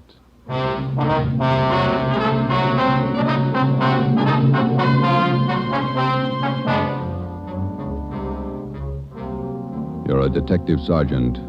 You're assigned to burglary detail. A sudden wave of jewel thefts is sweeping the city. In 16 days, 16 burglaries have been committed, one each night. They bear the same trademark. Thousands of dollars of jewels are missing. The thief is a master at his trade. Your job, get him. Dragnet, the documented drama of an actual crime, investigated and solved by the men who unrelentingly stand watch on the security of your home, your family, and your life. For the next 30 minutes, in cooperation with the Los Angeles Police Department, you will travel step by step on the side of the law through an actual case transcribed from official police files. From beginning to end, from crime to punishment, Dragnet is the story of your police force in action.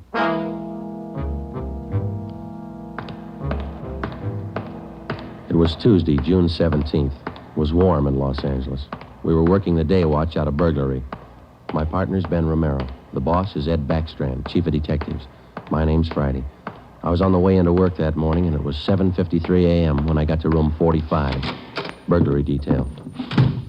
Hi, Joe. How are you, Walker? Gonna be a scorcher out today. Yeah, just like yesterday. Ben in yet? I think he's over in communications picking up the mail. Thanks. You guys been busy? Yeah, kind of. Jewel thefts. Anything big? No big hauls, but he's consistent. 16 nights in a row. Same guy? Think so. Same M.O. Yeah, everybody's got troubles. Gotta check some records. See you later, Joe. Okay, Willie.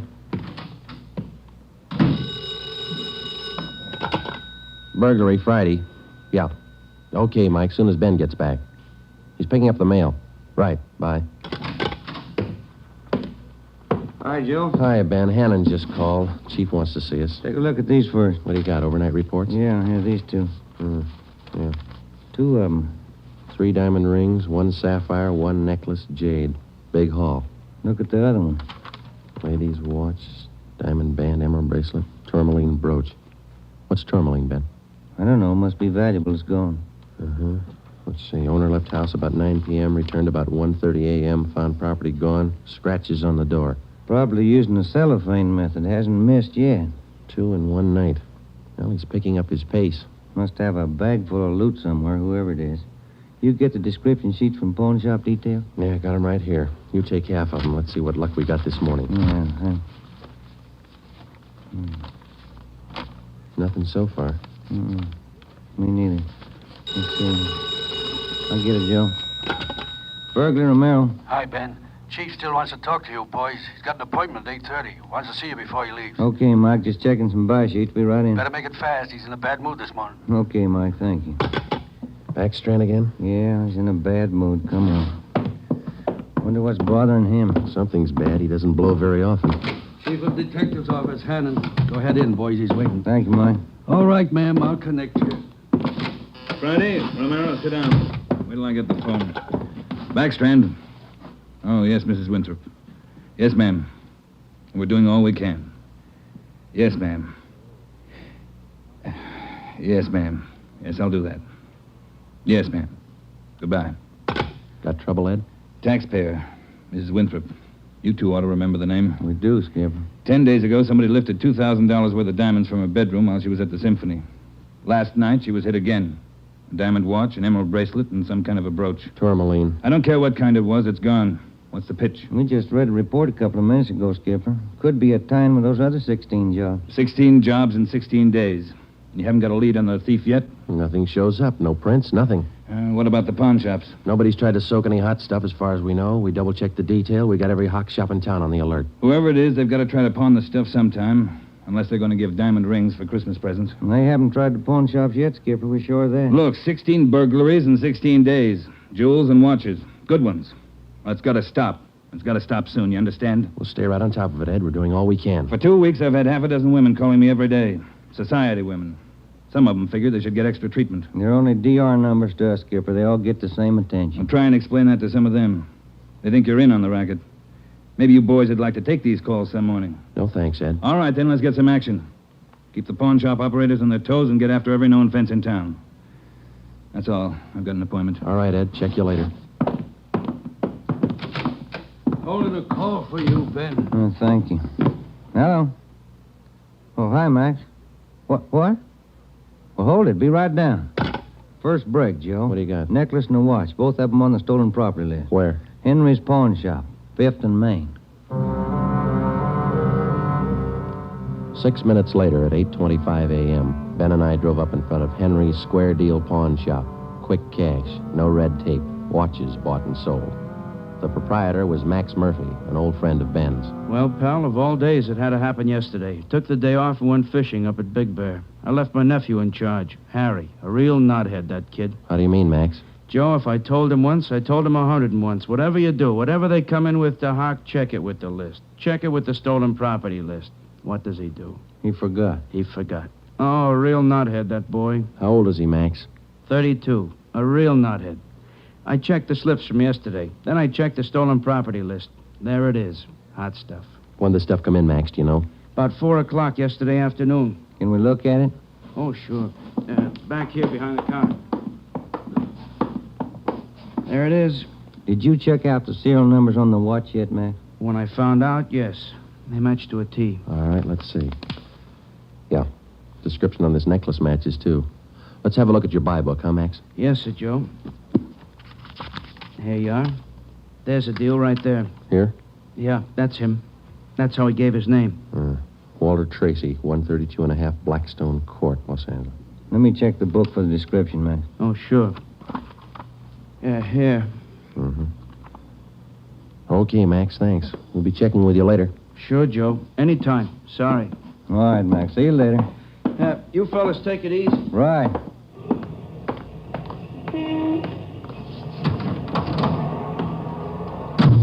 Want to check and see if we're clear, Joe? Yeah, I will. 80K to Control 1. 80K to Control 1. Are we clear? Control 1 to 80K. Stand by. Good lead, Joe. Got a description in here. Yeah. It's too bad Max's nephew had to slip up. Control 1 to 80K. Call your office immediately. Call your office immediately. KMA 367. Wonder what that's about. I don't know. I'll call in. You got some change? I'll use Max's phone.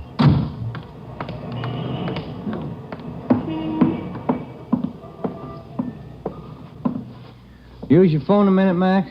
Oh, you, Ben? Sure. Help yourself. Thank you.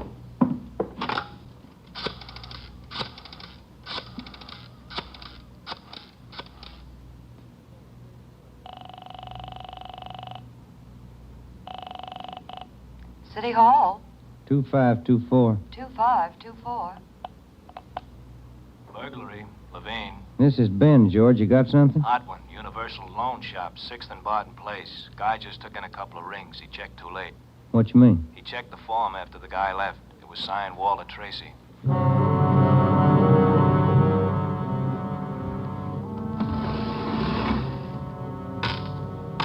There they are, Sergeant. Both rings.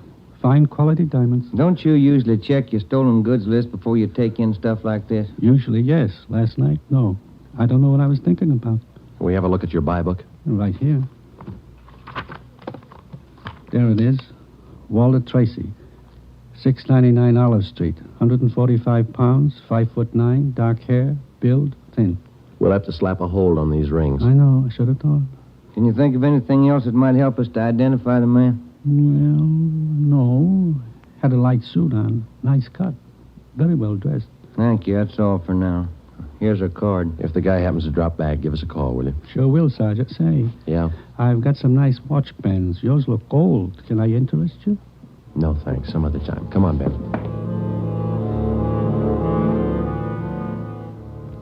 That afternoon and the following morning, despite our alert and our warnings, 2 more pawn shops called in with reports of stolen watches taken in. We checked them out. The serial numbers on the watches matched those on the stolen property list. On the pawn shop account books, the loan was listed under the name Walter Tracy. The addresses were given as number 12 St. Vincent Place and 700 East Flower. The descriptions of the man were the same. Slight build, well-dressed, about 145 pounds, 5 feet 9 inches tall, dark wavy hair. We had the name and description distributed to every pawn shop in Los Angeles and surrounding communities. Through our informants, we checked up on every known fence in the city. For the next 2 nights, we received no reports of stolen jewels. That made up for the double burglary the night before. On June 19th, the box score read 18 successive nights, 18 successive jewel burglaries. At 3:25 in the afternoon, Ben and I sat down to check over the late incoming reports. Got anything, Joe? Not yet, no. Nothing here. Maybe the guy's left town. Nope. No such luck. Take a look. That's it, number 19. He may set a record. Well, he's making monkeys out of us, isn't he? Look, man's watch, lady's watch, Chinese amber necklace, diamond shirt studs, and a bracelet with 2 large rubies. He's getting ambitious. How's the value listing? Let's see. $1,800. 1 haul. I'll get it. Burglary Friday. Yeah. What? Yeah. Be right down. Stall him. Let's go, Ben. Where? Kaplan's down on East 2nd. Walter Tracy's in there now, trying to hock a gold watch.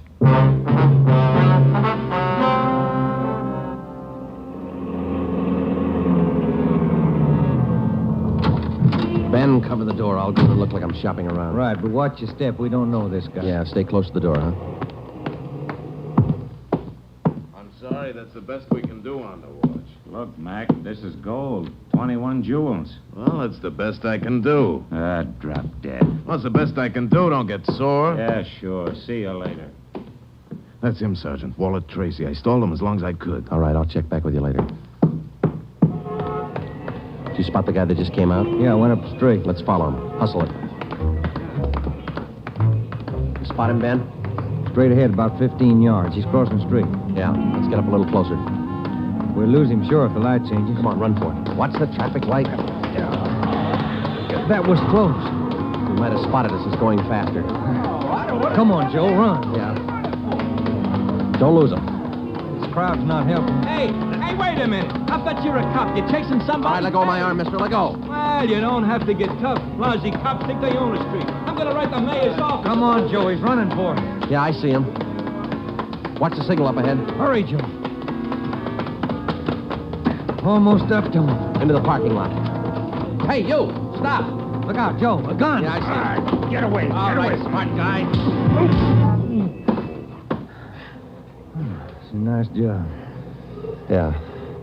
He's too fast for an honest man. Let's take him in. When we got back to headquarters, Walter Tracy was under technical arrest. We took him directly to the interrogation room. We searched him thoroughly. We had him take everything out of his pockets and put it on the table. Then we had him take all the money he had in his wallet, count it out, and hold it in his hand. What is all this routine? That's all the money you have on you? $47.17, right? Yeah. Okay, keep it in your hand. Ben, shake him down. All right, Tracy. Take off your coat, shirt, tie, and your shoes and socks. What kind of a pitch is this? I'm no hood. Take them off. Two-bit cops. You're not pinning anything on me. I don't care what you do. Sleeves, pockets, lining. Nothing in the coat, Joe. Get his shirt. Take it light with the threads, huh? Costs money. How about the trousers, Ben? Let's see. Cuffs, pockets. No. Let me get the belt. Zipper on the inside of the belt? No, it's clean. Shoes are okay. All right, Tracy, let's see the soles of your feet. I hope you don't mind. They're dirty. Why don't you take a shower? Let's see. All right, Joe, nothing. Put your clothes back on. Yeah, thanks. All right, you. What's your name? Huh? I said, what's your name? You telling jokes? Walter Tracy, you know that. Your real name. How old are you, Tracy? 27. Where do you live? No place. Just got in town a couple of days ago. Where are you from? Salina, Kansas. Where you been sleeping the last 2 nights? The park, Pershing Square. Clothes don't show it. Pretty natty. I had him pressed. Where? Down by the square. I don't remember. You ever been arrested before? No. Where'd you get this gun, Tracy, the one you pulled on us? I didn't know who you were. Could have been a couple of hoods. You kind of look like it. Where'd you get the gun? I won it in a crap game coming out on the train. Where'd you get the watch? Graduation present. You want to run a make on him, Joe? The gun and the watch? Yeah, I'll call him. Go on, check. You can't prove a thing. Pawn shop records, Gilmore. Gil, this is Friday. Can you give me a make on a watch? Sure, Joe, go ahead. Time Master, yellow gold, man's wristwatch. Okay. Case number 716F23. Right. Movement number B351708.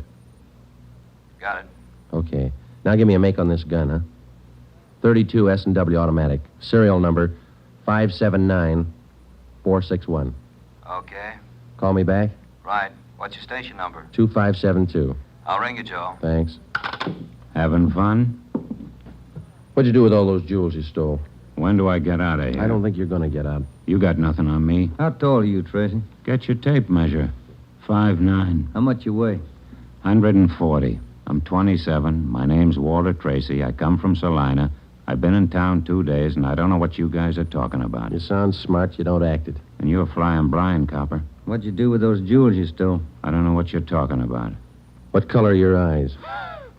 I don't know. I'm colorblind. What color would you say your hair is?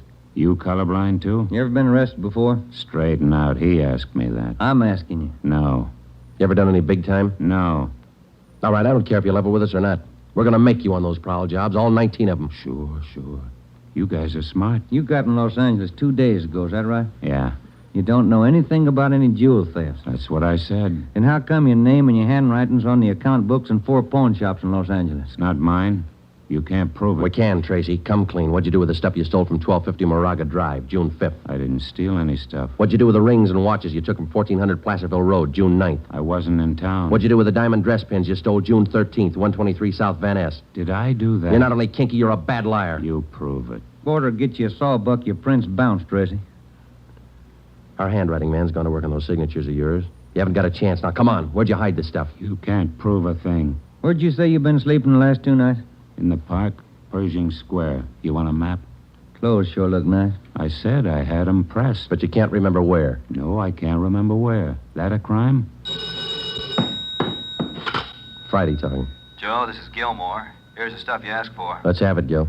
No make on the watch, no make on the gun. Okay, Gil. Thanks a lot.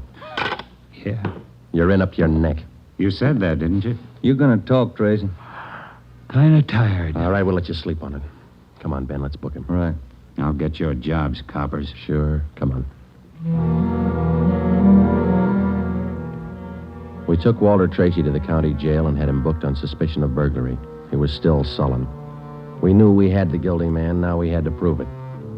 As it often happens, the victims never see the burglar. They only know he's been there. They can't identify him, but they can identify their property. Our job was to find the property. When we did, we'd have Walter Tracy. And the 19 victims would have their property returned. But Tracy wasn't talking, and we knew he'd never talk unless he thought it might help him. We took the problem to Ed Backstrand. Smart punk, Skipper, but he's done time before. How do you know? Tried him out last night when we brought him in. He talks like it and he acts like it. But he won't cop out. Are you sure? He won't talk in 100 years. He knows he's got us in a spot. Well, one thing's sure. We're not going to send him up without finding the loot first. He's planted the stuff somewhere in this city. We've got to find it. Ben and I have got an idea, Ed. It's not going to be easy, but it might work. What is it? Tracy tried to soak some of the stolen property at 4 separate pawn shops in the downtown area. Yeah? At each one of those 4 pawn shops, he gave a local address. Now, we're sure he must have a room or an apartment someplace in town. All right. Where? That's where guesswork comes in, Skipper. Every one of those addresses he gave falls within a certain area. How big an area? Oh, you got that street diagram, Joe? Yeah. Here it is, Ed. From Figueroa here to San Pedro, and from Pico down to First Street. The area's about 12 blocks wide, 14 blocks long. That's a lot of territory. How are you going to cover it? On foot. We'll take Tracy with us. Plenty of legwork. You sure it's the answer? We got to find the stuff, and it's the only way we can figure it. Hotels, apartments, rooming houses. There must be hundreds of places he could stay in that territory. It'll take a couple of weeks. Yeah, on foot it will. All right. It's tough, but it's your idea. Go to it. An hour after we left Chief Backstrand, we got Tracy out of his cell in the county jail and started our canvass of the appointed area. We took the usual precautions and handcuffed Tracy's wrists to our own. We started the search for his hideout at First Street and Figueroa. It was a warm day in Los Angeles. The temperature was 91. After the first 3 hours, I could tell Ben's feet were ready to give out, and so were mine. We couldn't even have the comfort of complaining. That had encouraged Tracy, and he was cocky enough already. He cursed and threatened every step of the way. My legs off. All right, quit pulling, will you? Come on, Tracy, up the stairs. Another one to check. Warm day, Joe. Yeah, a little. What do you mean, a little? Must be 110. Yes? What is it? You the manager? Yes. Could you tell me which apartment this man has in your house, ma'am? Who, him? Yes, ma'am, this one. Never saw him before. He don't live here. All right, ma'am, thank you. Yeah. Hot, ain't it? When are you going to get wise? Come on, Tracy. Well, that finishes this side of the street. You want to cross over, Joe? Yeah, let's go. I'm hungry. I want to eat. After we cover the other side of the street. You can't do this to me. I'm going to get a lawyer. I'll have your jobs, both of you. Yeah, come on. We only got a couple of hundred places to cover.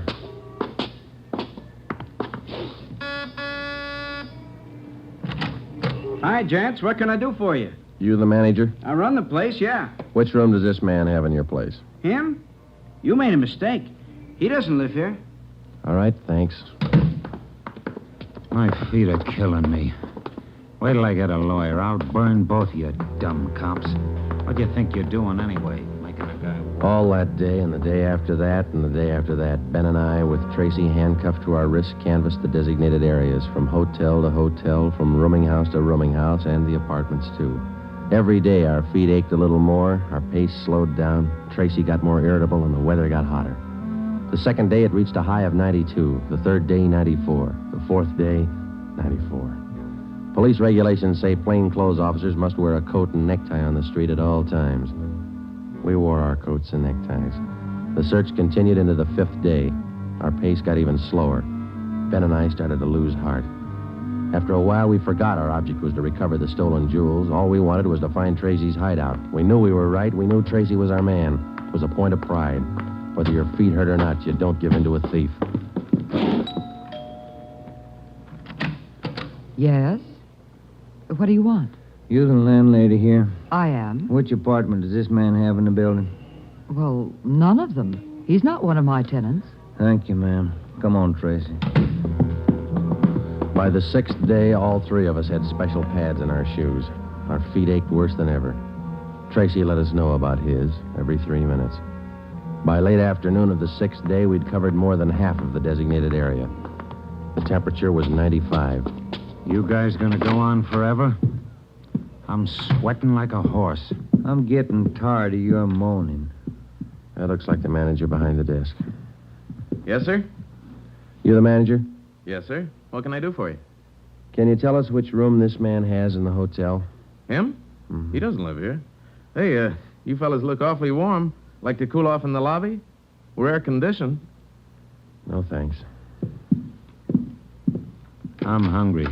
When do we eat? You're always hungry. You got the biggest mouth on a cop I ever saw. Oh, All right. Yeah. I'm hungry. I want to eat. Now. Wait till I give this story to the papers. Mistreating innocent guys. They'll break you. All right. Come on, up the stairs. I'm going to get a lawyer tonight. I'll show you. Yes? Why, Mr. Baker, where have you been? We questioned the landlady, a Miss Elizabeth Hunter. She She told us that Baker, alias Tracy, had rented an apartment from her about 2 months before. That's all the information she could give us. Tracy clammed up. He would admit nothing. We asked Miss Hunter to accompany us as a witness. We took the elevator up to Tracy's apartment on the 6th floor. Miss Hunter, Tracy, Ben, and I.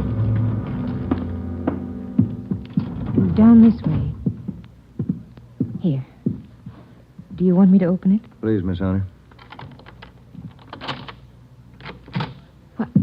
There's a girl. Walter? What is it, Walter? I told you to get out of town if I didn't come back. I didn't want to leave. I didn't want to leave without you. I thought you slept in the park. Take a jump. Where's the stuff hidden? All right, Ben, handcuff him to a chair. The girl behind him. We'll find the stuff ourselves. All right, Tracy. All right, you're next. I haven't done anything neither. See, you can't prove it. Billy, shut up. That's better. No talking between you two. If there is, we'll separate you. All right, Ben, you take the living room here. I'll try the kitchen. And get a window open. It's hot in here. All right. Sergeant, you will be careful of the furniture. Yes, ma'am. I had no idea. You, Mr. Baker, of all people. Don't talk to him, please, ma'am. Oh, yes. Tin cop. Why don't you spell? Ben, look. It's only the beginning. He's got the stuff scattered 7 ways for Sunday. We're going to need help. In the milk bottle? Yeah, 2 rings, 3 loose diamonds, and this bottle of mayonnaise. We found some kind of a brooch in it. A couple of watches taped to the underside of the kitchen sink. All right, you. Convinced? Okay, Ben, call Backstrand. There was a definite possibility that Walter Baker, alias Tracy, had stored some of his stolen loot outside his apartment. We stood little chance of ever recovering it unless we got him to break. Ben called Chief Backstrand, and in 10 minutes he arrived at the apartment with another man from burglary detail, George Levine. Together we went over the 4-room apartment foot by foot. We found jewelry, watches, loose stones in every conceivable place. In cartons of cottage cheese, in jars of cold cream, in the garbage can, everywhere. Who's your girlfriend? All right, I'll ask her. What's your name? I said, what is your name? Billy. Billy Crawford. He didn't do anything. He didn't. All right, Billy. Maybe you can tell us. Where's the rest of the stuff he stole? He didn't steal. He didn't steal anything. Billy, shut up. Keep quiet, you. Ed, wait a minute. What? Just a minute. I want to look over here. Papers. Taped to the underside of that top drawer. What is it, Friday? No, you can't. You can't. Look at these. All right, you found them. I'll talk. No, Walter, don't. Parole papers. He's an ex-con. Yeah, I'll cop out. Don't do it, Walter. Billy, shut up. Dumb dame. The rest of the stuff, where is it? On the roof. Inside the ventilator, the one near the front, you'll find a couple of paper bags. That's it. Levine? Got it, Chief. I'll check it. Your papers say you did time in Oregon. What for? Fell for robbery. Did 5. I owe him 7. What about the girl? Walter, I'm going with you. Her? I don't know. You figure it. All right, Friday. Romero, take the girl to Lincoln Heights and book her.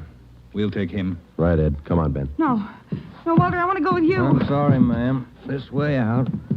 All right, easy, lady. No, wait a minute. Just a minute. Walter? You're a dumb dame, Billy. So long. Walter. All right, come on, let's go. What's the matter? You feel all right? He lied. He said he loved me. He lied to me. Don't feel hurt, lady. He lied to everybody.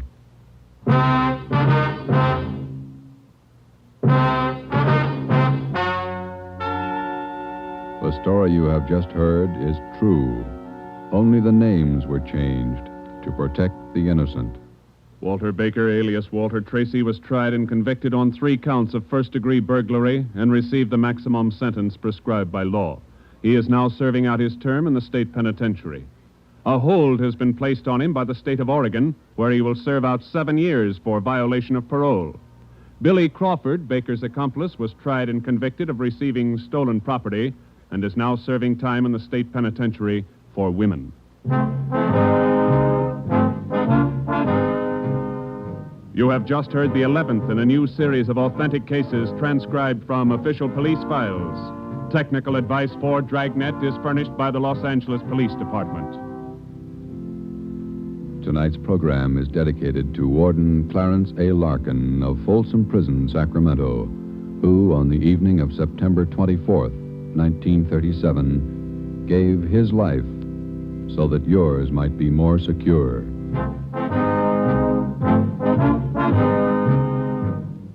Dragnet came to you from Los Angeles. If you enjoyed tonight's production of Dragnet, you'll want to listen this Saturday evening to a pair of adventure shows featuring two well-known Hollywood personalities. You'll enjoy Brian Donlevy, star of Dangerous Assignment. Also on Saturday's schedule is Richard Diamond, private detective, as played by the screen's romantic tough guy, Dick Powell. Listen to both of these exciting programs this Saturday over most of these same NBC stations. This is NBC, the national broadcasting company.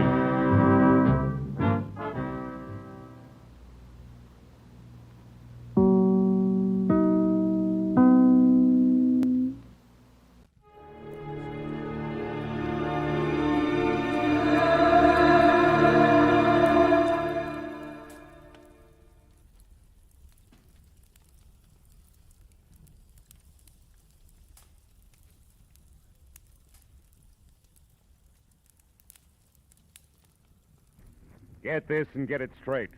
Crime is a sucker's road, and those who travel it wind up in the gut of the prison of the grave. This time, a friend with millions, a myopic chemist and a long-haired piano player, was thrown into panic because a brilliant young lady with a gun was taking a big step in the wrong direction. It happened like this. From the pen of Raymond Chandler, outstanding author of crime fiction, comes his most famous character in The Adventures of Philip Marlowe.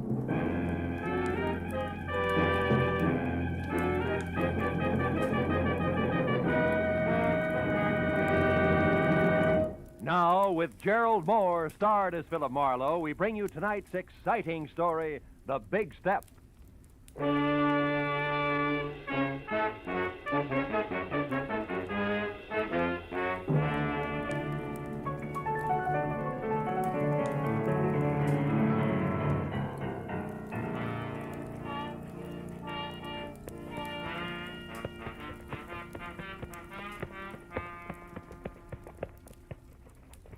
Yes, sir, Mr. Marlowe. I always figure shoes are just like faces. How's that, champ? Well, they make it old and they make it wrinkled, but they're still okay as long as they got a shine on them.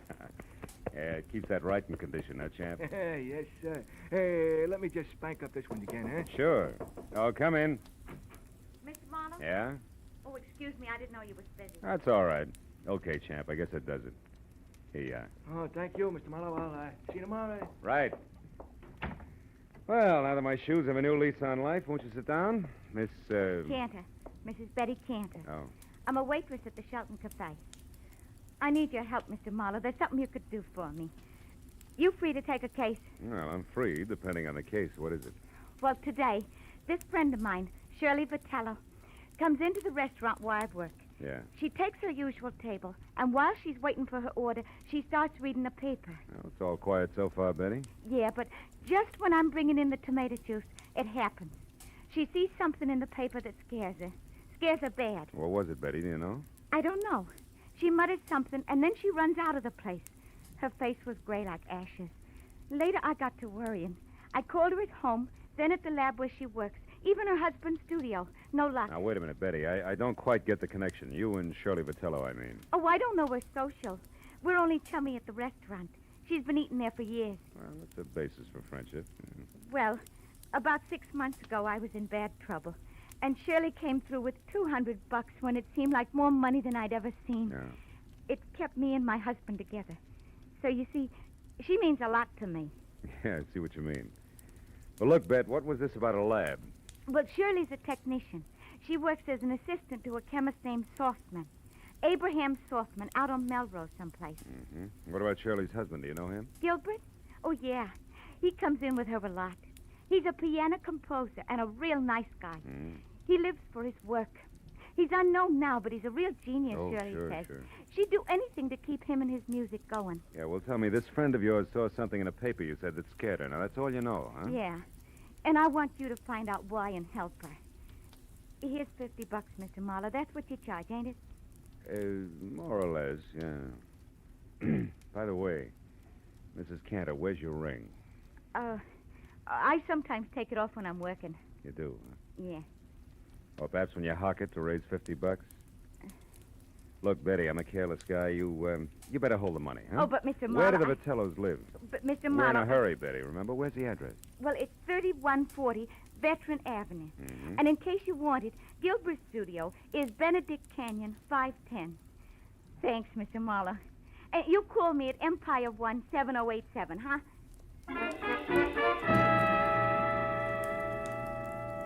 When Betty Cantor was gone, I got in my car and drove out to Veteran Avenue. You know, she was a pathetic little creature. And with a little effort, she could have that touch and glow look. Oh, well.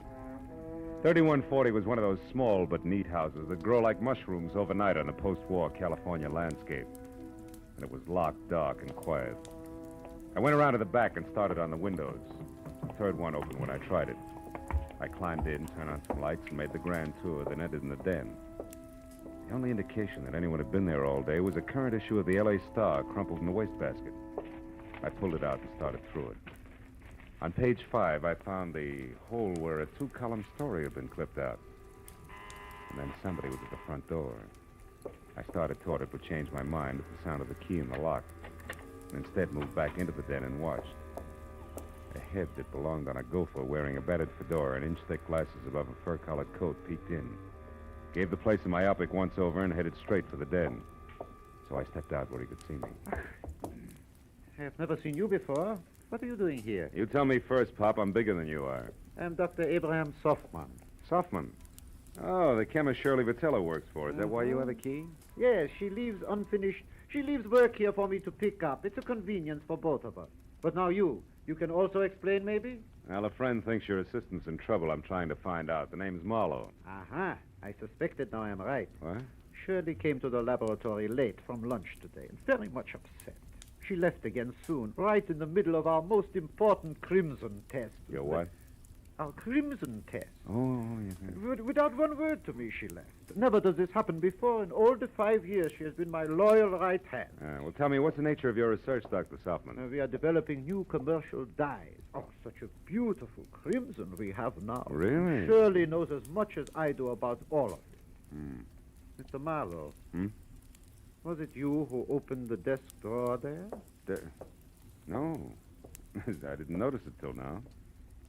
2 boxes of .32 caliber ammunition. 9 shells gone from the top one. She kept a gun there. I've seen it before. That's gone, too. What kind of trouble needs a gun, Mr. Marlowe? Oh, I could think of a few. And they all say we better locate Shirley, and soon. Now, look, Doc, I want to ask you... Just one moment, what? Please. Maybe you will know if this means anything. I found this under her work table after she left this afternoon. Is it maybe something? I don't know. Let me see. Empty reservation envelope from Federal Airlines, L.A. to New York, departure 11:35 tonight. Made out to Ruth Britton. Ruth Britton? Who's that? Well, I don't know her, but she must be something to Shirley. Perhaps this Ruth Britton is the trouble. Well, the airline number's here. Where's the phone? It's out there in the other room, there Oh. on the table. Yeah, I got it. Hudson 28610.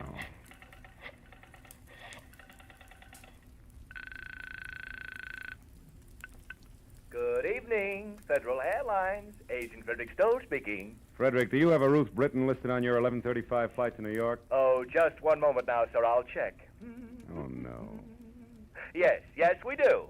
Yeah, well, I've got to locate her. Do you have an address or a phone number there? Oh, no, sir, I do not. And even if I did, I'm Look, afraid Freddie I couldn't. Freddie boy, this is important. I need that information. Now, describe it to me. What does she look like? Oh, dear, I'm afraid I can't. I must have sold the ticket. I'm the only agent on duty, but I just can't seem to think where Try, will you think? I am. How do you expect me to that remember awful? 75 or 80 faces every day? Now, listen, Good heavens, don't you think I get confused? Yes, I every do. Time Now, 9 or 10 jerks come in here at once, all wanting tickets at the Never same mind. time. Don't you think I have the Skip right it. to do it?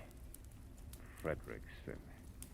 Now, look, Doc. Now, look, do me a favor, will you? What is it? Stay right here and wait for Shirley. If she comes back, hold her.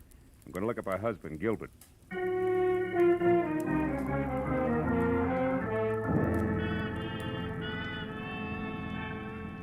The first stop was a newsstand. I bought an L.A. Star, turned to page 5, and found that the missing story was on a man identified only as Denneker, who'd been hit by a taxi on Temple Street at 8 a.m.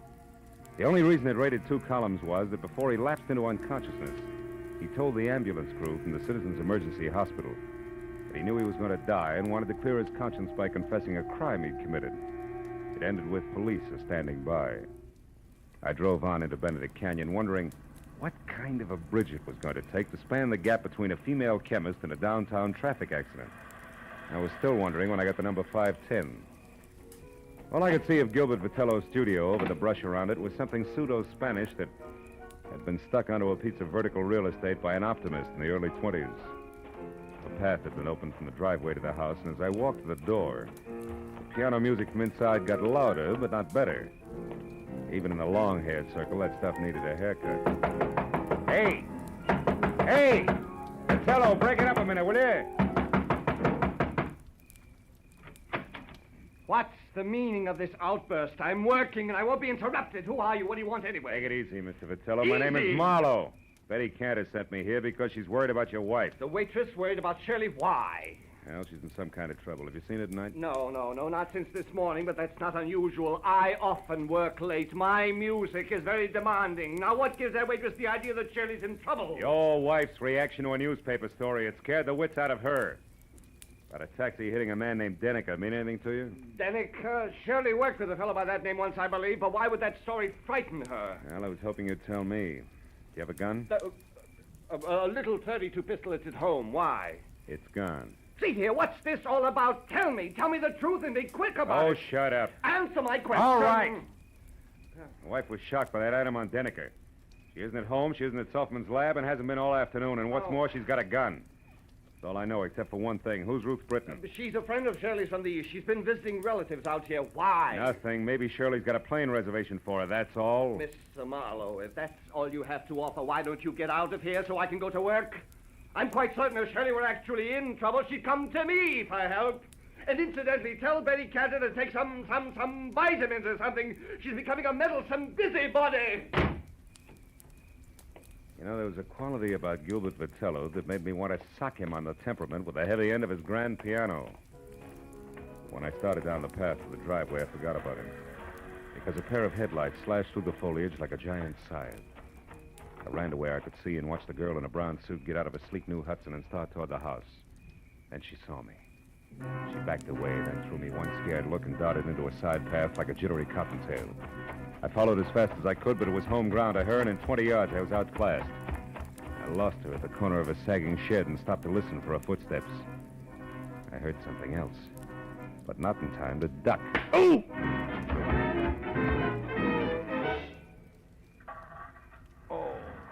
Oh. Oh. You there, you. Marlowe, is that you, Marlowe? Marlowe, what happened, Marlowe? I heard a car come in with a car. Shut up. Surely she slugged me. I don't believe it. You're lying. Okay, I'm lying. For what it's worth to you, Die Hard, your wife isn't kidding. She told me personally with a blunt instrument. Play that knee flat, Jack.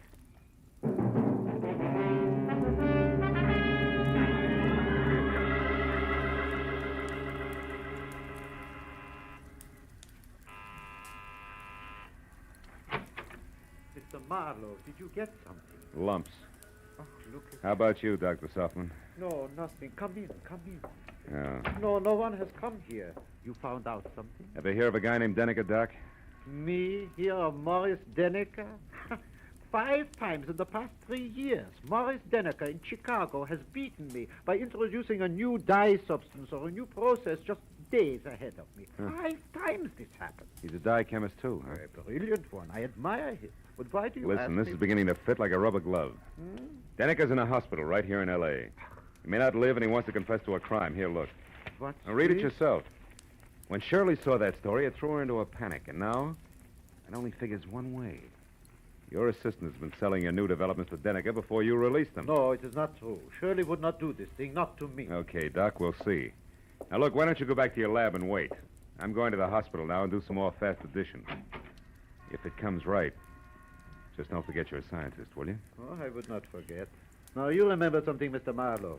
2 plus 2 does not always make 4, especially when you are adding up human halves.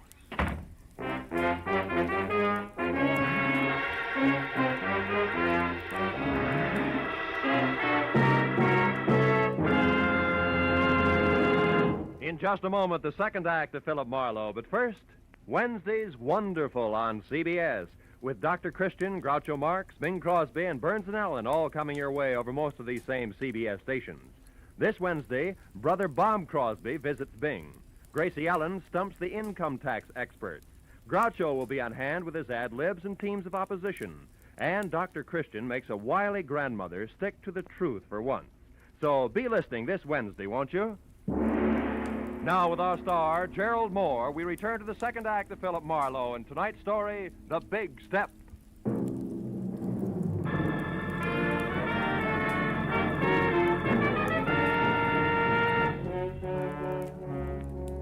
With 20 stop-and-go minutes through the snarled early evening traffic over to the Citizens Emergency Hospital. All the way, I kept hoping that Denica's confession wasn't going to have anything to do with Shirley Vitello. But when I was there, standing next to Detective Lieutenant Matthews and filling him in to date, I racked that hope up under wishful thinking. Morris Denica had already come, too. Yeah, Marlowe, about a half hour ago. He didn't say too much. How much? Only something about this woman you mentioned, this Shirley Vitello, and Yeah? the formula for some kind of a bleaching agent. Then he went out again. Hey, look, this Vitello girl who currently adds up to something very... What does she look like? Oh, blonde, about 5'4", maybe 30. Wearing a dark brown suit, no hat? That's right. She been around? Yeah, I spotted her here in the hall about 45 minutes ago. Claimed Oh. she was a reporter, but she didn't make any small talk with the other news hands. I got a little suspicious. Just then Denica came too, so I went in there. When I came back out, she was gone. Hey, Marlowe, you know where we can pick her up? No, I don't, Lieutenant. Doesn't look so good for her. She could be pretty desperate right now. Like a quick trip to the country. Or like worse, she's got a gun, Matthews. And now with Denica starting to talk, very little hope left. I better be going. Where? Just going, Matthews. Hey, wait I'll a keep in minute. touch. Wait a minute. Look, we have a big organization, Mr. Marlowe. We're equipped to handle all kinds. We could do almost as good a job as you. Just keep that in mind, will you? Yeah, and I'm glad you said almost. So long.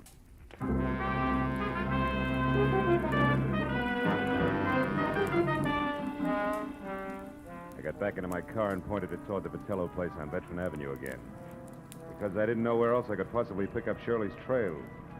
I felt like an uncomfortable emptiness was in the pit of my stomach. You know, like the guy who stands on a street corner and watches an ambulance intern scrape up a traffic victim. He knows he didn't have anything to do with it, but that knowledge doesn't make him feel any better. Shirley Vitello was headed for trouble, bad trouble. And the pathetic little kid, Betty Cantor, who came into my office and started the whole thing, could get hurt in the process. Well, I parked in front of the place, which from inside, a desk lamp showed a circle of light the size and color of a lemon lifesaver, and the front door was open inches, as though somebody had left in a big hurry. I walked on eggs as far as the door and nudged it. And I saw it. On a table in a far corner of the room, a note propped up against the lamp and nothing else. I started toward it. Don't move. I'm behind you, and I've got a gun. Oh, fine. 32 caliber out of the desk drawer, no doubt. No doubt. Marlowe, why are you mixing into something that's no business of yours? I'm a private detective working for your friend Betty Cantor. She's worried about you, Shirley. Marlowe, what's done is done. Betty can't help me. You can't help me. Nobody can help me. I stole Softman's work, and I sold it to Morris Denica. I didn't count on a deathbed confession. Why'd you do it? I love my husband, and he needs money to go on with his work. No. Gilbert's in on this with you, huh? Oh, no. No, he isn't. He thought my wages were high, that's all. The note I left there on the table makes that clear. Also, Also what? it's goodbye. I love him, Marlowe. When I'm gone, he'll have enough money to carry on. Keep the studio that means so much to him. And nothing can be taken away from him. I've seen to that, legal-like. Just what do you mean gone, Shirley? How far is gone? A long way, Marlowe. All the way. Suicide? Oh, no, Shirley, you Marlowe, can't mean let's that. not talk anymore. And don't bother about that phone. It's only Gilbert. How do you know? Well, when I pulled up outside here after I came from the hospital, he was home. I didn't want to speak to him, so I drove on until I came to a phone booth. And then I called here and told him to meet me at the Saffron Bar. It's an old hangout of ours. You wanted to leave a note for him, but didn't want to face him, is that it? Yeah. He'll keep calling on and off for quite a while before he comes back here. I figured it would be better that way. I didn't want him chasing me. The sea air might give the big lug a cold. It always did. Well, Marlowe, it looks like it's about time to put you away for safekeeping. I don't think so, Shirley. I think the phone is a bit... No! Next time, Marlowe, it'll be more than a vase, but just as fragile. Now, the closet cedar lined and strong. It should hold you long enough. Get in, Marlowe. Go on. Okay. And it is, baby. But first... What? The step you're about to take, Shirley, yeah, I listen... know all about it. It's a big step, isn't it, Marlowe? We'll save your breath. I wouldn't be any happier in prison or running away, believe me. Not a bit happier. So long, Marlowe.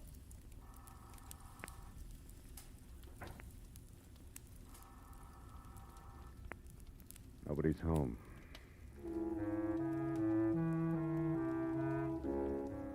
Shirley Vitello was mixed up about a lot of things in life, but that doesn't include closets, because the one she put me in was strong.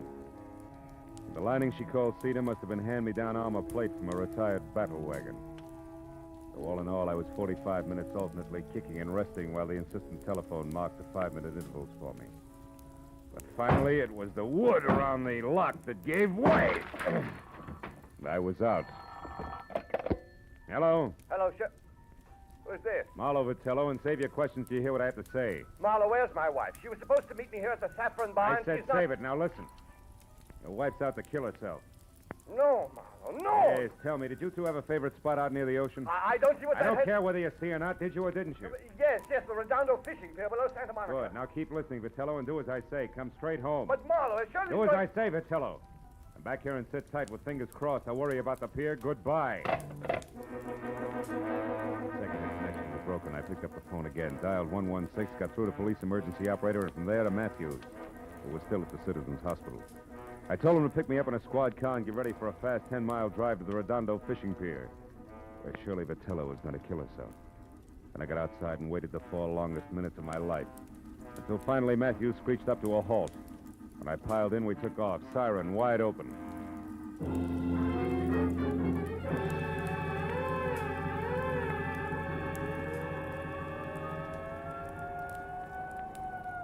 Less than a minute now, Marlowe. Pier's only a couple of blocks away. Good. Better have Mooney kill that siren, Lieutenant. Jack, we want to come in quiet, Mooney. Okay, Lieutenant. Well, there she is. That tower's out on the pier. Yeah, Mooney, pull up here, will you? We don't want to scare her into something. Matthews. What? That crowd there, halfway out on the pier. There's a cop with us. Yes, so there is. You better drive right up, Mooney. Looks like we're too late, Phil.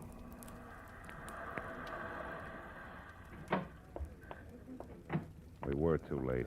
At the center of a circle of the morbidly curious who always stand and gape, we found her lying face down on the greasy planks of the pier, dead. She'd shot herself through the heart, and the gun, the same .32 she'd used on me, was lying next to her. 2 bullets gone. I explained the extra shot to Matthews. Uh-huh. Okay, 1 bullet fired up at her place and the other one here. Well, I hope you're satisfied, Marlowe. What do you mean, satisfied? I mean single-handed. You had to leave the cops out of it, didn't you? You had to go up to Veteran Avenue all by your lonesome, didn't you? Now, you wait a minute, Matthews. I was only trying to... nuts. Hey, Mooney, where's the nearest phone? Over there, Lieutenant, across the street, the Triple Eagle Cafe. The patrolman here's already called an ambulance. All right, tell him she can be moved. Come on, Marlowe. I want to turn in a first report on this. Mooney, pick us up at the cafe. Right, Lieutenant. Okay, boss. Okay, let's take a look. So Shirley Vitello was stealing formulas for those dyes from her boss and selling them to this Morris Denneker. Yeah. All was rosy until Denneker walked out in front of a taxi early this morning. That put him close to death and in a mood to talk. Also put Shirley Vitello on the spot. Hey, is that the place you want to phone from? Yeah. Look, one thing more, Marlowe. The girl's motive all the way through. She loved her husband. He loved his work. Yeah? Her, too? Yeah, after his work. So since he didn't make any dough, she stole to keep him going and close to her. There's the phone, Phil. Come on, will you? I may need you to fill in the blanks for me. Marlowe, I said I heard you. The phone can wait, Lieutenant. Come on over here. What? I want to talk to that piano player. Piano player? What about? The tricky way he has of playing Blue Skies. What? Yeah. Hey, Bud, that's all right. You got a mean left hand there. Yeah, I open in Carnegie Hall next week. Don't miss me. I'll try not to. It's just terrific what you do with that tune, you know? My own particular arrangement. Nobody else's, huh? Oh, nobody. I've been working on this arrangement for a week. That's all I wanted to know.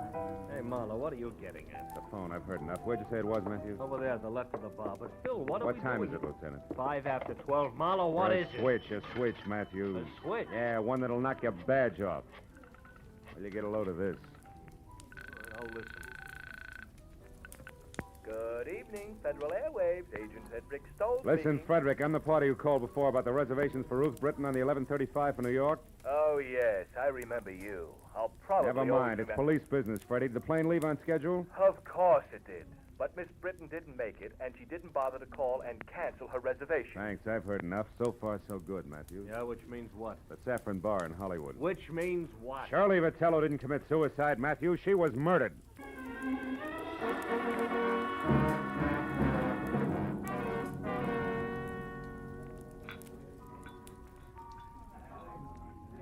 Okay, Phil. Where's your man? Right there. That table against the wall. Oh. Come on, Matthews. Hawaiian music, sentimental rock, degradation, abomination. Oh, I don't think it's as bad as all that, Gilbert, old boy. Marlowe, you a cop, the most insensitive of all people. What would you know about music? Just for the record, he's not a cop. My question still stands. What do you know about music?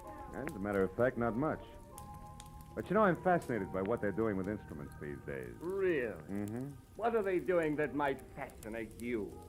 Well, for example, take that picture where the score is done by only one instrument, a zither.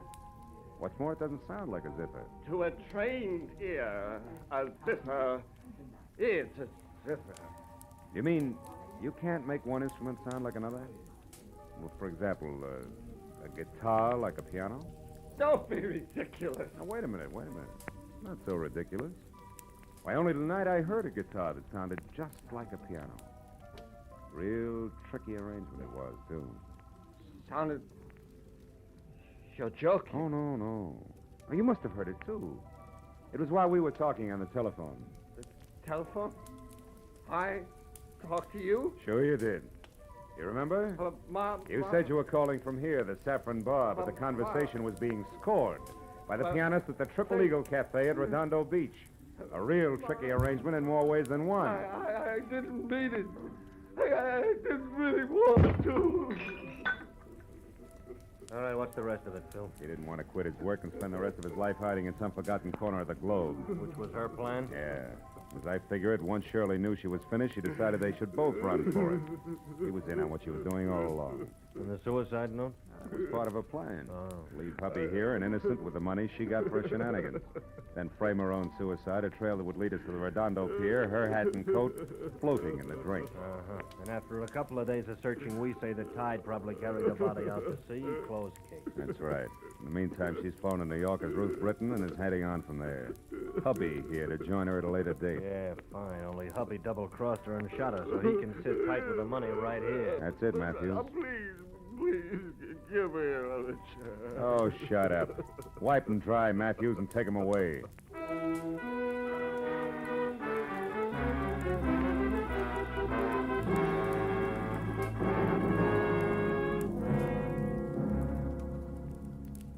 I didn't go along with Matthews.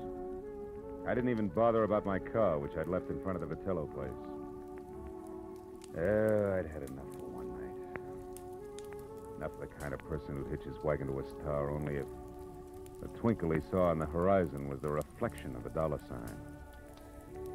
Oh, yeah, they were a pair, all right, the Vitellos. A pair who finally canceled each other out. You know what? I'm glad of it.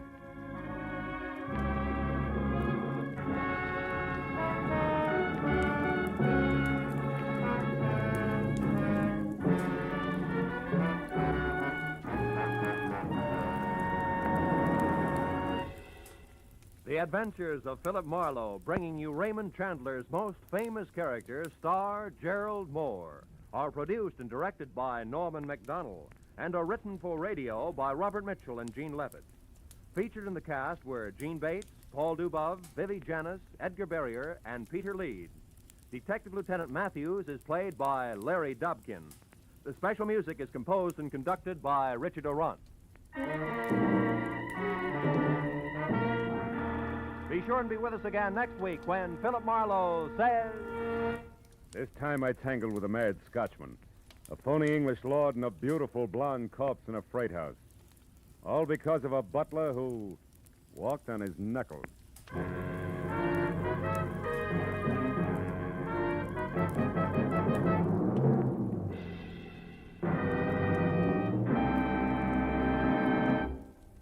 about tying a mental string around your finger today to remind yourself to file your 1949 income tax return as soon as possible? The 15th of March isn't several miles down the road the way it used to be. It's almost at your front door. And you'd certainly get a scare if you came home one evening to find it sitting right smack in your living room saying smugly, "Well, you forgot to file your income tax return. What now, little man?" So why not set aside tonight as income tax night and file your 1949 return? This is Roy Rowan speaking. This is CBS, where Burns and Allen are heard every Wednesday night, the Columbia Broadcasting System.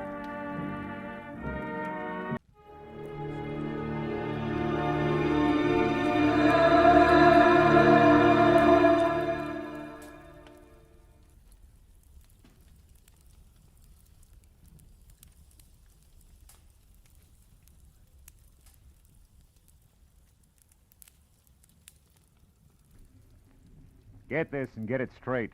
Crime is a sucker's road, and those who travel it wind up in the gut of the prison of the grave. This time I was in the country where the night should have been nothing but peace and quiet. But a pair of angry eagles changed all that. One was solid gold and too close to a battered corpse. The other weighed 160 pounds and was too quick with his fists. It happened like this. From the pen of Raymond Chandler, outstanding author of crime fiction, comes his most famous character in The Adventures of Philip Marlowe.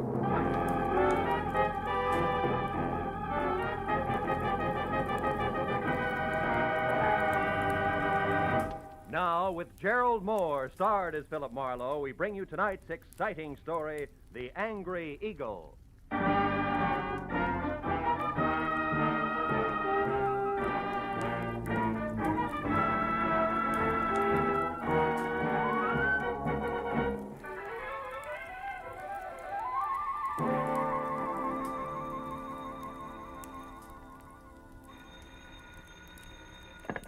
Hello. Mr. Philip Marlowe, please. Clover Lake, California calling. This is Marlowe. One moment, sir. Go ahead on your call to Los Angeles, please. Hello, Marlowe. Babe Durney. Remember me, light heavy contender in 39? Oh, yeah, sure. I remember you. Good. You still have that bar in Southgate? No, I'm back in the game. Ah. Trainer this time for a welterweight that's good. His name's Danny Eagle, and he's another Barney Russ, believe me. No kidding. Yeah, but he's in trouble. Come on out, will you, Phil? Clover Lake's only 20 miles. You can be here by 6. It's just outside of Malibu, up on the hill. Well, what's your boy's trouble, babe? Plenty. And it could end up being his life. Now step on it, Phil. Oh, and listen, you're a sports writer from Detroit, not a private detective. You got it? Got it. Leaving now, babe.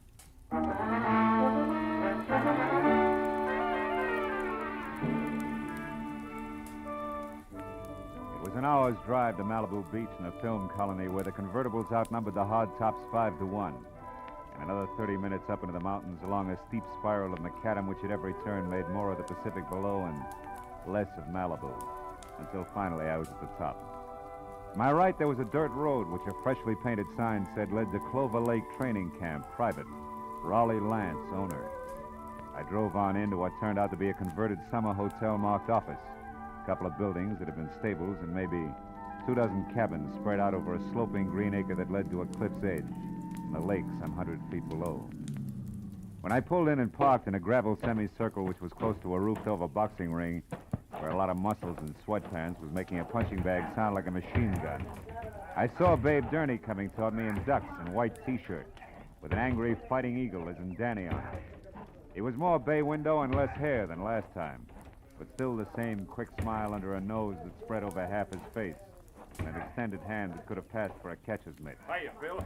Glad you didn't take any longer. Things are worse. Oh? Danny got canned an hour ago, and he's burning up. Told Lance and his wife where they both could go, and I think he's going to personally see to it that they get there. Now, wait a minute. Who's this Lance? Oh, Raleigh Lance. He runs this place, Marlowe. Yeah. Strictly the big-time, big-shot manager. His seat at the fights has to be A1. His license plate the lowest number he can get. Yeah, half-pint in French cuffs and built-up heels. Got 10 fighters there. Danny's one. And the wife? Oh, yeah. Myra.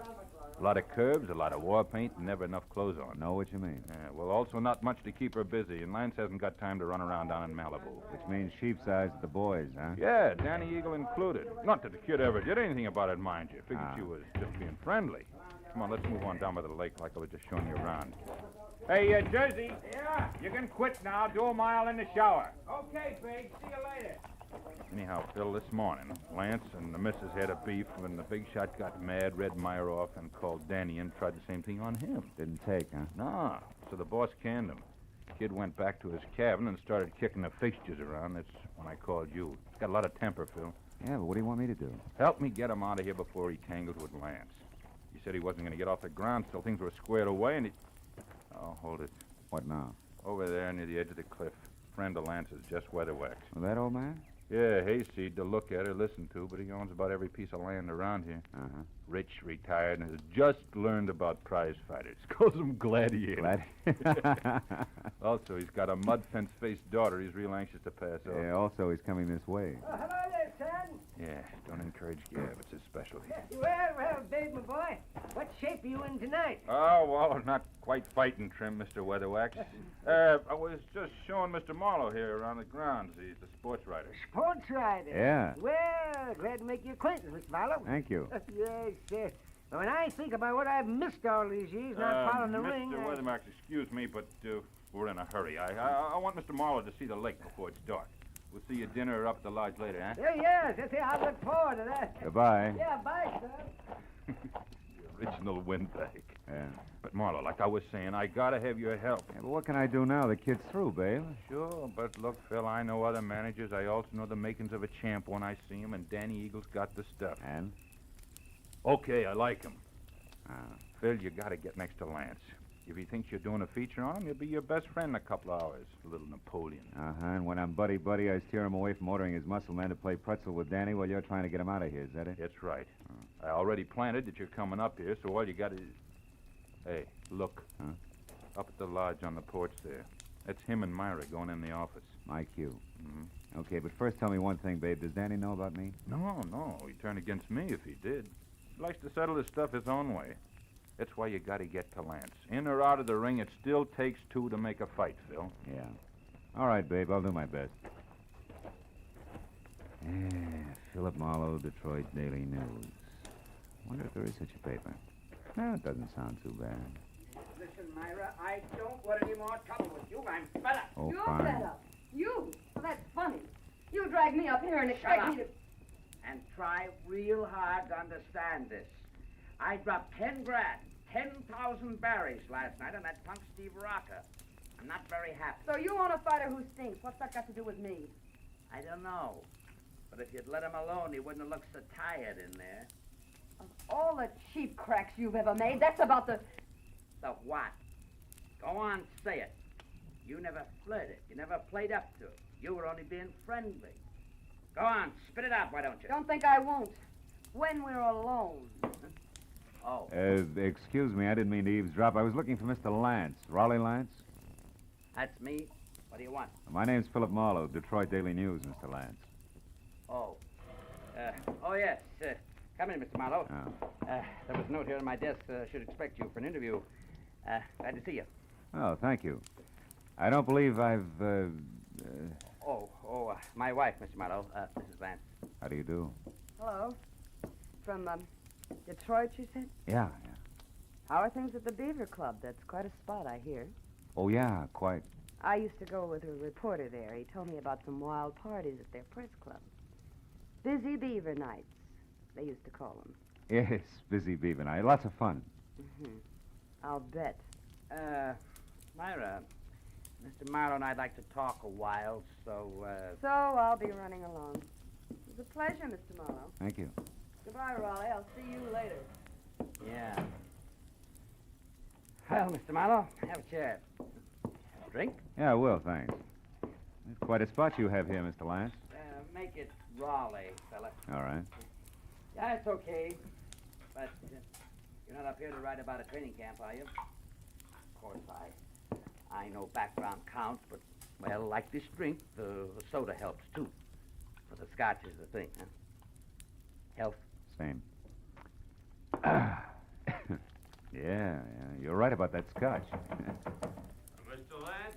What is it, Kelly? I'm busy now. What's about Danny Eagle? Did you give him his walking papers? No, Big Gurney stopped me, Mr. Lance. Said he'd give Danny the word himself that he could handle him. That fat pug! Who does he think he is? Well, he said he just didn't want trouble, Mr. Lance. Besides, he said Danny was taking a walk. Yeah? Well, I'm going to give him the air, too. I've got enough enemies without some lousy trainer who's on my own payroll. Pardon me, Mr. Marlowe. I'll only be a couple of minutes. Sure. Help yourself to another drink. We'll talk later after dinner, about 8. Oh, and here, catch. Best cigar made. Let's go, Kelly. Best cigar. Seats marked A1. Yeah.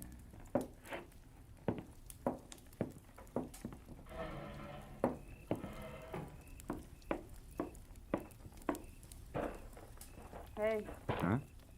Don't go away mad. My hubby always runs out on people, even private detectives. Slips, huh? Busy beaver night indeed. I made it up. I never even heard of Detroit. Why'd you bait the trap? Lance, the jealous jerk, has threatened to hire a detective a half a dozen times. Oh. After all this fuss over Danny Eagle, you were about due. Well, shall we walk? It's a nice night. Let's leave it that way, huh? What do you mean? Isn't Danny enough for one day? Listen, mister, you're starting off with 2 left feet. I was friendly with Danny Eagle, period. And Steve Rocker? The same. Only Steve was a little dull. A mind dedicated to comic books. All fighter. Not according to his last bout. Yeah. Rocco moved like he was drugged and collapsed in the 3rd, so it's my fault. Oh, the big shot is quite a loser. And don't bother with your next question. I can feel it coming. Why have I stuck? Yeah, well, it belongs here someplace. Well, I've stuck because... Well, because I thought that each battle was going to be our last. That sooner or later he'd have time for me. He's a busy guy, Myra. So was King Solomon, but he always had room for his wives. True. I thought this place was going to be our answer. Just the 2 of us, plus the peace and quiet of the country. With Malibu on hand for a change of pace. So what happens? Still busy, huh? Yeah. So busy that he spends 8 hours a day with Jess Weatherwax, a guy he never heard of until he started this camp, but a guy who thrills to hear the lives and loves of Raleigh Lance. And that leaves me with his daughter, Clementine, if I don't talk to the fighters. Clementine, whose shoes are number 9, with an IQ to match. Good night. Wait a minute, Myra. Where you going? Going as far as my cabin and an old-fashioned cry. Or maybe just an old-fashioned, I don't know which. Good night.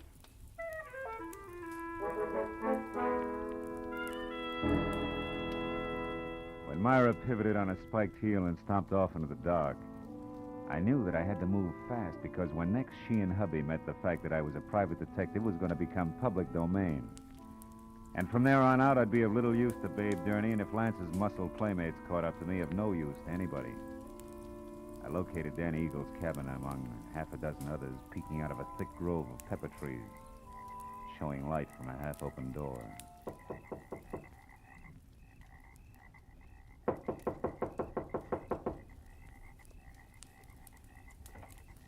Hey, anybody home?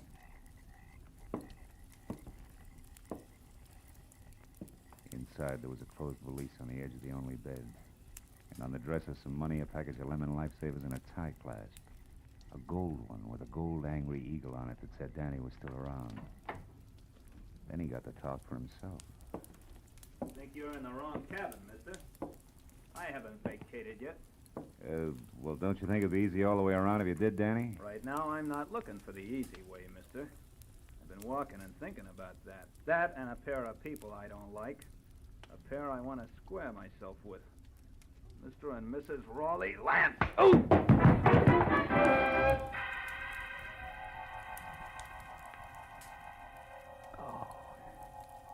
It was purely a case of mistaken identity. But it served as a reminder that it still took 2 to make a fight. And that the only chance I had left was to get next to Raleigh Lance and keep him away from Danny Eagle. I spent a half hour going from the lodge to Lance's empty cabin to the dining room and every other place where I thought he might be. But finally, I remembered Jess Weatherwax, the one-man fan club whom I located back up at the office. Oh, hello there, Sam. He was peeling off his coat and getting ready for canasta with something uncombed and built like a length of pipe.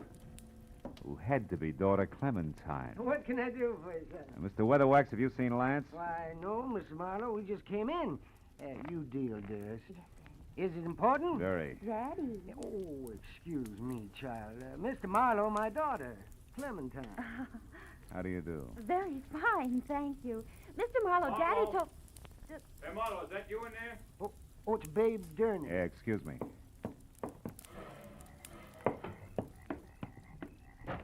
Phil, come with me, quick. What's wrong? Lance is dead, Marlowe. What? At the edge of the lake on the rocks. Accident? I don't know. Come on, Phil.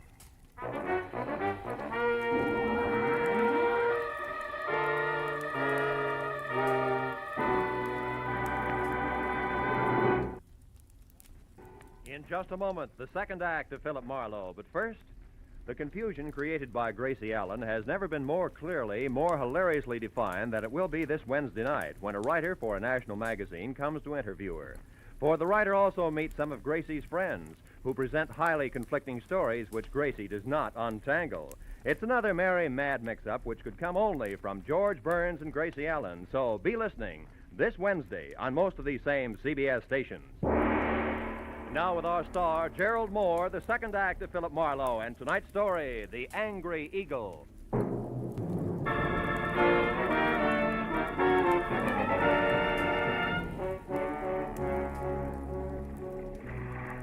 Sharp lakeshore stones like countless fighters' fists had hammered all the life out of Rolly Lance.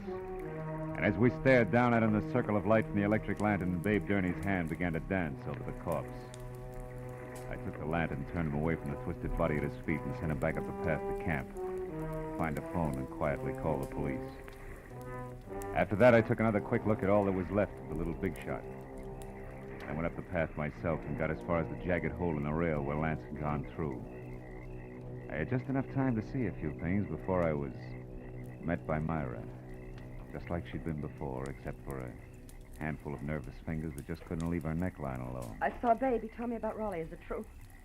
Yeah, it's true, all right. Your husband's dead. Babe just left, so you must have been on your way here when you ran into him. How come? I had a date to meet my husband. For a chat. Why here? He didn't strike me as being the romantic type. He wasn't. Neither was he the type to talk where he could be overheard. Especially when he was cornered. What do you mean? I put Raleigh's back against the wall tonight. I finally got hold of a way to make that inflated ego turn loose, his favorite trinket. Meaning you? Yes.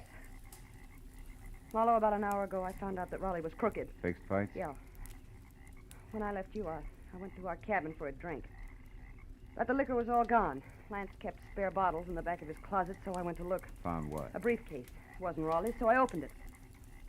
There was $35,000 in it. And a note congratulating him on his coaching of Steve Rocca. Rocca was drugged in that last fight, Marlowe. Raleigh sold him out, and I can prove it. Oh. That's what you two were going to hash out over here, huh? The price of your silence, which was divorce. And no strings. He told me he wanted to think, then he was going to give me his answer, but now... It's all unnecessary. You're so right. Myra, come here. I want to show you something. See? Here on the ground. What do you... No, I don't see anything. Somebody put up quite an argument right here before Lance went through the railing. Oh, yeah. Yes. And here's something else. What's that, Marlowe? The gold tie clasp, baby, with an eagle on it. Danny? Yeah, Danny Eagle. This changes things plenty, huh? Danny? I can't believe Danny would murder Raleigh. Well, you better start believing it and get back to your cabin and stay there with the doors and windows locked. You think he might go for me You next? were half the beef. Now that he's gone this far, chances are good he's got something nice thought up for you, too.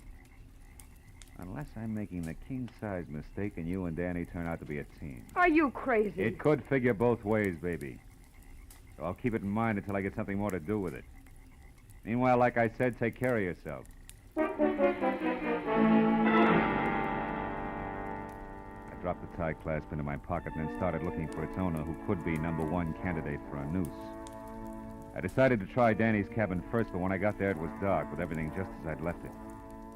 Until I turned to go. Someone was framed in the doorway. It was the gentleman farmer and novice fight fan, Jess Weatherwax. You looking for something special, are you, Mr. Marlowe? Yeah, as a matter of fact, I am. I figured you would be, what with being a reporter, because I know there's been some kind of a ruckus here tonight. How did you know there was trouble here? Well, I happened to be passing by a certain phone a few minutes ago, and I heard that trainer, Babe Durney, calling the police. Oh. Okay, as long as you know that much, you may as well know the rest. Somebody shoved the boss of this place out through a railing into 100 feet of thin air. He's dead. Well, Lance murdered? By one of his own men? Oh, no, I don't believe it. He's a good manager. His boys loved him, every one of them. You should be so loved, especially by a guy like Danny. Danny Eagle? None other. And that's only half of it. Your good manager, Mr. Lance, was a fight fixer. One who'd even drug his own stable to be sure it'd lose. He was as crooked as a hyena's back leg. He prearranged boxing fights? That's putting it mildly. His own wife, Myra, pinned that on him just tonight. She didn't go into detail. She didn't have to. She had enough proof to make it stick because she was getting a divorce on the strength of it. Oh, I find it mighty hard to believe all this, Mr. Marlowe. And here's something else. I'm not a reporter. I'm a private detective. You're a private detective? Yeah, called in by Babe Durney because he was worried. Now I am. Anyway, here's what I'm getting at. If you're really sincere about liking your violence according to Marquis of Queensberry rules, you can do me a big favor. What can I do? Keep an eye on Myra Lance for me. Yes. I left her in the cottage. Dan Eagle may be only half finished with what he started. I'll do my best. You can count on that, sir. Okay, I'm going up to the office at the lodge now and find out if anyone saw Danny leave the grounds. I'll see you.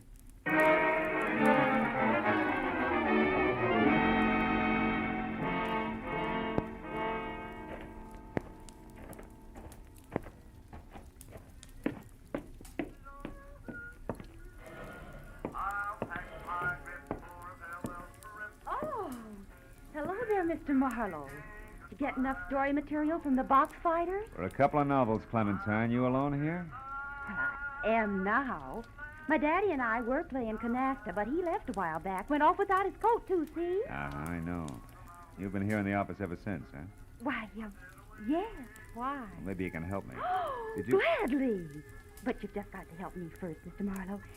Have you got a cigarette paper? A cigarette paper? You know, the makers. I'm trying to roll me a cigarette, ran out of mine. I found my daddy's tobacco, and then I absolutely emptied his coat pockets here looking for a paper, but there wasn't any. You wouldn't happen to have it. No, I'm afraid not, Clementine. Here, have one of mine. In fact, have two. Now, my question. Did you happen to see Danny Eagle go out the... Go out? Out the what, Mr. Marlowe? Huh? Oh, never mind. Listen, Clementine, did this thing come out of your daddy's coat pocket, too? That old ticket stuff? Yeah. Out of that little pocket in the big one on the right side, it was... Well, Mr. Marlowe, what's wrong? I don't know. But I better find out right now. As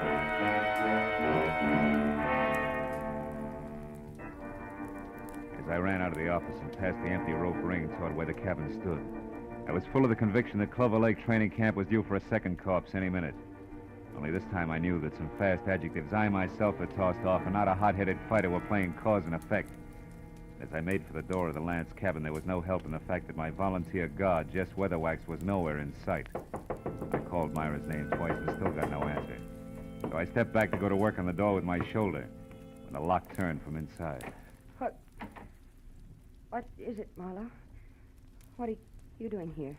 At the moment, Myra, baby, I'm counting lucky stars, the kind that kept you hale and hearty in spite of me and my big mouth. I'm afraid I don't know what you mean. I mean, I almost spilled all, including the clincher, which was where you could be located. All this, mind you, to the guy who no doubt was in it with Lance right up to his Adam's apple. The fact that you're still breathing means that he must have given up and beat it because as a topper, I sent him here to guard you. Say, what's the matter? Aren't you even curious? Why, yes, sure, of course. So am I, Marlowe. Don't move. Oh, no. You have a talent for stupid audacity, young man. Myra's still breathing because up to the point where you knocked on this door, she still didn't realize my connection. But when you showed up, I couldn't take a chance. I was forced to bring this gun into things and wait behind the door. Now, obviously, you both know. And I was so relieved you still had strength enough to open the door, Myra. I stepped in chin first and was happy about it. Well, I was afraid to warn you. Well, it's your move, Weatherwax. What'll it be? I have no choice. What? You'll have a lot of bodies to crawl out from under, Buster. Well, it won't be too hard. Dan is already framed for Raleigh's murder. Framed by whom? By Raleigh Lance himself. Oh, such a simple little plan. I worked it out as I worked out everything else around here. Just for the record, how was it supposed to go? Once Myra knew about Raleigh, she became dangerous to me. She had to be killed. So I told him how to set up the whole thing. You know, you're really enjoying yourself, aren't you? Frankly, no. Or I just don't intend to take the rap for my late partner's stupid clumsiness. Oh, but this has gone far enough. Oh, no, it ain't. Babe, look out. He's got a gun. Duck, Myra. Yeah, boy, Billy. He lost his gun. And I still got a good right hand. My boy ain't gonna be framed for nothing. Babe, stop it. I'm gonna fix this guy good. Lay off, babe, will you? Lay off. Lay off, I tell you. Lay off. Okay. You gotta tell us the rest.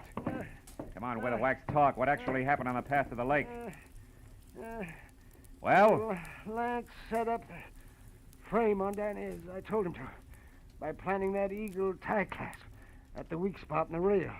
And then he made a lot of marks on the path, like there'd been a fight. Go ahead. And after that, he went over to kick the rail loose. He tripped and he fell, all because of those shoes of his with the hard, slick soles and built-up heels. Silly little man.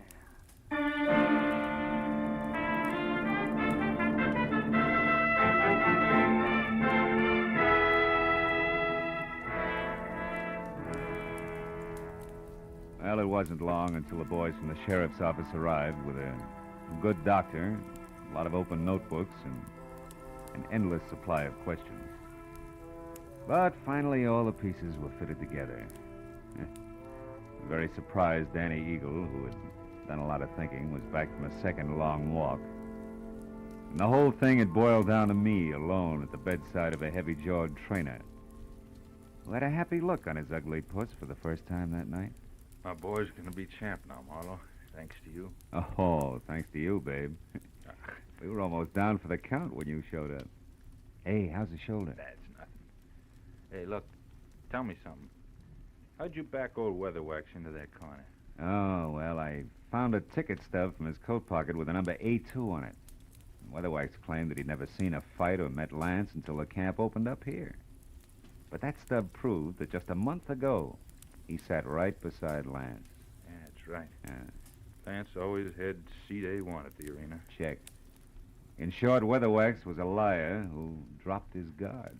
And in this racket, you do that just once and you're out. Yeah. Hey, see that the Eagle keeps his guard up, will you, babe? I'm going to be betting on him from now on. Don't give it another thought. Good night, Phil. And I didn't give it another thought. Neither did I think about an arrogant little guy whose phony heels and twisted mind had dumped him into his own trap. Or about a fat gambler who traded in perverted victories and rotten, hopeless defeats. Instead, I thought about the sun coming up over the hills. And a nice big platter with a ham omelet on it. And then a good, solid 8 hours sleep. Nothing else. You know, sometimes I think I have no soul.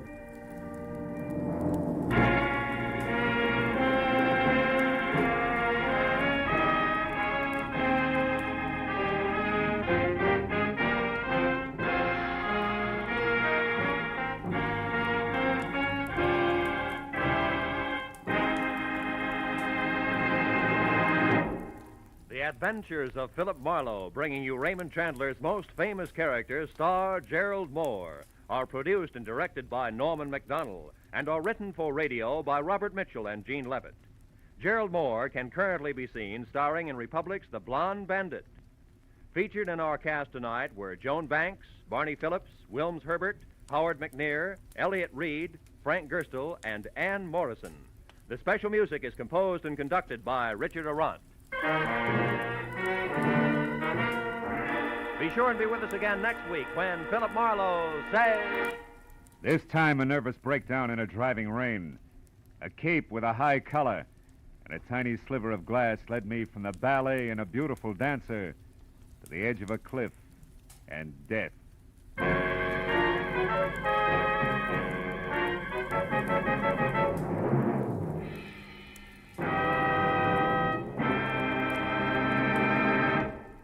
A few months ago, our newspapers and magazines were full of articles and pictures showing the progress we've made during the first half of the 20th century. That progress, brought about by the American way of doing business, means that today we enjoy the highest standard of living of any nation in the world. we can keep our standards high, and we can increase the benefits for all of us by continuing to produce efficiently under a free economic system. This is Roy Rowan speaking. Now, stay tuned for Pursuit, which follows immediately over most of these same CBS stations.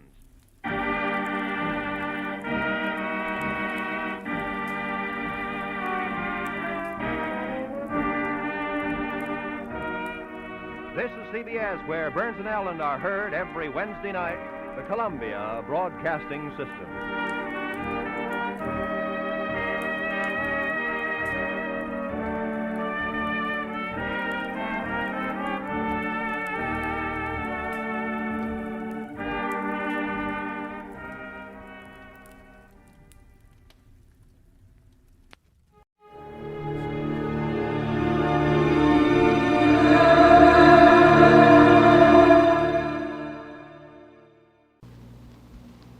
Here's another in NBC's great parade of new shows.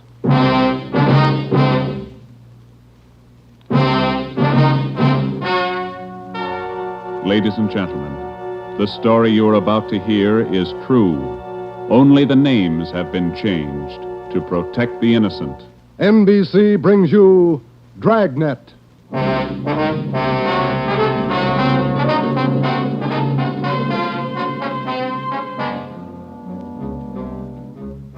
You're a detective sergeant. You're assigned to homicide. There's a mad killer at large in your city. A woman has been brutally slain, the body mutilated. The picture is clear. The killer has a thirst for blood. Your job, get him. Dragnet, the documented drama of an actual crime, investigated and solved by the men who unrelentingly stand watch on the security of your home, your family, and your life.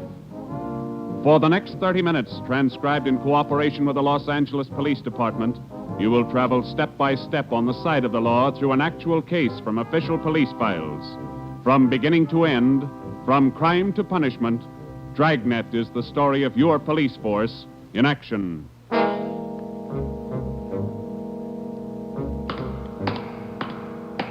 It was Wednesday, January 12th. It was raining in Los Angeles. We were working the night watch out of Homicide. My partner's Ben Romero. The boss is Ed Backstrand, chief of detectives. My name's Friday.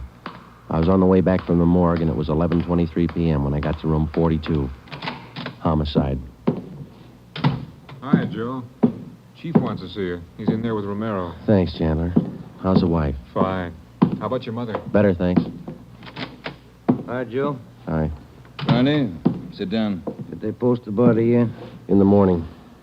Pretty messy. Strangled and mutilated. The guy's a maniac, Skipper. The body shows it. A murder like this, anybody's a suspect. The coroner looked at the body. He says the weapon was a long, sharp instrument. Found her in a hotel down on East 3rd Street.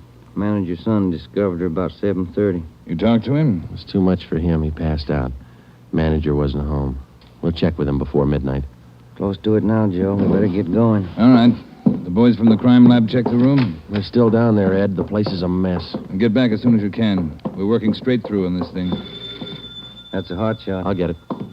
At the Lux Hotel, room 219, corner of South Grand and Cordova. Dead body. Possible homicide.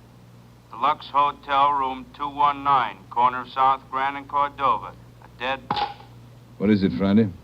Lux Hotel, possible homicide. Busy night. Yeah. You coming, Ed? Right. Let's go.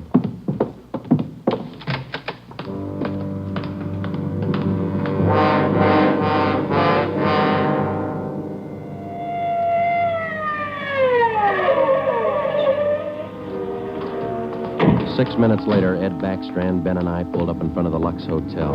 The manager met us at the door and led the way up a narrow stairway to the second floor. The room number was 219. We were prepared for the worst.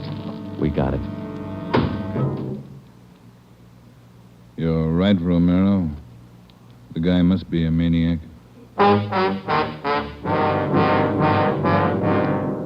2 hotels, 2 murders. The same M.O. 3 of us made a brief inspection of the room at the Lux Hotel. We took a few notes on the appearance of the girl's body and a brief description. Apparently, she'd been strangled to death first, and then her body brutally mangled. Ben and I went back down to the lobby, and the manager, Mr. Ford, showed us the house book. The girl was registered together with a man, Mr. and Mrs. Philip Grant. We took the hotel register to have it checked for fingerprints and to photostat the handwriting. Ben notified the crime lab. Then we went back to the room and questioned the manager. Mr. and Mrs. Philip Grant, that's all I know. I never saw either one of them before tonight. When did they check in, Mr. Ford? About 3 hours ago. That's right, about 9. Maybe a little before. Did they register together? Yeah, a little before 9. They came in together. Did you let them in the room? Yes, sir, like I always do. It's a small place here, maybe not first class, but I treat people right. What did the man look like? Do you remember? I think so. Kind of tall. Young, maybe 30 or so. Husky fella. Had a mustache. How tall would you say, Mr. Ford? Oh, about your height, Wade. Must have been at least 180. Seemed like a nice fella. Would you know him if you saw him again? I think so. People sure don't act like they look. You think it was him? Can you think of anybody else? Well, no. I never saw him before tonight, either one of them. I don't know anything about it. Did you notice anything in particular about them when they came in? Well, he didn't show it, but it looked like she'd been drinking a little. Giggling, you know. And you didn't see this man Grant leave the hotel? No, I didn't. I must have been checking the account books back of the desk. Guess he got by me. Is there a back entrance to the hotel, Mr. Ford?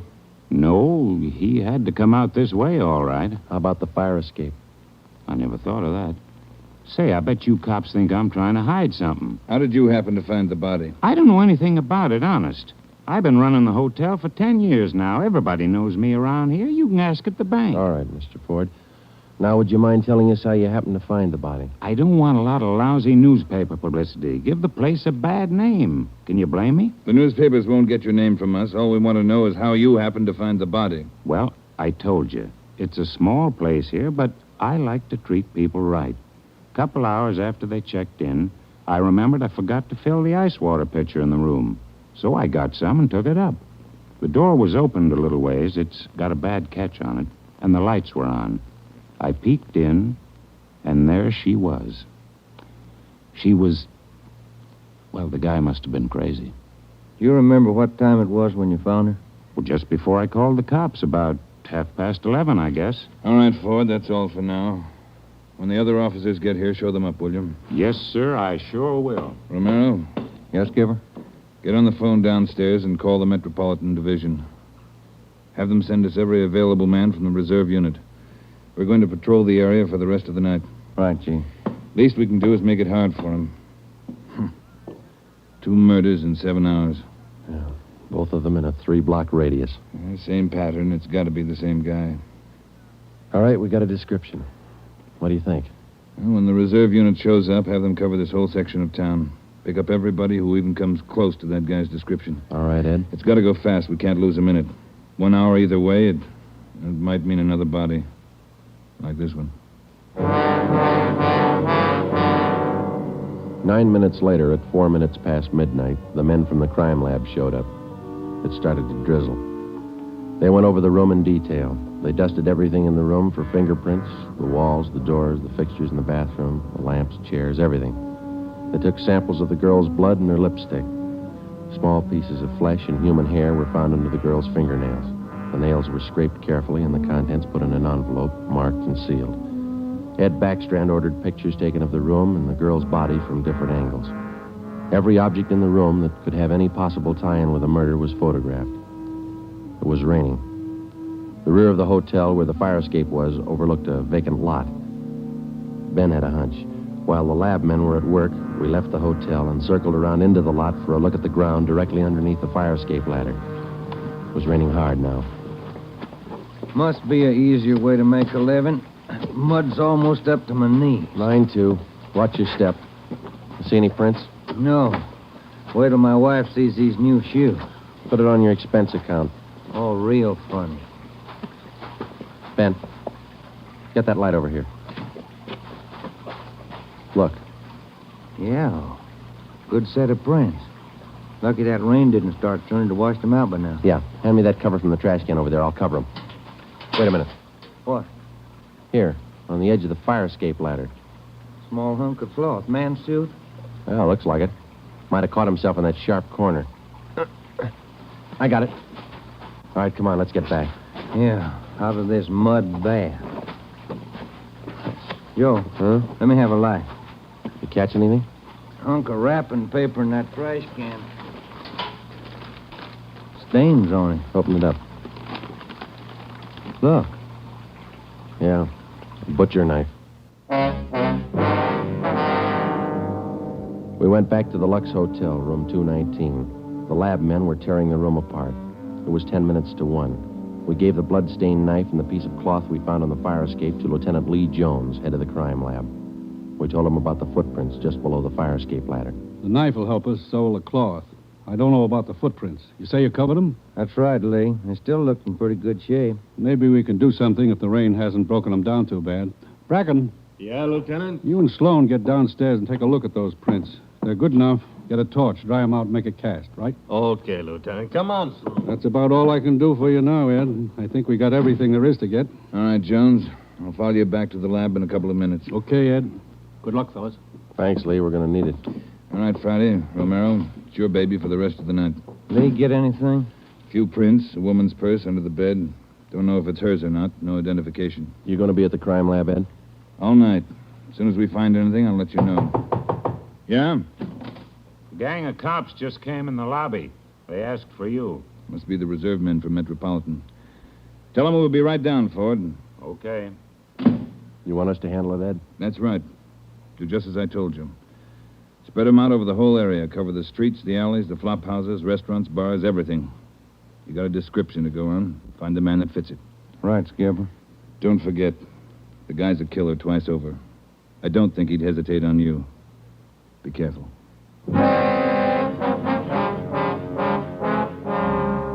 We went down to the lobby, and Ed Backstrand gave the reserve men their orders. Then Backstrand left, and Ben and I took over. We picked up another half-dozen men in addition to the men in the reserve unit. They were deployed over an area of a dozen square blocks. It was one of the toughest sections of the city. With a general description of the suspect, some of them were to travel on foot, some in cruiser cars.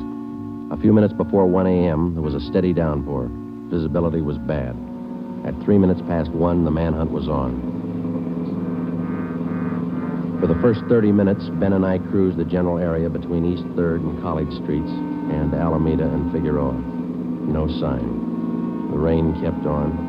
We sat and listened to the calls come in. 12A, call your station. 12A, KMA 367. Attention, all units. Recovered license plates in the 6th column. 4 Young, 7690. 41R, 788 Standard Avenue, or 373.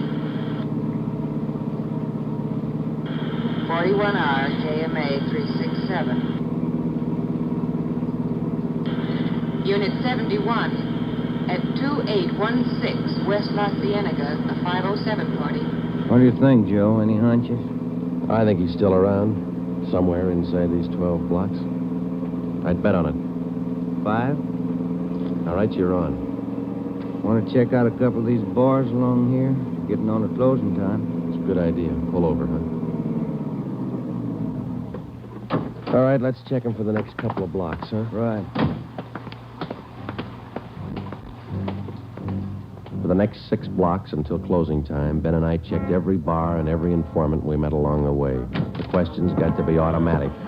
Have you seen a man answering this description? Tall, dark, about 5 feet 11, 180 pounds, well-built, mustache, about 30 years old. The answers got to be automatic, too. Sorry, officer, I haven't seen him. No, can't remember him. Try the place down the street. We kept on checking the bars until they closed for the night. Then we started on the all-night restaurants and coffee counters. We did plenty of legwork for the next hour. Not a trace. About 2:30, the rain let up a little, and then it started in heavy all over again. That finishes that block. Yeah, I better get the radio on. Yeah. Beautiful weather. By the bucketful. You want to smoke? Thank you. Control 4 to Unit 80K. Is Your that a match? location, please. Yeah. 80K, your location, KMA 367. That's us, Joe. You want to take it? Yeah, I got it. 80K to Control 4. 80K to Control 4. Our location, corner of Alameda and Commercial, KMA 367. 80K, stand by. Something doing. Maybe. No, hold on a minute. Control 4 to 80K. Go to the crime lab, code 2. 80K to Control 4, KMA 367. Crime lab. Maybe those prints paid off. Well, I hope so. Let's go. That killer sure picked fine weather to work in. Feels like I just been swimming in these clothes. Yeah. I hope those guys in the crime lab have the heater on. A hot bath and a warm bed lead me on. Attention, all units. Hold it. Let's get the radio. Attention, all units. At 420 St. John's Place, a woman screaming. At 420 St. John's Place, a woman... All right, double around, Ben. Hit the siren. I'll get the light. Right, hold on. Left turn on the market, is that right? Yeah, watch out for those car tracks. They're wet. Hold on again. The alley up ahead to your right, huh? All right, pull up, Ben. Put the street light over there. There you are. All right, come on. Let's go. Officer! Officer, over here! All right, what happened? Let's have it. This girl, Rita, she was coming home up the street. A man, he tried to grab her. He slashed her coat. Look at her. I saw him as he ran under the streetlight. Where'd he go? Down that way, down the alley, over that fence there. A big man. Davis, you there? Yeah, Joe. All right, Ben, go with Davis. Circle behind the alley. See what you can find. I'll call in. All right, come on, Dave. Yeah. Officer, look at her face. What's wrong with her? Severe state of shock, it looks like. Get her in the house, huh? I'll call an ambulance.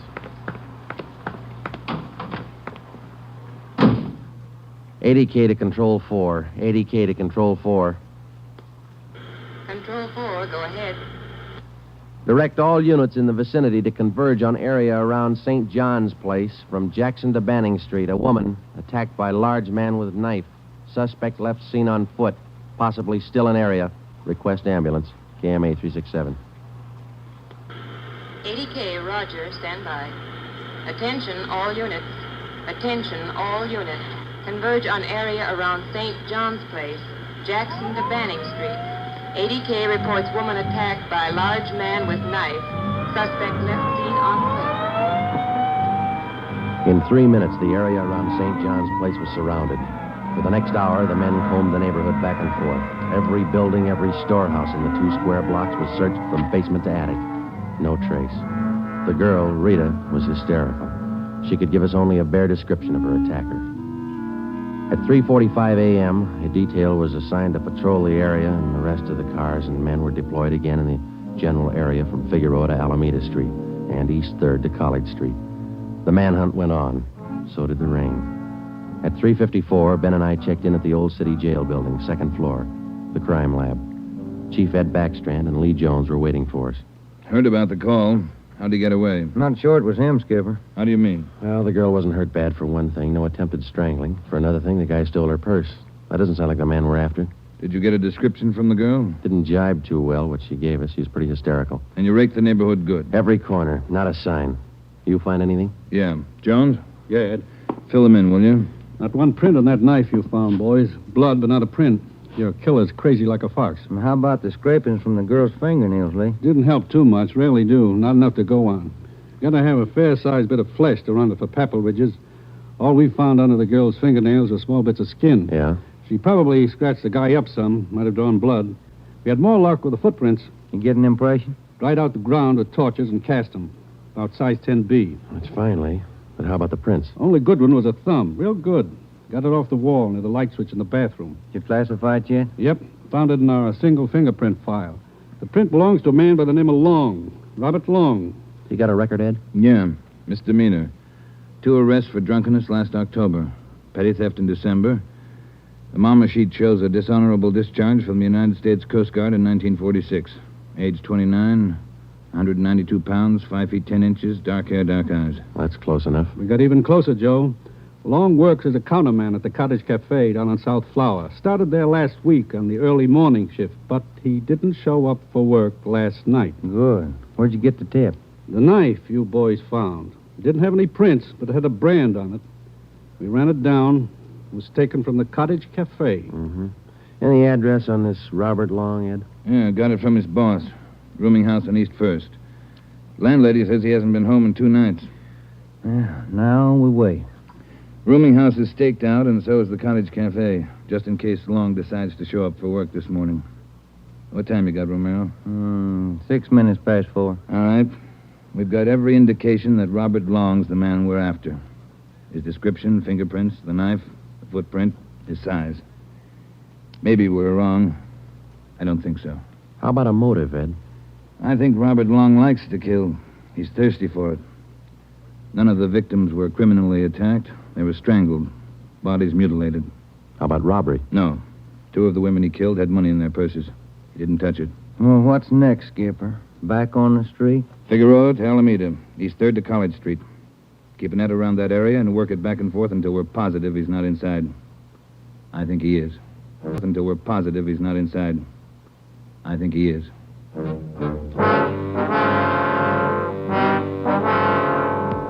At 10 minutes past 4 a.m., Ed Backstrand, Ben, and I left the crime lab and drove to the surrounded area. It was still raining. We passed several patrolmen from the reserve unit making the rounds. They didn't look any more comfortable than we felt. At Broadway and Alpine Street, Ben and I got out and started patrolling on foot again. Backstrand followed in the car to maintain a radio check. We must have covered 24 blocks and a half a dozen coffee counters before we got to the Criterion Restaurant and Donut Shop, a few blocks up the street from the Cottage Cafe. Hey, Skipper, you want to take a minute for some hot coffee? I'll keep an ear on the radio. You two go ahead. You look drenched. Yeah, we are. Can we bring you some back in a paper carton? Fine, thanks. Cream. No sugar. All right, Ed. Come on, Ben.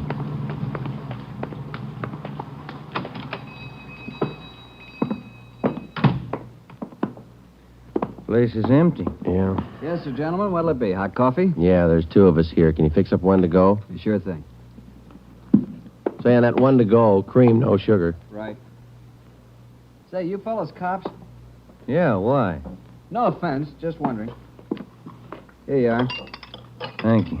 Cop in uniform was around a couple hours ago. Wanted to know if I'd seen some guy he was looking for. Tall, about 190 pounds, mustache, about 30 years old. Yeah, that's the description he gave me. He was looking for the guy. So are we. Say, that's good. That other cop came in right at my busiest time, a little after 2 when the bars closed. You know, it gets pretty rushed, and I didn't have much time to think, so I just said no. Then after the cop left, I remembered. You saw a man answering that description tonight? Yeah. I would have told the cop, but I was rushed. You know how it is. No time to think, and then I remembered. Are you sure? Oh, I'm sure, all right. Whoever he is, he's a lady killer. What do you mean? No offense. There was a sharp-looking dame down the end of the counter, and this guy breezes in and picks her up. Talks to her about 20 minutes, buys her a cup of coffee, and they walk out together. Do you remember what she looked like? Oh, nice-looking dame. Not beautiful, you know, more on the cute side. Ben, you got that morgue shot? Oh, yeah. Here it is. Thanks. Here's a picture. This the girl? Let's see. Yeah, that's her. Who is she? I don't know, mister. Down at the morgue, they call her Jane Doe, number 7. Just by accident, we'd come across a concrete lead on the killer's method of operation. The picture we showed the man in the donut shop was a shot of the strangler's first victim the night before. Evidently, the killer would enter a bar, coffee shop, or restaurant, strike up a conversation with a woman, make friends with her, either buy her drinks or invite her to a bar in the neighborhood, and then the rest of the puzzle was still unsolved. We went back to the Cottage Cafe and checked with the men on stakeout. Not a sign of them, Chief. How are you men covering the place? Baxter up in front and the booth across from the cash register. Lyman's back with the dishwashers. I'm at the counter. When's Long due to report for work, Dave? At 5. About 20 minutes to go. You're lucky you're inside. It's wet out there.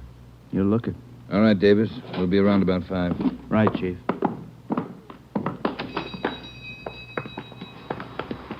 Let's get back in the car.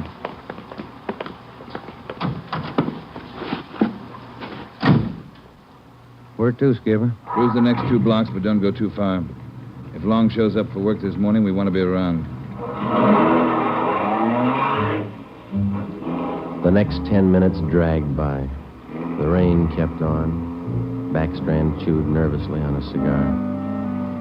At South Flower and First Street, the sewers were clogged with street refuse. The rain backed up and filled the intersection. A group of aircraft workers huddled together in a doorway on one corner, waiting for the bus. It was cold and damp. I opened one of the back windows in the car to get some fresh air in. Off in the distance and close by, we could hear the sounds of a big city waking up slow to a rainy January morning. It was 8 minutes to 5. Attention all units. Attention all units.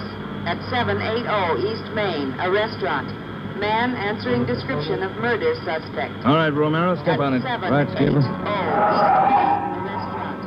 About 10 blocks away, Ed. Who's going to cover the men at the Cottage Cafe? If this is a blind lead, it won't take us long to find out. They can handle it alone if they have to. Hang on. Look out. We're skidding. That was a close one, Ben. Yeah. If this is the guy, I owe you $5, right? Yeah. Attention all units. Additional information on your call to 780 East Main. Officers in pursuit of suspect. Suspect is on foot. Step on it, Romero. Attention all 2 more blocks, Skipper. Watch it, Ben. Next one to the left. Got it. That's the joint up ahead there. All right, watch your step and don't take chances. Don't play with him. Right. Here we go.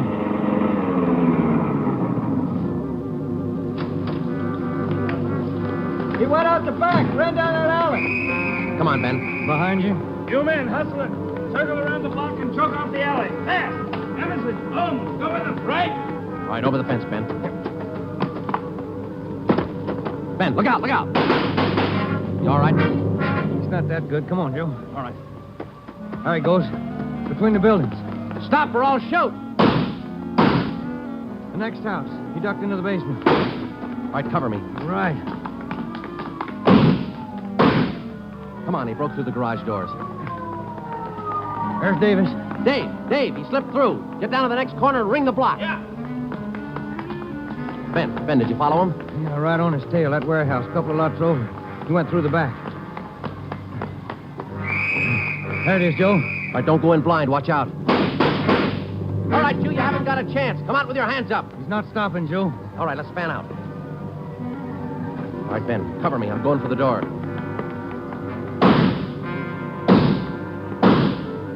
All right, Ben, come on. You're clear. You spot him? There he is.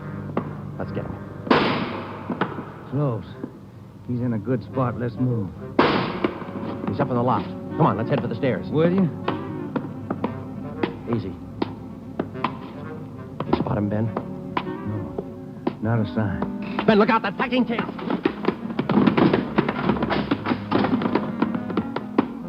Kind of close, huh, Joe? Yeah. Let's get that punk now. Look out, Joe. There's another one. All right, you.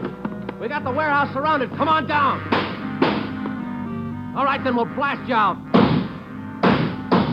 Joe, he's dropping down the ladder. He's going for the front door. They're waiting for you with Tommy guns out there. They'll cut you down. Stop. Joe, he's got the door open. He's making a break for it. He's crazy. He's trying to shoot his way out.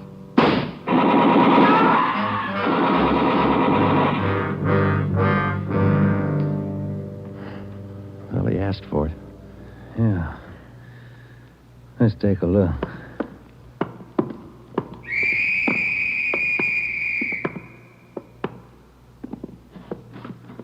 Messed up. Well, like his girlfriends. Yeah. Maybe he just didn't like women. Maybe. Hi, Ed. You all right? Tired. This is him, huh? Even the scratches that girl made on his face. Description match? 5 feet 10, 192 pounds, dark hair, dark eyes, age 29. Robert Long, killer.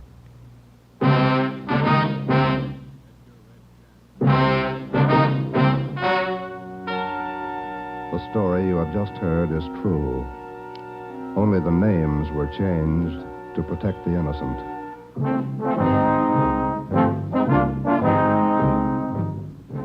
You have just heard the 10th in a new series of authentic cases transcribed from official files.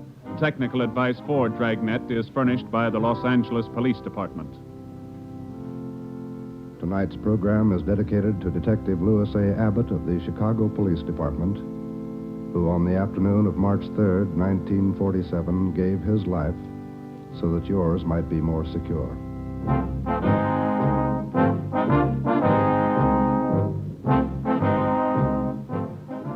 Dragnet came to you from Los Angeles.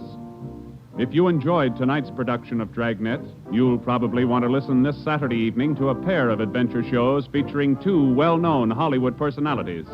You'll enjoy Brian Donlevy, star of Dangerous Assignment. Also on Saturday's schedule is Richard Diamond, private detective, as played by the screen's romantic tough guy, Dick Powell. Listen to both of these exciting programs this Saturday over most of these NBC stations. This is NBC, the national broadcasting company.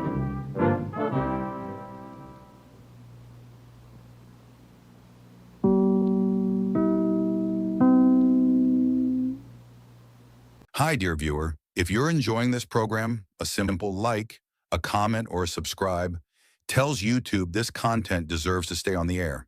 It's free and helps me a lot in creating these broadcasts. You can find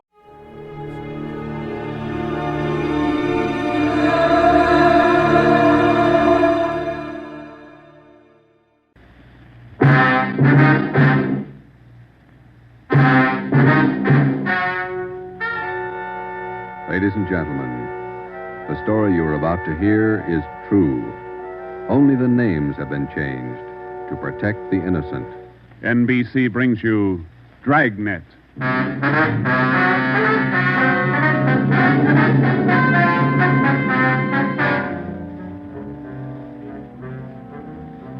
You're a detective sergeant. You're assigned to homicide detail. A gang of quick-trigger gunmen have moved in on your city. They've given public notice that they'll kill the first cop who tries to take them. You know the risks. Your job, apprehend the suspects. Dragnet, the documented drama of an actual crime, investigated and solved by the men who unrelentingly stand watch on the security of your home, your family, and your life. For the next 30 minutes, in cooperation with the Los Angeles Police Department, you will travel step by step on the side of the law through an actual case, from beginning to end, from crime to punishment. Dragnet is the story of your police force in action.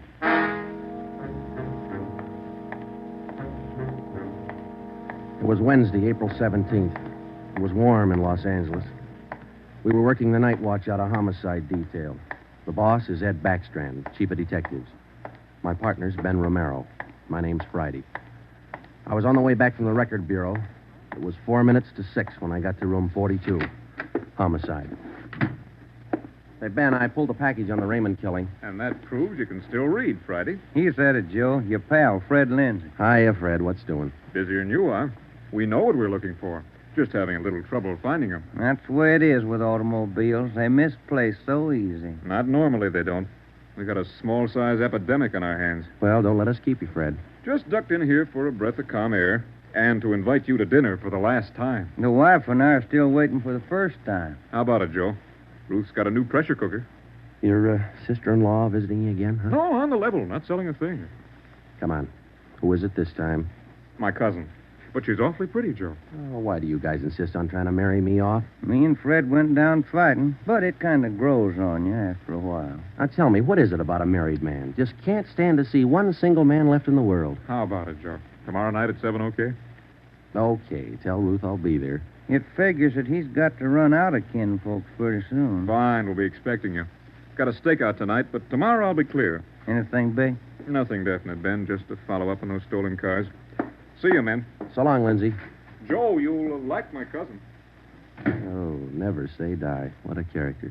You just catnip the women, Joe. Yeah. Well, here's that Raymond package. Let's check those dates that Backstrand wanted, huh? Wednesday, April 17th was just routine. A dinner date I tried to get out of, some paperwork that the chief wanted done, and a hot, sticky day. Too hot to wear a suit of clothes. Sometimes it's like that. A day starts out being routine. By the time it comes of age, it's got a personality all its own. At 10:23 that night, Ben and I were just finishing up the paperwork, and Ed Backstrand opened his office door. Friday, Romero, just got a hotshot call. What you got, Skipper? Hold up and shooting at Hooper and Esperanza, code 3. Code 3, that means red light and siren. It was 10:32 when Ben and I pulled up at the corner of Hooper and Esperanza. It was a bar in the basement of a building on the south side of the street. A radio car was there, and the 2 officers were holding the crowd back. A man was talking to one of the officers who turned and pointed to us. As Ben and I got out of our car, the man hurried over to us. You're the detectives? That's right, Sergeant Friday. My name's Cummings, R.L. Cummings. I own the bar. This is terrible. There was a gunfight downstairs. Uh-huh, come on. Where's the ambulance? One of the officers in the radio car said we needed the coroner. Did you see the actual shooting? No, I didn't. Here's the fellow that was shot. Oh, there's Jones from the crime lab. Hello, Friday. Romero. Hi, Lee. What do we got here? Pretty bad. Looks like a shotgun. Close range. He really got in the way of it. Ben. Yeah. It's Fred Lindsay. Motor theft. He was on a stakeout, Lee. Tell us about it, Mr. Cummings. You know this fellow, Sergeant? Yeah, we know him. What happened? We had a holdup tonight. 3 men. Yes, go on. Well, business was good, real good. We had a large crowd, and I was happy about that because I've been trying to sell out for a long time now. I've been showing the place to different parties all week long. I had a fellow coming over tonight to take a look at it. What time was that? Oh, a little less than an hour ago, about 9:30. I see. Go ahead. It was almost time for this man to show up, so I called Eddie, that's my bartender, and I told him to kind of keep a lookout for the man because I was going back to the office to get the books ready to show. You know how it is when you want to sell a business.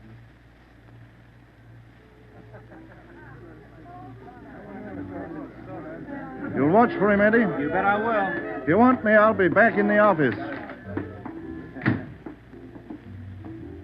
Keep your mouth shut and stand still. Huh? You own this bar, don't you? Well, yes. What is this? You're the boy we want to see. Which one of you? All 3 of us. What's going on? What's it look like, genius? Just a stick-up. I haven't any money. You go to the bank on Thursdays, don't you? Well, I made my deposit today instead. I've been watching you for a month now. Don't give us that. You go to the bank on Thursdays. Now, come on, hand it over. I'm telling you the truth. I usually go on Thursdays, but I went today instead. You're lying, Ace, and we ain't got much time. Look, you can have all the money I've got on me. I think it's about 200. But that's all I have. Here. Why argue with him? Take what he's got and we'll shake the customers down. No, please don't do that. You got my money. Isn't that enough? No, it ain't. Oh. Come on, let's go out front. That's about all I remember, Sergeant. When I come around, I was lying on the floor of my office. You better have somebody take a look at that cut on your face. Yeah, I'm going to right away. There's my bartender. He saw the fight. What's his name, Eddie? Yeah. Eddie. Yes, sir? These men are detectives, Eddie. Will you tell them what you saw? Oh, it was pretty rough. And tell us what happened when they started the shooting. That fellow the coroner just took out of here sure was long on nerve. Took on all 3 of them single-handed. Uh-huh. Tell us what you saw. You ought to get that fellow's name. Sure had a lot of nerve. Took over just like he was a cop. He was a cop. Now, what did you see? I pegged him for a cop. Well, he was sitting up at the bar. Been nursing a bottle of beer for about an hour. I was keeping an eye on the front door, watching for this fellow the boss wanted to see. So I didn't see the 3 hold-up men come through from the back. But I heard them. All right, let's knock it off. You can all see this shotgun. Anybody make a move and I'll blow your head off. Demas, cover the front door. Got it. Sickle, shake them down. Okay, gents. You guys in the band, keep that music going. The rest of you people turn around and face the bar. Put your hands on top of the bar and leave them there till we tell you to move. Come on, hurry up. Knock it off. Okay, Sickle. We'll take your money, your watches, anything else you got. Now, don't try to be cute and hold out. All right, you, take off the watch. I'll get your billfold. You, lady, let's have the ring. This man they called Sickle went right down the line. Took everything he could lay his hands on. This cop, your friend, was facing me at the far end of the bar. He was standing there just like the others. He kind of leaned toward me a little. Can you see the guy with the shotgun? Yeah. Where is he? Center of the room. The other guy still at the door? Yeah. Got his gun out? Holding it in his right hand. How far down the line is the other guy?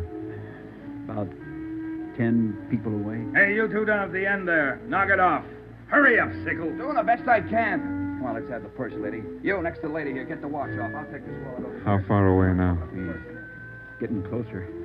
But we better set up like he says. I'm going to take the one with the shotgun I'm first. going to blow you to pieces. I got a gun. How far away is that guy now? I thought Jance told you two to shut up. All right, Sickle, try to move and I'll break your back. Let me go.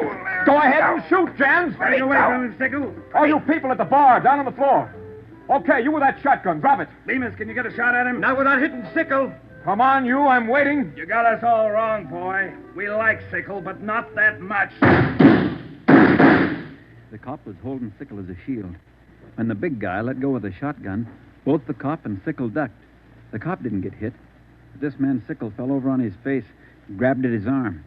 The man with the shotgun went down on one knee, holding his stomach. The man at the door took a shot at the cop, but he missed. Then the cop fired 3 shots at the man by the door.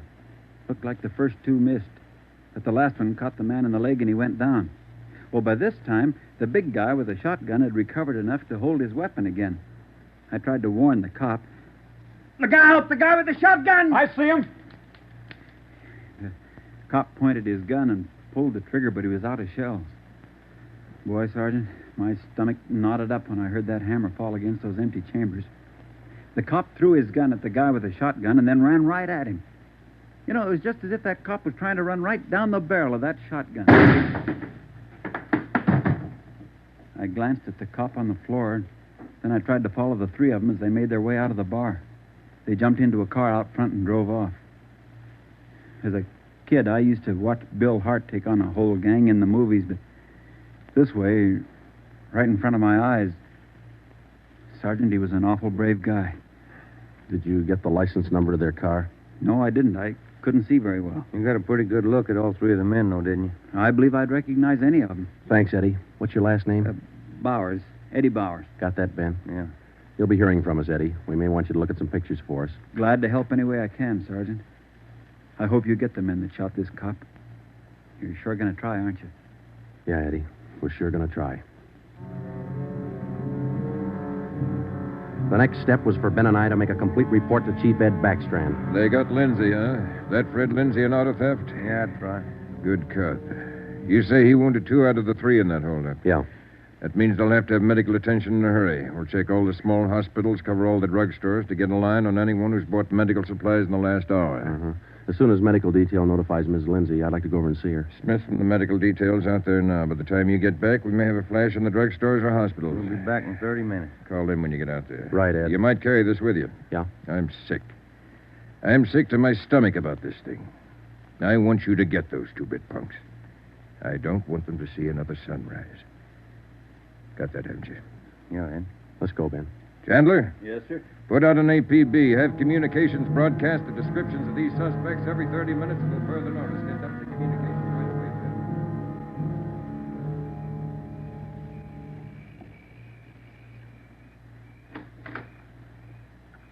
Hello, Joe. Come in. Thanks, Ruth. Sit down. Ruth, you know how we all feel. It's all right, Joe. You're married to a cop, I guess you're meant to expect things like this. He'd like that. Fred and I used to discuss the possibility of this. Used to worry about him. I used to worry a lot, Joe. All those nights when he was away and the days, I used to worry. Now I know he's safe. Anything you want or you need? Thanks, no, Joe. Anything at all that I can do? Yes, Joe. I think there's something you can do. You and Ben are assigned to this case, aren't you? That's right. Then be careful. Just thinking that you and Ben will have to face those killers. Ben's wife. Be careful, Joe. Yeah, Ruth, we will. Sure. I want to see you get the men that did this to Fred. More than anything, I want that. No more heartaches. Yeah. Thanks for coming by, Joe.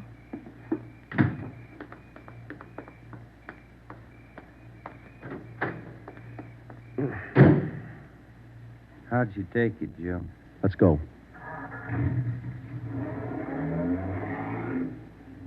Joe, how'd she take it? You're married, Ben. You figure it.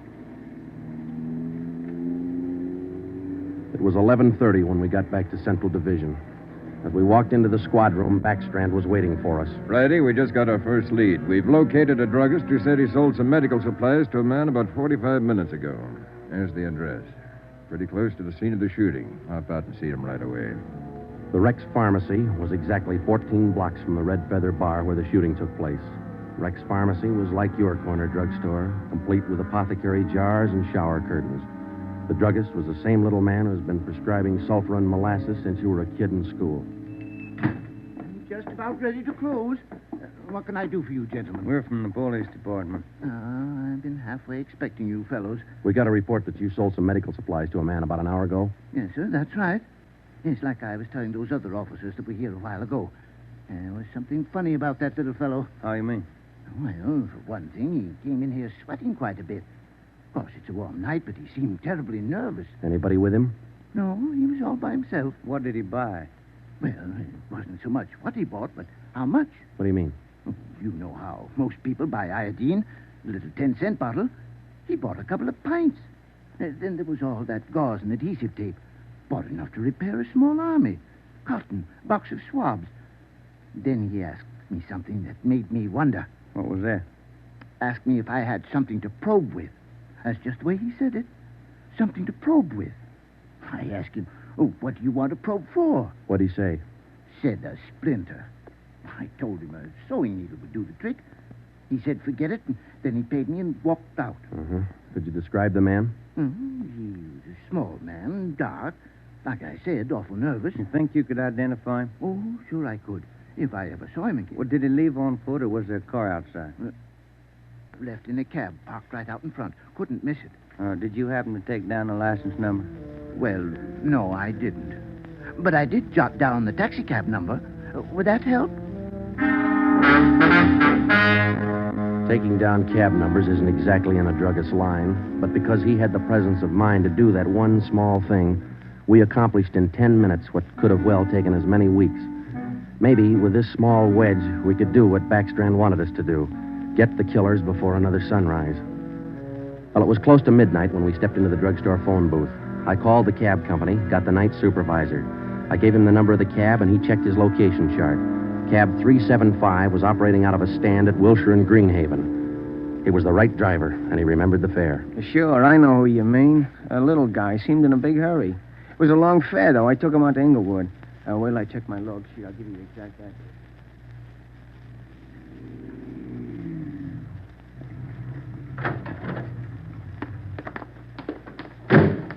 Here it is, Joe. 1523 Imperial. It's the rooming house. Yeah, come on. We'll check with the landlady. Kind of late, Joe. Yeah, let's stand away from the door, huh? Might not be the landlady who answers. Yes, what do you want? Police department. Oh, now, just a minute. Let me see your badge. There you are, ma'am. I'm Sergeant Friday. This is Romero. Homicide. All right. Now, what do you want? I run a good, clean rooming house It's here. not the house, lady. It's one of your tenants. Which one? That's what we want you to help us on. Look, do you men know what time it is? Come back here in the morning. Sorry, this can't wait till morning. Well, I'm not going to invite you in. We'll talk right here on the porch and keep your voices down. My tenants work during the day. Whatever you say, ma'am. Now, what is it you want to know? We're looking for a small, dark man. Well, I got 3 here. Could fit that description. No, he came in late tonight, about 45 minutes ago. I wouldn't know about that. I don't spy on my people. This is very important. You'll have to keep your voices down. Sorry. He's dark and he's small. Oh, I didn't just say he was dark.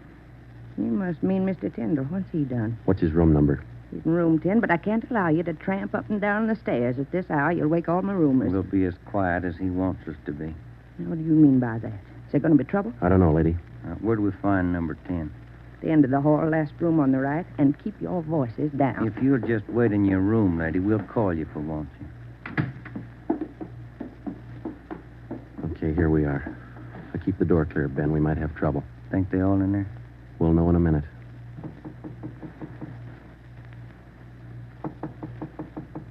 Who is it?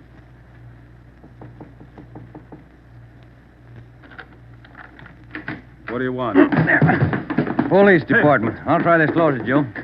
What do you want with me? What are you looking for? Closet's empty. What'd you say your name was? Tyndall, Bob Tyndall. New name, but same face, huh, Joe? Yeah, how long you been out of jail, Tenny?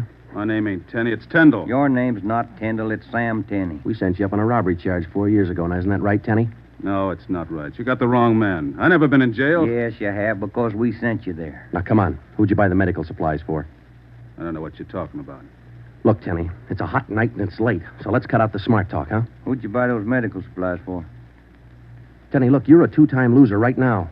Who are you shielding? You got nothing on me. I ain't done a thing. We can prove that you bought those supplies tonight, and it can go kind of hard on you. So let's open up. I haven't been out of this room all night long. We got a druggist and a cab driver who will make a liar out of you. I still don't know a thing. That cab driver hauled you home here 45 minutes ago. Where were you? I was out on a date. Is that who you bought the medicine for? Ben, call the druggist and get that cab driver. We'll take Tenney downtown. All right. All I did was buy the bandages and stuff. I got nothing else to do with this. Who'd you buy the stuff for? Now, you know everything else. You figure it. Oh, now, look, punk. We know there were 3 of them. One of them killed a cop. We're going to get 2 of them, Tenney. You're not going to stand in our way. They killed somebody. They didn't tell me that. Who didn't tell you? I don't want any part of murder. I'm going to tell you who it was, but I'm clean. I got nothing to do with it. I was trying to help them out of a jam. Who were you trying to help? It was Roy Bemis, Charlie Sickle, and Red Jans. They didn't tell me nothing about murder. Well, why'd you help? They offered me a pretty good piece of change to run an errand for them. You know I got paid for. That's all I had to do with it. Where did you deliver those medical supplies? I have to tell you that. I'm afraid of Jans. He's awful free with that shotgun. We'll give you protection. Now, where are they? Can I go to jail? You'll get protection. Give us the address. It's an apartment house. Just around the corner from here. The Blue Eagle.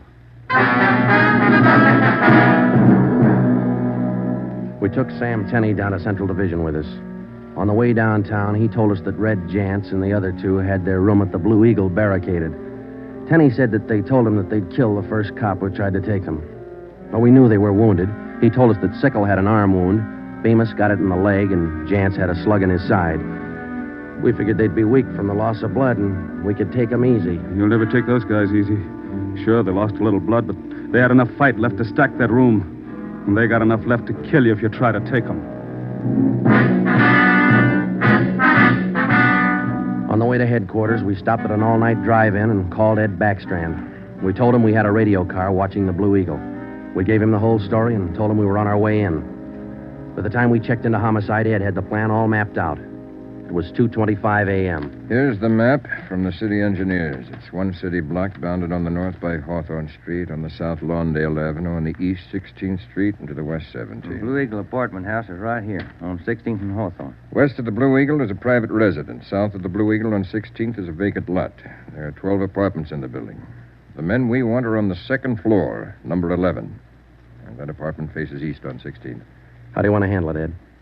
Baker and Moorheim will evacuate the private residence. Friday, and Romero clean out the apartment building. Right, Skip. All traffic is being diverted. The entire block is completely isolated. We'll throw up a cordon. As soon as we clear the residence, nobody goes in, nobody goes out. Will you brief us again when we get there, Ed? I'll give you all the briefing you need right now. Get this. These guys have already killed a cop. I don't want to lose any more. You know they're heavily armed and they're desperate. Have the men draw shotguns, tear gas, and Tommy guns. I'll take care of that, Skipper. All right. Now, we're not going in after these punks like tin horn heroes. We're going after them, and we're coming out alive. All of us. What time is it, Friday? 2:37. Not much time till sunup, is it? It was a code 2. That means red light and move fast. Backstrand figured we needed 6 squad cars, 4 men to a car, the police public address truck, ambulance, and floodlights. Ben checked out the weapons to the men, and by 2:46, we pulled out of the Central Division garage. We slid into the area at 3:20 a.m. The 6 squad cars and the public address truck took up their positions. The floodlights were rigged and ready to turn on at Backstrand's command. The machinery was set to roll as soon as we got the neighborhood cleared.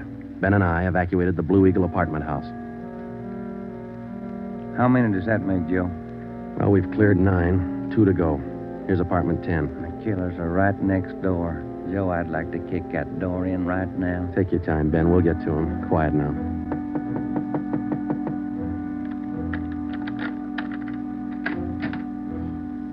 Yeah, what is it? Police department. May we come in? Yeah, of course. What's the trouble? No trouble. We're evacuating the building. Now, we'll have to ask you to leave by the back door. We'll notify you when to return. Please leave quietly and lock your door. What's going on? No time to explain. Thank you very much for your cooperation. Okay, now, we'll skip 11 and go to 12. Yeah.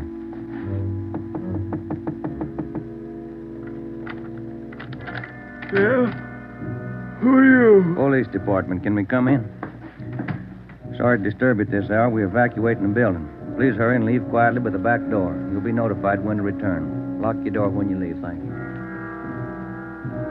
It was 4:10 a.m. Everything was set now. The neighborhood was completely cleared. The entire block was empty except for apartment 11 on the second floor of the Blue Eagle. I left Ben to watch the door of apartment 11. I went downstairs and across the street to join the rest of the men. It was Ed Backstrand's show from here on. That's it, Ed. All set. Baker, Morheim, all clear? All clear, Chief. Baker, you and Morheim take 3 men and cover the rear of the building. Right. Is that detail covered Hawthorne Street? They're all set, Ed. How about the vacant lot? Taken care of. The rest of you men? Yeah. Friday and I are going into the building. We'll try to get him to come out now. Johnson. Yes, sir? Come with us and keep us covered. Let's go.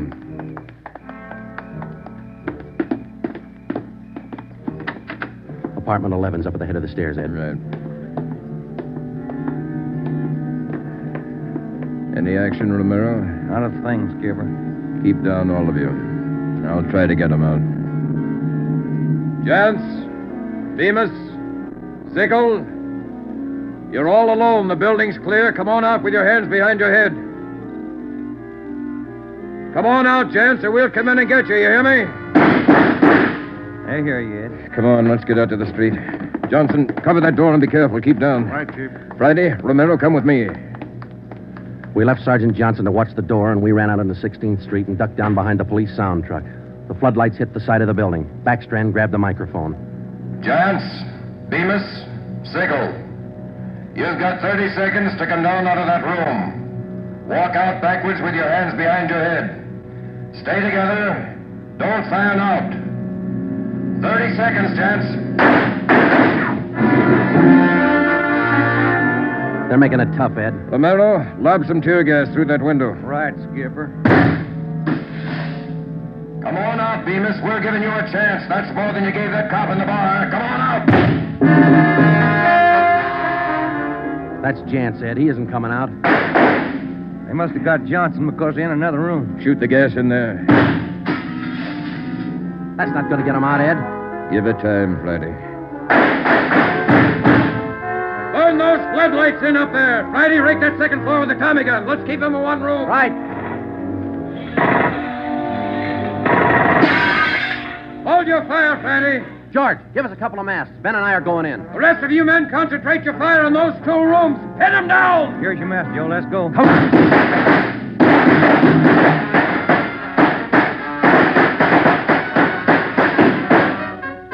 Put that mask on, Ben, and keep down. Yeah, wait a minute. Somebody coming down the inside stairs. Duck, Ben. He's got a gun. I got one, copper. Get out of my way. Stop it, you. You haven't got a chance. I'm coming through, copper.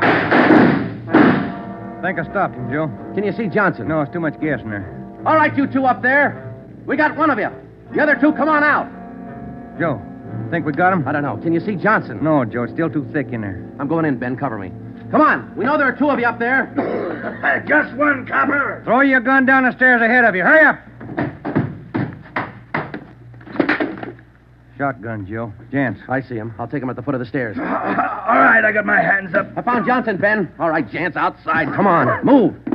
Put the handcuffs on him, Ben. I'll cover you. How's Johnson? I don't know.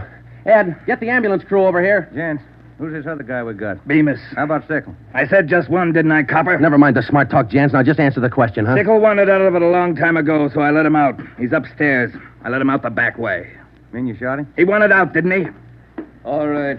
We'll take him in. Johnson's in the ambulance. I'll see you in the office. Yeah. Right, Skipper.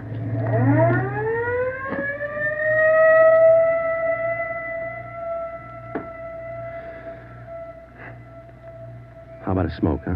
Oh. Yeah. Here you go. Backstrand said he didn't want those men to see another sunrise. Yeah. 5 minutes to 5, Joe. Sun ought to be up. Yeah. But look, Ben. It's cloudy. Guess we'll never know, huh?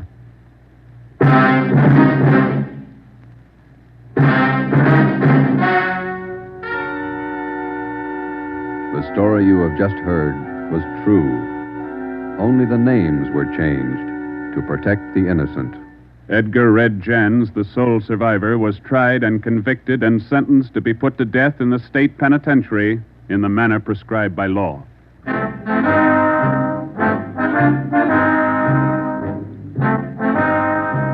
You have just heard the fourth in a new series of authentic cases from official files. Technical advice for Dragnet comes from the office of C.B. Horrell, Chief of Police, Los Angeles Police Department. Tonight's program is dedicated to radio car patrolman Forrest E. Sawyer of the Denver, Colorado Police Department, who, on the evening of March 8, 1937, gave his life so that yours might be more secure.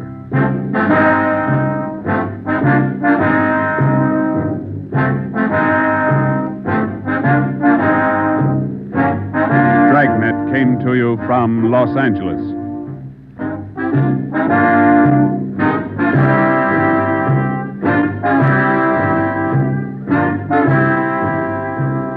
This is NBC, the national broadcasting company.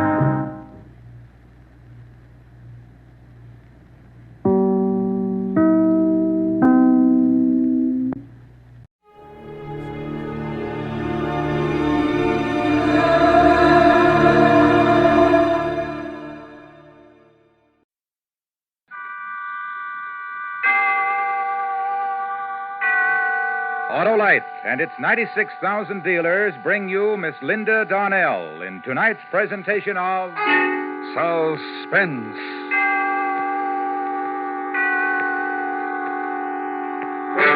Tonight, Autolite presents the story of a woman who knew her husband was trying to kill her and was powerless to stop it.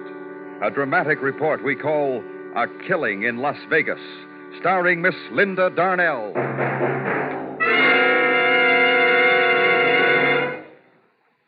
Hi, Hap. Oh, hello, Harlow. Boy, you really gave me a powerful start. Just like the powerful starts you can be sure of getting from your Autolite Stay Full battery, Hap. And an Autolite Stay Full needs water only 3 times a year in normal car use. I know, Harlow. And, Hap, do you also know that the Autolite Stay Full gives longer life, as proved by tests conducted according to accepted life cycle standards? I do, Harlow. Well, okay, then. Visit your nearest Autolite battery dealer. He services all makes of batteries, and he has an Autolite Stay Full for your car in case a replacement is needed. To quickly learn his location, just phone Western Union by number. And ask for me, Operator 25. I'll gladly tell you the name of your nearest Autolite battery dealer. Where you can get an Autolite Stay Full, the battery that needs water only 3 times a year in normal car use. And remember, from bumper to tail light, you're always right with Autolite. And now, with A Killing in Las Vegas and the performance of Miss Linda Darnell, Autolite hopes once again to keep you in suspense.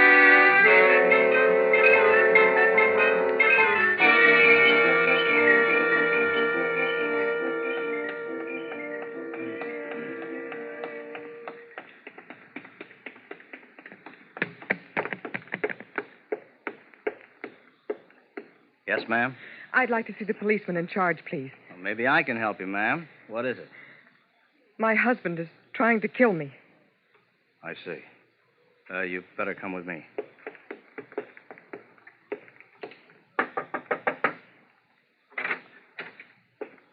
Oh, Hank, I think you better talk with this lady. Oh, yes, ma'am. Come in. Now, have a seat. Thank you.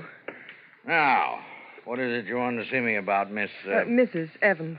Dixie Evans. I'm a dancer over at the Oasis Club. Oh, yeah, the Oasis. You must be one of the new acts. I don't believe I've seen you. Well, I just started my run this week. Ah. Well, what's your trouble, Mrs. Evans? My husband is trying to kill me. Your husband? Yes. Twice in the last 24 hours. Well, maybe you better start at the beginning. Well, my husband, Charlie, and I arrived here in Las Vegas about a week ago. Frankie Paris, a booking agent in Los Angeles, had gotten me a 6-week run at the Oasis Club over on the main highway. Yeah, I know the place. Well, Charlie doesn't usually bother to travel with me when I go out on road bookings, but this time he did. Charlie likes to gamble. I guess that's why he came with me. Uh-huh. Well, last night, Charlie didn't show up at the club at 1:30 to pick me up like he usually does, so I waited for him. And by 2 o'clock, the club had been emptied and everybody had gone home. I was still in the back, waiting for him.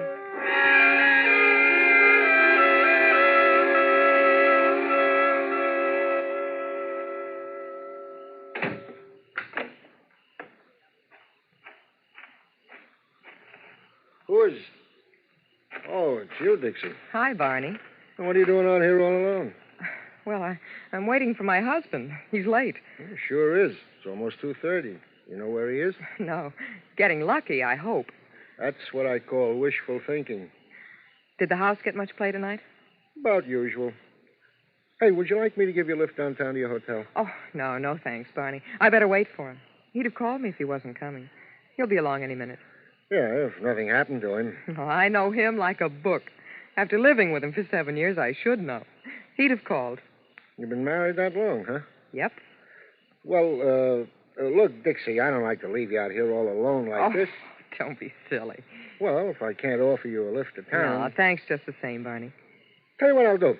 I'll wait around till he gets here. I don't want you to get lonesome. Oh, no. You go on home and get some sleep. I won't be lonesome. I've got all those wide open spaces of Nevada just to keep me company. Okay, Dixie. And besides that, I got a strong pair of lungs. I can always scream for help. Sure, but who'd hear you?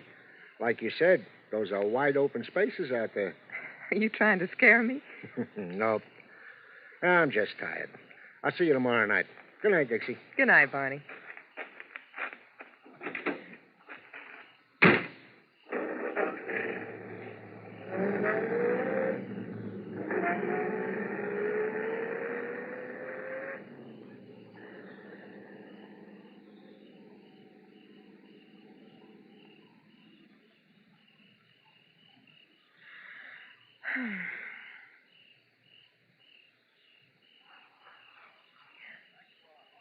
Who? Charlie? Charlie? That you? Who is it? Charlie?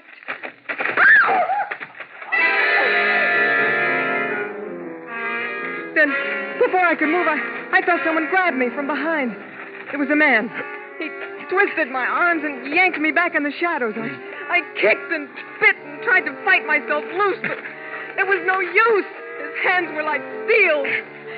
I tried to scream, but his hands closed around my throat.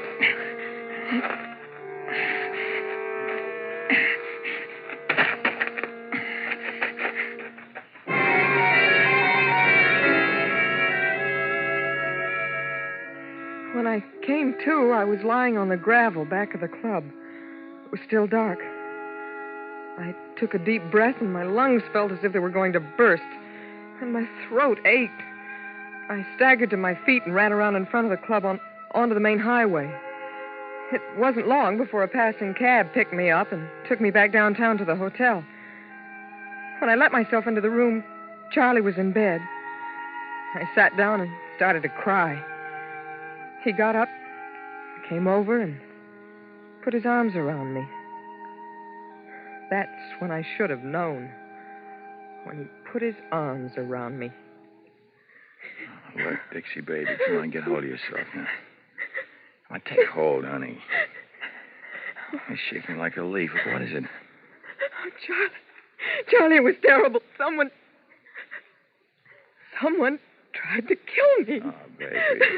Charlie. Look, will you stop crying long enough to tell me what you're talking about? Someone tried to kill you? Yes. Where? In back of the club, the Oasis. I was waiting for you, and he... Didn't you get my telephone message? Message? Yeah, I left a message for you. Well, no. Oh. Well, what happened? Well, I was back there waiting for you. I heard a noise, and first I thought it was you. I called your name, and then this man rushed up behind me, grabbed me around the throat, and Did you see what he looked like? Well, no, I couldn't see his face. It was too dark, but he tried to choke me, Charlie. Look, Dixie. Oh, it was terrible. His hands around my throat. Well, what happened after that? Well, I don't know. I passed out. I guess he thought I was dead. But why did he want to kill me?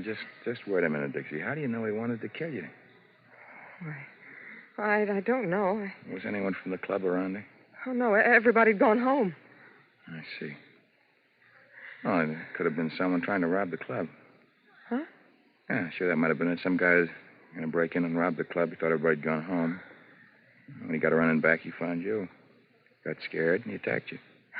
Well, maybe you're right. Of course I'm right. You say you called me?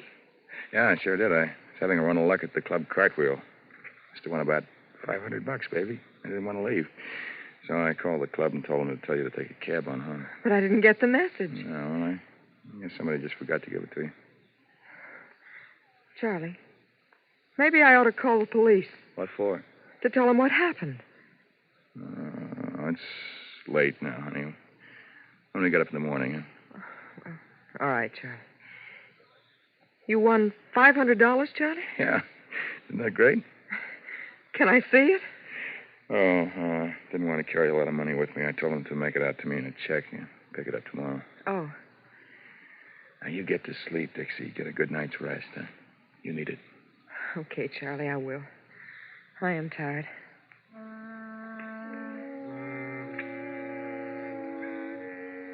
I had a very restless night. I didn't get much sleep. But the next morning, the more I thought about what Charlie had said, the more I began to believe that maybe he was right. Maybe it had been somebody just wanting to rob the club. We got up late and had lunch at one of the restaurants along 5th Street, then played some bingo at the Palace. Then we walked around town for a while and went back to our hotel about 2:30. Hey, Dixie, why don't you go upstairs and take a nap, huh? Gotta get some rest. You had a pretty restless night there. Yeah, I know. Charlie, you're not gonna... Oh, no, honey. I'll go on over and pick up the check at the club cartwheel. It should be ready for me. You can get yourself a half hour of sleep. It'll do you good. Maybe I will. I got your key? Uh-huh. Good. Okay, I'll come wake you up in about half an hour. All right. Charlie. Yeah, Dixie? Lay off the dice table, huh? Oh, sure.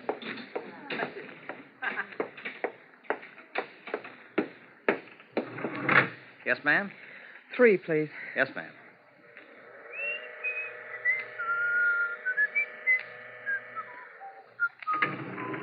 Three out.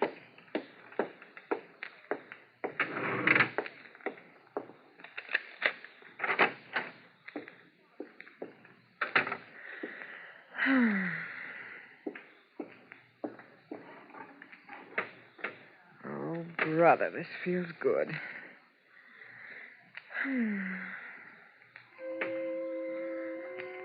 I didn't even bother to take my clothes off. I was too tired. All I could think about was getting some sleep. And the bed felt soft and good. I started to drift off into a dream. It was a terrible dream. I saw the man in the back of the club in my dream. He was chasing me now. I tried to run away, but he caught me and tied me up. Then he picked me up in his arms and carried me over to where a train engine stood and laid me down in front of it. The train in my dream hadn't started to move yet, but I could hear the hissing of the engine. And it seemed that the louder the hissing got, the harder it was for me to breathe. I tried to wake up, but it was hard, and then finally I did. But the hissing of the train didn't disappear with the rest of my dream. The hissing became the gas jet in the corner of the room. Oh, the window. The window.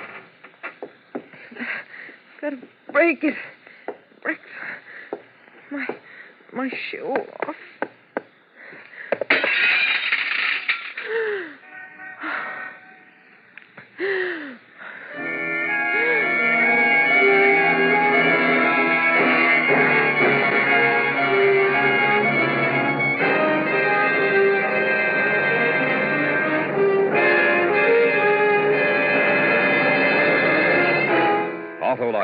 is bringing you Miss Linda Darnell in A Killing in Las Vegas.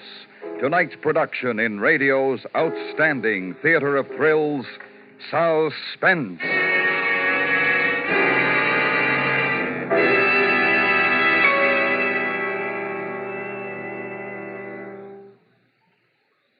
Harlow, I've told you before that I have an Autolite Stay Full battery. What do you think of it, Hap? Oh, it's great. It's grand. It's magnificent. And it's protected, too. Protected? Yep. Every positive plate in the Autolite Stay Full is protected by fiberglass retaining mats to reduce shedding and flaking and give the Autolite Stay Full longer life, as proved by tests conducted according to accepted life cycle standards. And the Autolite Stay Full needs water only 3 times a year in normal car use. So, friends, visit your Autolite battery dealer, the man who services all makes of batteries. To quickly learn his location, just call Western Union by number. And as for me, Operator 25, I'll gladly tell you the name and address of your nearest Autolite battery dealer, where you can get an Autolite Stay Full, the battery that needs water only 3 times a year in normal car use. And remember, from bumper to tail light, you're always right with Autolite. And now, Autolite brings back to our Hollywood soundstage Miss Linda Darnell in Elliot Lewis's production of A Killing in Las Vegas, a dramatic report well calculated to keep you in suspense.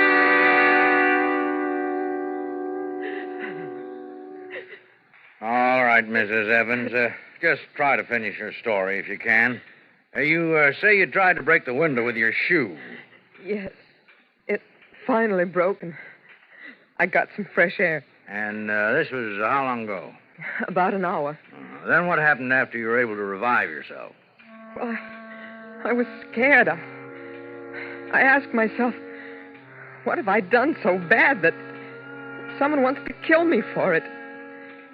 Because now I believe that someone was trying to kill me. I tried to get hold of Charlie, my husband, to tell him to come back to the hotel right away.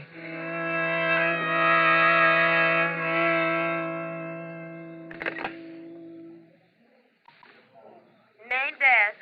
Would you ring the club cartwheel for me, please? Just a moment.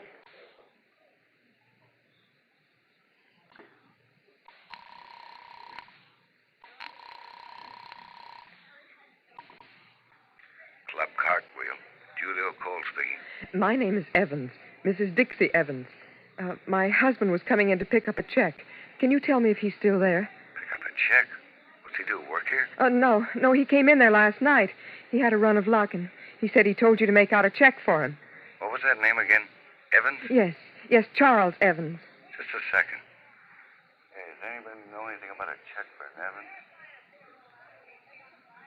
No. You mean he hasn't picked it up yet? No record of a check waiting for him.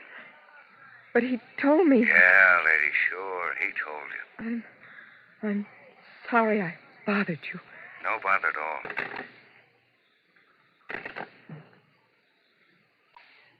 Main desk. Would you get me the Oasis Club, please? The number is 4062. One moment.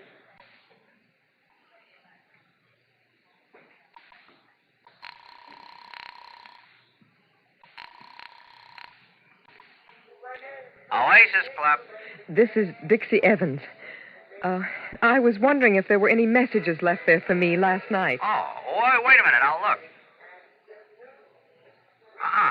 Not a one, Mrs. Evans. Thank you.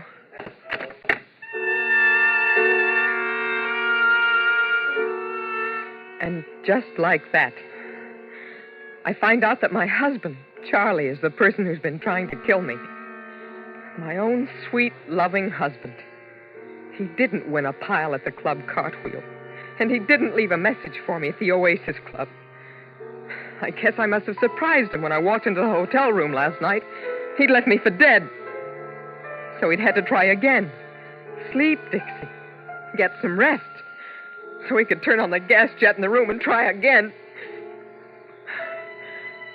What does a woman do when she finds out that her husband is trying to murder her? What does she do? What would any other woman do? She'd go to the police. So I came to talk to you. Uh-huh. Is that all of it, Mrs. Evans? Yes. Isn't it enough? Oh, Mrs. Evans, tell me something. A man who tried to choke you back at the club, did you see his face? Well, I didn't see his face, but You didn't see his face? Well, no, Well, but... then how do you know it was your husband, Mrs. Evans? Because I told you he tried it again. Only a little while ago up in our hotel room. I found the gas jet in the room turned on. You don't believe me, do you? Does your husband own a gun? Yes. Has he ever threatened you with it? Well, no. Has he ever threatened you at all? No. No, but don't you understand? Why are you so certain that the man who tried to choke you in back of the Oasis Club was your husband? Huh? You didn't see his face. I know, but... Well, then you can't be sure. But up in the hotel room... You'd be quite surprised at the number of people who die every year by accidentally bumping against a gas jet and turning it on and never knew they did it. I tell you, my husband is trying to kill me. Why? Why? Can you tell me why your husband wants to kill you? Well, I don't know why. I don't know. I haven't the slightest idea. There, you see, you can't tell me why. Now, look, Mrs. Evans, why don't you go back to your hotel now and get some rest? We'll look into it for you. Look into it? But, well, aren't you going to arrest him or something? Well, I don't see how we can. You haven't given us any kind of substantial evidence that would prove your husband is trying to kill you. In fact, you can't even tell me why he wants to kill you. I can't tell you why. I don't know myself. Well, you'd better get back to your hotel, Mrs. Evans. Get some rest. We'll get on this right away. Yes. Maybe you're right. I'll go back to my hotel. Sure. Thank you, Lieutenant. Not at all. You get taken care of, lady? Huh? Oh, yes. Yes, thank you.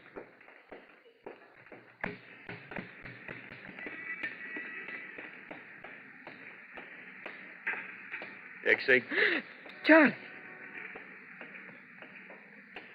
Hello, Dixie. Come on, get in the car, my dancing wife. I've come to take you home.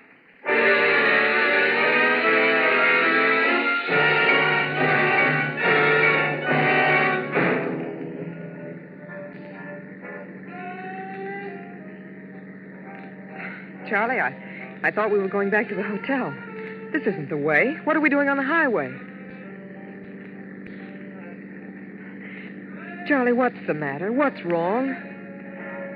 Oh, don't turn the radio louder, Charlie. I want to talk to you. Charlie, you're mad at me, aren't you? What have I done that's made you mad? Oh, Charlie, take me back to our hotel. Let's get home. I want to go home. I don't want to go for a ride. I'm tired now. I'm awfully tired, Charlie. Please don't turn it louder. It makes my head hurt.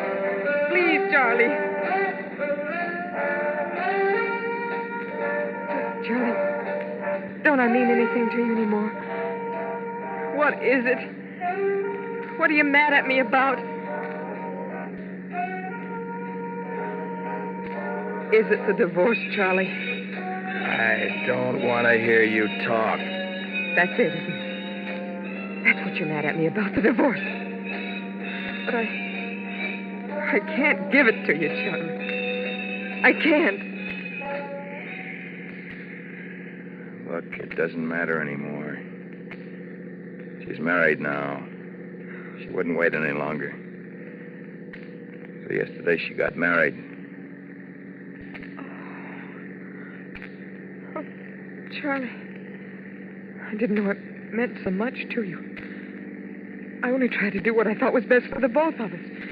We're not getting any younger, and when two people were married for as long as we were married, I thought maybe we should try to make something of it. You thought that. What about me? You? What about what I thought? Oh, you're right, Charlie. But you can't kill me now. Why can't I? I told the police. You told them what? That you were trying to kill me. That it was you in back of the club. that you turned on the gas jet. Oh, no. You can't kill me, Charlie. They'll pick you up in a minute. Okay, Dixie. Shall we go back to the hotel now? Okay, Dixie.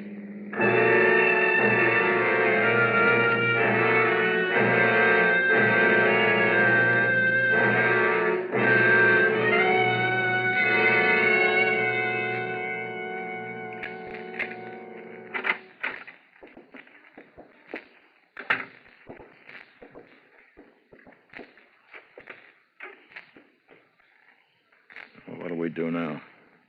There's nothing to do, Charlie. We just go on, I guess, like we have. You do that? You stay with me, married to me, knowing I want you dead? I have to, Charlie. Because I won't give you a divorce. Well, like chess, Dixie, we're stalemated, aren't we? Looks that way. You know how much I hate you.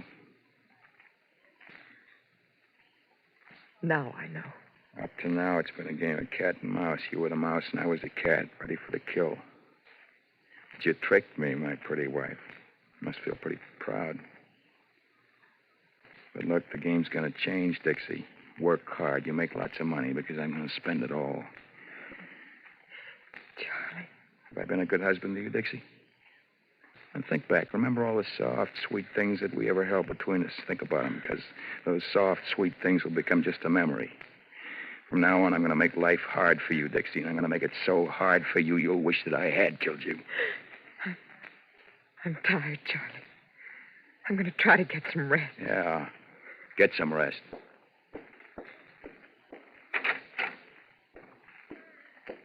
Get a lot of rest, Dixie. You're going to need it. You tell the police why I wanted to kill you, Dixie? Did you tell them how I asked you in a civilized manner for a divorce? You tell them that?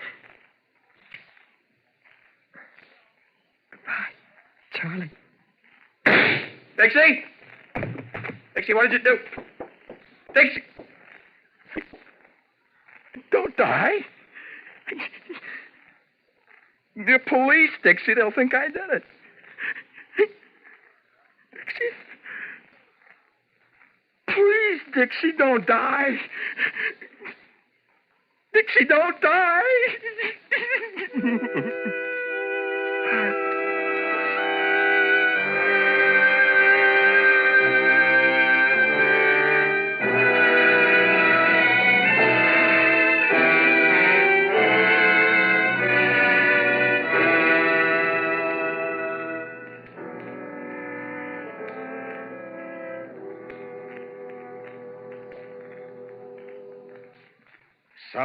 Suspense. Presented by Autolite. Tonight's star, Miss Linda Darnell. This is Harlow Wilcox speaking for Autolite, world's largest independent manufacturer of automotive electrical equipment. Autolite is proud to serve the greatest names in the industry. And during these early months of '52, the Autolite family joins in saluting the leading car manufacturers who install Autolite products as original equipment. Our Autolite family is made up of the nearly 30,000 men and women in 28 great Autolite plants from coast to coast and in still other Autolite plants in many foreign countries. It also includes more than 18,000 people who have invested a portion of their savings in Autolite, as well as 96,000 Autolite distributors and dealers in the United States and thousands more in Canada and throughout the world. Our Autolite family will salute the DeSoto division of Chrysler Corporation on the next Autolite Suspense television program. If you live in a television area, check the day and time of Suspense on television so that you'll be sure to see this program. And remember, be with us next week for another thrilling Autolite Suspense program on radio.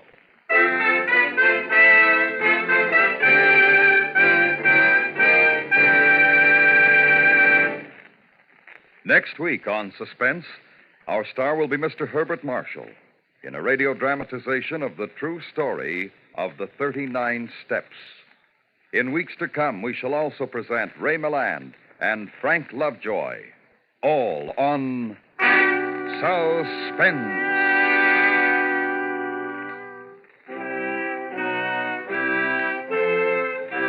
Suspense is produced and directed by Elliott Lewis, with music composed by Lucien Morawick and conducted by Lud Gluskin. A Killing in Las Vegas was written for Suspense by Richard George Pedicini. In tonight's story, Lamont Johnson was heard as Charlie and Joseph Kearns as the lieutenant. Featured in the cast were Jerry Hausner, Charles Calvert, Eve McVeigh, and Jim Nusser. Linda Darnell will soon be seen in David E. Rose's production of Saturday Island. And remember, next week on Suspense, Mr. Herbert Marshall in The 39 Steps. Did you know that more than 7 million American men, women, and children are victims of crippling arthritis? Help prevent this waste of human happiness and power. Give today to the Arthritis and Rheumatism Foundation, care of your local postmaster. This is the CBS.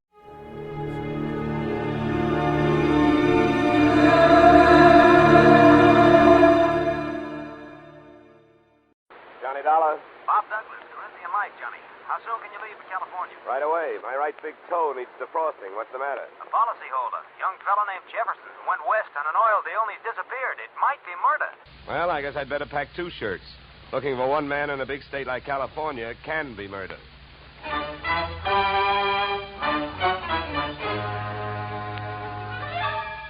Edmund O'Brien in the transcribed adventure of the man with the action-packed expense account.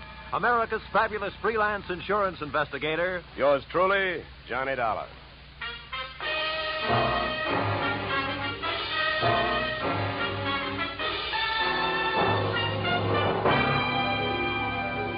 Expense account submitted by Special Investigator Johnny Dollar to Great Corinthian Life Insurance Company, Hartford, Connecticut. The following is an accounting of my expenditures during process of search for your missing policyholder, Youthful Millionaire Alec Jefferson, or how they were drilling for oil, or what they struck was me. Expense account item 1, $186.13. Airfare, Hartford to Los Angeles. Item 2, $15. Hire car, airport to office of Rebel Wildcatters Incorporated on potential oil land in the New Hall Saugus district. I arrived at 9:30 a.m. A handful of dirt dentists were hard at it, drilling at a rig not 30 feet from the shack-type office. Pull it over, will you? Better stand by, driver. My man may not be here.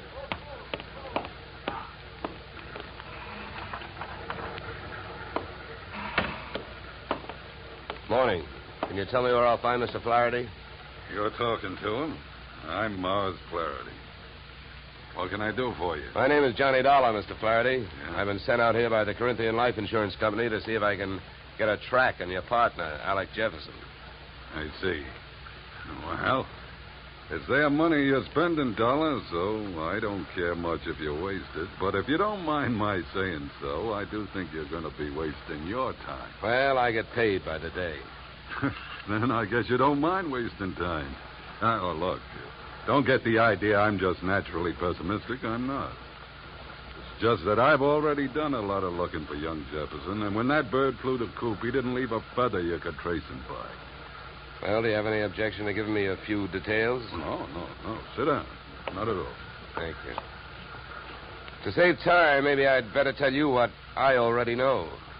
Well, it can't be much. It isn't. I suppose you realize Corinthian Life is the administrator of Jefferson's father's estate. Yeah. I know that. Well, having charge of the money, they naturally know that young Jefferson financed this operation. That's right. His money, my experience. The only thing we needed was a little more luck. Well, there you have it. That's all I've got. What can you tell me? That whatever young Alexander got, he was asking for. For a guy built like a cream puff, he got mighty strong around here. Around an oil field, that isn't healthy even for a big guy. You know. How do you mean he got strong? Too much money, too much opinion. That mixed up with too many other men's women can mean trouble for anybody. Any particular women? too many. Mind telling me who they are? No. Matter of fact, I got a list right here. Yeah, you can have it. I already tried it. Just one more thing. Yeah? How and when did he drop out of sight? A week ago last night. Yeah, he left here at 5 o'clock for his apartment on the Sunset Strip in Hollywood. He never got there. I checked that, too. Here, yeah. Give me that paper back for a minute. I'll write down the address. Thanks. Well, I'll be around. Oh, by the way, the first thing we try to figure out in my racket is who would benefit most. How would you like to have him found? Dead or alive? Either way, Dollar. I can take it. I've lost partners before.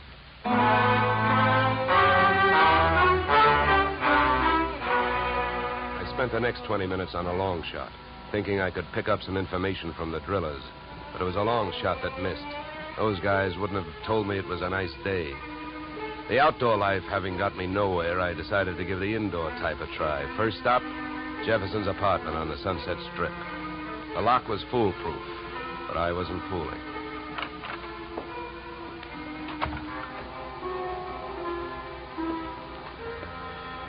The joint was decorated in a lovely shade of hangover green. A series of alcohol rings from the bottoms of glasses carrying out the motif on all flat surfaces. In the living room, I found several pieces of loosely strewn feminine attire. In the bedroom, I found one piece of loosely strewn female. Hey, who are you? What do you want? Oh, sorry. I understood this was Alec Jefferson's apartment. It is? Oh, You can drop your eyebrows, mister. I'm his wife. I beg your pardon? You heard me. I'm Mrs. Alec Jefferson. Pass me that robe, will you? Now to make coffee? Yeah, why? Well, how about making me some while I go put on a face? I guess so. You'll probably have to wash the percolator. To me, the best grounds for divorce would be coffee grounds and an unwashed percolator. Oh, I washed it. I also made the coffee, wondering the while how she had made the matrimonial grade. Right then and there, I'd have given her the Bad Housekeeping Award. She looked like the kind of a girl who could get into a beauty contest, but like she'd never win it. Any way you looked at her, she was a new complication. Your coffee's ready. Yeah, thanks. Good. Find any clean cups? No, but I washed two. Here. Thanks. Now, would you mind telling me who you are? I'm an insurance investigator. I'm looking for your husband.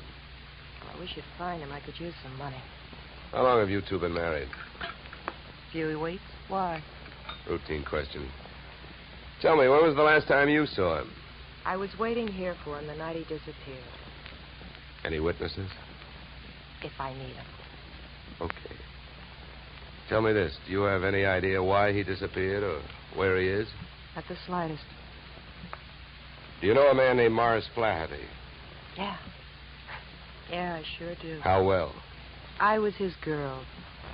So? By the way, have the police come to you yet? No, I went to them. You see, I'm the one who reported Alec missing. Do you know whether they've come up with anything? Nothing much. Up until now, he's just a missing person. They put Alec's picture on a television every night. I don't know that they're doing much else. They keep calling him a Caucasian. Look, please don't get so hysterical about this. It makes you so hard to question. Huh? Oh, nothing. Oh, I get it. Excuse me if I seem dense this morning. Morning. It's 3 in the p.m. All right, so everything about me's wrong. That's right. Look, you can think that I married him for his money if you want to. Suppose you're used to suspecting everybody of everything. But have you heard? There are two sides to every marriage. Do I look strong enough to have carried him to the altar? I never weighed him. But answer me this. If he swept you off your feet, why did he pull a fade out in the middle of the honeymoon? What should I know? Maybe he'd never seen a dame without makeup on before and had to go someplace to think it out. I wonder if there's anything to eat. I'm hungry. Look, I think I'd better be going. I'm not much of a cook.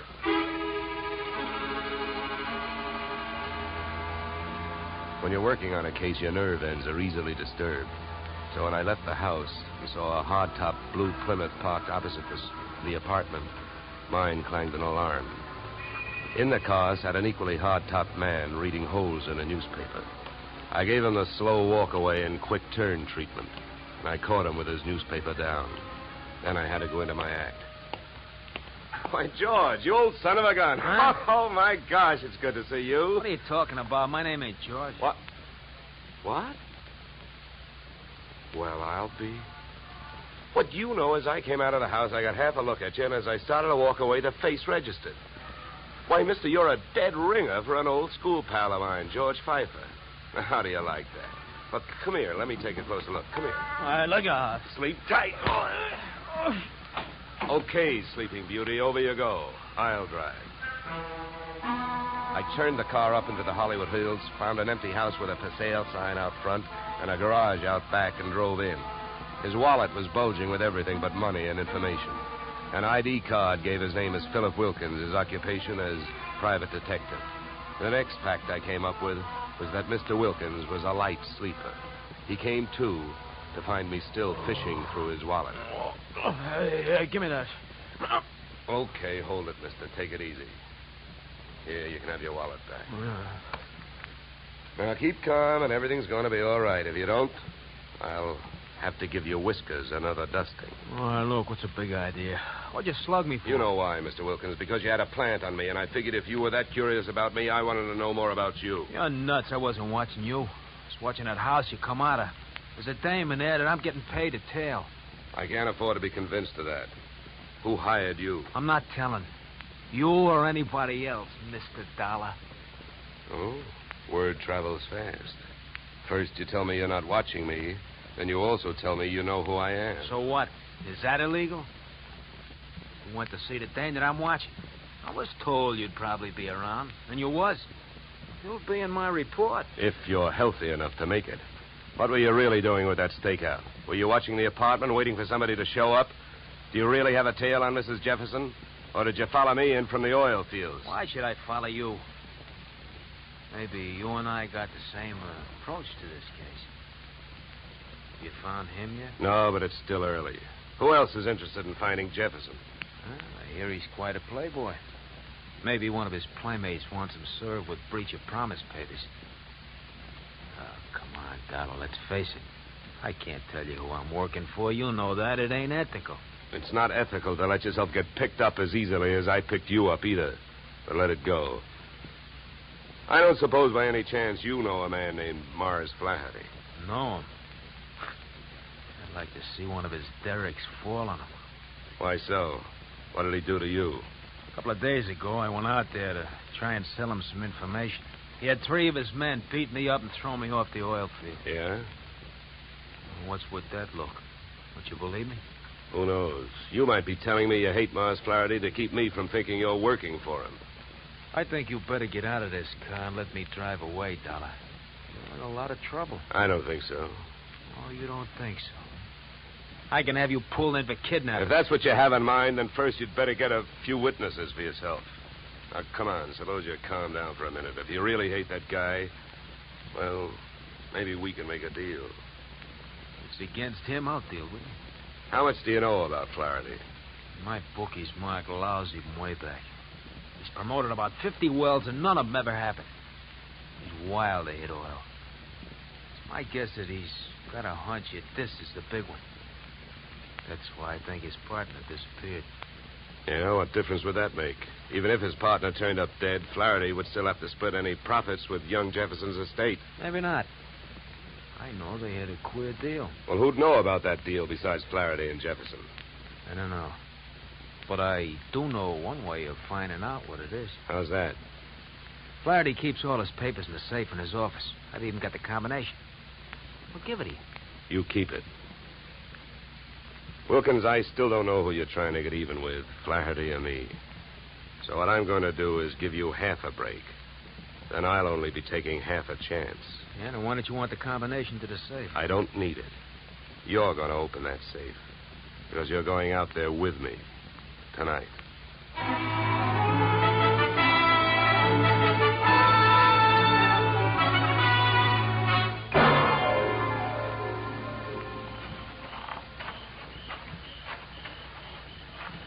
Here. This window. Okay. Now, here. You handle the glass cutter. Right. Now, look. Here's what we do. I'll wet this suction cup. Get a grip on the glass, see? Now, you cut around the outside edge, and I'll lift the paint out in one piece. Lesson number 1, straight from the burglar's handbook.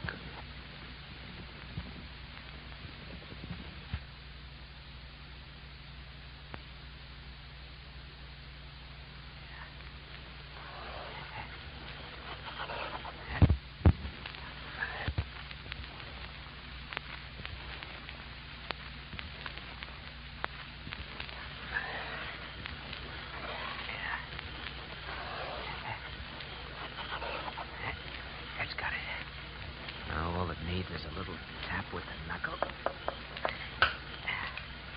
That's it. Okay.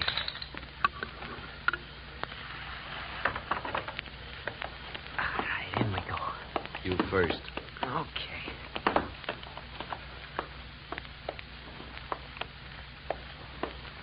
Now, the safe is over here. Get your fingers over that flashlight. For all I know, you might still turn out to be the local Paul Revere. Yeah, that's right. I might. Here. You hold the light. Thanks, I will. Go on, get to work. All right. I'm as anxious to get this over with as you are. Give me a little more light, will you? Okay.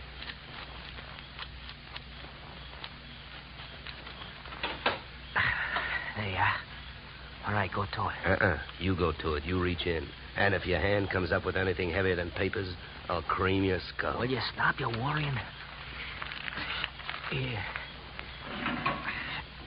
Nothing here. Nothing. No. All right, you got him, that's all. Stay down there. I don't want to walk off with anybody's government bonds. Here. I got all I want. You put these back. All right. Now, close it up.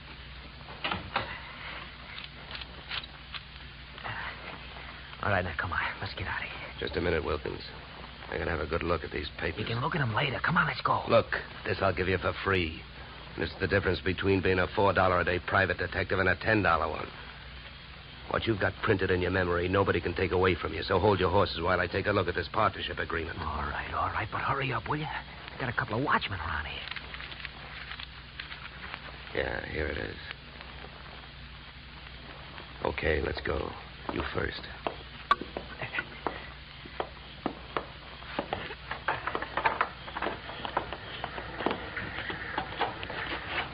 Okay, back to the car. Make it fast and easy.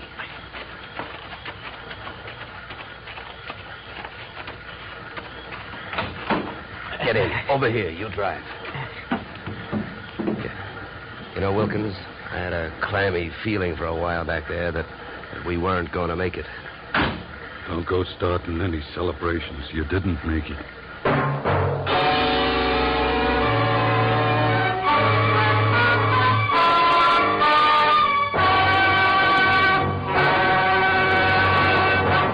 In just a moment, we will return to the second act of yours truly, Johnny Dollar. But first, and young truly, Johnny Dollar to Bing, Gary Cooper, and young Gary this Wednesday. Now we return to yours truly, Johnny Dollar, starring Edmund O'Brien.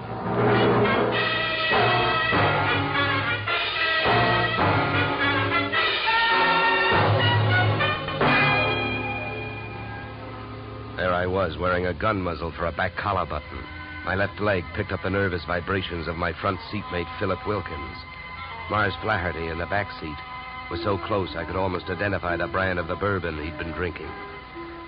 I suppose you got what you went into the office after. Huh? I not only got it, I memorized it. And it makes you look bad. Yeah, then I don't have to explain to you why I don't want you two guys or the paper running around town on the loose. Well, it's a corporate paper. That means it's on file somewhere.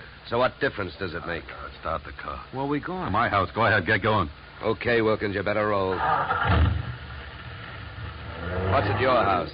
The reason that paper makes a difference right now. The guy you came here looking for showed up. Alec Jefferson, where is he? He's where we're going. My place. Well, then I guess maybe my employers have got nothing to worry about. Nothing but paying off on his life insurance. Alec Jefferson's dead.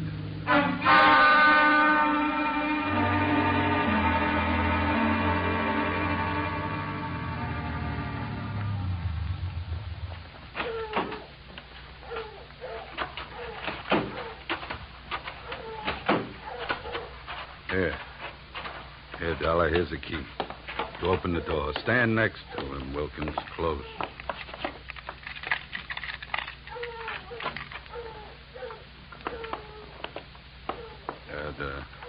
The light switch is on your right.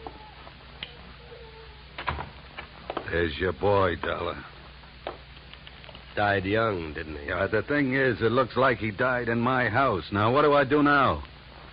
If you're putting on an innocent act, you're doing pretty good, Flaherty. How's the rest of it go? I've been around killings before, so I know how the rest of it goes. The cops take one look at this, they grab me, and before that happens, I got some work to do. So have I been around killings before. Work to do. So have I been around killings before. And I know how the rest of your story goes. You came into your house and you found him. Somebody hit Jefferson over the head with that piece of firewood to get rid of him and make you look guilty. You're being framed. Huh? The next chapter reads you've got 8 witnesses to prove you were at a church social at the probable time of death. That's the way I wish it read, but I haven't got any witnesses. I've been on the loose out in the hills ever since I saw you this morning. Oh, yeah? What are you, a nature lover? An oil man. In my racket, you never stop sniffing. When I came back and found him here, I headed it for the office. I wanted that paper you got out of the way for the time being. Would that gun of yours object if I looked the body over? Help yourself. Thank you. Any idea how long he's been dead, Dollar? Oh, hard to tell. Feels like quite a while. Could have happened before I met you. What do you mean by that? Nothing.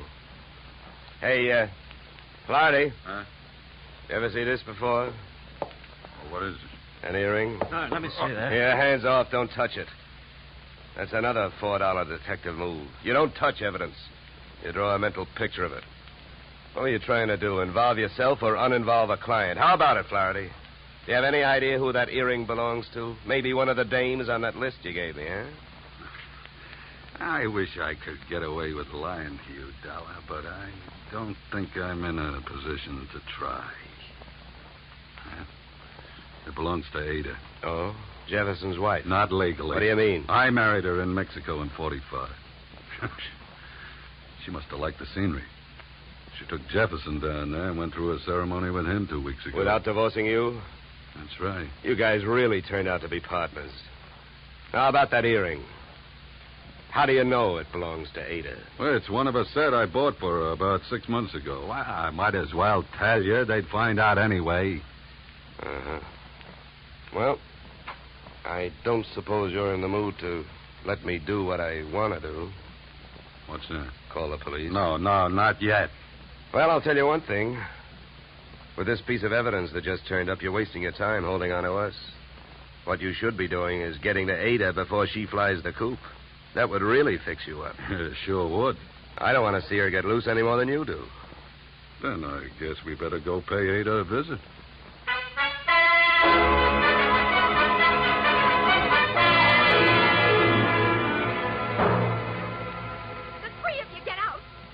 All you got is one lousy earring, and if you think I'm going to stand here and listen to you try to pin a murder on me, you're nuts. Mars never bought me anything. He never gave me any earrings. How about it, Flaherty? That's too bad, Ada. If I thought there was a chance to help you, I would. But your earring was laying right there on the floor next to his body. Why, you oily monster, you. What are you trying to do to me? Why, if anybody had reason to kill Alec, you did, you miserable thief. Now, wait a minute, Ada. Don't make yourself look worse by throwing a lot of accusations around. I know about the contract between Alec and Mars. In case of death, the survivor gains full control of the oil field. But a good piece of evidence will beat out a good piece of motive in any court in the country, and you've got both working against you. Get out of here. You don't know what you're talking about. I think I do. Knowing about that agreement, you married both these guys. Those Mexican marriages are just weak enough to help you beat a bigamy rap if it came to that, and just strong enough to help you collect if either of your husbands died. Your next move would be to divorce the one that was still living and take advantage of the California community property laws. Oh, you've got it all figured out, haven't you? Well, not quite. I haven't figured out why young Jefferson went to all the trouble of dropping out of sight and then showed up to get himself murdered. I think I can tell you. It was about time you told us something. I was working for Alec Jefferson. That's why I couldn't tell you, Dollar. I was getting paid to help him stay out of sight and keep my eye on these two. The contract had him worried. But when I uncovered the bigamy and told him about it, he decided to go to Flaherty and try and straighten it out, man-to-man basis. You know that, Ada? No. I don't know anything about anything. That's a lie. I was with him this morning when he called you. He told you he was going out there. You had plenty of time to get out there and wait for him. You can't get away with it. You can't prove anything. Now get out of here! Not before I... Don't mind the gun, Flaherty. I got her. No, let me go. Hey, none of that. Around you go. That's better. Yeah, much better. Now, come on, Angel, across the room. Well, Flaherty, don't you think I'd better call the police now? I'm afraid there's nothing else to do. Okay, then you hold her. You get your hands off me. You dirty puppy. Get me police, operator. My name is Dollar.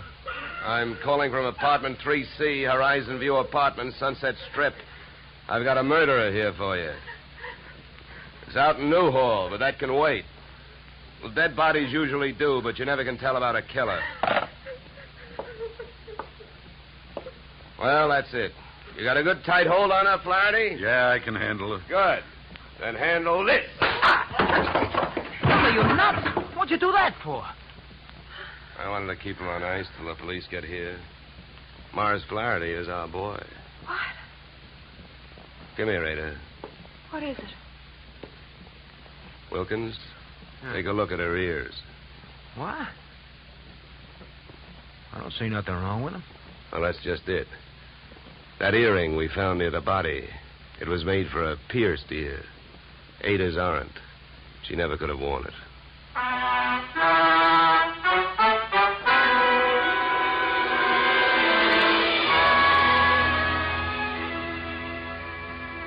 Morrow, if Flaherty had been a nice enough guy to buy jewelry for his wife when he had her, he wouldn't have bought the wrong kind of earring when he wanted to set her up as a patsy. The police traced his purchase of same to a Main Street pawn shop. But what really nailed him was the biggest switch of all. Since the murder weapon was a shaft of rough bark firewood, there were no fingerprints on it. But by the same token, there were weapon prints on Flaherty's fingers. A batch of tiny splinters under the skin. Inasmuch as my own girl furnished the practice which made me perfect on this case, I assume you will not be annoyed at my listing expense account item 3, $65, one pair gold earrings inscribed to Olga with love. Item 4, $187.13, return transportation Los Angeles to Hartford. Expense account total, $711, signed yours, truly, Johnny Dollar.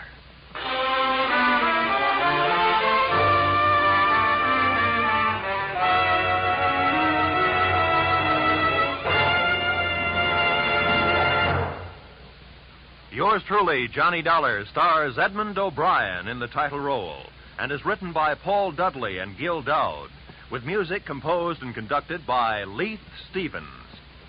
Edmund O'Brien can currently be seen starring in the Harry M. Popkin United Artists production, D.O.A.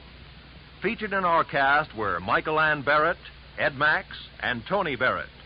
Yours truly, Johnny Dollar, is produced and directed by Jaime Del Valle.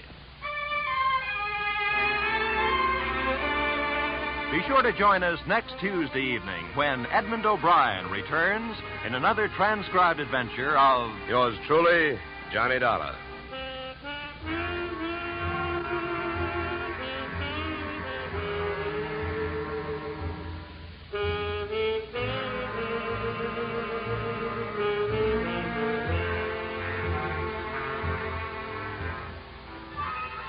blizzards in the western states, floods in Texas, hurricanes in Florida, tornadoes in Louisiana. Wherever disaster strikes, the American Red Cross stands ready to lend assistance. The Red Cross helps victims not only at the terrifying moment when disaster strikes, but also in rehabilitation. This is just one of the many nationwide activities of the Red Cross. Give generously to its latest drive. Now stay tuned for the adventures of Philip Marlowe, which follows immediately on most of these stations.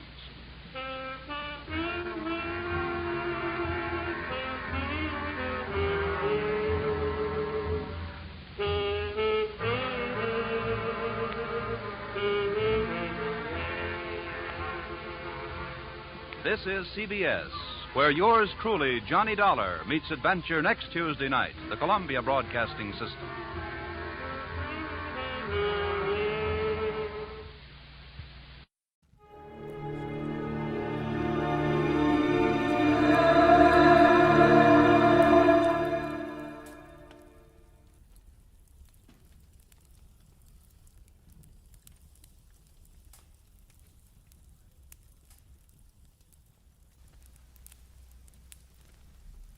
Get this and get it straight. Crime is a sucker's road, and those who travel it wind up in the gutter, the prison, or the grave. They dressed in red, white, and blue and jumped from an ancient biplane at 3,500 feet. Twice a day, every day, and nobody worried. Until $5 million went along just for the laughs, and death went along for the ride. From the pen of Raymond Chandler, outstanding author of crime fiction, comes his most famous character in The Adventures of Philip Marlowe.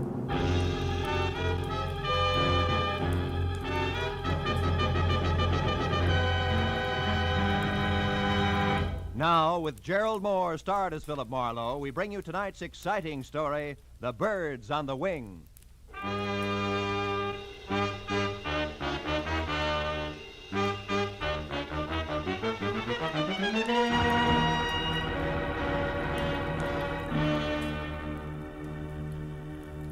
It had been the kind of quiet, workless week that speaks well for human beings and their relations with one another, but doesn't do much for a private detective's bank balance. So when at exactly noon, a telephone call had jerked me out of Chandler's new novel, The Little Sister, and a voice edged with anxiety had dangled $100 worth of negotiable bait my way, I had snapped at it. But then I wondered if I'd done the right thing, because it had been my Mus Hattie Pembroke, guardian of the millionaire, thrill-seeking screwball Page Pembroke. And now an hour later, I left the sunlight and felt my way into the gloom of the carefully tucked-away Hollywood bar where she had suggested we meet. When I could see again, I spotted her at a corner table. That the old girl would be the other side of 50 and doing a little too much to disguise it, I had expected. But that she would be drinking her whiskey neat, I hadn't. When I approached her and introduced myself, Mr. Marlowe, she started to come right to the probably point, know as much- but didn't quite make it. Oh, how rude of me. I'm sorry. You're probably dying for a drink. Oh, waiter. Well, frankly, no, Miss Pembroke. I'm not exactly Oh, dying. now, I know you men in your early afternoon appetite for a friendly drink. There's no harm in it. Matter of fact, I've already had... Well, I've had a small drink myself. No fooling. Oh, waiter, this gentleman's order, please. Yes, ma'am. What'll be, sir? Scotch and soda, if the lady will join me. Oh, no, I couldn't. Really? Well, all right. Scotch for me, too, waiter. Johnny Walker. Yes, ma'am. Now, Mr. Marlowe, let's get down to business. Have you ever been to Oxnard, California? Uh-huh. Good, because that's where my nephew is. Also, it's where the Calumet Valley County Fair is being held. Really? Whatever that may be. Most important, it's where you can probably find out what kind of trouble Page is in. You see, the poor boy is Down just... to his last $5 million. No, I'm sorry, Miss Pembroke. I don't think I want the job after all. Now, one moment. Why not? Well, frankly, I hope you'll excuse the reference to actual living persons, but your polo-playing, motorboat racing daredevil nephew is a jerk. I know. Page Pembroke III is an unmitigated ass, a virile egomaniac, an idiot who's never done an honest day's work in his life. Wait, where is that drink? Right here, ma'am. Oh, thank you. Now, Mr. Marlowe, sit down and drink your drink. When I referred to my nephew as a poor boy in trouble, I was only trying to avoid saying all this. Oh. Your health, sir? Yes. Well, my health. Now, your next question. Since I obviously share your sentiments about my nephew, why all this concern over him, correct? Close. Right. I want to help Paige Pembroke, Mr. Marlowe, because it's my job. My, shall I say, bread and butter? All right, say it. You see, I'm executor of his estate, which my brother, Paige's father, left for him. Well, as such, I get $20,000 a year until Paige is 35, another 6 years. But if Paige should die, disappear, or be committed to any kind of a public institution... Oh. Before then, the entire estate goes to charity, and I go find another job. And specialized jobs like handling $5 million estates are hard to come by these days, huh? Now, Mr. Marlowe, this letter here's all you have to go on. It was postmarked last night from Oxnard. Read it, read it. Oh. If you want your precious nephew to keep on being healthy, you better come and get him at once. The three of us had a nice little act going here at the Calumet Valley County Fair before he joined us just for laughs. We intend to have a nice little act going after he's gone. And one way or another, he's going to go. A friend, huh? Yeah? Well, what do you think? Oh, it's 5 to 1. It's nothing more than a woman spurned. Very young woman, Miss Pembroke. So you might be wasting $100 sending me up there. Then you'll go. Good. Yeah, but only because of my bank account. Mr. Marlowe, there'll be another $100 for you if and when you get all this straightened out. Now, call me at my home, Beverly Hills. Crestview 5412. 4124? Yes. As soon as you find out what's wrong. And, Mr. Marlowe. Yes, Miss Pembroke. On your way out, signal the waiter for me, will you please?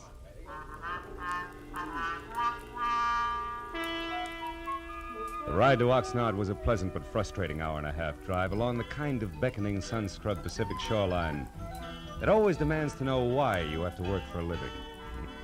The ride through Oxnard to the sprawling county fairgrounds located at a semi-retired airport was a fast 10 minutes. So all in all, it was a little better than 3 o'clock, and there was still a measure of boyish bounce in my stride when I started past the prize cows and plain and fancy leghorns and headed for the Midway, looking for the act Paige Pembroke had joined just for laughs. But it was 4 o'clock, and I had checked a half a dozen death-defying numbers before I was standing in front of a banner Columbus could have used for a sail. It said I was getting warm. In iridescent orange cloth on black, it read, "The Plunging Comets. Taffy Starr and Midge Maynard on wings of death with fearless Eddie Knapp at the controls. The greatest parachute act in the world, admission free. 5 and 9 p.m., north end of the Midway. Come one, come all." Yeah, this had to be it. At the north end of the Midway, just outside of a sagging, weather-peeled hangar, I found the World War I biplane that went with the Plunging Comets being mothered by a mechanic who didn't have grease on his face. And beyond that, on an inside wall of the hangar, were the parachutes used in the act, each on a separate hook, its owner's name carefully block-lettered on a card tacked above. Taffy, Midge, and Eddie. And then, scrawled in black crayon, the name I wanted most of all to see, Paige. Lost something, mister? The voice went with the woman and the woman with the act. At the top, there was what used to be called the boyish bob, sticking out of a white aviator's helmet circa 1918. Then a bright red leather jacket open wide at the throat, black riding breeches, black boots, a color of hair that stuck out and said this one was Taffy. I asked if you lost something. Have you? Well, come to think of it, yes. 6'2", eyes are blue, and carries a big, big checkbook. Seen one around? Maybe. Why? Who are you? Name's Philip Marlowe, the millionaire's friend. I'm a yacht salesman. Here's my card. Never mind your card or the very funny jokes. Now, what do you really want? Paige Pembroke before he breaks his neck in your act, or isn't he in it yet? I don't remember. Now, your point. What is it? A letter you could have written? A letter that says Paige is in trouble. Where is he? Goodbye, Mr. Marlowe. Take it easy, Wings. You wouldn't want to hold out on somebody who's only trying to help Brother Paige, would you? I mean, what reason could you possibly have? Other than $5 million you might want for your very own. Why, you... I said goodbye. What's the matter, Taffy? You having problems? Yeah. This Mr. Yacht Salesman is Emmett Kingston, head of the fair's Midway. And you'll be surprised how popular he is with the concessionaries. Now where you going? What else? Good day, Miss Taffy, Mr. Kingston. You know, sometimes it works. Lead with your chin, ride with a punch, and watch for your opening. And I figured I'd try it just that way. So 10 minutes later, when Emmett Kingston, who was carnival people from checkered vest past ornate watch fob to high-button shoes, and shaped like a bowling pin, left Taffy and started trundling down the Midway, I went after him. When he stopped in front of a lunch wagon, I stopped too. And when he went in, approached a man playing pinball machine who was maybe 5'4", and from where I stood conscious of it, I was still behind him. At the pinball machine, a stranger with a thin face that wore a nervous toothpick was also watching the little man's game. Oh, boy, Doc, it's peachy. So when I moved closer to the trio, my face turned away from Kingston. Nobody seemed to mind. Hershey, jack of many trades, I see. What? Oh, Mr. Kingston, how are you, sir? Fine, Hershey, just fine. 800 more is jackpot, Doc. Come on. You wanted to speak to me, Mr. Kingston? No, Hershey, nothing important except about last night. Last night, sir? You were working late for a parachute rigger, weren't you, boy? Or am I wrong to consider 2 o'clock in the morning an odd hour for you to be folding these silks? Hey, Doc, you're going to shoot her, aren't you? Which? Of course she is. Go on, I'll shoot for the gentleman. Yes, sir. Hey, 2,000, 3,000, 4,000. Hey, that's great. Now do that again with your last ball, Doc. Was there something else, Mr. Kingston? Yes, Hershey. Why were you near the chutes at that hour? And don't bother denying that you were, because Eddie Knapp saw you there. Well, son? Well, I was there to double-check the riggers, Mr. Kingston. Hey, look, I'm sick and tired of Midge Maynard complaining about the way I pack her chute. It's a stupid excuse, just trying to cover the fact that she's losing her nerve. Hey, boys, don't ignore me. Do we try for the jackpot? Shut up, you, and get going. Rosie, get this stumble bum out of here, will you? Sure, Mr. Kingston, whatever you say. Oh, and it's social, huh? All right, Doc, I'm going. Of my own free will, too. But I could stay if I wanted to. Hershey, you were saying? Well, just this, Mr. Kingston. Midge Maynard and Taffy Star fighting because of that Pembroke fellow, or because Eddie Knapp is crazy about Taffy is one thing. But bringing me and my work into it is different. Meaning? The parachutes Midge and Taffy use are identical. In the act, both girls jump from the plane wing at the same time. But Midge always gets scared and opens her chute sooner than Taffy. So Taffy is on the ground long before Midge. But this has nothing to do with the way I rigged the chutes, and I think All right, Hershey. Nobody's blaming you. Say, you. Yeah? You wouldn't be trying to sell another yacht in here, would you? Just waiting for the finish of an exciting pinball game. That all right, or is it time to call Rosie again? No, it's quite all right. We're leaving. You try for the jackpot. Come on, Hershey. It's about time for the 5 o'clock show. Oh, yes, Mr. Kingston. Only 40,000 to go.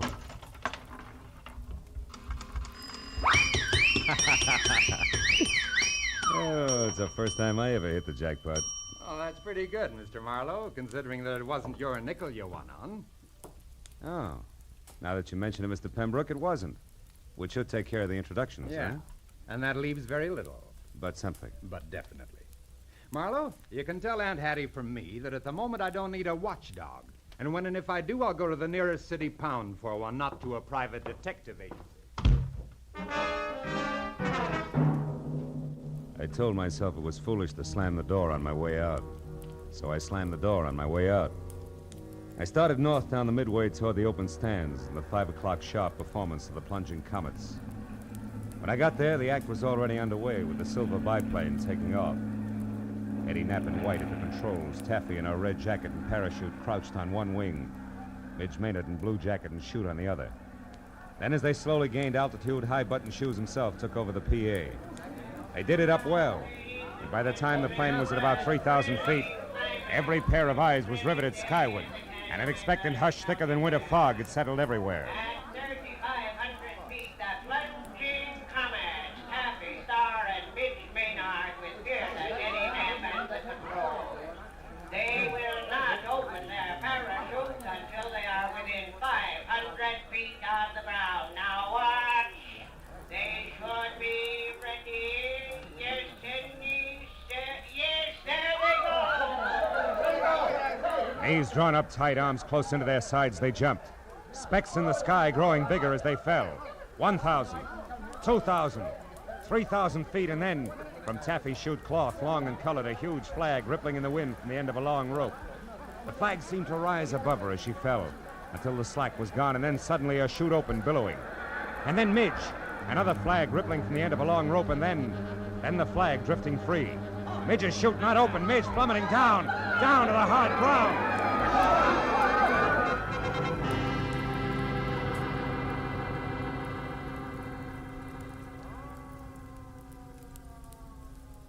The thud slammed home all the way around, kicking hard at every stomach.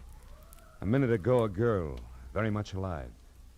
Now a smashed, still body, Someplace near me, a woman cried. There was a bitter, sick, sweet taste in my mouth as I headed for the hangar where I'd first met Taffy.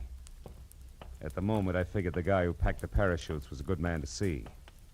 When I got there, the only one present was Emmett Kingston. Stop right there, boy, and tell me straight and fast just who you are. Philip Marlowe, Los Angeles private detective, Mr. Kingston. You can prove that? Sure. Here's my business card, state license, county permit. I'm working for Paige Pembroke's aunt. She wants his nibs kept out of trouble. Which has what to do with your being here now, Marlowe? Here at this hangar, I mean.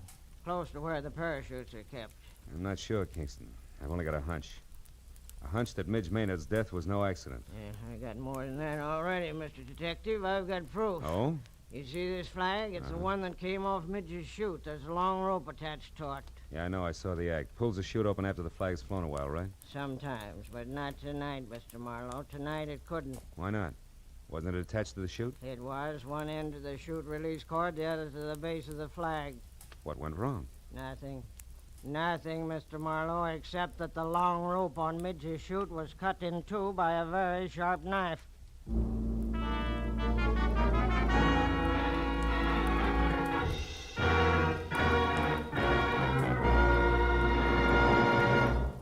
In just a moment, the second act of Philip Marlowe. But first, Sunday nights on CBS. The biggest bargain in show business today. Skelton, Bergen, and Benny without spending a penny. Amos and Andy, Eve Arden, Corliss Archer. 4 A's, 4-star entertainment.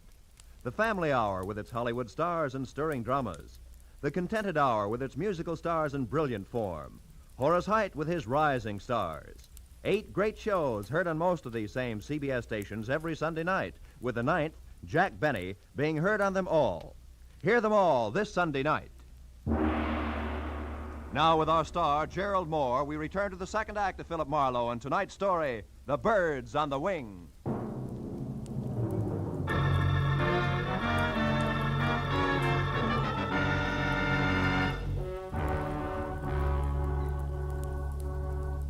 When Midge Maynard's grim accident turned out to be grimmer murder, I left Kingston and headed for a phone to call my client. Everywhere the chill of the viciously spectacular death lay like a soggy blanket. At the exposition office, I found a phone and finally got through to Hattie Pembroke. She listened up to the word murder and then, between gasps, insisted on coming out to help me. When I hung up, I turned to see that the pilot, Eddie Knapp, had been standing in the door listening. He looked sick. What's it to you, mister? What's what to me? Midge. The long drop she took out there. And Pembroke. I heard you say Pembroke. What do you got to do with him? Just a minute, fella. I'm not sure it's any of your business. It's my business, all right. The kid gave me a big grin up there just before she jumped. And I watched her fall every inch of the way. So did everybody else. Look, I know how you feel, Eddie. You don't have any idea how I feel. Don't try to kid me. That mob out there loved it. That's the only reason they come to watch, the hypocritical buzzards. You got a finger in this pie, an angle all your own. I'm going to find out what it is. Take it easy, Knapp. You're talking yourself into something real silly. Yeah? Listen, ever since that louse Pembroke showed up here, there's been trouble brewing. Now Midge is dead. She was a friend of mine. Best friend I had. Aren't you pulling a switch, Buster? What happened to your red-hot passion for Taffy Star? Oh, you nosy... Come here, you jerk! Look out my arm! Buzz boy, and unless you want to take off with a busted wing, stand still. Now get this, Eddie. I've got no beef with you yet. In fact, we might even be on the same team because I want Pembroke out of here just as much as you do. So cool off! Who are you? Private detective named Marlowe. I got news for you. Midge fell because her chute was fixed. She was murdered. Murdered? You heard me. Where's Hershey? He packed the chutes. Have you talked to him? No, I can't find him. You mean he's run away? With that filthy half-pint psycho? Now listen, for your own sake, Eddie, leave Hershey to me and the police. You know where he's staying? No, I don't. In town someplace. Well, didn't he ever tell you where? Come on, think, Eddie. Well, yeah, he told me he had a buddy in town. Some guy who runs a pool hall. I didn't pay much attention. That's enough for a starter. I'll find him. And keep a lid on your temper, Eddie. I'll see you. As I crossed the grounds to my car, I looked back once at Eddie Knapp standing in the office door, rubbing the shoulder I twisted for him. I hoped he'd stay out of circulation until I got back because the barnstorming flyer was charged up like a high-tension wire. The way he felt there'd be sparks no matter who he touched. Taffy, Pembroke, or Lyle Hershey. But my immediate worry was the location of the lambing parachute packer, so I drove into Oxnard, found a phone booth, and went through the book calling pool parlors. I finally hit pay dirt at a joint called Pindy's. It's 212 B Street, upstairs in the back. 212 B Street was an apartment, second floor rear over a boarded-up fish market. I went up the stairs to the half-open door with my hand around my .38. But the shooting part was all over.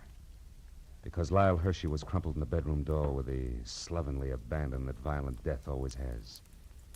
And the look of the puddle of blood under him had been that way over an hour. I started backing out, just as someone else started up the stairs. So I flattened myself against the wall beside the kitchen door and waited. Lyle, it's Taffy. Come on in. Take a good look, Taffy. What are you doing in here? Where's Lyle? It's a great act, baby. Holds water like a duck's back. What do you mean? That wherever there's murder, there's also motive, and you've got it, Taffy. Lots of it. Me? What are you talking about? Maybe he's dead, and maybe you killed him. Keep him quiet, because maybe he fouled up Midge Maynard's parachute on your orders. Consequently, he had you over a barrel. On my orders? You're out of your mind. And maybe you had to get Midge out of the way because you objected to Page Pembroke and his idle millions honing into the act. Pembroke and his idle millions honing into the act. Objected so strenuously that she was doing something about it, such as sending threats to his Aunt Hattie. Let's face it, baby, it fits. But not tight enough, Marlowe. Oh, Paige, darling. Taffy, I got worried when you didn't come back to the car, so I decided... Don't move, Marlowe, or I'll shoot. Pembroke, if you got any sense in that gold-plated skull of I yours... show it, Marlowe. I stood outside and listened to enough of your crackpot theories to know you're nuts. I don't need any advice from you at this point, so keep your long nose out of my business. Now listen, you harebrained dope. You just stand there like a good little boy. Taffy and I are leaving, and don't try to follow too fast. Go on, Taffy, outside. I'll follow you. So long, detective. I let him go. Spent 20 useless minutes searching the almost bare apartment for any kind of an answer, but came up with nothing. Hershey's body at my feet convinced me there was nothing in Oxnard for Marlowe. And the sooner I dumped the whole mess into the laps of local law and order, the better. So I kicked out the 10-cent lock on the flimsy door and went down the stairs. I cut through an alley to the street and started across to where my car was parked. And I was bracketed by a pair of headlights on a sleek Nash convertible. Hey there, Marlowe. Marlowe, what you doing here, boy? Nothing. Even that's an exaggeration, Kingston. What about you? I thought you had a show tonight. I certainly do, but the police don't give a hoot about that, boy. No. They insisted that I bring the rest of Midge Maynard's parachute harness in for investigation. Get in, come along, will you, son? Maybe you can help me out. Okay. I want to see the police myself. Oh, is this Midge's stuff here? That's it. Don't mind holding it, do you? No. You know, this wasted time, boy. All they have to do is pick up Lyle Hershey, and they'll get all the answers. They'll have to pick him up, all right, but he'll give them problems, not answers, Mr. Kingston. Lyle Hershey's dead. He was murdered. You say, Lyle? Yeah, I just came from his place. Somebody shot him. Great suffering sardines. Well, that means there's another killer, and still on the loose. I knew I shouldn't let him do it. Let who do what? Why, Taffy's going to give an air performance tonight. They pulled me in at the grounds just as I was leaving and told me that Pembroke fella's going up to Midge's place. You mean those two showed up out there? It doesn't make sense. Well, Pembroke's got plenty of nerve in his own chute, so I guess... Shoot? Yeah, he's... Wait a minute, Kingston. Stop under that streetlight, will you? Why, what is it, Marlowe? What are you looking at? Sure. Red smudges on the inside of these straps. There's something wrong here, Kingston, but I can't quite peg it. Say, Kingston, what time was that performance going to start? Why, 9 o'clock. 5 minutes and 5 miles to go. Come on, boy, turn the heap around and rump on it. We got a killer to catch.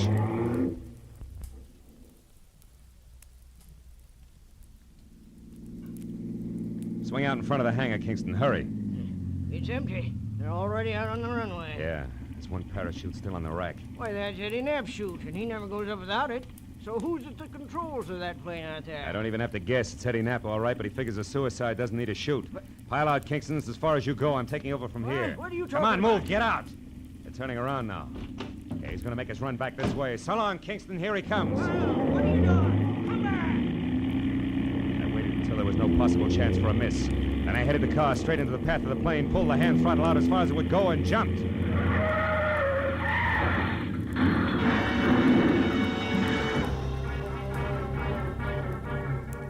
From there on, it was easy. The plane sort of stumbled over the car, rolled up on its nose, and stayed there. Quick work by the volunteer crash crew took care of that. A box of bandages took care of the collection of minor cuts and bruises all around, and the Oxnard police took care of Eddie Knapp. Everything had come out more or less even, except my client, Hattie Pembroke. She showed up at the finish line slightly on the bias, which no doubt was her normal late evening state. Also, she was as full of questions as an insurance adjuster. Now, young man, I paid you a substantial sum of money for this day's work, and therefore, as your employer, I'm certainly entitled to a comprehensive report of the entire business. And I insist All right, Hattie, whoa. I'll run through it once more, and that's all. Now, look, first, the threatening letter you got was written by Midge Maynard because she was afraid Paige was going to break up the act. You get it? But the real screwball was Eddie Knapp.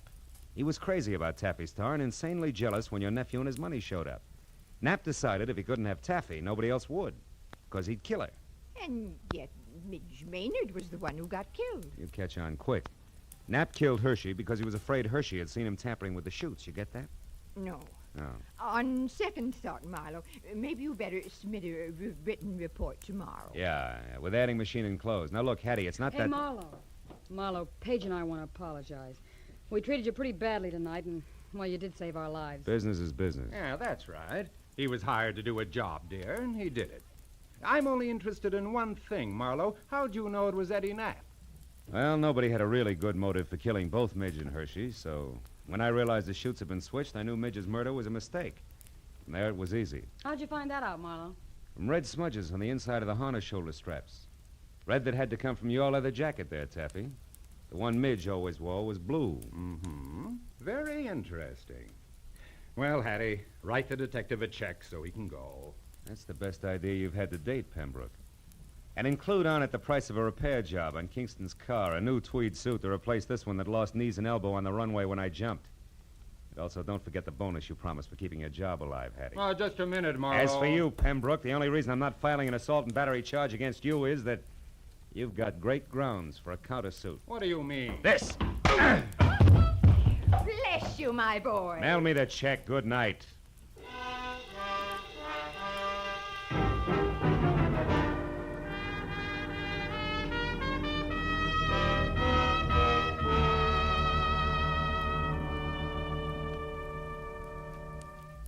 Well, a few informal cups of coffee at the Oxnard Police Headquarters cut through most of the paperwork. But at that, it was after 2 when I finally picked up my car and drove the inland highway for home, past dark, quiet farms, where down-to-earth people made down-to-earth livings and slept at night. Yeah, the countryside was full of them. So it was with a real sigh of relief that I finally opened the door to my apartment and looked forward to some peace and quiet. Hello, Mr. Marlowe. Aren't you Gracie Allen? Yes. Well, how'd you get into my apartment? Well, you see this key? Yeah. Well, it didn't fit, so I opened the door and walked in. Yeah, well, that figures. What can I do for you? Mr. Marlowe, you're a famous detective, and I think you're just the man to handle a very important case for me. Oh, really? Well, I'd be very happy to, Gracie. What's your problem? Well, you see, Mr. Marlowe, our sponsor won't let my husband, Sugarthroat Burns, sing on our program. Mm-hmm. And I want you to investigate the possibilities of another radio program George can sing on. Mm-hmm. And then our sponsor will realize he's wonderful and let him sing on our show. Yeah. Well, I'm sorry, Gracie, and the next time you pass my house, I'll be very grateful. Oh, thank you. And I'll be looking for you, too. Goodbye. Goodbye.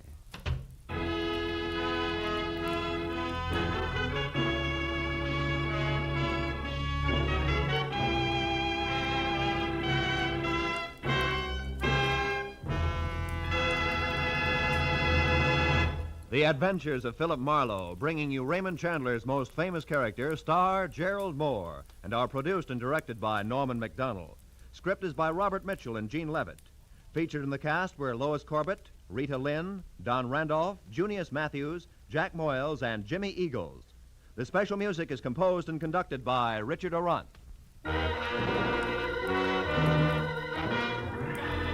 Be sure and be with us again next week when Philip Marlowe says... It started with a kid hawking papers on Hollywood Boulevard and moved from there to a house full of hate on a quiet street, a blonde liar on ice skates and a corpse in a burned-out shack. And it all wound up right where it began, in the heart of the kid on the corner.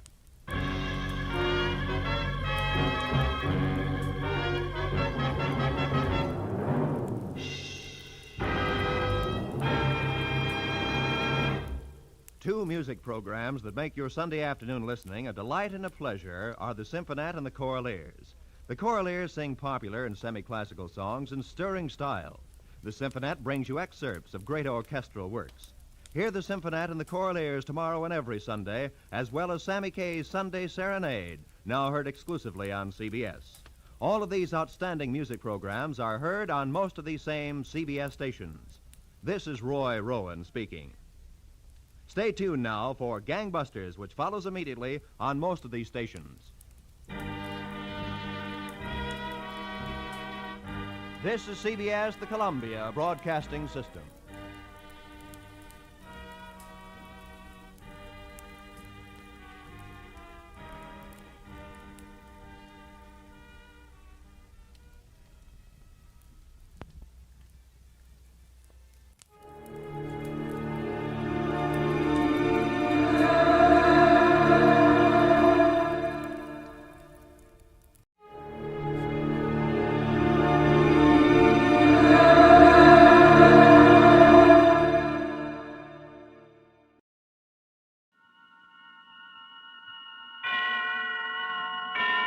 And now, tonight's presentation of radio's outstanding theater of thrills, Suspense. Tonight, we bring you a transcribed story of a man who tries to lose himself. So now, starring Parley Bear and Michael Ann Barrett, here is tonight's suspense play, A Case of Identity.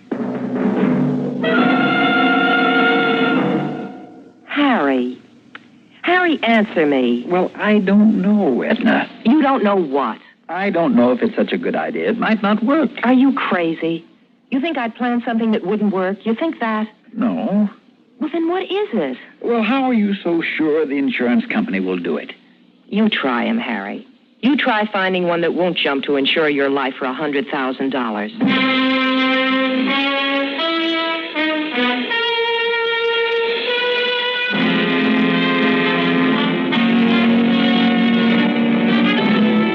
That's how it started. She'd brought it up at dinner, not all at once, but in little pieces, just enough to make me curious. Then later, when she'd done everything she could to put me in a good mood, she told me all of it. She'd gotten the idea weeks ago, but she didn't want to mention it until I started on my vacation, just in case anyone at the office noticed I was unusually nervous. Oh, yes, she'd planned it well. She made it sound easy, so I agreed to go along with her. The next morning, I applied for a life insurance policy, one that would pay Edna $100,000 in the event of my death. A week later, the manager of that insurance company called and asked me to stop by his office. Well, Mr. Burton, it's a pleasure to meet you personally. Thank you. It is an often-wear privilege to issue such a large policy. Then it has cleared. Well, hasn't it? Haven't I answered enough questions, Mr. Croyd? Haven't you had enough doctors probing and poking at me? Please, Mr. Burton, it isn't me. It's just that the Home Office seems to have some doubt About what? The amount of the policy. After all, $100,000 to a man of your financial... Well, frankly, Mr. Burton, are you sure That I value my life that much? Well, I do. Is there anything wrong with that? No, certainly not. It's just that... Just what, Mr. Croyd? Well, the premiums will be rather large. I'm prepared to pay them. You read all the clauses thoroughly? I have. Including this paragraph? Mr. Croyd, I have no intention of committing suicide. I wasn't suggesting that you had, Mr. Burton. I was merely endeavoring to acquaint you with the fact that such an eventuality would nullify our contract. Mr. Croyd, if you'd rather not issue the policy, I'm sure there are other companies... Not at all, Mr. Burton, not at all. It's just that caution is our byword. We find it pays in the long run. Your company pays in the long run, Mr. Croyd. That's why people buy insurance. Yes, well, I believe everything's in order if you'll just sign here. There you are. All right, Mr. Burton. That's it. Thank you. Take care of yourself, Mr. Burton.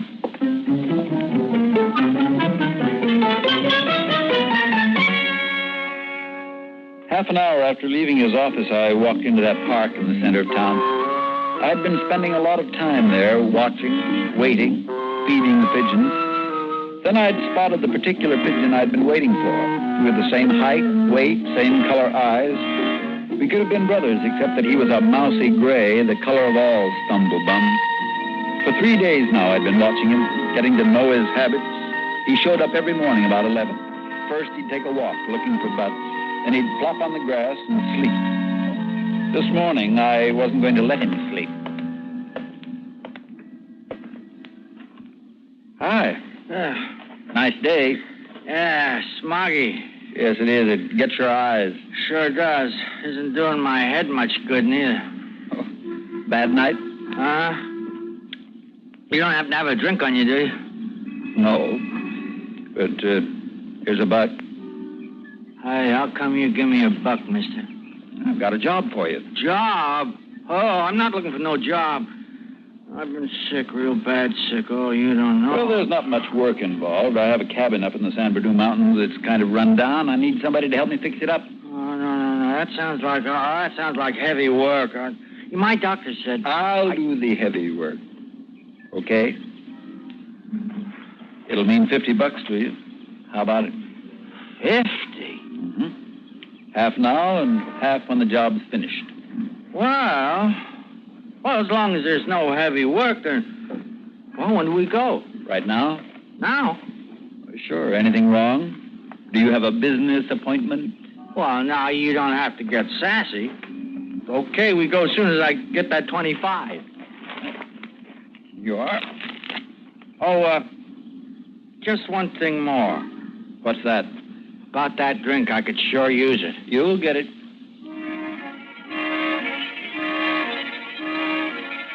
I bought him a 49-cent bottle of wine, which he opened before we got to the car. Then he insisted I drive him around to a flop house so he could pay a week's rent. Finally, we turned onto the freeway and headed for home.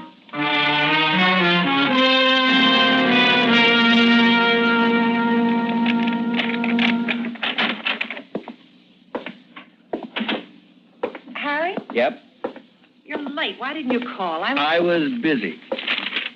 Getting this. You got the policy. Oh, Harry, I was so worried. Never mind that now. I've got him in the car. What? He's in the car. Now? Here? It's all right. The car's in the garage. He's drunk, and nobody saw us. But we can't keep him here. I know. You mean do it tonight? Oh, no, Harry, not tonight. Why not? Because it's too soon. They're bound to be suspicious. They'll be just as suspicious 6 weeks or 6 months from now, maybe more. We do it tonight, they'll believe it. They'll figure nobody in their right minds would pull something the day after the policy was issued. All right. I'll be on the side road. The cutoff I showed you, remember? I remember. I'll be there in the coupe at 1 o'clock. I won't turn on the light. Okay, I'll find you. Harry? Yeah? Who is he? What's he like? His name's Wallace. He's a bum, a stew bum. We'll be doing him a favor.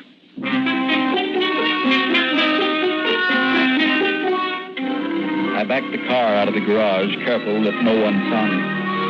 Then we started. My traveling companion wasn't feeling any pain. He polished off his bottle and passed out. No sign of anyone on that mountain highway, no houses, no cars. Not until I reached the 4,000-foot level, where there was a little rundown gas station. At 12:30, we reached the cabin. I parked on the slope, pulled the emergency brake tight, and then reached over into the back seat for the jack handle.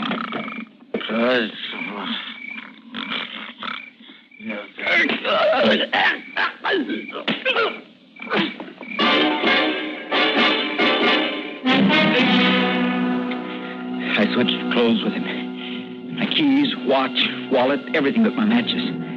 Then I saturated the upholstery with gasoline, left the can in the back seat, and got out.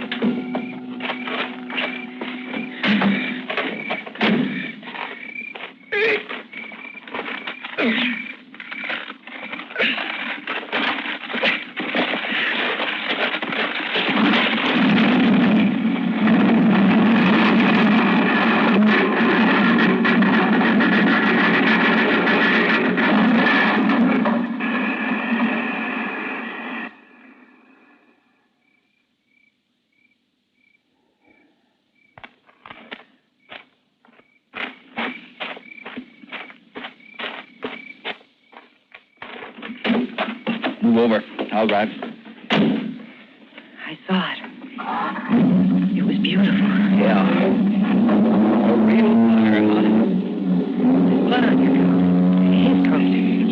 night I'm a drunk. I fell down. It's the usual thing. Light me a cigarette. Harry. What? Did you leave the car in gear? No. You forgot. Take it easy, will you? I didn't forget. They'll figure I was sitting there drinking, fell asleep, the brake slipped. It'll be all right. When do you think I'll find him? Tomorrow, the next day. Now, when the police come, know what to do. Yeah. They'll ask a lot of questions, but don't lose your nerve and don't. What's wrong? I don't know. The motor's missing. We're stopping. Oh, shut up, will you? Well, Harry, do something. Please do something. If they find us here like this... Shut up!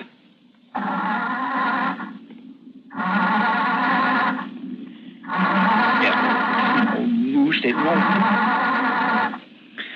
You fool. You stupid, ignorant fool. Why didn't you notice? Notice what? We're out of gas. What? Oh, never mind. You've still got a chance. There's a gas station a couple of miles from here. I'm going to try to coast down to it. But if somebody sees us... They won't. Get in the back on the floor. Hurry up. For heaven's sake, don't argue. Get in the back. Put that blanket over you and don't move.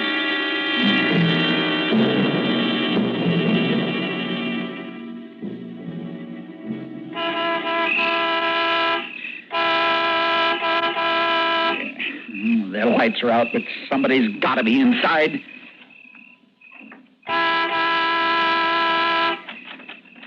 All right. Heard you the second time. What do you want? 10 gallons of gas. Sorry, close at 11. Pump's locked. Well, then unlock it. Now, wait a minute. I've got to have some gas. Do you understand? Sure, I understand, but I ain't giving you none. You're not... Now, you listen to me. You listen, mister. I don't like your ordering ways. Coming down here like high and mighty, blowing your horn like you was Judgment Day. Now, you better get. What do you mean by that? Just what I said. Keep coasting, brother. Now, wait a minute. Look, I'm sorry. I've been on the road all day. I'm jumpy.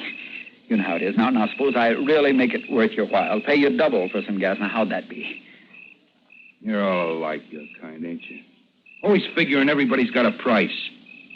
Well, your money ain't gonna cut no ice with me. Now, you go on before I get my shotgun. Okay, I don't want any trouble, only I thought maybe you'd be interested in $20. Huh? How much? $20. For just 10 gallons of gas? That's right. Reckon you do want to get home. That's a little regular. Anything, only hurry.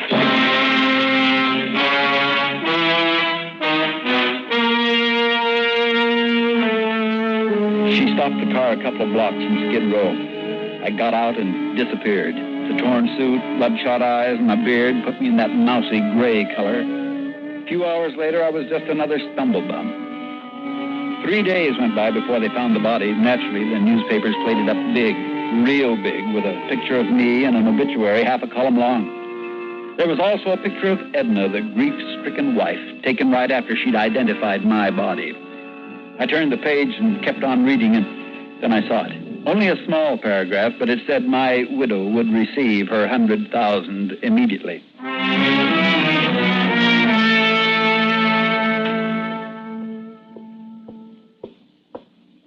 Hello, Edna. Harry, Did I frighten you? I'm sorry. what are you doing here? How did you get in? You still leave that key under the back doormat. How many times have I told you about that? Well, you shouldn't have come here. Why didn't you call? I did. All day, and no answer. What if they're watching the house? Why should they? The police are satisfied that I'm dead. You've got the insurance. How'd the company take it? I think they were suspicious. They asked me an awful lot of questions. Yeah, they figured to. But they could hardly go against the police findings. Death by misadventure. I don't want to talk about it anymore, Harry. No, you're right. It's all over. We've got the money now. I've got the money, What? and I'm going to keep it. Edna, you're not making sense. I'm not? Well, let me clarify the situation for you. I've got $100,000, and you're dead. You're very, very dead. Well, you had this idea all along. Right from the very beginning, you never had any intention of sharing that money. And you made me kill a man. Stay right where you are, Harry. You take one more step and I'll scream, and you know how loud I can scream. Well, go ahead. Remember, you've lost your identity. I'll say you're a prowler. You broke in. And I'll spill the whole works. Including how you killed a man? No, I don't think you will. Will you, Harry? You're smart, Edna. You're smarter than I ever gave you credit for.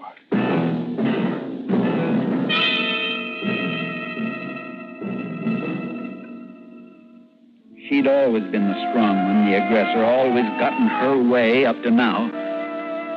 That evening, after making sure she'd been picked up by her cousin to go to a movie, as I usually did on Wednesdays, I entered the house again. I'd attended a sales convention the month before, and while I was away, I'd written her twice. Those letters were still in her desk. As quickly as I could, I lifted the old letters from their envelopes and replaced them with some I'd written that afternoon. In one of them, I said, "Darling, I can't understand why you insist I take out such a large insurance policy. If I didn't know you better, I might think you were planning to murder me." Then I put the envelopes back in the desk and went into our bedroom. The keys to her coupe were on the dresser. I put them in my pocket, picked up one of her shoes, and started for the mountains.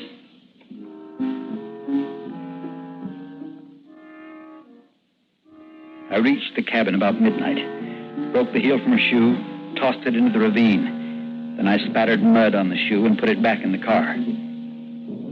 When I reached Palmdale, I made a long-distance phone call.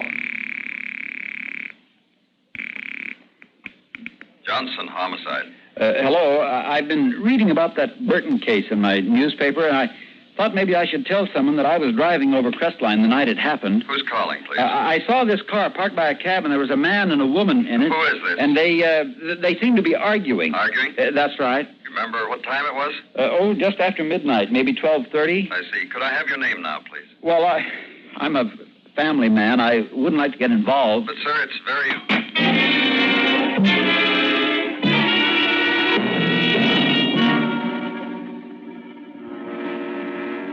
It was the next afternoon before I could get back in the house. But when I did, I took that mud-spattered shoe with me, planted it in her closet. I was about to look in her dresser where she usually kept her cash when I heard Edna come in.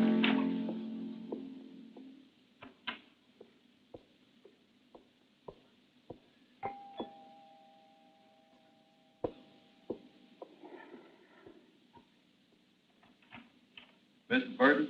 Yes? Sergeant Johnson, Homicide Department. May I come in? Why, yes, certainly. Thank you. Sorry to bother you again, Mrs. Burton, but something has come up. Yes? You stated at the inquest that you were home the night of your husband's death. I was. Can you furnish proof to that effect? Well, I suppose so, but I really don't know how at the moment. I told you everything before. Some additional information has come to our attention. We'd like your help in clearing it up.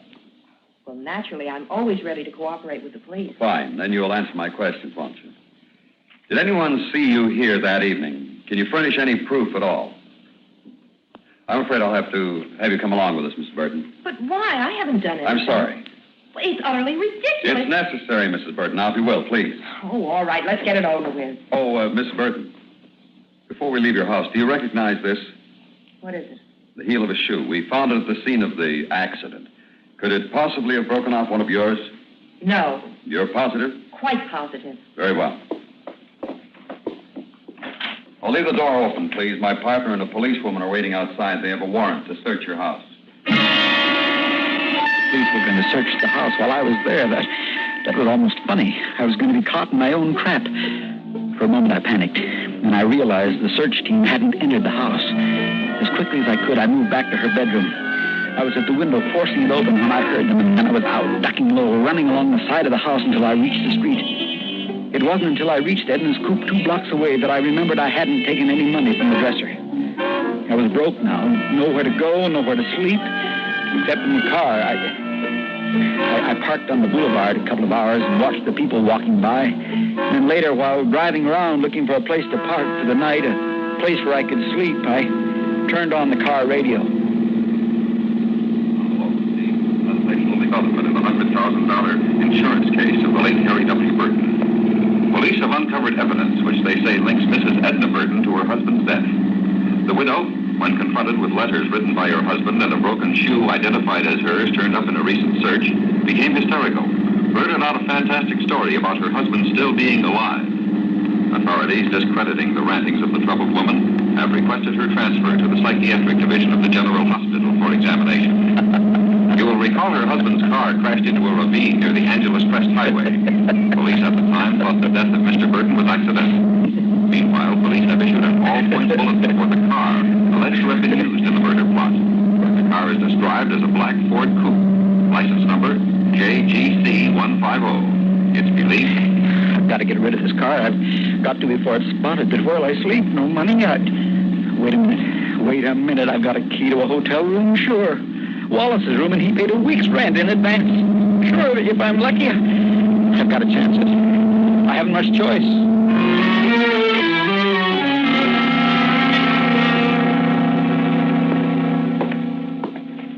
Hey, where you going?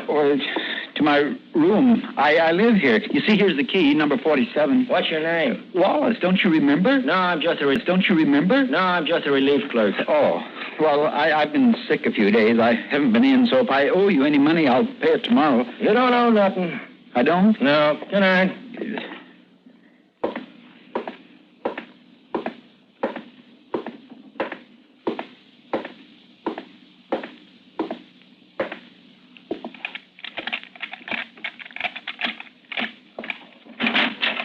All right, Wallace, reach. What is this? Come in all the way. That's it. We've been waiting for you, Wallace. My name's Johnson, Homicide. This is my partner, Sergeant Barton. He's clean. Well, what do you want with me? We'll ask the questions, Wallace. Last Tuesday, you showed up here with enough money to pay your rent a month in advance. A Where'd you month? get it? Don't tell us you did some honest work, Wallace. Well- You got a fine record. Don't ruin it by admitting you actually did some work. But I did. It was only $25. Can't a man make a little money? Sure he can. Only this happened last Tuesday. And last Tuesday afternoon, you came bouncing in bragging about how lucky you were. You paid a month's rent in advance and said there'd be plenty more where that came from. Your drinking buddies told some of our boys about it. They were worried when you didn't come back. Thought maybe something had happened to you on that job up in Crestline. You did this work up in Crestline last Tuesday night, didn't you? No, I didn't. Try again, Wallace. You can try all night. You're not going to beat this one. We got a description from a gas station attendant up there. Fits you to a T. But you've got the wrong man, believe me. Oh, sure, Wallace. Well, he's not satisfied, Johnny. Give him some more. Okay? Woman you don't know, a woman called Edna Burton. Today, just before she blew her stack, she was yelling your name like crazy. All about a flaming rocket, or was it a fireball? But whatever it was, you were the star of it, Wallace. But I am not Wallace. I'm Burton. Ask Edna. Ask her. Can't. At least not till she's allowed to have visitors at the state hospital. Okay, let's go, buddy. No, wait, please. I'll tell you the truth. You're arresting me for my own murder. I'm Burton. That's so? But you're Burton. Where's Wallace? Where's what? Well, he thinks it's funny, Johnny. Yeah. Wine sure does some crazy things to him. It is funny. It's the funniest. Don't you see? It doesn't matter whether it's Burton and Wallace. It doesn't matter. It doesn't matter at all.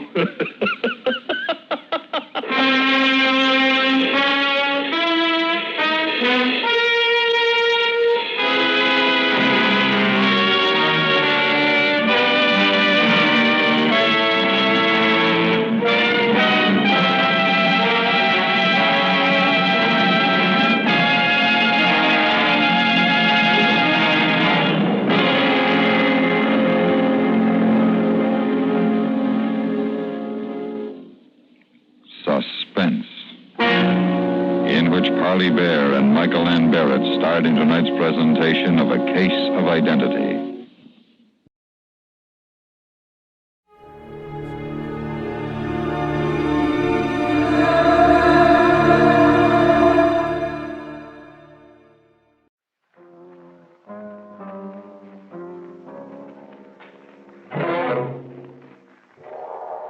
The Columbia Broadcasting System presents yours truly, Johnny Dollar.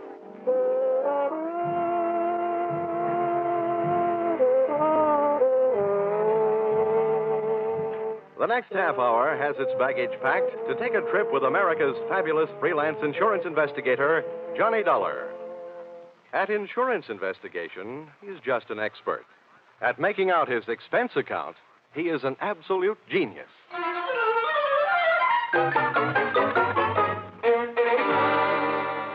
Expense account submitted by Special Investigator Johnny Dollar to Home Office, Honesty Life Insurance Underwriters, Terminal Building, Hartford, Connecticut. Attention, Austin Farnsworth, General Manager. The following is an accounting of my expenditures in the investigation of policyholder Milford Brooks III for your company. Expense account item 1, 75 cents. Cab fare to your office in answer to your original hurry call. Tip to driver, $1. Expense account item 2, 25 cents. Shoe shine.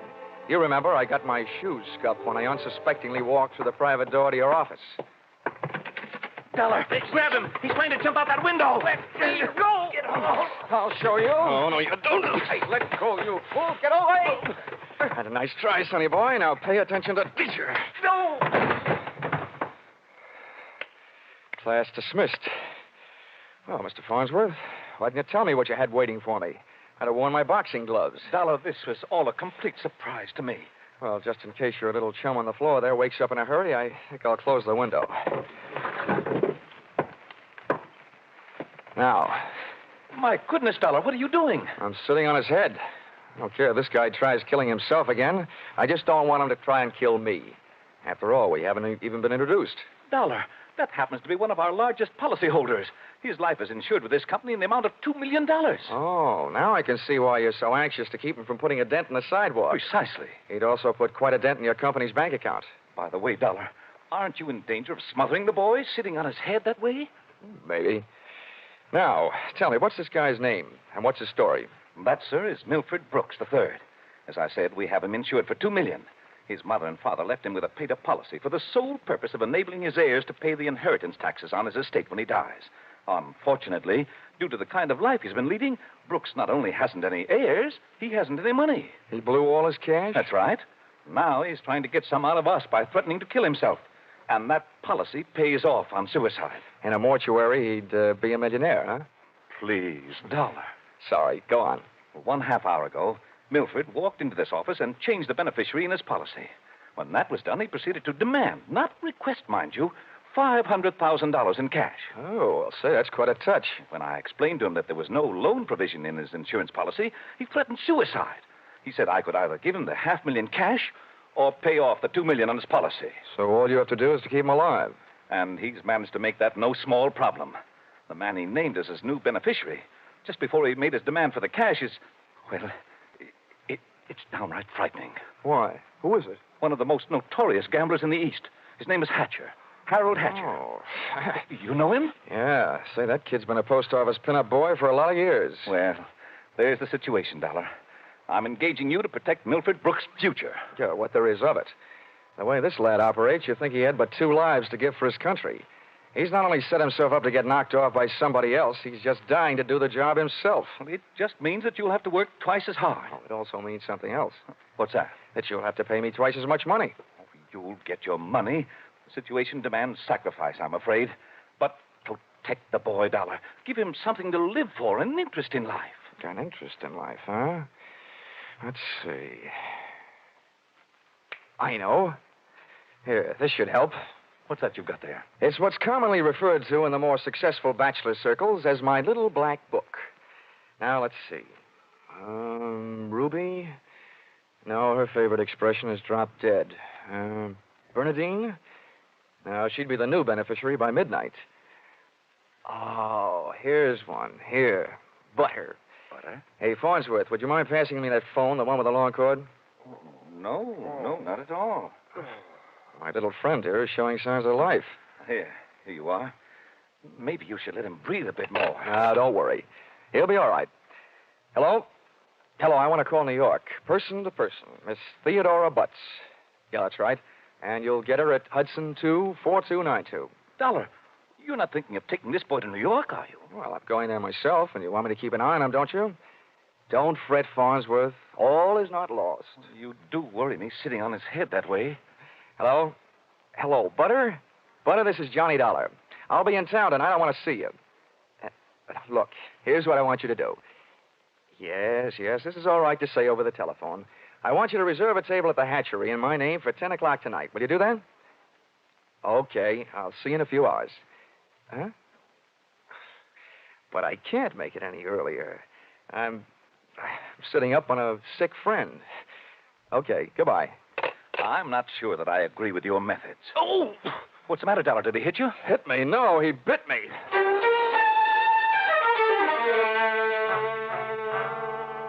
Expense account, item 3. Liquor, $18. Keeping Milford Brooks III peaceful seemed to be the immediate problem, and a bottle of rare old brandy seemed to be the immediate answer. I poured most of it into him, loaded him into my car, and we headed for New York. As we passed through New Haven, he opened one eye, looked up, saw the ale bowl, and gave 3 cheers for old Eli. Yeah, right. Old Yale would sure be proud of you. Why anybody would want to insure you for $2 million is more than I can figure. Yeah, well, my daddy loved me very much, and my mother loved me very much. Not only that, but I love somebody very much. And not only that, but I hate somebody very much. Hey, you want to know something? Huh. Next to one other guy, I hate you most of anybody else. Here, lover boy, it's cocktail hour again. Time for your bottle.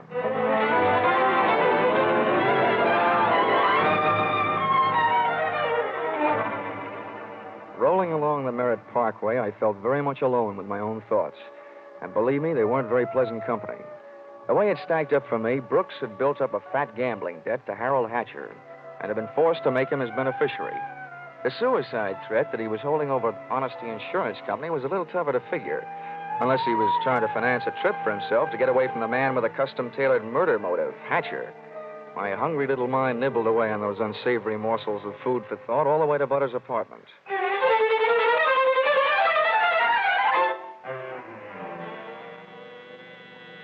Hey, where are you taking me? I want to go to New York. If you don't behave, Buster, I'll punch your ticket. Johnny, darling, welcome to New York. Fastest trip I ever made. Quiet. Well, where did you find this? In a box of Cracker Jacks. Come on, let me in. Oh, I don't know about you, Johnny. Some men bring me flowers and some bring me candy. What do you bring me? A boiled owl in a Brooks Brothers suit. Oh, I'm pleased to meet you. My name is Brooks, but I haven't got any brothers.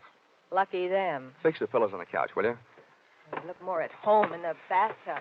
Oh, come on, Buster. Lie down. Oh, I'm charmed. Thank you. Hey, this kid's liquor sure can hold him. He's passed out. How long have you been playing nursemaid to this bottle baby? Lead me into the bar, sweet. Let's get away from this buzzsaw, and I'll tell you all about it. Sure, come along. Horrible examples don't seem to bother you, do they? If you knew how that guy's been bothering me. What'd you do to him? Oh, let's just say he put the bite on me. Ah, the river sure does look pretty tonight. Like a brandy? Anything but. I've been sniffing that secondhand, all the way from Hartford. Oh, make it a Brow root beer. Hey, Butter. See that big boat out there? Mm-hmm. Oh, I sure would like to be on it with you. Sailing off to faraway romantic places. Get with it, darling. That's the 125th Street Ferry. Here's your root beer. Come on now. Tell Butter all about it. First things first. Now that I've got a Dad's old-fashioned root beer, how about giving me one of Mom's new-fashioned kisses? And then I'll tell you all about it.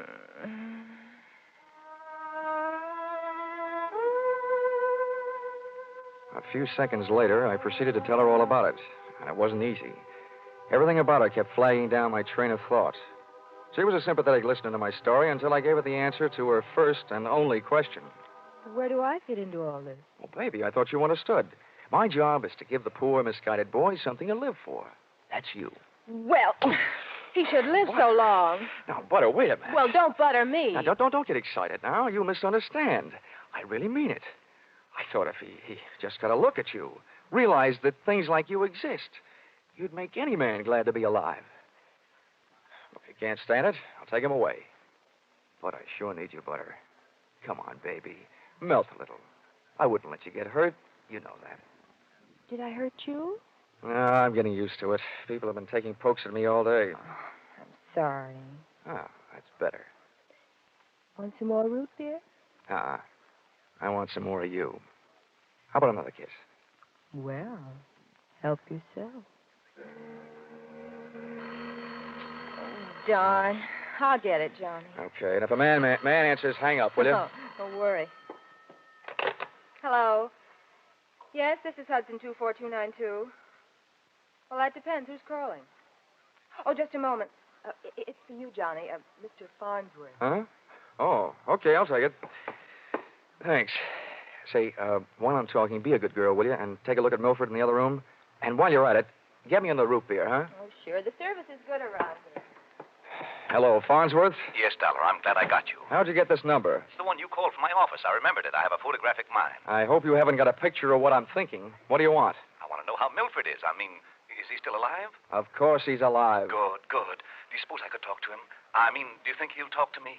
Well, the last time I saw him, he was sound asleep. I'll take a look. Hold the phone. Oh, Butter. Oh, Butter. Hey, Butter. Hello, Farnsworth? Yes, yes. Do you have any aspirin there at your house? Why, of course, Dollar. Why? Well, you better take a handful. Milford Brooks III just took a powder. I'll call you back. You let anything happen to him, and you'll need the aspirin. I've already got a headache. When Milford left, he took my girl with him.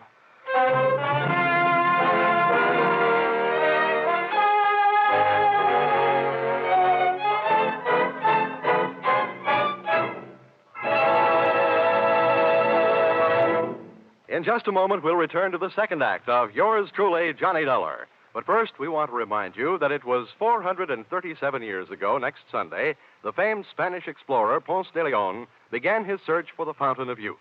By sheer coincidence, the man who's still looking for it, Jack Benny, will be heard on CBS next Sunday at 7 o'clock Eastern Time. And now, back to Yours Truly, Johnny Dollar.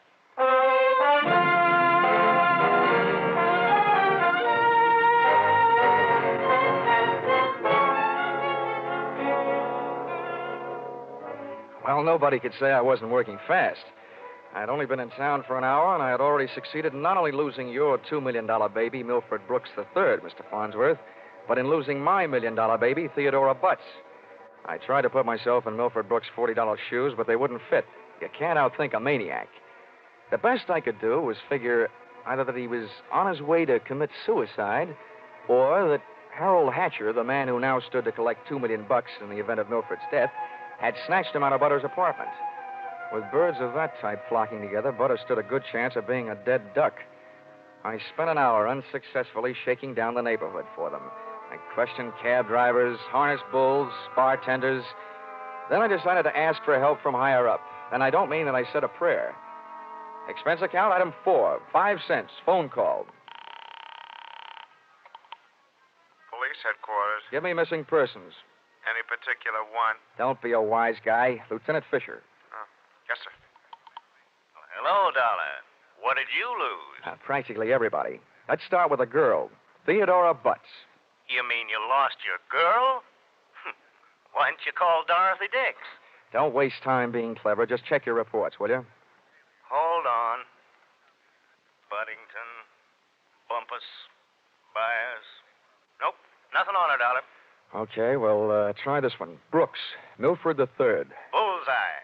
Brooks, Milford III. He hasn't been reported missing, and we haven't found him yet.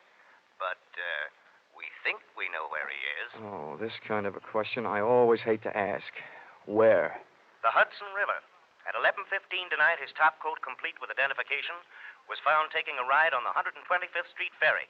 Anything else? Nothing much. Package of matches was found under the coat, monogram. You don't happen to know anybody whose initials are H.H., do you? H.H.?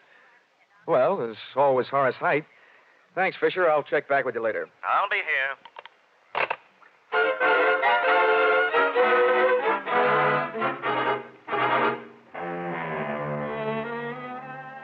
Expense account, item 5. Nightclubs, $28. Harold Hatcher's hatchery was in a cellar under a hotel, but the prices were high enough to rate a penthouse. The club was draped in too much satin, its lady customers in too little. The decor was French provincial, music Brazilian, and the food was nowhere. The drinks looked weak and the waiters looked strong. All in all, the joint was a sight for sore eyes, for making them sore. The only pretty thing in the place was a blonde. Came strolling up to my table, her hips unconsciously sending subtle little messages back to the rumba band. She opened her mouth, slid her tongue over her lower lip, and let a few warm, soft words slide out. Looking for someone? Oh, well, you'll do until the real thing comes along. Sit down. Thanks. No, I won't have a drink. My name is Janelle. I understand you were asking about Mr. Hatcher. Yeah. You know him? More than somewhat. Are you Mrs. Hatcher by any chance? I might be. Does that mean you might admit it or that you might talk him into it someday? I'll ignore that.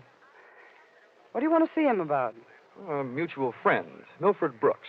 I know most of the quiet-clothes boys around here, so you want a cop. You don't look like the type to be a society friend of the Brooks family. So what are you? I'll ignore that. Is Hatcher around? He might be. Oh, come on now. Where is this office? At the top of the stairs in the back. Can I expect any trouble getting in? You act like you just saw a B picture. Harold is doing his best to act like an honest businessman these nights. You won't have any trouble. How do you know? Because Harold sent me down here to look you over. I think you're all right. Oh, so I've won myself the good housekeeping seal of approval, huh? Keeping house with you would meet with my approval. I ran for my life. Had a slow walk across the dance floor, edged my way through a cluster of tables, and went up the back stairs. When I located the door to Hatcher's office, I knocked once and went in. Come on in. Thanks. I'm Johnny Dollar. I've been hired by Honesty Life Insurance Underwriters to protect the interest of a guy named Milford Brooks III. What's that supposed to mean to me? You know him, don't you? Well, he isn't exactly one of my boozing buddies. How much money does he owe you? We've got him on the books for a few grand. Why? They picked up his top coat tonight on the 125th Street ferry. He wasn't in it. It might have been a suicide, or it might have been a knockover made to look like a suicide. What's your choice? Where do you get off asking me to make a choice? Where were you around 11:30 tonight? What's it to you? Oh, I don't know. I just thought you might like to rehearse a few answers. The law will be asking you some questions real soon now. I don't know why I should tell you, but I was driving around in my car getting some air. You better do better than that. They found a match folder under Brooks' coat. It had your initials on it. You're out of your mind. The guy owed me $200,000. You think I'm going around knocking off my own assets? I don't know whether you're stupid or bright, Hatcher. Don't worry about it. I know. What about that insurance policy? What insurance policy? Now, look, Hatcher, we're big boys now. We both know that changing the beneficiary of an insurance policy is a legal transaction. That means witnesses. That means it isn't secret. You mind telling me what you're trying to say? That you and the Honesty Insurance Company and I all know that Brooks made you the beneficiary in his policy, and that you stand to come into $2 million when they fish out his body. I don't know anything about it. Motives don't come much bigger. I'm telling you, this is all news to me. You or nobody else is going to move me off that story. I feel the same about mine. It doesn't take a genius to know that Brooks didn't love you $2 million worth. There's only one logical reason for his making you the beneficiary that I can see. You forced him into it. Who'd believe anything else? Who cares? They'd have to prove it. And, brother, that can't be done. Now, how would you like... Wait a minute. Yeah? Yeah. Oh, okay, Rocky. Thanks for the news. Dollar, did you turn me in? Oh, they're here, huh? Yeah. No, I didn't turn you in. What's the matter? You got a good story, Hatcher? You're not worried, are you? Here, have a cigarette. Thanks. Oh, I got light. Oh, worked the first time. Yeah. Nope, I'm not worried. I'll be out in 48 hours. You'll be lucky if you're out in 48 years. Okay, boys, come on in. The Homicide boys invited Hatcher down to headquarters. He accepted and invited them down to the bar for a no-hard-feelings drink. They accepted. I walked back down the stairs into the club. The place hadn't changed. Same stale customers, the same stale music, same stale air. And the same lovely Janelle sitting at the same unlovely table. Hello. How'd you make out? Oh, I left before they started playing 20 questions. But I wouldn't worry. You've got a smart boy in the bar there. In some ways, maybe. What'd he hand you? A big round zero. Wouldn't talk, huh?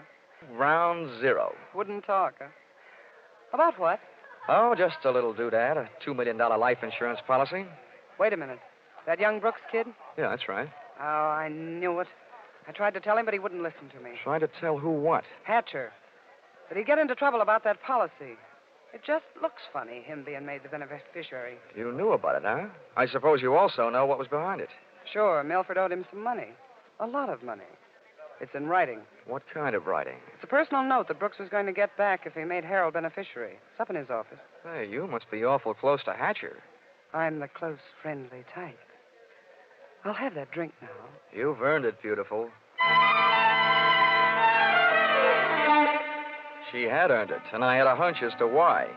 If ever I saw a gal busy putting the skids under her boyfriend, she was. Even if she helped send him up on a murder rap, I would have bet a quick 50 that she'd tipped him to the police. It's happened before if the boyfriend is the murdering type, and it's a nice, neat legal method of disposal. Janelle led me back up the stairs and into Hatcher's office. I sent her back down to watch the bar to divert Hatcher in case he decided he'd forgotten something. Brooks's personal note made out to the gambler was easy to find, lying neatly in the middle of the top desk drawer. But I found something even more interesting when I went through his wardrobe closet. I began to see a glimmer of light. And then, encouraged by not too much thinking on my part, it turned into a veritable bonfire, which I hoped wouldn't be too hot for me to handle.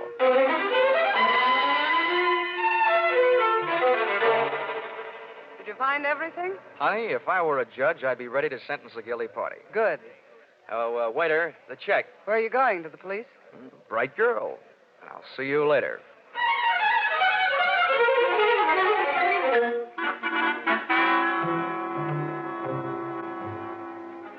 Expense account, item 6. Cab fare, $1. Tip to driver, $1. Once out of the hatchery, I walked to the corner, got into a taxi, and waited. In just a few minutes, my favorite suspect came out of the club, jumped into a taxi, and the chase was on. We nuzzled our way through the traffic over to 2nd Avenue and headed downtown. Then he took a right turn on 45th Street over to Lexington and headed uptown. But they didn't lose us. At 72nd, the cab ahead turned right and pulled to a stop. My driver was on his toes, and his toes were on his brake. We stopped, too, half a block behind. You want I should wait? No, here you are. Keep the change.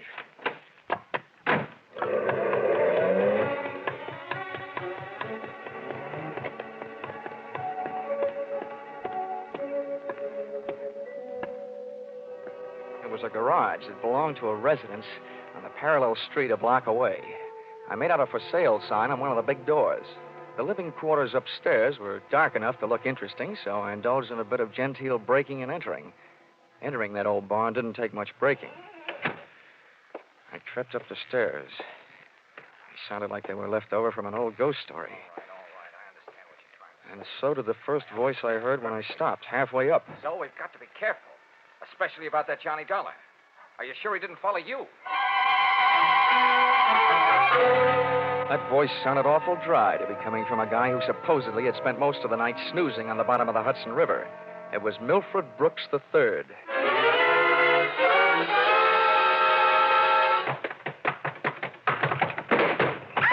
Get up on your feet, Brooks. Now, wait a minute. No! I started this thing slugging you. I might as well finish it the same way. Leave him alone. He's mine. Pull in the claws, Angel, and sit on his lap.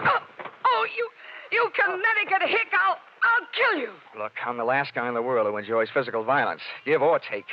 But believe me, you two are coming mighty close to changing my whole character. Now settle down before I really lose my head. Get off of me. Oh. I should have known better than to get mixed up with a low-class nobody like you. Cut. We've pushed the lady around enough, Brooks. Tell me to be careful. Why didn't you think of that before you led him here? Wipe your nose, big boy. Now, don't you go getting fat-headed gorgeous. Neither one of you is exactly what I'd call a mastermind. When you planted that match folder underneath the topcoat on the ferry boat, you both should have been more careful. Huh. You think so? You bet I think so. If I were planning a piece of evidence to incriminate Mr. Harold Hatcher, I would have left a cigarette lighter. I found one in the pocket of every suit he owns, back there in his closet in the club. It wasn't hard to figure out that guy never carries a book of matches. What do you want? I'm only interested in one thing, saving the insurance company $2 million. And, Buster, I think you've done it for me. Wait, look, Dollar. This is insurance fraud. It has been ever since you put on that fake suicide attempt, trying to extort $500,000 out of the company for you and Janelle. Wait a minute, Dollar. So much for the company. Now, something a little more personal and a little more serious. Where is my girl? Well, she's all right, Dollar. I couldn't help it. I had to get out of that apartment. She caught me leaving. I had to take her with me. Where is she?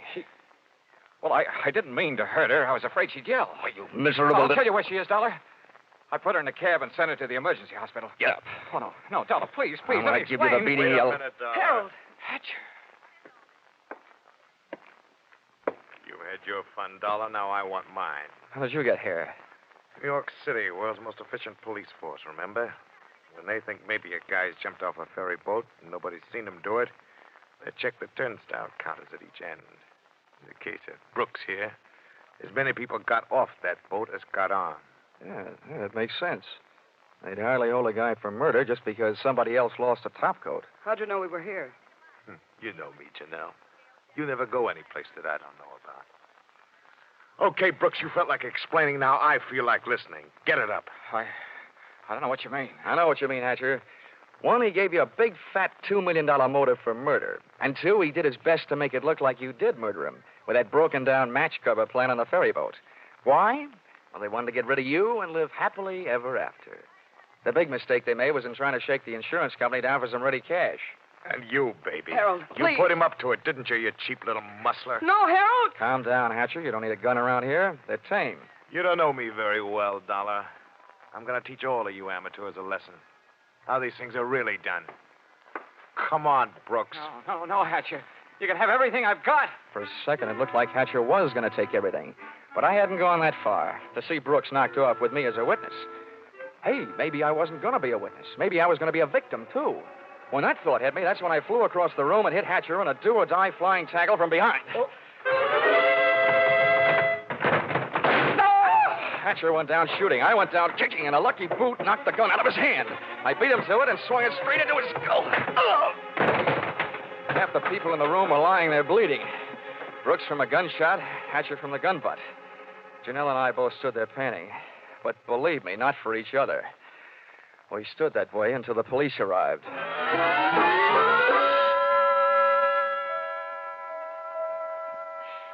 Johnny, I hate being in the hospital, but I look awful. Butter, honey, you look lovely in white. This patch on my head, Johnny, they had to cut a big hunk of my hair off to put in the stitches. Oh, that awful man. Well, if it'll make you feel any better, baby, that awful man got taken care of. He's upstairs in the same hospital. Oh, Johnny, you didn't shoot No, him. Butter, I didn't have to. Harold Hatcher saved me the trouble. They don't know yet whether Mr. Brooks is going to live or die, but it doesn't make much difference to me or to the insurance company. He signed a statement admitting attempted fraud. Serves him right hitting a lady on the head. Oh, Johnny, what am I going to do? My hair will look awful. It'll take months for it to grow out. Now, don't worry, Butter. I'll buy you something to cover it up. I know a guy over on Fifth Avenue who claims he makes something that looks prettier on a woman's head than her hair. Expense account, item 7. $640. Ladies' hats. To cover the lump on lady's head. Expense account, item 8. $20. Tip to nurse for reminding Butter on the hour every hour that accidents will happen. Expense account, item 9. $7. Mileage driving back to Hartford. Expense account total, $1,182.23. Which you may say, Mr. Farnsworth, is a lot of money for one man to spend in a day and a half. But you must bear in mind that the amount at stake was $2 million. And you know the price of steak these days. Signed, yours, truly, Johnny Dollar.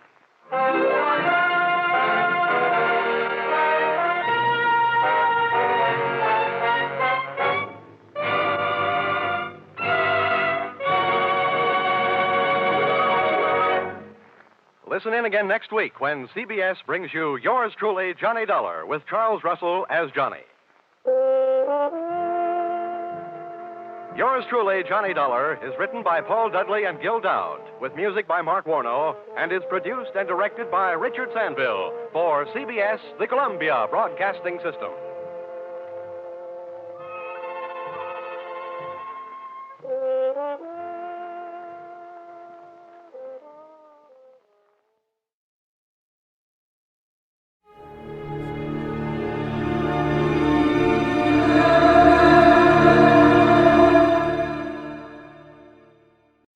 Mrs. Perkins won the prize, but I got in the biggest pickle at the county fair.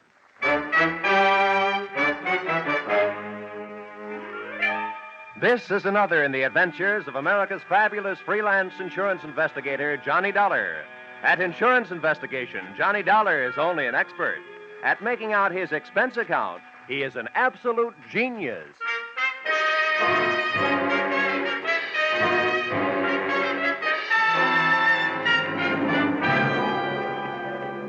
Suspense account submitted by Special Investigator Johnny Dollar.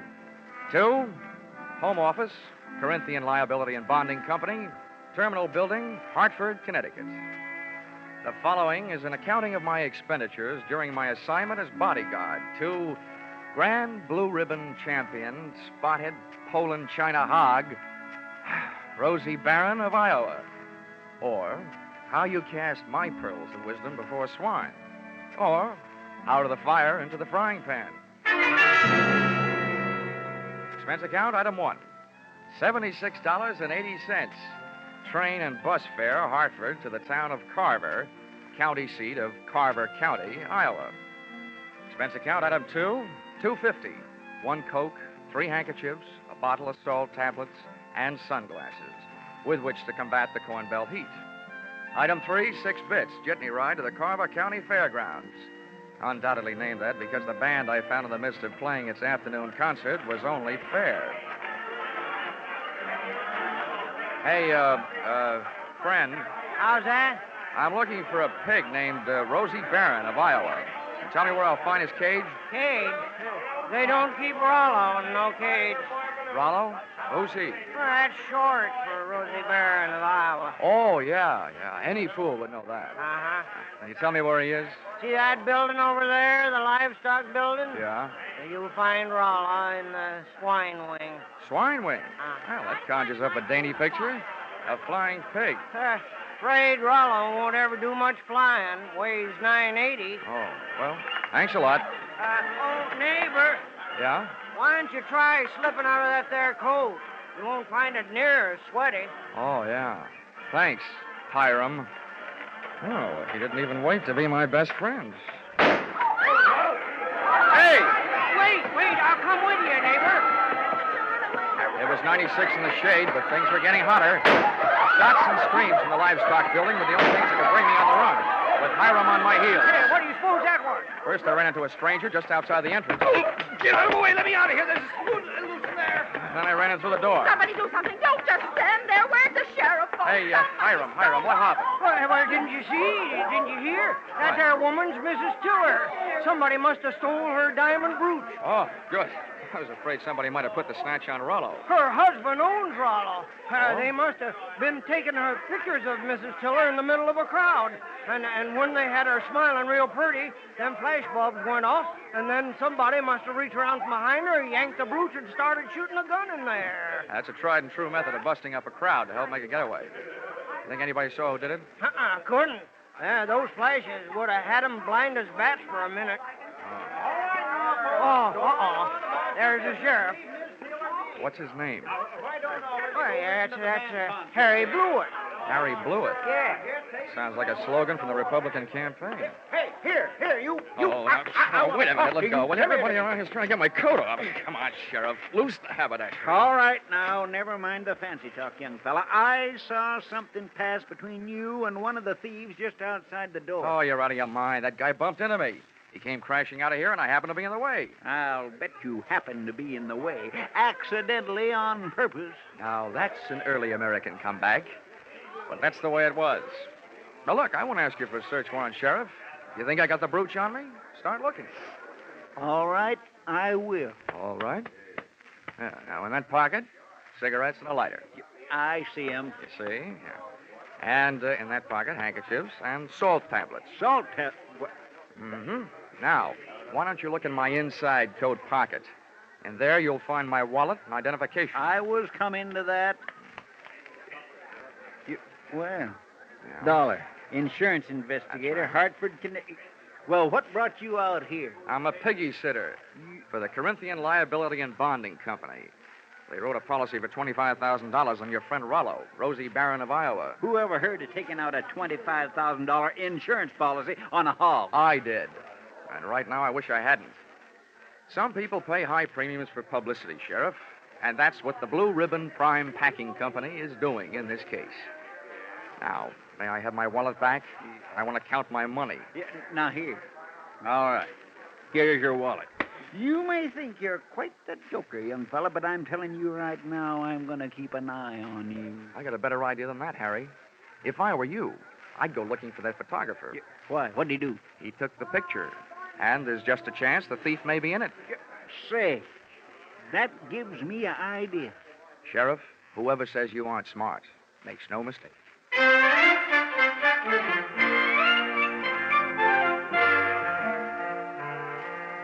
Rollo, the prize porker, wasn't hard to find. First, I followed a few signs. Then it was a matter of closing in on a contented series of juicy, slurping grunts that came blurping up out of a succulent mound of Louisiana yams. Rollo was all fat and a yard wide. His table manners weren't much. He didn't look very smart, but he sure looked healthy. 980 pounds on the hoof. A fine figure of a pig. Pardon me, miss. Could you tell me who's in charge around here? Well, just for the moment, I am. Well, I'm trying to find a Mr. Worthington Tiller, who I take it owns this monster. Monster? What? What's the matter? Have I said something wrong? You certainly have. And you've also said it to the wrong person. In case you don't know it, my name is Alva Anderson. Oh, my name is Johnny Dollar. How do you do? What's all this got to do with Rollo? Nothing. I just raised Rosie Barron of Iowa from a suckling, that's all. Kind of got away from you, didn't it? I'm sorry, Miss Anderson. I apologize. To you, too, Rollo. I'm sorry about the interruption, Miss Anderson. Some fool made off with my wife's diamond brooch. How's this excitement affecting Rollo? I hope he hasn't lost any weight. Well, he took it very well, Mr. Tiller. Oh, good. This gentleman wants to see you, Mr. Dollar. Oh, yes. Oh, from the insurance company. That's Good, right. Good. Well, I'm glad you're here. We'll have your picture taken right away with my wife and Rollo. Oh, it'll make grand publicity for Blue Ribbon Prime Packers. Oh, I don't mind having my picture taken. Just so long as your wife doesn't mind having people pinch her diamond brooches. Oh, well, then, don't worry about that. It was fully insured. Oh, that kind. The thing I want you to worry about is Rollo here. As president of Blue Ribbon, I paid Miss Anderson $10,000 for this magnificent swine, and I don't want anything to happen to it. You bought him for $10,000, insured him for $25,000, and you don't want anything to happen to him? Well, I don't mind paying those exorbitant premiums when I get back the kind of publicity this will bring in. I can see it in the papers now. America's fabulous insurance investigator, Johnny Dollar, sent from Hartford, Connecticut to guard the life of that fabulous prize swine, Rosie Barron of Iowa. Well, Mr. Tiller, I don't mind getting my name in the paper for a pig, just so long as it is not in the obituary column. I just couldn't stand having my tombstone read, Johnny Dollar no longer am. He gave up his life for a great big hand.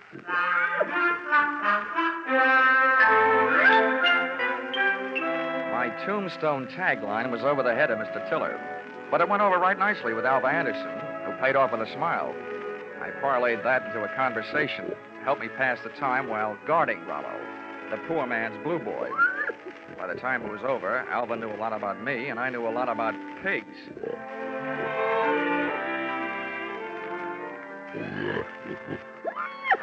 You know, you have beautiful eyes, Alva. Mr. Dollar, do you know what's really interesting about the origin of swine? Why, it's estimated that the Chinese people domesticated swine about 2900 B.C. And not only that, but I'm sure you'd like Hartford. And, Mr. Dollar, you probably don't know this, but a pig is one of the most important food animals. It's an economical converter of grain and other feeds into body tissue, as the products of which furnish meat and fat for human consumption. Alva, darling, I'll only be in town for a little while. And not only that, but people who say that pigs are dirty don't know what they're talking about. Why, sanitation is essential to good health, rapid growth and development, and profitable production. Oh, Rollo, what have you got that I haven't got?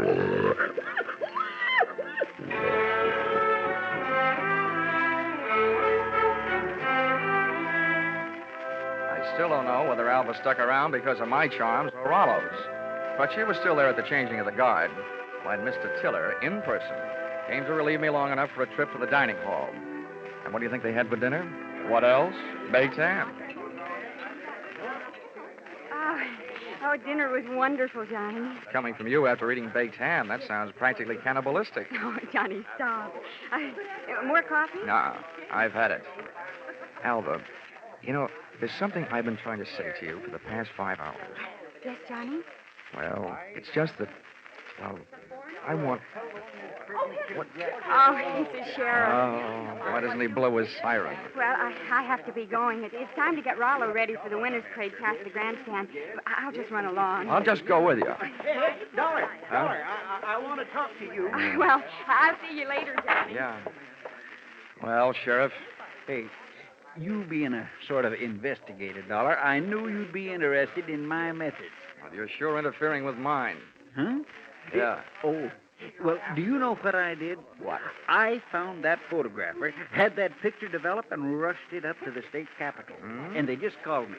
Dollar, there's a known criminal in that photo. He's got that brooch, and he's on the loose.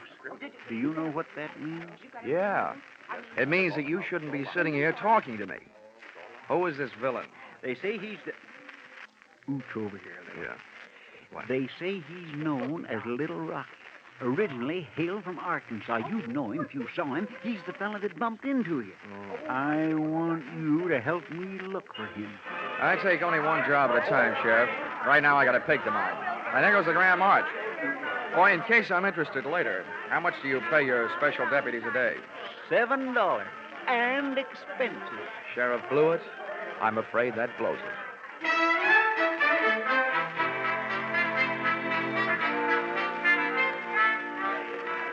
The Carver County Pickle and Pie winners were lining up to lead the Grand March. By the time I got to the grandstand, down at the tag end of the livestock echelon, there was a shiny white cab and trailer, sporting the markings and mottos of the Blue Ribbon Prime Packing Company. And high upon it, perched on a platform and surrounded by a sturdy iron railing, stood that champion, the pride of the pork set, Rollo, Rosie Barron of Iowa.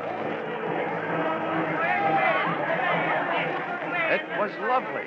It was divine. I had a feeling that swelled my heart with pride. Here they were, products of the American home and the American soil. A fanfare of foodstuffs flowing from the horn of plenty. Just because of my association with Rollo, I felt that I was playing some small part in this gallant parade as it was started the first leg of its journey. It was inspiring. It was thrilling. It was... Boing! All of a sudden, it was downright frightening. As Rollo's chariot rolled by, I got an eyeful of its driver. It was my comrade in collision, the guy who had put the snatch on Mrs. Tiller's diamonds, Little Rocky from Arkansas. I added to my treasury of thankless tasks by trying to pin a tackle on a 5-ton truck. I got a door handle with one hand, running more with one foot, and a clout in the teeth from an unexpected adversary. Knock him loose, Marlowe. He's on the running board. Hey, what? I was flat on my back. Everybody was screaming and hollering. The truck went crashing to the fence. And Rollo, Rosie Barron of Iowa, was one little piggy who wasn't staying at home.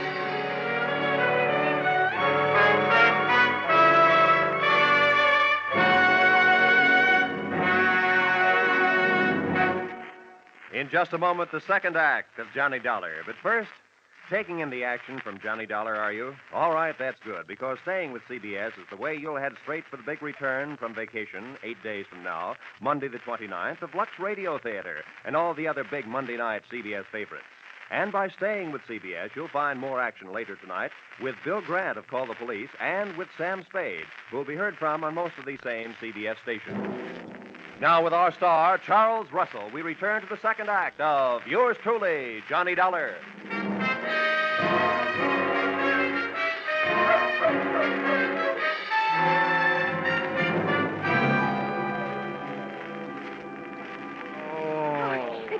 Johnny, are you all right? Can you get up?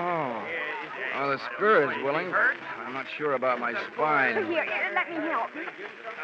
I'm the guy who goes around telling kiddies never to hitch rides on trucks. Well, nobody can say I didn't make a dent in Iowa. It was wonderful the way you tried. But what are you going to do now? Right now, I don't know. The only place I can think of at the moment where I might find a hot pig is a barbecue stand. Oh, this is no time to be funny. Well, look, up until now, all the laughs are on me, kid, so let me be the judge, huh? Well, what are you going to do? Well, first I'm going to practice my arithmetic and see what adds up. You can't unload a stolen pig in a pawn shop. So, question number one is, where do you unload it? Where would you go? Well, where would I... Well, I'd never thought of it. Well, here's what I figured. The Rollo on the hoof is too well known to peddle for anything like the dough he's really worth. I mean, he's not like a big diamond that you can cut up and Or is he? What is the going price on pork? The market this morning was at $23.50. Well, that kind of money hardly sounds like Little Rocky's kind of project. But maybe things are tough. By the way, Alva, have you ever been in Arkansas by any chance? Why do you ask? Just wondered. Hey, Dollar, just a minute. I want to talk to you. Barnyard bloodhound himself. Yeah, Sheriff? Would you mind, Alvin? I was just leaving. How could she be that cold on such a hot night? Huh? What's bothering you, Sheriff? I saw your little performance, Dollar, when you leapt at that truck. Just how hard was you really trying? How hard was I? I ought to punch you in the nose, badge or no badge.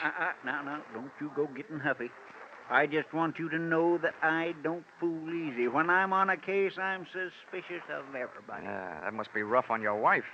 How often do you have her in handcuffs? Huh? Well, Now, look, Sheriff, all I need from you is the use of a car so I can go looking for old Lardhead. No, you don't. There's enough missing around here as it is. Rollo, Miss Tiller's jewelry, and I ain't about to add a county vehicle to the mess. And besides, I want to keep an eye on you. Good. You might learn something. Come on. Here, wait a minute. Where are you going? Over to the Ferris wheel. That truck hasn't been off the fairgrounds more than a couple of minutes. I want to get a look at the countryside. Ferris wheel. Say, that gives me an idea. I hoped it would. Come on. Say, you know, Sheriff, I don't know very much about this farm-side ferreting racket. Well, there's more to it than meets the eyes, I can tell you that. Oh, yeah, I bet there is. Tell me, didn't I see a feed trough on Rollo's truck with a lot of mash in it? Well, now, let's see. If he ate yams this afternoon, he'd eat mash tonight, all right. Does mash kick up any kind of a smell? Oh, sour as swill. But the pig seems to like it. Uh-huh. How does this sound to you, Sheriff?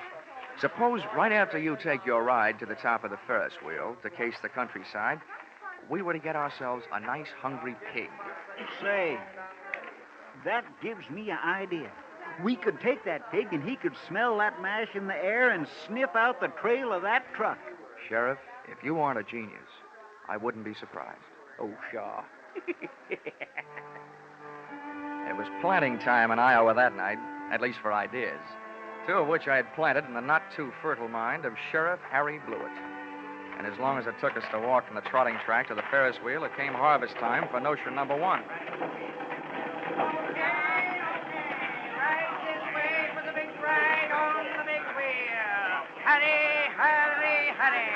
Okay, mister, okay. I'm the sheriff.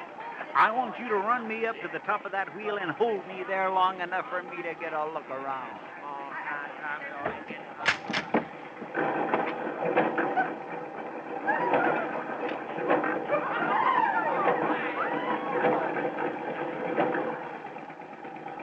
When the wheel came to a stop with Harry Blewett sitting in his little cage at the top, I pulled a low trick on the high sheriff.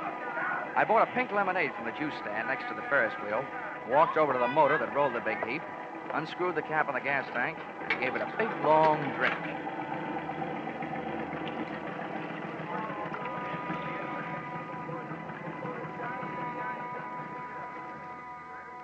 I hope it wasn't doing to people's stomachs what it did to that motor. You might well remember this harmless little deceit the next time you have occasion to get rid of a sheriff.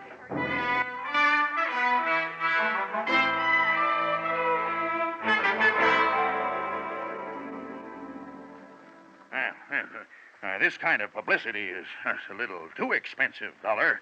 I demand that you do something. Now, don't worry, Mr. Tiller. I am going to do something. Yes, and I'll thank you to remember that the only ones who stand to get hurt right at this point are the insurance companies that wrote the policies on your pig and your wife's diamond brooch. Why, Worthington, I hadn't thought of that. Huh? Why should we worry? My brooch is insured for way over the value, dear. We hadn't...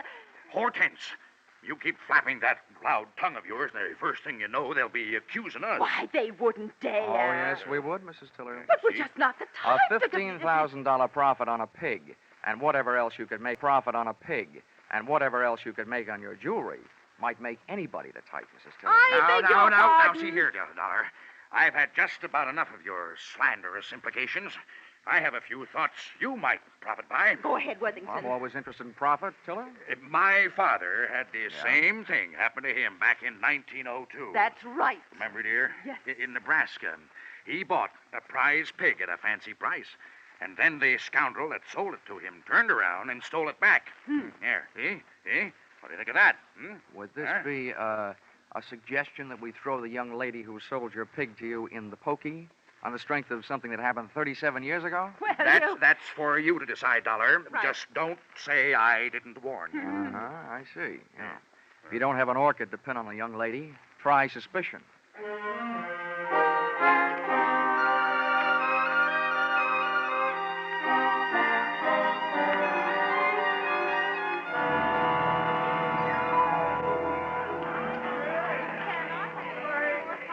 With most of the crowd packed in the grandstand watching the free attractions, I had a good chance to scout the fairground for Alva Anderson, from whom I wanted to learn a little bit more about the habits of not only pigs, but their ex-owners.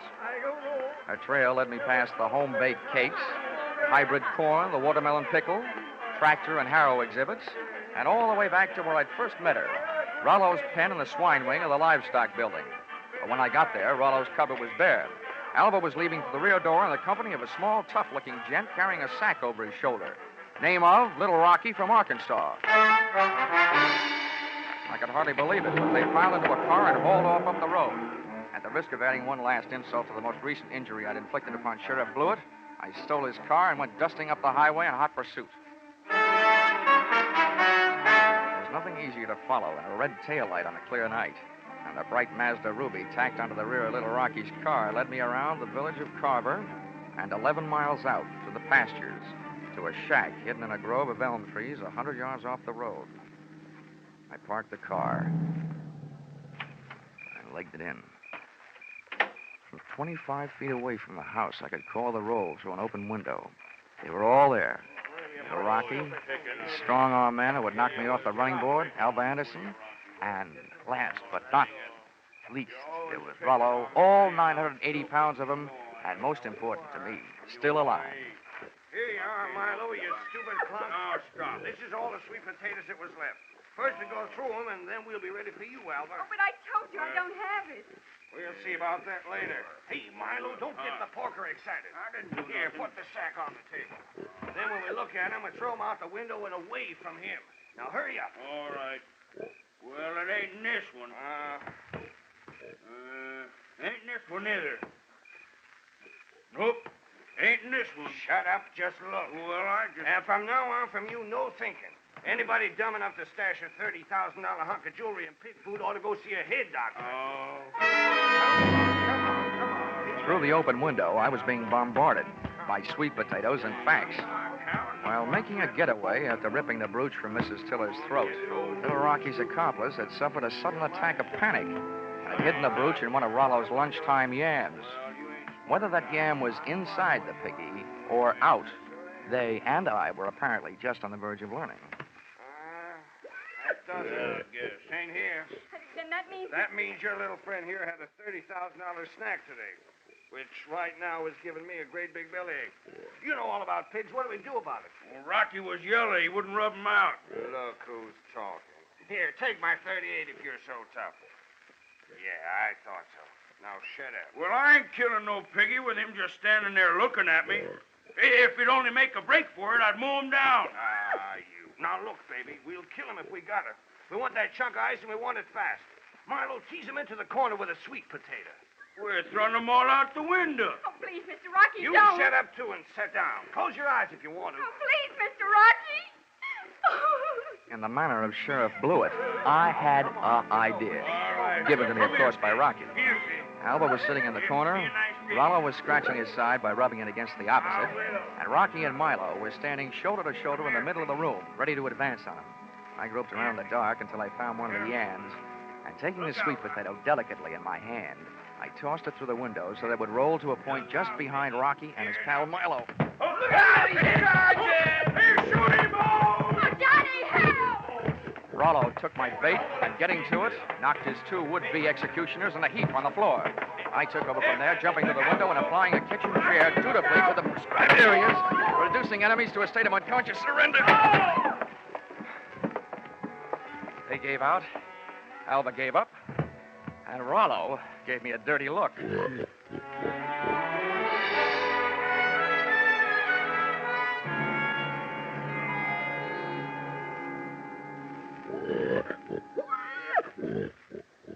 Well, Mr. Tiller, here he is. Safe and sound, good as new, fat and sassy. Well, good. Congratulations. And not only that, but in him someplace, he not only has a good fighting heart, but also that diamond brooch of your wife's. Yes, very interesting. Well, I'd better go charter a plane. Rollo is due in Kansas City at noon tomorrow. Oh, but it might upset him, Mr. Tiller. Rosie Barron of Iowa's never flown before. He might lose weight. Yeah, what's the big hurry to get him to Kansas City? Is he booked for a personal appearance? Oh, no, hardly that. He's due to be slaughtered at a special ceremony. All the plans are made. Oh, I wouldn't want to disappoint my boys. They've been looking forward to this. Oh. How do you like that? Why, it's almost murder. Poor Rollo. Oh, Johnny. Come on, let's get out of here, Alva. Gosh, who would have ever thought I, Johnny Dollar, would ever gotten so attached to a pig?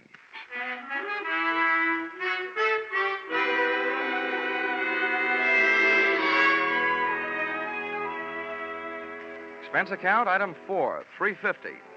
Dinner for Alva and me. A vegetable dinner, by the way. And speaking of that, reminds me, if you find a $30,000 brooch in a pork chop, it'll only mean that the Blue Ribbon Prime Packing Company didn't have much luck when they went looking for it. Expense account item 5, $20. One new gold-plated badge, which I sent to Sheriff Harry Blewett, appeasement, for having stranded him atop that Ferris wheel, for stealing his car, and for suggesting that he use a hungry pig for a bloodhound. Oh, the porker followed the mash scent, all right. Next morning, they found Sheriff Blewett searching an old mash factory 8 miles the wrong side of town. Item 6, $76.80. Bus and train fare, Carver, Iowa, back to Hartford, Connecticut. But I'm still wondering every morning at breakfast time, what else can you eat with eggs? Except ham or bacon or sausage. And maybe you don't think that's a problem, having known a certain champion named Rollo, Rosie Barron of Iowa. Expense account total, $1,463. Yours, truly, Johnny Dollar.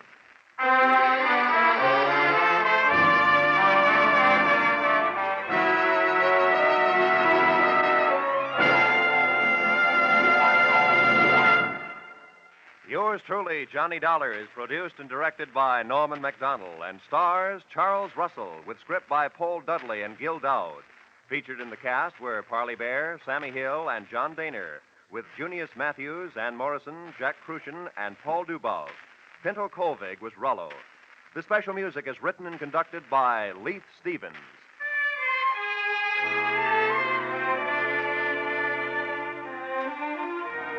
Be sure to be with us at the same time next week when another most unusual expense account is handed in by yours truly, Johnny Dollar.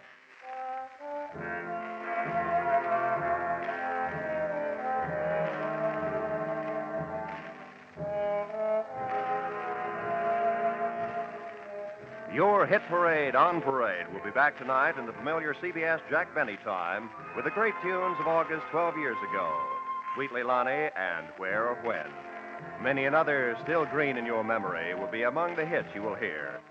Speaking of hits, put down August 29th this year in your little book. That's when Arthur Godfrey and his talent scouts, the stars of Lux Radio Theater, My Friend Irma, and Bob Hawke return to join Inner Sanctum. So make your Monday nights a regular date with CBS. This is Roy Rowan speaking. Stay tuned now for your hit parade on parade. This is CBS, the Columbia Broadcasting System.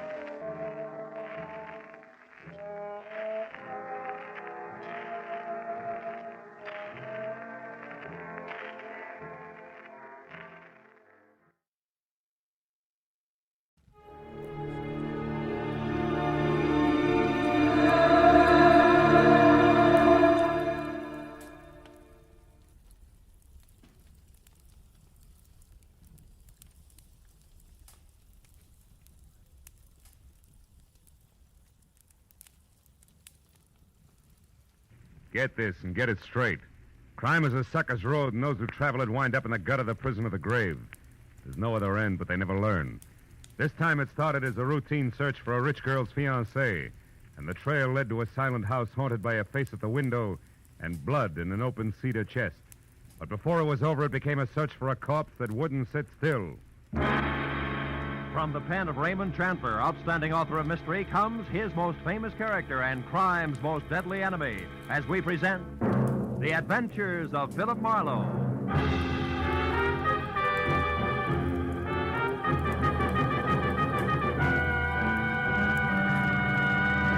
Now, with Gerald Moore starred as Philip Marlowe, we bring you tonight's exciting story, The Busy Body.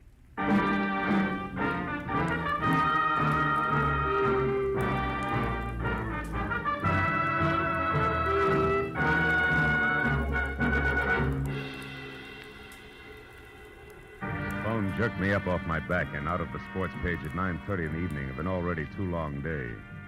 On the other end was a warm, feminine voice, edged with the kind of self-assurance that means money, and lots of it.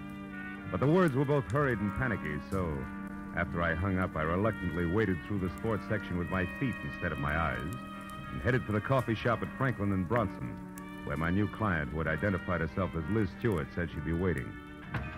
A pair of blue eyes at a table in the corner measured me from haircut to shoelaces, so I took the cue and walked over. After we introduced ourselves, I was waved into the chair opposite her. She leaned toward me and started with a rush. Mr. Marlowe, I've got to find a man named Dean Howard as soon as possible. It's not exactly a new switch. He's my fiancé. We plan to notify my Uncle Hanley of our engagement tonight. Who is Uncle Hanley? Uncle Hanley Stewart of Stewart Aluminum. Okay, go ahead. Dean Howard was to meet me at 7, but he didn't show up. Mm-hmm. And then about 7:45 he called. He started to tell me something that he referred to as a horrible mistake, but before he could get it out, we were cut off. Well, I tried to call him back. coffee? Hmm? Coffee. No. Okay. I tried to call him back, but there was no answer. So I went to his house, but it was locked and dark.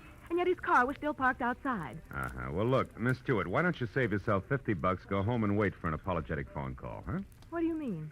Well, this stacks up as being a case of cold feet or a little celebration that got out of hand. Either way, there's nothing to worry about. I've come to you for help, Marlowe, not a pat on the head. Okay. I'll assume it's my error for the moment. How long have you known this Dean Howard? Well, I met him at a party about 3 months ago. Mm-hmm. Uncle Hanley and I both liked him tremendously right from the first. I suppose you've considered the possibility of another woman? Well, of course, I'm not a child. I can see that. Well, Dean has been deeply troubled for the past week. He wouldn't tell me why, but I'm certain that this business tonight is tied in with it. Something's wrong, and I want you to find out what it is. All right, but I'm no leg man for Cupid, so if it turns out to be nothing more than a guy's heart beating in double time, I drop it. Fair enough? Fair enough.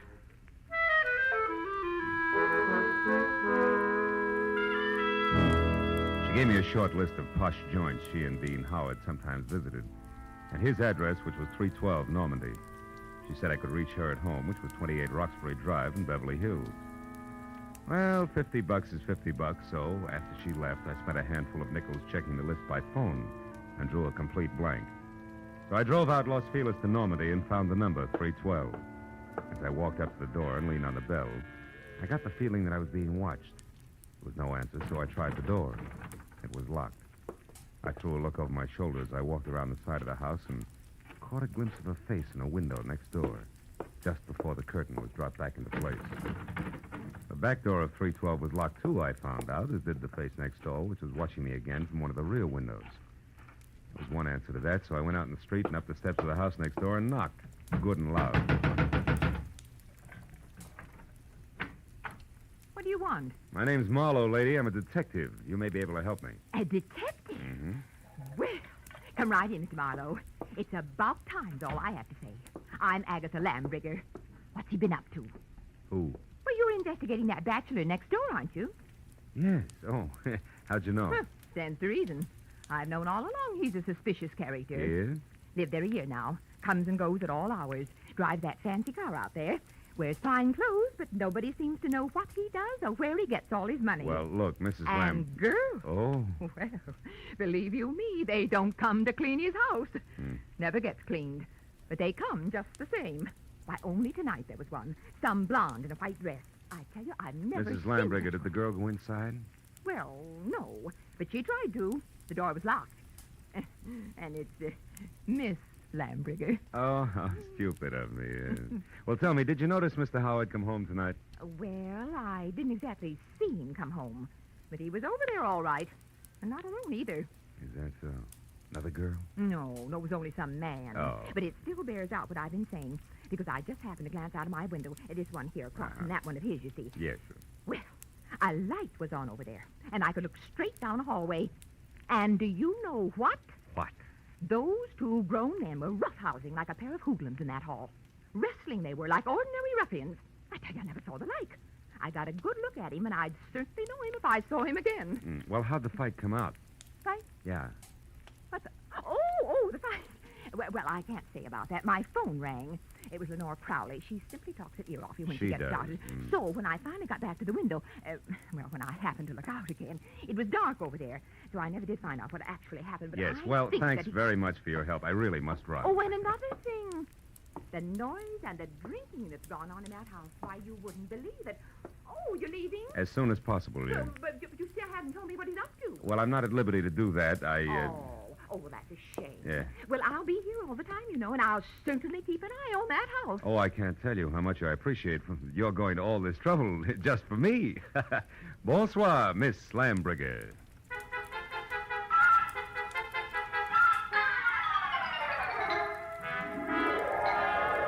I backed out of that wind tunnel, got in my car, and drove noisily around the corner. Then I cut my lights, turned quietly into an alley behind the house, and stopped. Slipped through Howard's back gate and up the side of the house, found a window that could be persuaded, and went in. Yeah, Howard was a lousy housekeeper, and everything that didn't get brushed off in normal traffic was covered with dust. I found my way to the room opposite Agatha Lambrigger's observation window and ran smack into her first lie. Where she said there was a hallway, there was a solid wall, papered with purple roses and hung with 4 dingy pictures in bronze frames, 2 on each side of a big, ugly mirror. There were 2 hallways, but no angle at which either could be seen from her window. Furthermore, there was no sign of a struggle. One hall led to the study, the other to the bedroom, and I checked both. But still, there was no indication of a fight. On my way out, I barked my shin on the nose of a lion carved on the corner of an oversized cedar chest, just as the abrupt sound of someone at the door brought me to a rigid halt. Whoever it was had the patience of an 8-year-old on circus day. So I set myself up as the type who might live in a joint like this and entered. What's the matter with the lights, Howard? Blow a fuse? Or could this be some new economy measure? I like it this way. I don't think I know you. You should, Howard, you should. I called you yesterday about a certain money matter. The name is Leo. Don't go for your gun, Howard. Well, since yours is pointed at my 3rd rib, why should I? Well, like I told you on the phone, my boss is anxious. You're way overdue, Howard. I want that $50,000 the boss loaned you 3 months ago. Have it for me the day after tomorrow. All of it. Without fail. He knows I'm good for my debts. Why all the pressure? Well, maybe he figures your investments aren't so smart. Like maybe you've been blowing too much on that second-rate canary, Carol. Oh, yeah, Carol. I remember. She's your girl. Well, that's none of my business. See you day after tomorrow about the same time. And if you get a headache from worrying about paying off, just think of the one you'll have if you don't pay. It'll be like 10 times this. Oh! Good night.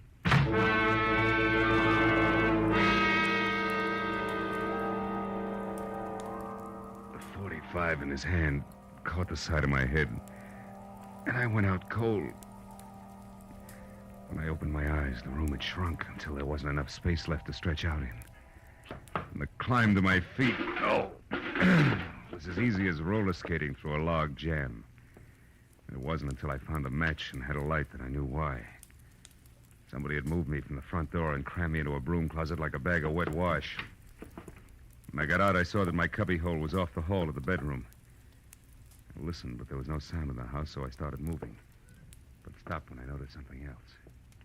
The big cedar chest with carved lions on the corners that had been closed before now was standing open. I struck another match. Inside on the bottom was a thick red puddle of blood. Blew out the match and was in the middle of a mental apology to Liz Stewart when it came. I ran for the front door in time to see Agatha charge out of the driveway and down the street. Stark terror twisting her face. Help! Help! Hey, Miss Lambrigger, hold it! Oh, Mr. Marlowe! Mr. Marlowe! What is it? What happened? I saw him, Mr. Marlowe. I saw him. Up by the alley near the hedge. now take it easy, Agatha. It's Who Dean was Howard. He's there now, lying on his back close to the hedge, and he's dead. What'll we do? Come on, we'll have a look. You can show me where he is. Well, all right. He's right back here. I happened to look out my rear window, and I saw something move. The dogs had been getting in my panties lately, and I thought this was another. So I came out to chase him away. That's when I saw the body. It's right back here. Well, it's gone. Mm-hmm. Now, look, Miss Lambrigger, I've got a headache. I'm getting a little tired of this. You saw a body here just like you saw a fight in a hallway from your window. You're so anxious to be in the middle of things, you'd make up any kind of a story. No, I'm not. No, I'm not. I saw that fight, and I saw Dean Howard's body, too. It was here, I tell you. Where? Show me exactly. Well, right about there, I'd Oh, say. sure. And I suppose it... Hey, wait a minute. Yeah. My apologies, baby. There is something here. Could be blood. Here's 2 dimes and a bar receipt from the tulip room on the strip. Oh, good heavens. What'll you do now? Raid the place? You can use my phone. Thanks, but until we know where the body is, we better play it cagey. Now, let's keep this a secret between us. That'll take a lot of courage, I know, but I can trust you, can't I? I won't open my mouth to a soul, Mr. Well, Marlowe. that's great. That's splendid. Now, you better go inside and stay there until you hear from me. Who knows? You may yet be a heroine, Miss Lambrigger.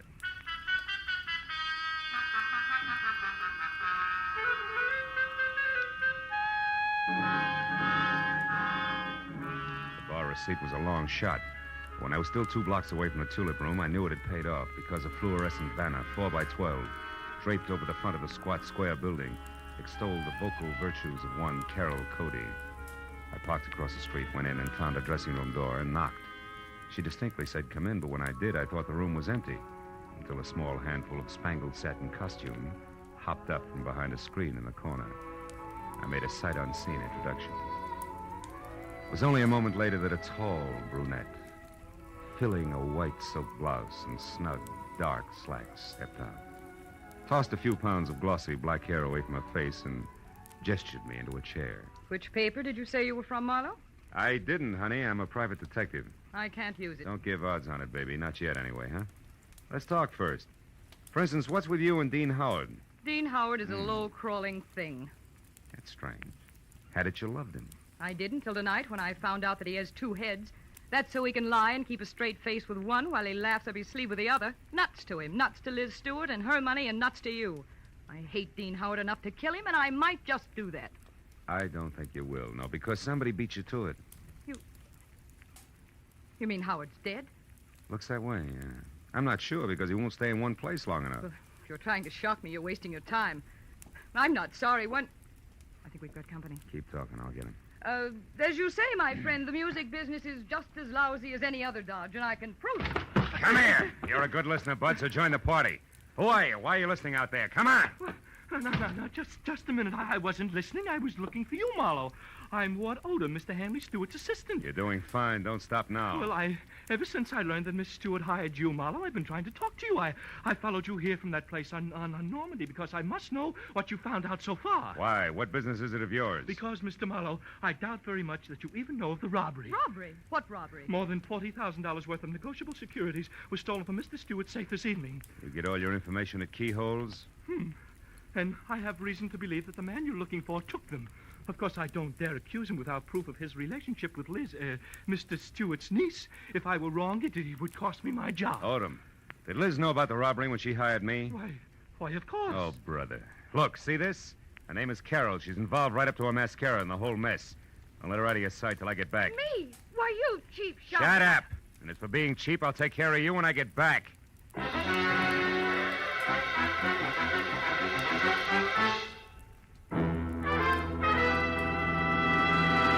In just a moment, the second act of Philip Marlowe. But first, 3 gentlemen with highly varying but equally effective approaches to dealing with crime entertain you with their deeds of daring on CBS every Sunday. Jethro Dumont, alias the Green Llama, Police Commissioner Bill Grant of Call the Police, and Dashiell Hammett Sam Spade. These 3 sterling gentlemen all make their appearances tomorrow on most of these same CBS network stations. And now with our star, Gerald Moore, we return to the second act of Philip Marlowe and tonight's story, The Busy Body.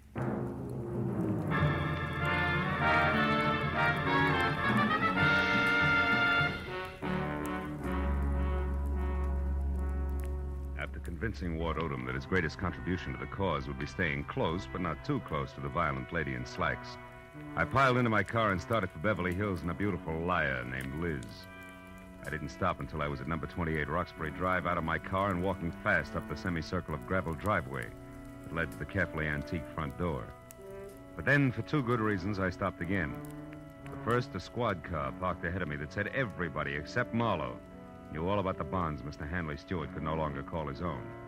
The second reason, and more important, was my client, Liz Stewart, sneaking out of a side door and hurrying toward a gray coupe. I stepped back into the shadow of a squat palm and waited for her to come abreast of me. Late date, Miss Stewart? What? Marlowe, why, you startled me. Considering everything, it's the least I can do. What do you mean? I don't like clients who lie to me.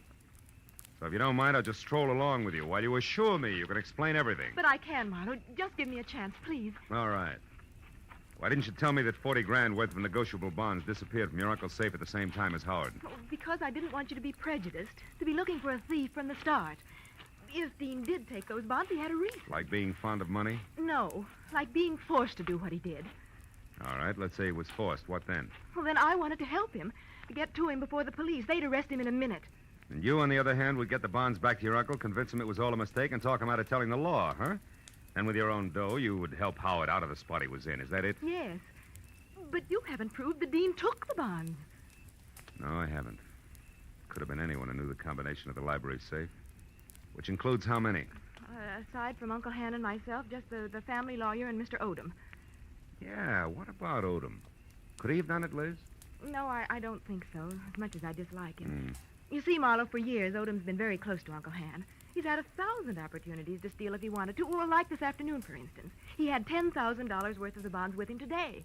What was he doing with all that dough? Paying gas bills? He was going to sell them for my uncle. But the transaction fell through, so he brought them back to the house and put them back in the safe. Anyway, Marlowe, I don't think he'd have the courage to steal. I know what you mean. I've already met Mr. Odom. When? Oh, about a half hour ago. In a nightclub called the Tulip Room. Odom thinks Dean is guilty, Liz, but he's afraid to mention it publicly till he knows a little more. What's a nightclub got to do with Dean? Carol Cody. Who? She's Dean's girlfriend. Marlowe, you're crazy. I talked to her, honey. She's a singer there. Told me that she and Howard were more than chummy, but that she gave him the air tonight when she found out about you. And you believe that? Mm-hmm. Now that I've had a little time, I believe even more. Details that she never bothered to mention. Details like Dean Howard and Carol Cody playing you for a sucker. He gains your confidence, then the combination of the safe, and then goodbye. But you see, the end was a switch, Liz. Dean didn't. Dean didn't what? Hmm? What is it, Marlowe? What are you staring at? Back of my car there. That's not gas dripping on the driveway. The color's too red. Liz, stay back. No, Marlowe. I don't want to. I want to... Marlowe! It's Dean. He's dead, Marlowe! Yeah. That, Liz, is the switch I was talking about. I think Dean Howard not only crossed you, but Carol Cody as well. She did it! She killed him! She killed him because she All right, found all right. out. Now listen. Get inside. Tell the police about this. Do you hear me? But first, give me a 5-minute lead. I'll take your car. I want to get to Carol Cody before the law does. Without saying another word, Liz Stewart, her face drawn and streaked with tears, handed me the keys to her car and turned and walked slowly back to the house. I took one long look at the blood-soaked shirt front on the body I had been a step behind all night, then got into Liz's car and pointed it back toward the Tulip Room. 20 minutes later, when my knock on the locked dressing room door brought no answer, I had kicked my way in. Alone and half-conscious in the middle of the floor was Ward Odom, the man I'd assigned to stand sentry over the brunette. Oh, Marlowe. Marlowe, she tricked me. Asked for a cigarette, and I went to light it. She swung. It adds, Odom, and you're lucky she let it go at that. It was more permanent in Howard's case. Oh, then you found his body, Marlowe. Yeah, in the trunk of my car. Oh, how awful. And she did all that, this Carol Cody? Yes and no. She must have had help, Odom, because, first of all, it takes something stronger than a chanteurs to keep shifting a corpse from cedar chest to garden to car, at the rate that Howard was being moved. And second, an old crow named Agatha Lambriger saw a man roughhousing with Howard over at his own place, not a woman. You mean there was a witness to the murder, Marlowe? Well, more or less. And you have no idea who the murderer is? No. And that, Odom, is all the more reason why I want to catch up with Carol Cody. Happen to know where she lives? Well, yes, at the Grayfield Apartment Hotel on North Havenhurst Drive. North Havenhurst. It's a room 118. 118. And I think that it's... Marlowe, wait, my top coat is gone. What? Yes, and she was wearing slacks, remember? Marlowe, maybe she's leaving town disguised as a man. It's a point, Odom. I still think I'll try the apartment hotel first.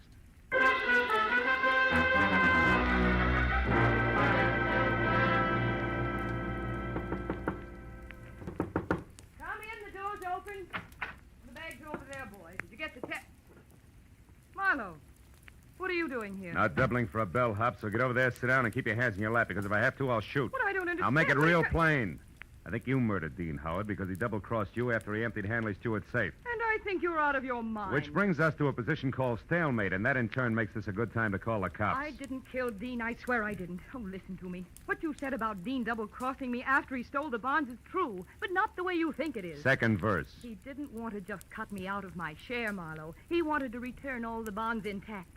He really fell in love with Liz Stewart and decided to play all-American boy. You mean he decided to call it all off after he'd stolen the bonds? Yes, Marlowe. That was the reason we argued tonight. Well, it's a stronger reason than one I already had for your committing murder. Baby, you wanted that money bad. No, you're wrong. Come back here. Why did you belt Odom and run? And don't bother denying that you did, because I just left him. And he's minus good health and that top coat over there. So if you think that you... I can explain that.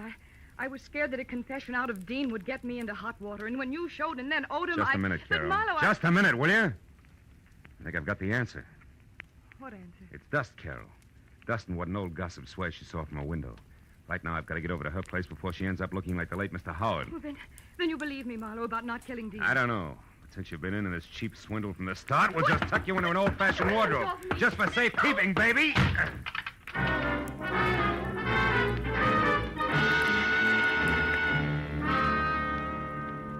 Outside in Liz's car, I slammed my foot down hard against the accelerator and didn't ease up until I screeched to a stop, away from 310 North Normandy, where I knew murder was scheduled to happen again. I was next to a pair of half-open French doors through which I could see Agatha Lambricker sitting erect in a straight-back chair. I was happy that I hadn't taken any longer in getting there.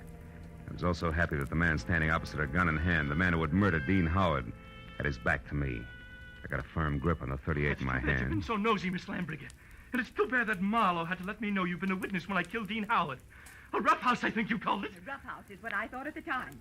But when I saw Dean Howard's body out in the alleyway, I knew... You knew I killed him. Everything would have been simple if you hadn't had your nose out a mile. I was going to run over him, and it would have looked like an accident. But I had to move the body after you saw it. Marlowe's car looked good until I could dispose of it. But there's no point telling you all this. You won't be able to gossip about it, Miss Lambricker. I'm sorry. Sorry, but that's the way it has to be.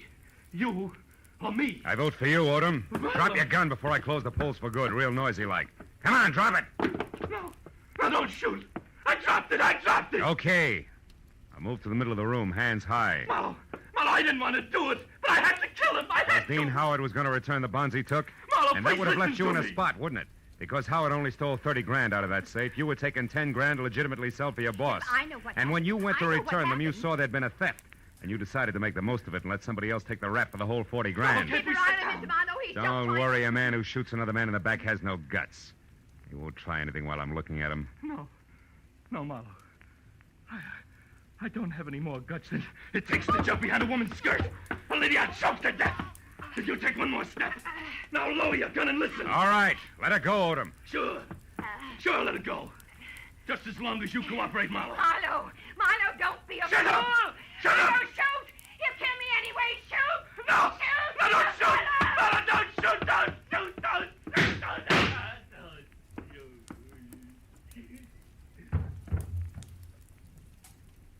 Huh. You were right, Marlowe. No guts.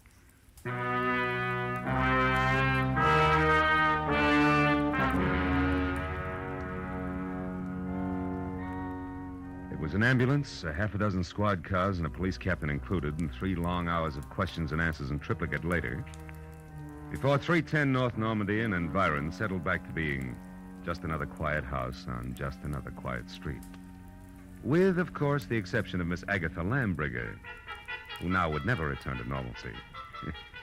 And as we sipped hot tea together and a clock someplace deep in another room struck twice, Now, Philip, I'm sure I had this she was right. still going strong. Dean Howard owed money, So he and that worthless singer decided that he should get friendly with your wealthy client and then at the propitious moment rob her uncle, correct? Correct, yeah.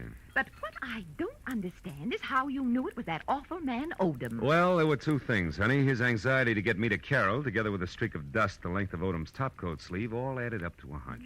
That, Philip, I don't understand. Well, you got to take them in reverse order. I saw dust on Odom's topcoat sleeve when I was in Carol Cody's apartment. That reminded me of the dust all over Howard's place. Oh, a mess, that house. Yeah, luckily. And the dust was the length of the sleeve, as though somebody had brushed against the wall, coated thick with it. As one would in searching for something, hmm? That's right. Now, there's another thing. You saw Howard and another man roughhousing in a hall by looking out of that window there. Mm-hmm. Where, Miss Lambriger, no hall is visible, but where there is a mirror. Oh, then you mean I actually saw a reflection. Yes, darling, you did. Dean Howard hid the bonds behind the mirror. Which tilted so that I saw the reflection of a side hall. That's right. Well, now, Philip, one last question. Why did Odom move the body? Well, if it's the last, I'll answer it. Because he didn't want Howard's death to appear a murder on the night the bonds were stolen. It was better if he died accidentally and wasn't connected with a theft. Oh, I see. Yeah, well, now look, Miss Lamb. Excuse me, I'll only be a minute. Yeah, but Miss Lambriger... Hello? Oh, hello, Judith. Yes, wasn't it thrilling? Miss Lambriger, really, Darling, it all started so innocently. My part, I mean. Well, it was about 7 Miss Lambriger, I have... Philip, I'll be with you in a minute. Oh, Philip, who? Why, the detective, the one I mentioned earlier. a long minute, I'm sure.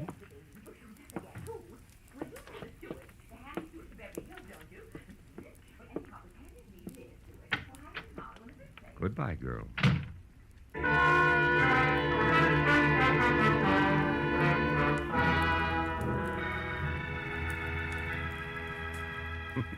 When I got outside, the silence was deafening.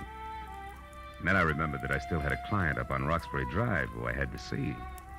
And that there were automobiles to be exchanged, and maybe, if I could find them, some right words to say to a girl who had a very rough night. So I started driving that way, slowly.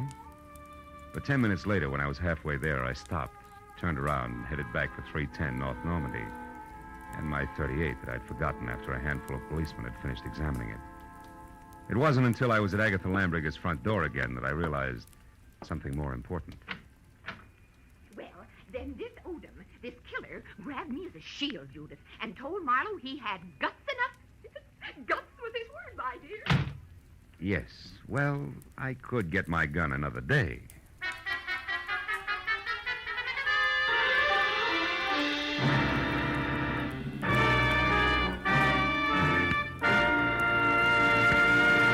The Adventures of Philip Marlowe, bringing you Raymond Chandler's most famous character and star, Gerald Moore, and are produced and directed by Norman McDonald.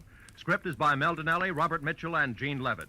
Featured in the cast were Lois Corbett, Lorette Filbrandt, Lynn Allen, Peter Leeds, and John Stevenson. The special music is by Richard Orant.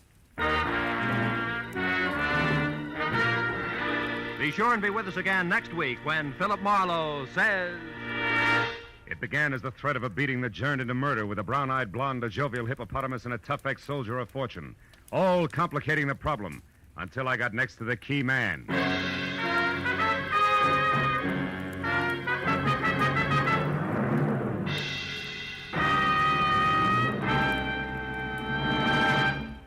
Will you be listening when $51,000 go on the block during Sing It Again tonight? $26,000 in fabulous prizes for solving the mystery of the Phantom Voice, and additional $25,000 in cold, hard cash for answering only one more question about the Phantom. There's many another prize, too, for unriddling the smart, tuneful little riddle songs that keep Sing It Again moving at a terrific clip for the hour that it's on the air. It'll be here a little later on most of these same CBS network stations. This is Roy Rowan speaking. Stay tuned now for Gangbusters, which follows immediately over most of these same CBS stations. This is CBS, the Columbia Broadcasting System.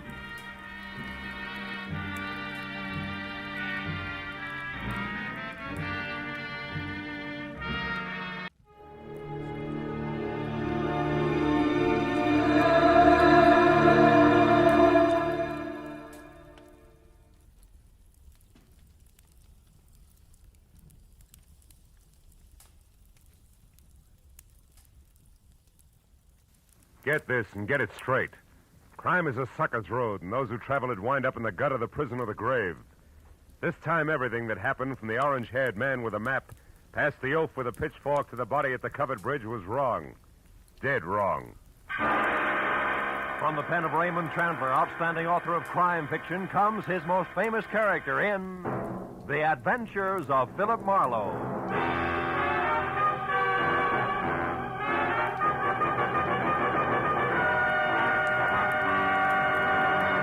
Now, with Gerald Moore starred as Philip Marlowe, we bring you tonight's exciting story, The Covered Bridge.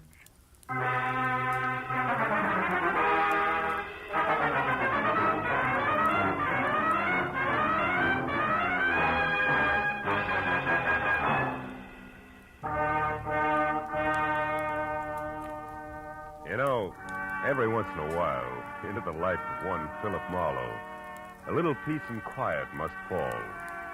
A day marked by neither murder nor mayhem. No phone calls. Just nothing.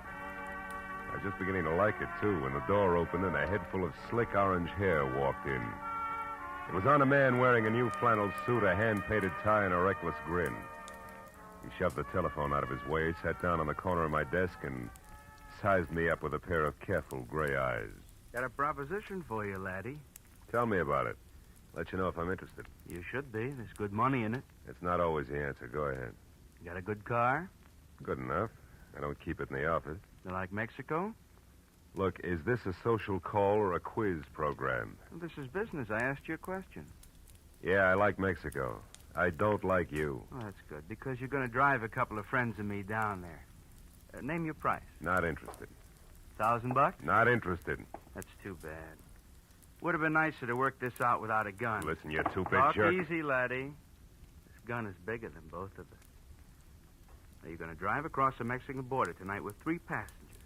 And there won't be any difficult questions, because you are the well-known Senor Philip Marlowe, a respectable private detective. Somewhere below the border, your fellow travelers will catch a boat.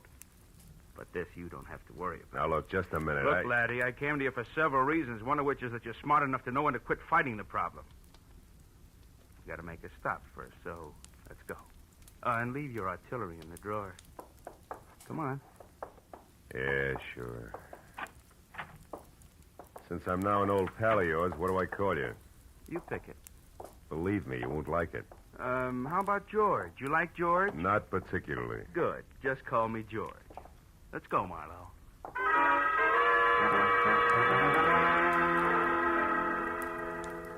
We nodded at the elevator girl, waved goodbye to the kid in the parking lot, and headed south on Highway 101. All with the front of that Mauser nudging my kidney. It was screwy, but I was on my way to Mexico. Don't get ambitious, Marlowe. Not too fast, not too slow. Just keep it rolling nice and steady. I did what I was told and watched for a break. For every foot of 100 miles down the coast. At Oceanside, we cut inland past Escondido and up into the citrus country. Once he dug a little map from his pocket and studied it while we headed into the hills where farms were farther apart. George was busy looking for a turnoff when my chance came, and it came fast. My foot slammed down hard on the brake. George's head slapped the windshield, and the gun slipped out of his hand. I dropped 2 wheels in the ditch, but I got the gun. He took one look, then jumped out and ran in a low crouch for the back of the car. Before I could follow him, I heard the truck coming. It was a big 2-section job rolling fast. It topped the rise just as George pivoted toward the road. The truck driver must have seen him just as it hit, because the air brakes locked on all 26 wheels at the same time. I ran to where George lay like a discarded doll at the side of the road. The truck driver was out of his cab before it stopped rolling. I didn't see him. I come over the rise there. I didn't see him. Take it easy. Honest, I didn't see him. Is he all right? He ain't dead, is he? No, he isn't. He won't be walking much anymore. It wasn't my fault, Mr. Honest. I know it wasn't. Get hold of yourself. Gosh, what should we do? I want you to drive to the nearest phone and get the police and then come back. Here's my card. Give it to the troopers. Tell them they can reach me at my office. Yeah, what are you going to do? If I can figure out how to read this map of his, I'm going to pay a call on a couple of people who are expecting this guy. Maybe it's just a stubborn streak, but when I'm being used as a patsy, I like to meet the people involved.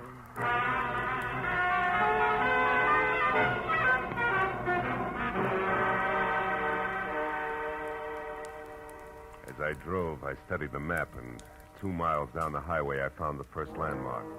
A dead tree. There I left the highway and followed a rocky trail 7 corkscrew miles up a canyon to the next landmark, a bridge. One that looked like it had been lifted out of some rustic Connecticut woods and dropped across the California gorge purely by mistake. Because it was covered complete to roof and walls and made entirely of lumber. And on the hill beyond was a lonely house where the trail marked on the map ended. I drove slowly through the sagging wood tunnel and at the other end deliberately killed my motor. Then I got out, raised the hood, and went to work on the distributor. I don't know where he came from, but when I glanced up, he was standing there watching me. A bull in overalls with a pitchfork clenched in a pair of hands as thick as $4 steaks. We didn't like each other's looks. You picked a bad place for trouble, mister. That's so. Why? Nobody almost never comes up this road, especially strangers. How come you took it? Really want to know, or are you just killing time? I wouldn't be too smart if I was you, mister. You live in that house up there? No, not anymore. I got canned for drinking. Why are you so interested in that place? The only farm around here. Maybe they got a mechanic. Yeah, maybe. Where'd you say you were from? L.A. Los Angeles, huh? You real sure you don't know anybody up there on the hill? Like who, for instance? A certain party who took a trip to L.A. not so long ago. And another thing, city boy. Don't get out of line or I'll fix you good. Understand?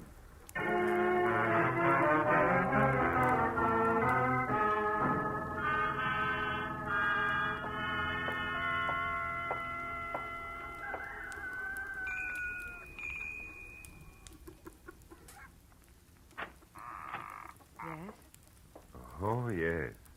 Now, I mean, how do you do? You want something? Yes, my car stalled at the bottom of the hill. Dolly, who is it? Who's there? A man, Uncle Walter. He says his car broke down. What's that? Your car broke down, you say? Yeah, I don't know what went wrong, Mr. My name is Brule, Walter Brule. Oh, I'm glad to know you. I'm Philip Marlowe. What are you doing on this road, Mr. Marlowe? I thought it was a shortcut. Did you? Well, you were wrong. It's a dead end. Oh. Come inside. Thanks. Look, Mr. Brule, I'd like to have somebody who knows motors come down and look at my car, huh? Mm-hmm. All right, when Ed comes in, I guess he could go down with you. Oh, That's my new hired hand, Ed Fry. Oh. I don't know, Uncle Walter. It's getting pretty dark. Yeah, I was thinking the same thing myself.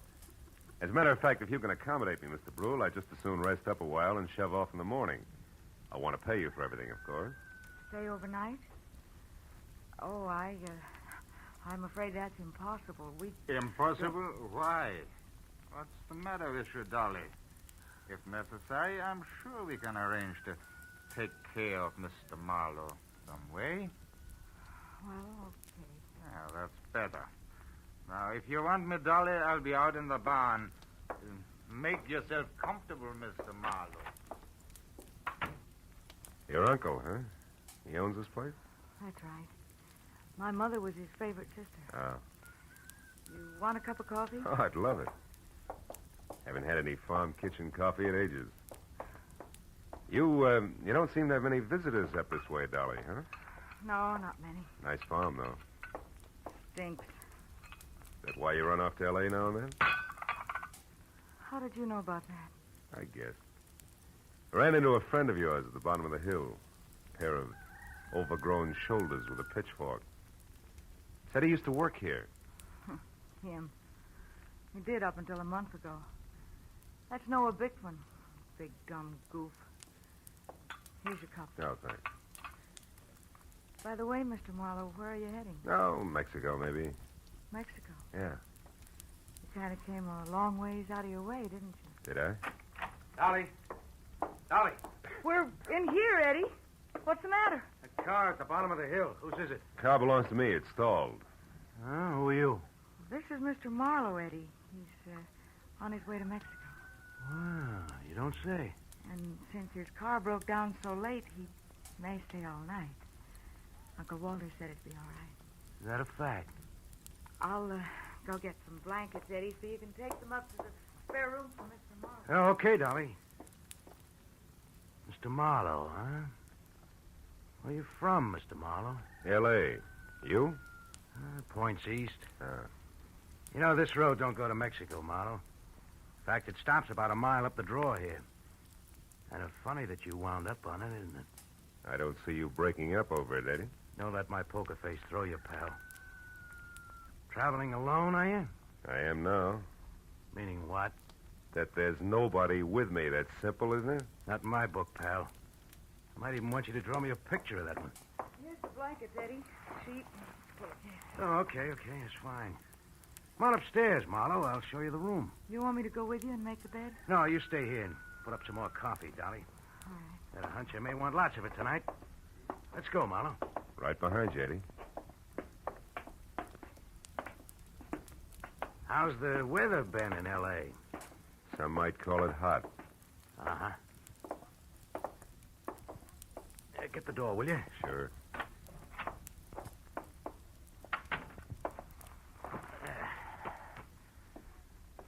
Okay, how come it's you, pal? I got good credentials, a car, and a tight yap. You better be right on all three.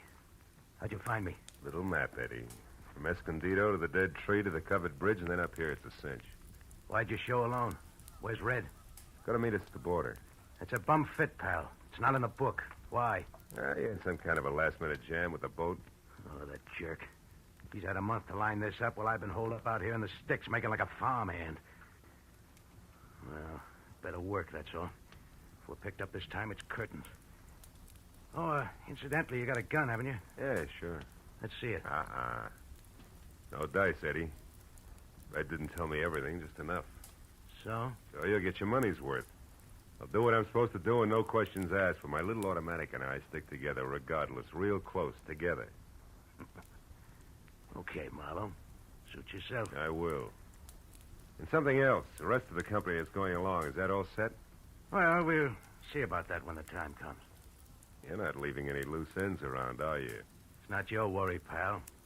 We'll get out of here around 11.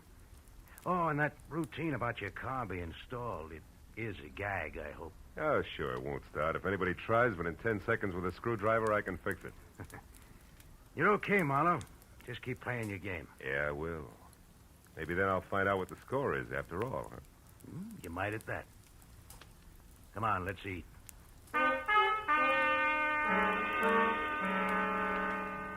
Dinner at the Brule farm was as loaded with gay chatter as a bad case of lockjaw. And when it was over, the participants scattered like everybody else was contagious. I wound up alone in a dark spare room on the second floor, which had one advantage. Windows that viewed both the front and the rear. The moon was bright, so I didn't bother with a lamp. I listened to Dolly rattle dishes in the kitchen until that stopped, and then I watched old man Brule pace his front yard. Once Ed Fry went out and talked to him briefly, and then headed for the front door again. For a long hour after that, the big house was silent until from somewhere out in the back, there was a soft, metallic tapping. Eventually, I spotted a heavy figure outside tossing pebbles against a window pane downstairs. And he edged back through the shadows to the barn. A moment later, I saw the girl slip out a rear door and run across the backyard to join him. I went down the back stairs and out along the house to a hedge, and I followed that until I was close enough to It's hear. true, I tell you. He's an escaped convict, a killer. He's been hiding out here on your place. Can't believe it, no, I just can't. Are you sure? Of course I am. I read it by accident just tonight in an old newspaper from Denver. The whole story with pictures.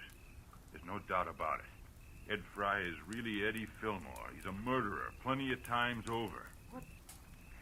What'll we do? Should we call the police? No, not on your life.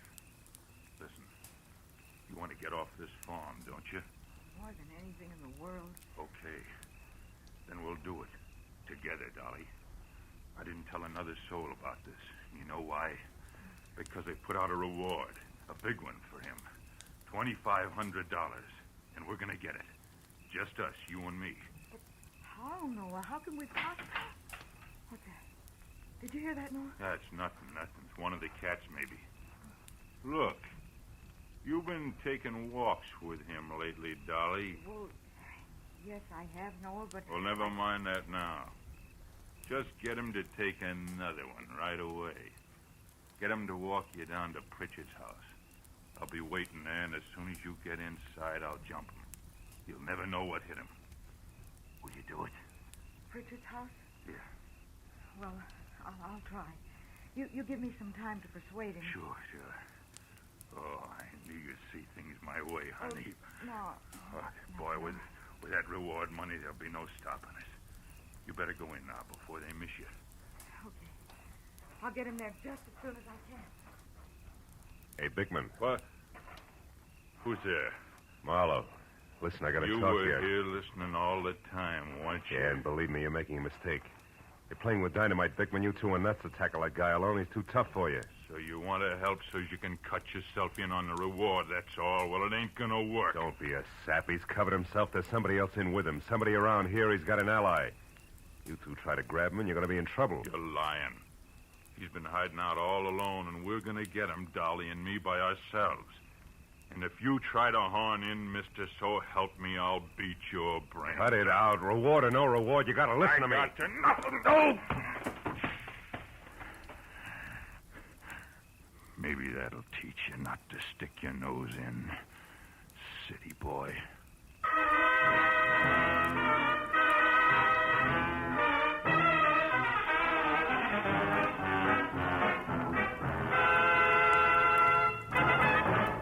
In just a moment, the second act of Philip Marlowe. But first, Fred Allen's first appearance on the CBS Jack Benny Show. Al Jolson sings, but the face is Charlie McCarthy's. Andy of Amos and Andy goes on trial for deserting his bride by mistake. Those are three headlines that guarantee you a world of fun on CBS tomorrow night. Yes, this third Sunday of the new year will be an all-time high in radio entertainment. Hear them all on CBS tomorrow night. Now, with our star, Gerald Moore, we return to the second act of Philip Marlowe and tonight's story, The Covered Bridge.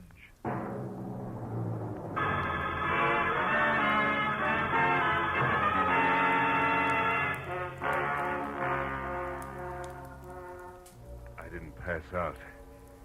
But my jaw hurt and my legs moved like they were rubber. Now I had to find the roving Walter Brule because he should know where Pritchard's house was, where the ambitious team of Dolly and Noir might be biting off a lot more than they could chew, healthy 4H teeth notwithstanding. Mr. Brule! Mr. Brule! Yeah? Hello? Who is it? Marlowe! Come here a minute, will you? It's important. Yeah, it's important. Now, what is it, Mr. Marlowe? Sure. Hey, what's this? It's your friend Noah. We had a few words. Noah Bickman? He was no friend of mine. Yeah, he's no friend of mine either. Look, Brule, I'm going to have to trust you. I've got no choice. Bickman found out Ed Fry is really an undesirable named Eddie Fillmore is wanted for the police by murder. Murder? And he wants to trap him for a $2,500 reward that's been posted and didn't want me in the way. No. Now, look. I'm not a passing tourist with motor trouble, but a private detective. Tell me, who is Pritchard and where does he live? Pritchard? Where does he live? Mr. Marlowe, somebody has been making a joke on you. Elihu Pritchard died 20 years ago. He lived right in this house where I do today. This is Pritchard's house here? Oh, Pritchard's house? No. That is down the road near your car. The covered bridge. That is Pritchard's house. The bridge? Yeah, you see, Elihu Pritchard was from New England, and he had a covered bridge on his farm there, so he wanted one here. He built it himself day by day, a board here, a nail there. Oh, and since he spent so much time at it, people call the bridge his house. Is that it? Yeah, exactly. But then, why is it important? Because of a meeting, Mr. Brule, a get-together that I don't think is going to be on the quiet side. Let me borrow your flashlight, will you? Sure. Now get back inside and call the police. But what are you going to do? Reinforce the reward happy sweethearts and keep an eye out for someone I haven't met yet. A third party Eddie Fillmore plans to tour Mexico with.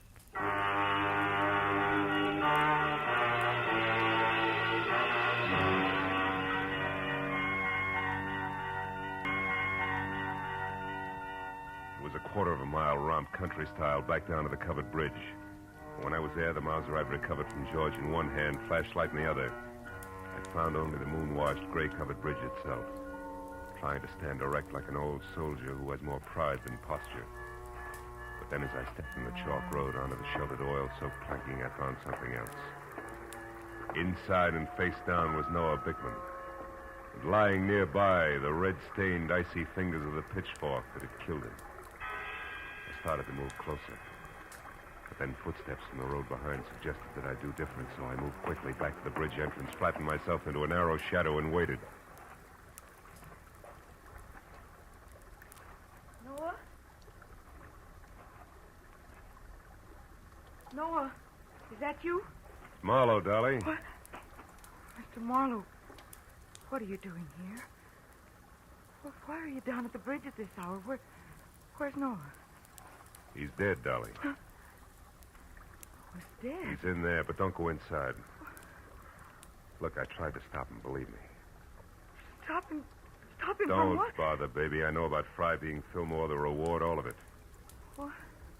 How? Well, first of all, I'm a private detective from L.A. was dragged into this by an ex-buddy of Fillmore's. Second, I was in the barn when you and Noah made your plans. When you left, I tried to talk Noah into accepting my help. Why? Because I know what Fillmore's kind is like. I mix with them every day. I know how they work. Look, did you tell Fillmore to meet you here, yes or no? No. No, I couldn't find him. I've been looking since I left the barn every place. That's why you came down here just now? Yes. I wanted to tell Noah that our plan would have to be postponed. But what difference does all this make? I don't know. Maybe a little, maybe a lot. If Fillmore had known about this rendezvous you two planned, it'd be 20 to 1 that he got here ahead of schedule and took care of Noah. But since he didn't... Well, since he didn't, I'm betting on a third party, someone we haven't met yet. A third party? Yeah, now listen to me and do just as I say. Turn around and walk straight back up to the house, and when you get there, get inside and stay put. But, Marlowe, what if... Go on, fast. All right. But be careful, Marlowe. Whoever killed Noah won't hesitate to kill you, too. When she started back up the road, I turned toward the bridge again. My flashlight following the dusty white footprints on the freshly oiled planking leading to the dead man. I stood over in the circle of light sweeping the area around him. There was just one thing I had to know. Marlowe! Marlowe! It's me, Walter Brewer. What are you doing down here? I thought you might need help, so after I called the police, I got my rifle and came down here, and I... Yeah, he's dead. The prongs on that fork went right through him. How terrible. Yeah. Look, Brule, was this planking freshly oiled today? Yeah? Why? I just wanted to make sure those chalk footprints were made today. But what do Brule, footprints... you stay here and see that no one enters the bridge. But where are you going? Up to your house in a hurry, because I think I know who the killer and the third party is.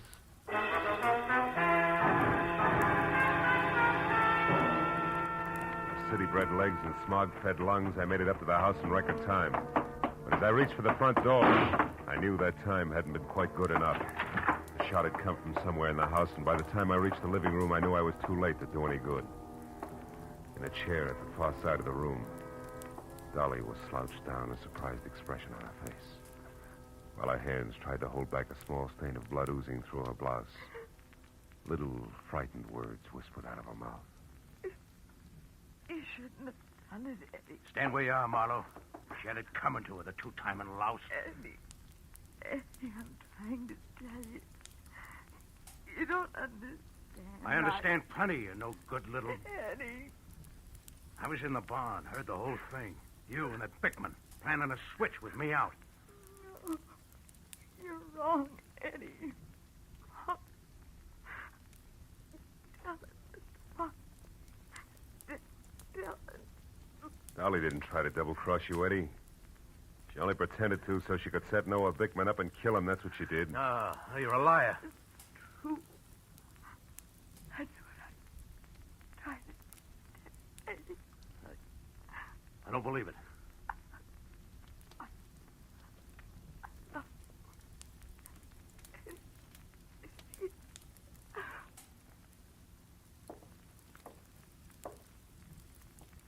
Dolly.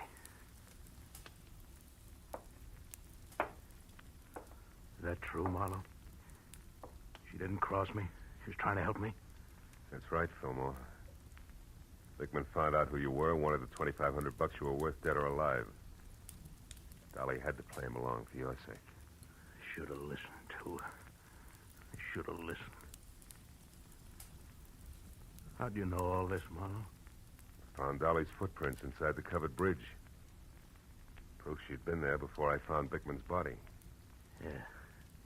And you knew who I was, so you put it all together. Well, you're holding the gun, kid. What's the next move? Doesn't matter much anymore. I could still am out of here for Mexico. Somehow I don't want to. Not without Dolly.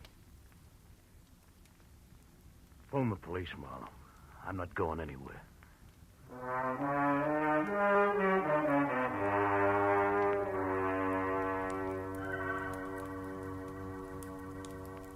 It was several hours before the county police and Eddie Fillmore had gone. Walter Brule and I sat at the long wooden table watching the light from the fire dance across the hanging skillets and pans by the grate. And nobody said anything for a long time.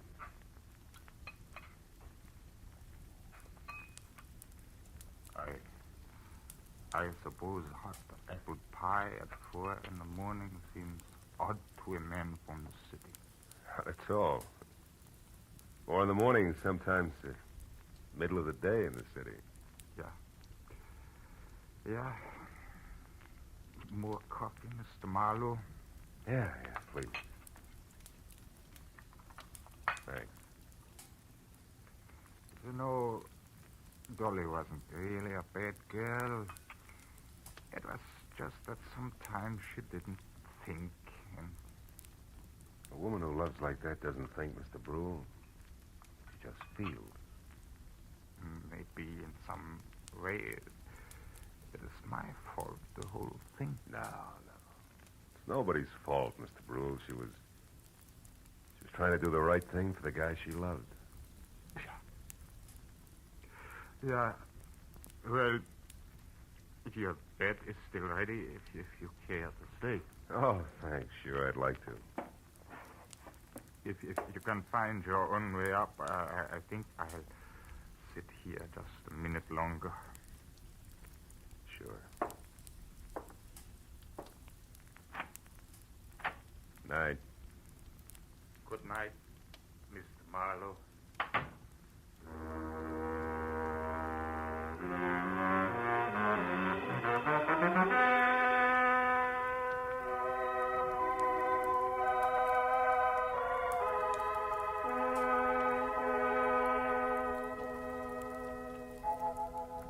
As I sat looking out over the starlit countryside, I thought of all the great love stories written about the good people who love, live, and suffer. And then the pathetic face of Dolly and the pain-racked face of Eddie said, "What about us?" And I had no answer. Yeah, chalk up another one, Marlowe. Another one of those things for which there is no answer.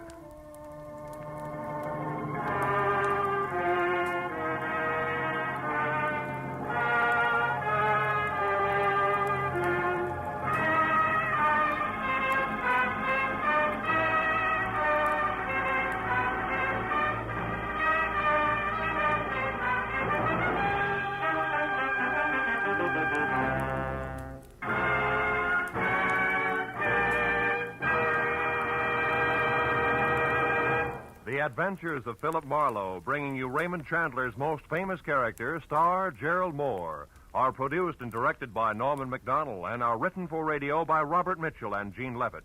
Featured in the cast were Vivi Janis, Ben Wright, Jack Moyles, Wilms Herbert, Jack Crucian, and Barney Phillips. The special music is composed and conducted by Richard Arant. Be sure and be with us again next week when Philip Marlowe says... This time a twisted mind, a hole cut in a wire fence, and a corpse in a...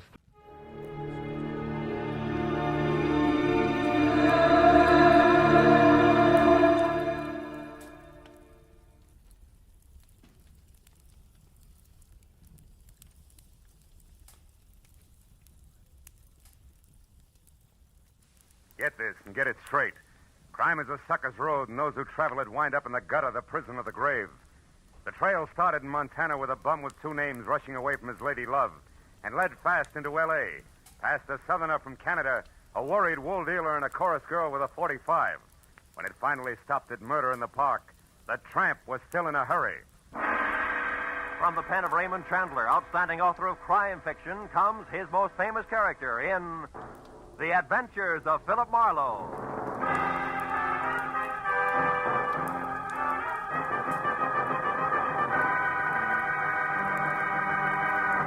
Now, with Gerald Moore, starred as Philip Marlowe, we bring you tonight's exciting story, The Bum's Rush.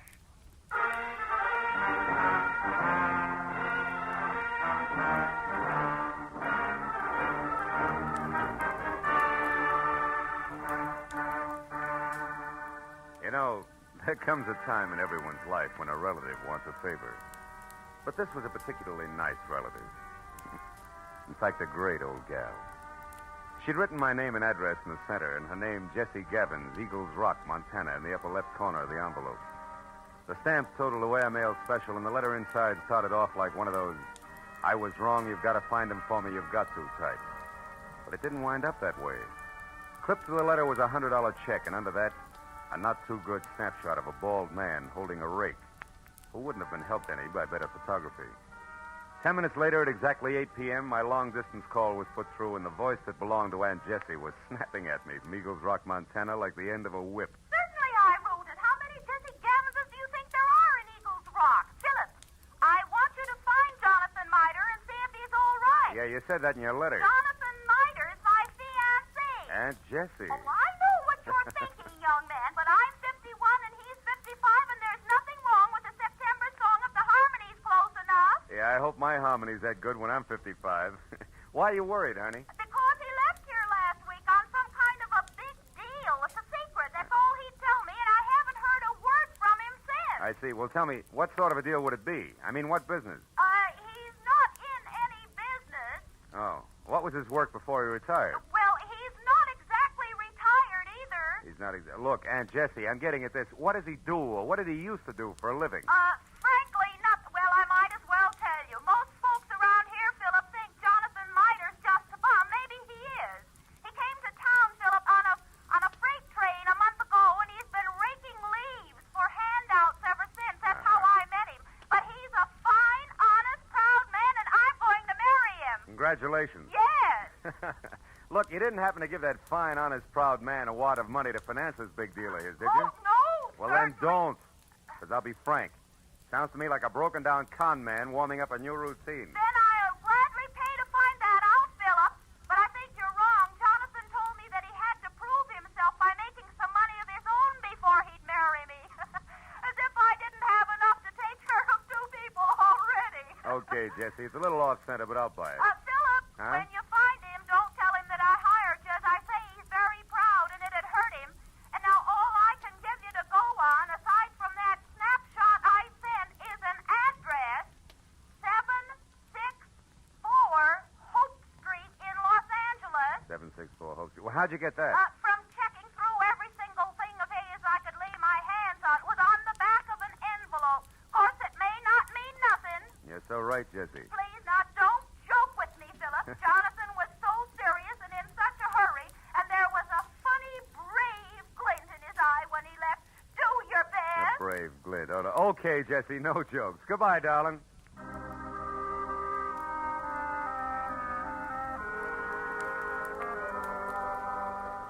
I felt a little sorry for my Aunt Jessie Gavins because the concept of a knight of the road rushing off on a secret quest to prove himself worthy of marriage held up like a celluloid shovel.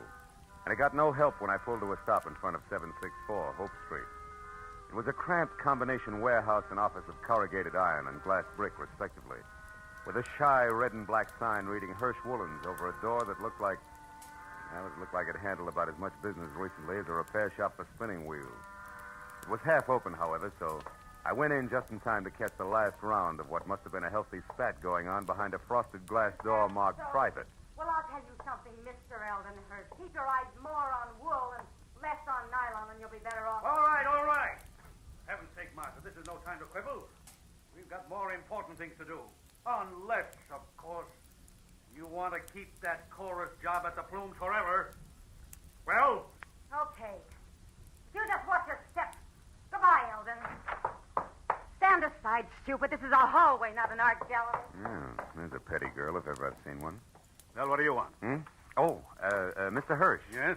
Yeah, well, I'm Ned Johnson. I'm looking for a job. What kind? Oh, salesman. Wool's my line. I see. And how long have you been waiting out here? Oh, I just stepped in. Come inside. Thanks. Sit down. Now, what is your specialty? Woolens, worsteds, or felts? Well, I've handled them all. We confine ourselves largely to a very high-grade merino woolen, Mr. Johnson, Ned Johnson. I've worked with merino. Well, and what about the others? Lester, perhaps? Lincoln? Oh, sure. Lester, Lincoln.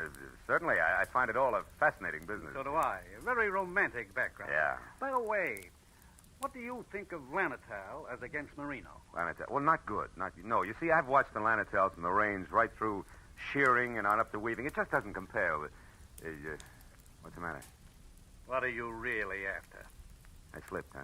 You fell on your face. Lanatal is synthetic wool made from milk. Now, who are you? Okay. I'm from the Sequoia Credit Association. We're investigating you. Just a periodic routine thing. It's strictly confidential. Get out of here and stay out if I ever catch you. All right, take it easy. I was clumsy, that's all. Don't start a riot about it. Look, you pry into my affairs Quite again. a temper you got there. Better watch it, Hirsch. It'll get you in trouble. So long.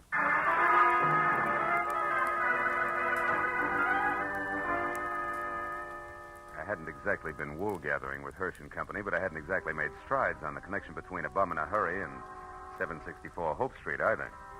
However, I couldn't help wondering what Hirsch had meant when I'd overheard him speak to the girl in the office about more important things to do. So when he slammed the door on my shoulder blades, I went around to the alley for a peek in his warehouse. But I skipped that when a man stepped into view wearing the identical face I had in my pocket on a snapshot. It was Jonathan Miter. He'd swapped the rake for a silver-tipped cane and patches for 14-carat class from spats to a Hamburg, which might well have covered a bald head. But it was the same man, no doubt about it. So I decided to play this one strictly three cushions with reverse English. Hey! Huh? Hey there, you! Oh, were you addressing me, sir? Yeah. Don't I know you? Oh, sure I do. Points east, huh? You're mistaken, my man. I haven't been east in 30 years. Oh, come on, friend. I'd know you anyway. You're good old Jonathan Miter. Sir, I am Ross J. Crowley of Canada, and I have never had the dubious pleasure of your acquaintanceship until this very moment. Ross J. Crowley of Canada, huh? Mm-hmm. Okay, Miter, that's the way you want it. What are you doing around the wool business? Setting it up for a fleecing or just pulling us over somebody's eyes? My good man, you've obviously confused me with someone else. Now, pack off, like a nice fella. I'm in a hurry. Now, wait a minute, Pop. Wait a minute. Let's get this straight first. Your name's not Crowley. Why are you using it? By Godfrey, sir, you're trying my patience. Stand aside. Come on, let's have it. Oh, very well, if you insist. Here it is. Look out. Hey, come back here, you old goat. Why don't you look out? Why, you awkward roughneck. Why don't you look where you go? I was, but I couldn't get around all three of you. Three? What do you mean? You and your 2 big feet. If you can't keep those gunboats out of people's way by yourself, hire a pilot. Oh, by now my boy's so far ahead I couldn't catch him if he stopped for lunch. Thanks to you. Goodbye. I went as far as the corner anyway, but I'd been right the first time. Jonathan Miter, alias Ross J. Crowley of Canada, was long gone, and I had no idea where. It left me with one slim, lovely lead, a lady named Marcia. If I'd eavesdropped correctly, she would shortly be making with the legs in the chorus of the Plume Theater restaurant. It was 7:30 when I entered the platinum-plated tourist trap on Hollywood Boulevard that featured small portions of bad food under glass and large helpings of good skin under lights. Cost me $10 and a fast ad-lib backstage, but it would have been worse out front, so when the chorus high kicked its way out into the wings, I nailed Marcia as she went by. She narrowed a half a pound of mascara at me and let her footlight smile drop, which left very little else. Yeah, my name's Marcia. What do you want? Make it snappy. I gotta change. Change what? Your hairdo? This won't take a minute, baby. All I want to know is where Jonathan Miter can be found. How should I know? I never heard of him. You're stalling on your own time, baby. I got all night. Nuts to you, Jack. Blow. Come back here. This is important. Now, listen, you. I don't know anybody called Jonathan... What's his name? And put one more fingerprint on my arm and you'll get bounced out of here on your head. You know, there's just a chance you could be on the level. Look, the guy wants about 55 and spats with a Hamburg over what is no doubt a bald dome. Carries a black cane with a silver tip and for some reason answers the name of Crowley.